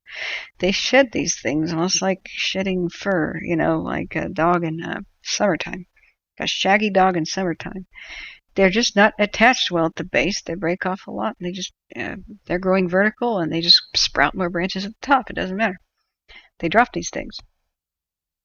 These things happen to weigh a lot, and they can be 17, 20, 22 feet long. Douglas firs can grow very tall very fast, and you would mistake them for old growth, but they're not. A tree that's only like 30 years old or 18 years old can look like it's starting to be perfectly mature, or some other tree that you would think would be 40 to 70 years old. But really, they're just weed trees. They just sprout right up. So all you have to do is vibrate them a little bit with a chainsaw, or just maybe impact them with your car, unfortunately, or back into them, or a windstorm picks up. So every once in a while, the Pacific Northwest and even California has a gale from the Pacific. And what that is a tropical storm or cyclone starting to form. Baja California hits Hawaii, and Hawaii has a ridge of high pressure. It's like a shield. So the storm bounces off of it, hits either Northern California, Portland, Seattle, something like that, Vancouver. And these gales are once every 15 to 35 years, and the super ones are once every, say, 65. So you talk to old timers. The last super gale was 1962's Columbus Day storm, and that was so ferocious it ripped the rooftops off of many of the homes and businesses in the Portland area. It actually flattened most of the surviving barns and covered bridges. When I mean most of the surviving barns from the turn of the century, that's what I mean. Like most of them were destroyed. Any of them in any sort of unstable state. There's still a lot of the older buildings that are crooked. Like here's the frame of the building, like a general store that once was or something. Here it is. And then the roof, beams and stuff are like this. If you look at it, it's not quite square. It's like leaning. It's after the gale, it's a bit like that, and you go inside and you go, what the heck? Anyway, that's what it is. So what happens with a Douglas fir is you just have to just sneeze on it. It'll drop one of the widowmakers, which is the branch. So picture it being 10, 15, 22 feet long. So it's got the thickness of about a man's arm, basically. And then the smaller branches are the size of like a woman's arm. And you got your little bitty branches kind of sticking off of it, right? So all in all, something like that weighs quite a lot. It's going to be weighing like maybe 100 pounds or two, just kind of depending. But it doesn't feel like it. You can pick it up and drag it around and such. But you don't want the ones that are tallest falling on you. What happens is they fall is this breaks off as a jagged spearhead. It won't break clean. It's not going to be like you cut it with a saw. It's one hell of a sharp, jagged point. As it drops, this is the heavy, thick end, and this tips over, and it drops like a feather. So if you think a feather, here's the branches, and it's going tip down, right? And so it tilts as it drops, and it accelerates in speed, and it is a spear weighing several hundred pounds accelerating towards you because you're standing at the base or wherever it was, and that will impale you like the top of your head, maybe your shoulder. It'll go and exit out your thigh, maybe go all the way through your torso, exit your thigh, exit your pelvis, exit the groin. It can run you through, just like somebody executed you in a gladiator. If the thumbs down from the emperor came down, then they would stick the sword at the base of the collarbone and drive it right through the heart and lung down into the stomach area. So that's typically where these things strike. They can just rip one of your arms off or go right through one of your arms. And that's why they're called widowmakers. It's very hard to survive an impact like that. So all you have to do is sneeze on the tree, and that's what happens. So I got a little video here of what happened after the gale that was pretty mild, but yet so severe that it flooded out tons and tons of places. I'll look back at chat just a second. This is really horrific, but I was sleeping, and so the gale started ripping the trees off the Douglas firs above the house. And one of them smashed into the roof, and I leapt up like a jungle cat and ran down and outside into the street. And I saw the Douglas firs bending like fishing poles in these huge, ferocious wind gusts that were like, 70-something miles an hour. They were routinely 50, 65. And so a whole neighborhood, just limbs came crashing down, falling on rooftops. People lost power. Everyone was out in the streets with the flashlights, hearts racing. We weren't sure if our homes were safe, because when the entire tree goes down, that'll flatten a home. And Douglas firs are not particularly root deep, and they fall over quite a lot, pretty easily. So in the morning, I assessed and I realized I had escaped death, because if the branch had dropped higher off the tree above my bedroom, it would have punctured right through the roof, probably impaled me to my bed and killed me. That has happened before. You see a lot of the horrible images of where people have died and the limbs penetrated, and there's fluffy insulation all over a bedroom and a destroyed bed or something. Sometimes somebody escaped and sometimes they didn't. And so in the morning, I found out that because we heard, the damage hitting the deck, just punching. It was like gunshots, boom, boom, boom. It destroyed the deck utterly. And what I found to my horror was the one limb that went above my bed. I got lucky because it didn't have far enough to drop. It landed horizontally a bit more, rolled off the roof, ripped the gutter off, trashed the deck below. But another one that hit like a gunshot was more than 17 feet long, maybe 22. And it went straight down just like the feather. It punched through the deck, and I found it impaled. We finally dragged it out of the hole. It buried itself more than 3 feet deep into the ground. So this is my video of the next morning. I opened the backyard door going, holy crap, there's the offending tree. And that thing had fallen over, but it was actually standing upright like it was a tree. That is a widowmaker right there. You can see the curling feather action like that. If I can go back. We thought it was wedged underneath the deck, and that's why it was standing upright. But earlier, it was standing completely upright, and it was just firmly there, because it was 3 to 4 feet deep into the ground. So I couldn't believe how close I came. And that's, you can see the limbs curling up there. I went, holy crap. And it ripped all the limbs off of the pear tree here that almost fatally wounded that tree. But that deck was trashed, just absolutely trashed.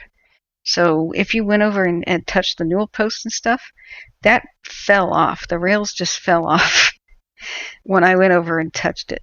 This metal table survived. But boy, it didn't survive. So many other limbs had hit that the boards were loose and it was dangerous to walk on.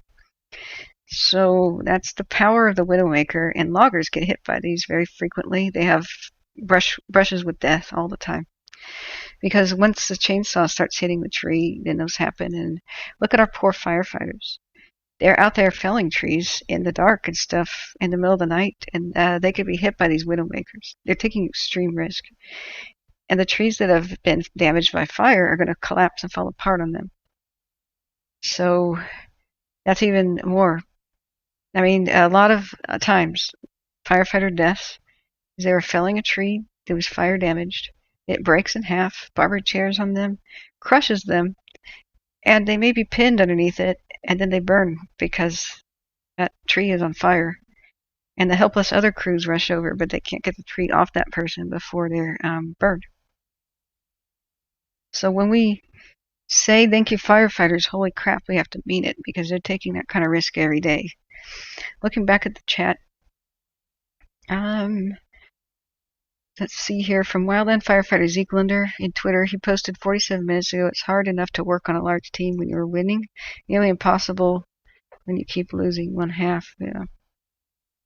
Okay, so I'm feeling like I probably should end the stream.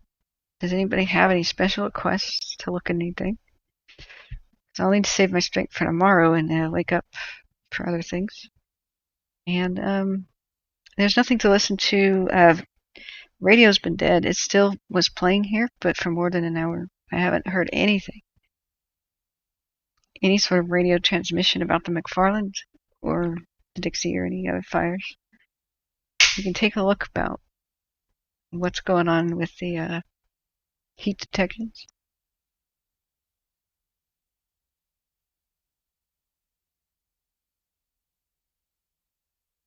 Let's go back to Go 17 satellite.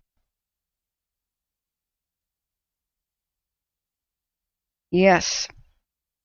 Now hopefully this is what we want to see.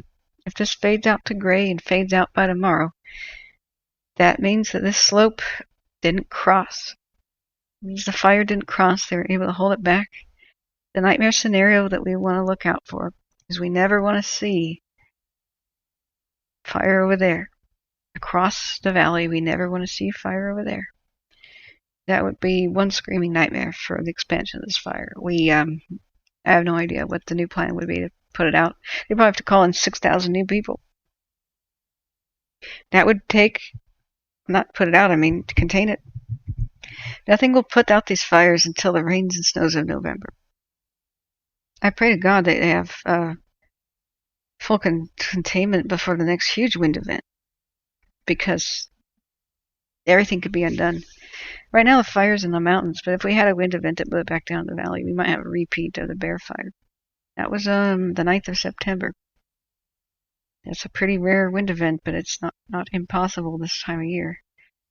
So they have to contain it and button it down before the Santa Ana wind season. That's October, November, December, January, typically. Holy cow, I'm a night owl. I'm actually nervous, but yeah, in general, I'm a night owl. I was just about to go to bed, though. Now, that's a curse on the stream generally. When I say, oh, everything's looking good, I think we'll go to bed, usually that's when something blows up. But I think, guys, all's quiet on the Western Front. Knock on wood. Oh, somebody sent me $10. Thank you so much. Thank you. I didn't even monitor the money. Gosh, I'm so grateful for the outpouring of support and appreciation. Liking and subscribing helps the channel the most, but please, yeah, if you have $5, I definitely could put that towards the camera fund to Getting a good camera to go down and make documentaries proper. Interview survivors, film the aftermath, and make the rest of the world care about this situation. I feel like I have a good shot at doing that. I think I have enough storytelling skills. The rest of the world is not getting the information. I tell people the power companies started 1,400 fires, and almost all of the big town racing ones in recent years, and that's a surprise because the mainstream media generally is not saying anything. They, Wall Street Journal and a couple others have been very vocal about it, thank God. But the mainstream media is afraid of saying the power company ever started a fire before the investigation concludes because they could be sued. There's a huge legal team, a robust and vicious legal team representing PG&E. And news corporations can't afford that risk of getting sued. They can only safely say how a fire began once there is a report that has come in. Investigations can take 6 to 8 months. So what happens is they cover a fire. They don't mention too much about a power company starting it. They may say possible a couple times, but in reality that doesn't make it to big news broadcasts.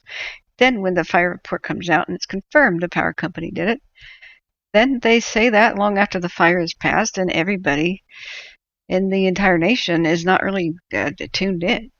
They really kind of forgot it. They're caught up in other things, like election crap. So it doesn't reach them. Wall Street Journal, I keep showing this. Wall Street Journal, PG&E fires. They're good. They got the straight dope. PG&E knew for years its line could spark wildfires and didn't fix them. Documents obtained by the Wall Street Journal show the utility has long been aware of parts of its 18,500-mile transmission system were seriously and dangerously outdated. And they do this. The other headline that I liked better was, maybe it was the New York Times or LA Times too. But where was the good headlines about them? The 1,400 fires. That was in the headline. Here we go. Oh, they upped it to 1,500 because, because of the latest 100. Last time I looked at this, it was 1,400, but it's good that they're updating it. PG&E sparked at least 1,500 California fires, and now the utility faces collapse. It did face collapse because it looked like they would have to go bankruptcy because they're liable for all that damage, including the $1 billion Paradise Fire.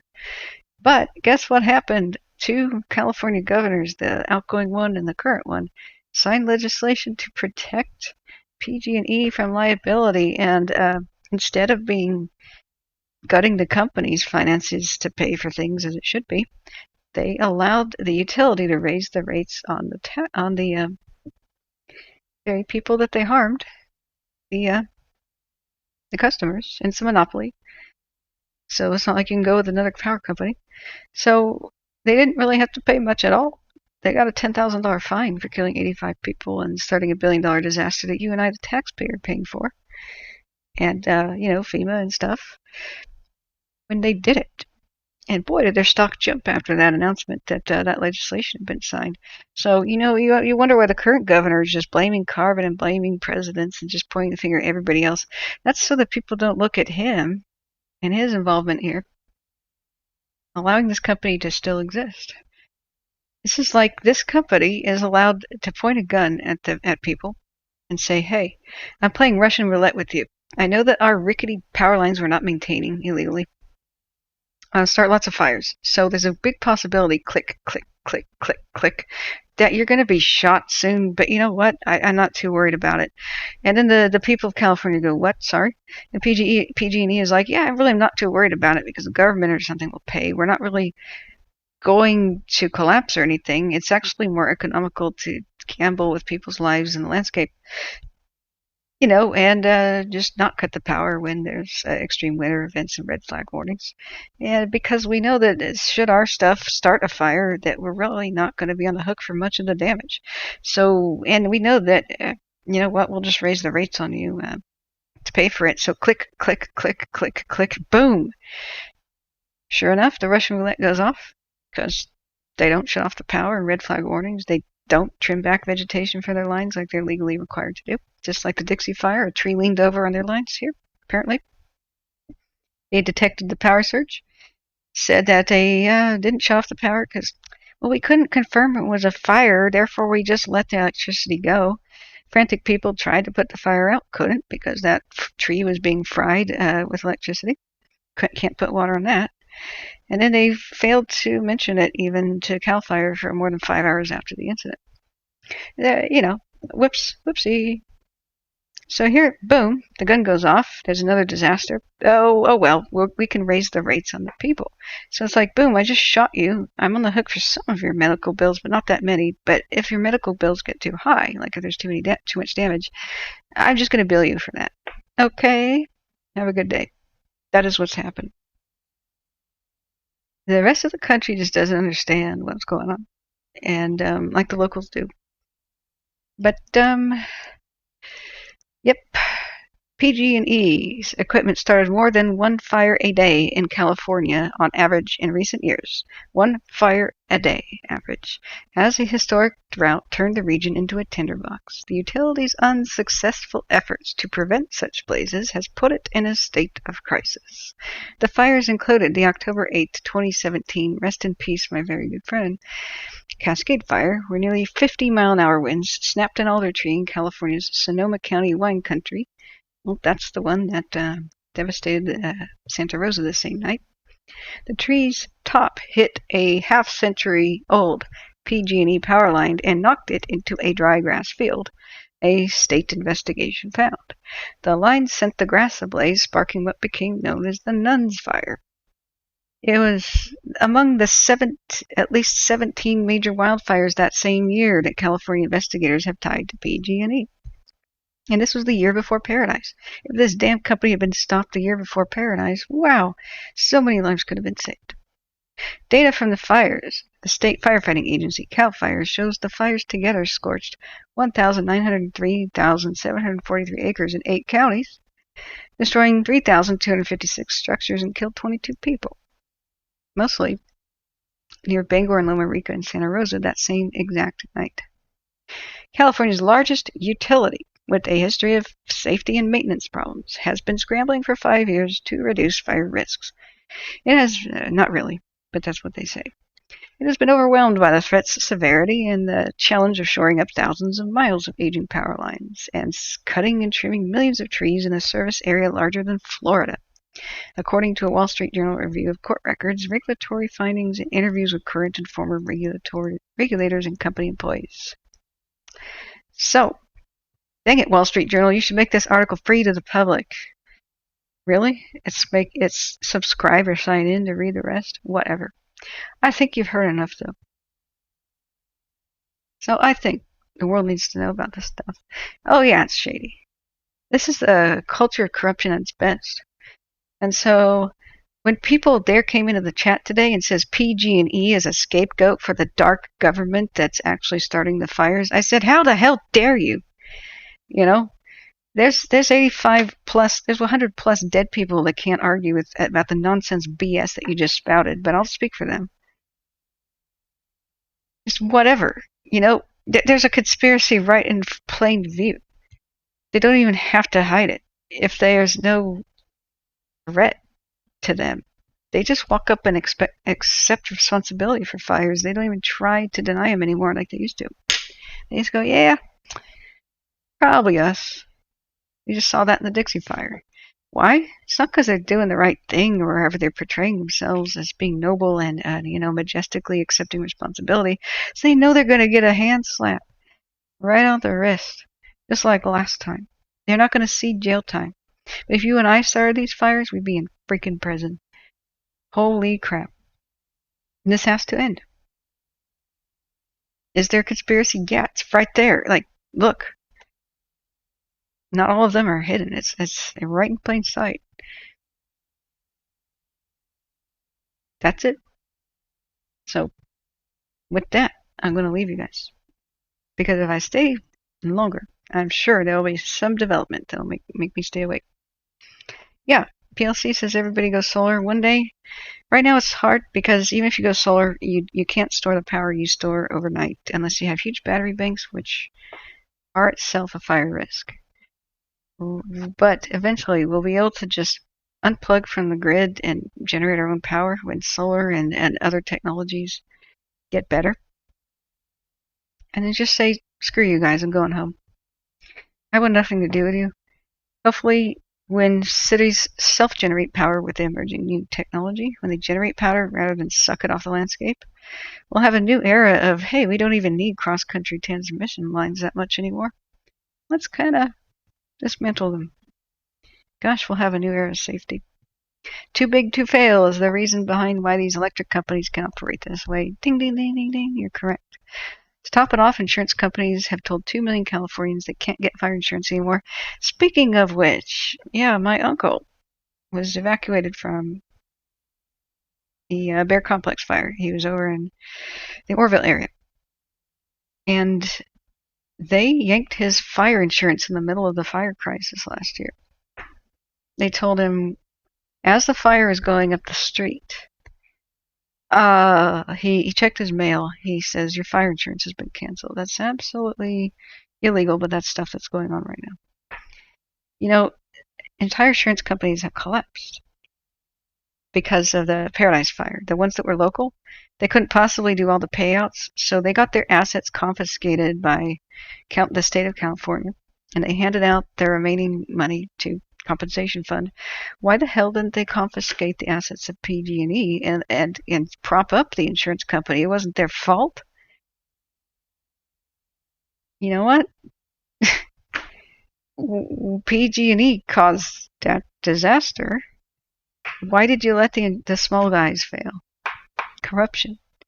That's not really capitalism. That's not the way it's supposed to work. Monopolies strangle capitalism. It's like a tumor. It's like a cancer on capitalism. What is cancer? It's unregulated cell growth. Regulated growth is good. It's called your body. Unregulated cell growth is a cancer. They are unregulated right now. There aren't even laws to charge these people with to put handcuffs on corporate execs. We've been seeing this kind of corruption before with Ford and the Pinto thing where they counted the beans, and it's the same thinking, the same cold calculation. We have insurance. We know that our car, when it's rear-ended, the gas spills everywhere because we designed it faulty. And even a very small accident, the gas is going to spill everywhere. The tank will ignite. People will be trapped in the car and burned to death. Many families have done so already. Instead of recalling, which will cost X amount of money, we could actually just have insurance cover the payout for the deaths and the dismemberment and the third degree 80% of your body burns that some of the victims had.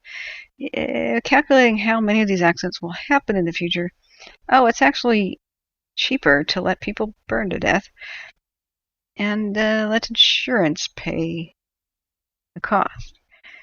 That was a reality. That's happened.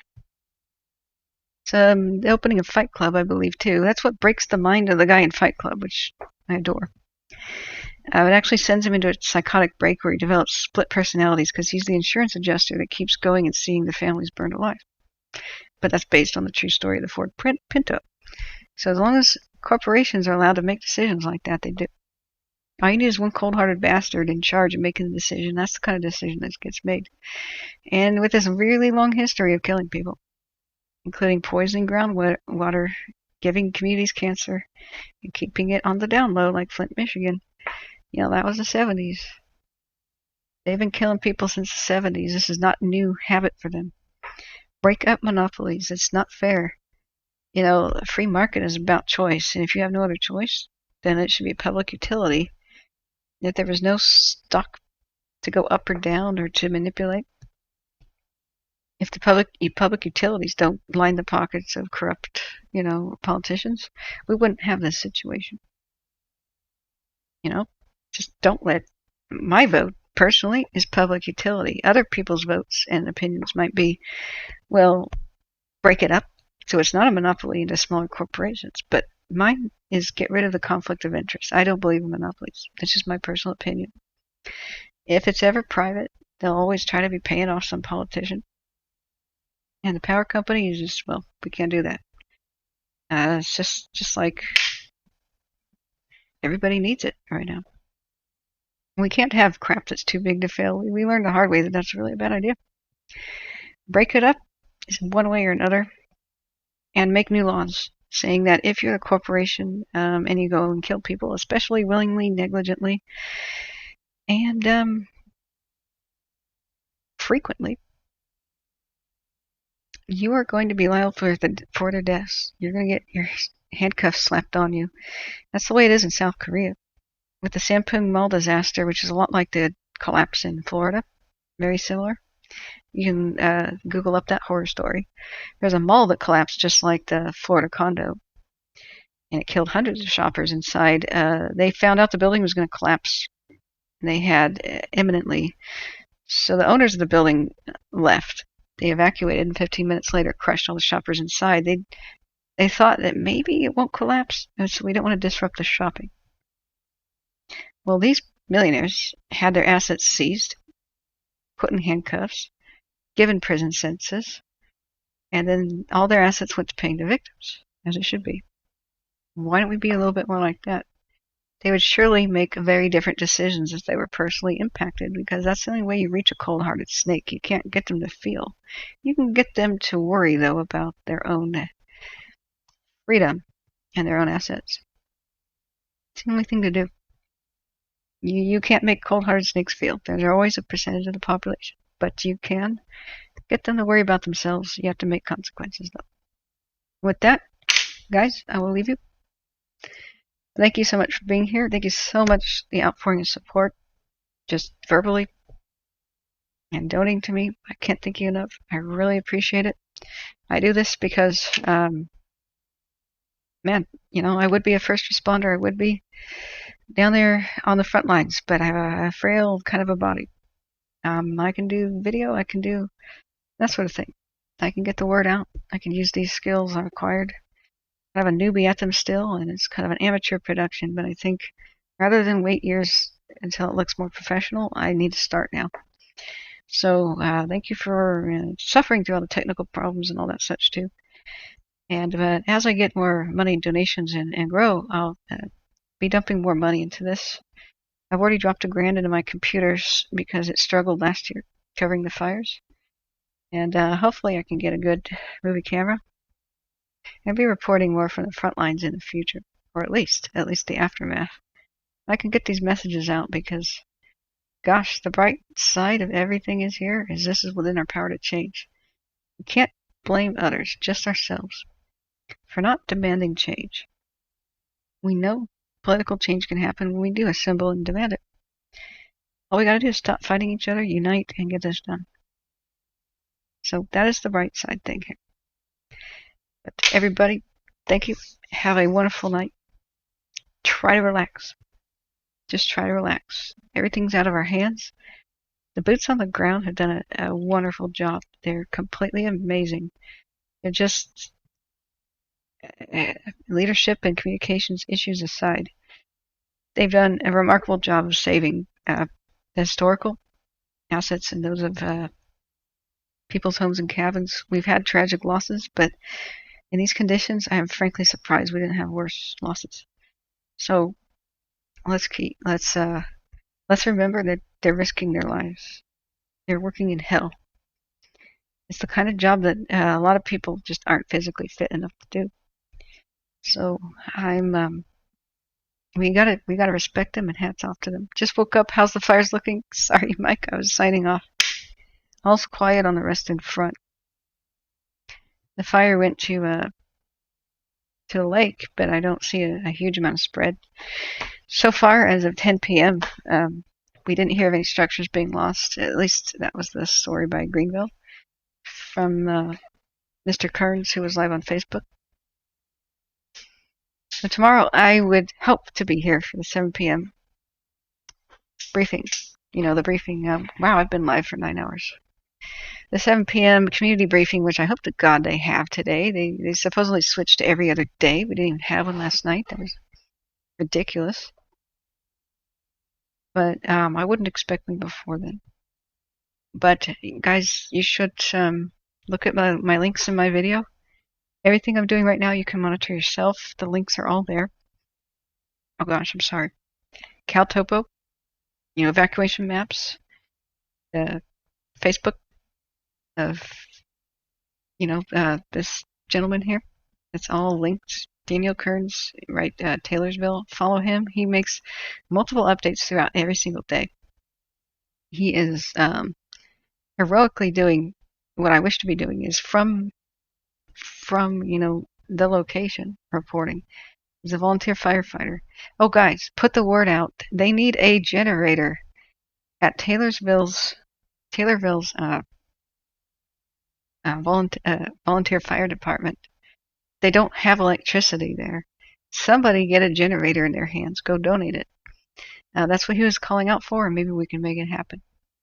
Well, he's in the headlights of his car because there's no power at the firehouse, and that needs to be remedied immediately. But do check in with what he says. Verify things from the maps. CalTopo is here. There's flight radar. You can monitor the airplanes with flight radar. It's free. The alert wildfire cams. Everything I've been doing, everything is free. You guys can monitor it yourself. And go to, if Holt Hanley broadcasts again, he explains the weather. Yeah, the fire department doesn't have a generator. That's the state of volunteer firehouses. They're impoverished, and this needs to be remedied. It was just like last year when the official fire department for Estacada over by Clackamas County in Oregon, very close to Portland. They didn't even have enough radios for every member of their group. Oh, you did? Michael Douglas hitting up Lowe's, Ace Hardware, and Home Depot for a generator. Awesome. If you can find one, that would be freaking amazing of you. Because the community can come together even when the government fails us. There's a lot that we can actually do if we come together. And I think they do need help feeding the troopers at Quincy. They were offering at least to pay one position $13 an hour to help feed people at Quincy. You can volunteer there. Quincy is still safe. But yeah, the part of the Riverside fire that was by Portland grew out of control because they didn't have enough radios to go around to monitor more than one channel at once. So they were actually sending out messengers. Can you believe that? Sending out messengers to tell fire crews to change their radio and listen to what they weren't listening to. They're switching back and forth and missing the message every single time, trying to monitor 2 channels. So there's a lot we can do to make fires a lot less big. We can support people with radios and generators. Thank you so much, guys. So I'll be back not before 7 p.m. Unless there's something incredibly crazy that happens, but I have things to do before then. Fingers crossed, because it's going to be a bumpy ride starting around noonish. Up to 35-mile-an-hour wind gusts, red flag warning. Tonight there is a mad scramble to secure the lines where they jumped everywhere to make Chester, west shore of Almanor safe, even the east shore of Almanor. Taylorsville, Greenville, all at risk. All these places at risk. Butte Meadows, Butte Valley, maybe Butte Meadows. I don't know. That's just the opposite side. They're still trying to finalize the Bucks Lake containment lines. There's a lot of crazy stuff we're going to see. I expect tomorrow to be way worse than today and even yesterday. So hold on to your butts and fasten your seatbelts. And I'll try to be with you tomorrow. So you're awesome, Michael Douglas. Everybody in chat, you guys have been so amazing. Thank you. There's too many people to thank right now who have supported me and support each other. I try to get to everything in the chat. Everybody who's evacuated, just try to relax. Try to relax. If you haven't evacuated, I really suggest doing so at dawn. That is my my suggestion. Just get out of the way and let the firefighters not worry about you, so that they can man the city walls and not have to leave them to help people within the city, so to speak. So things will get worse, but eventually they'll get better. We have to remember that. We get through this by coming together and supporting each other. Good night, everybody.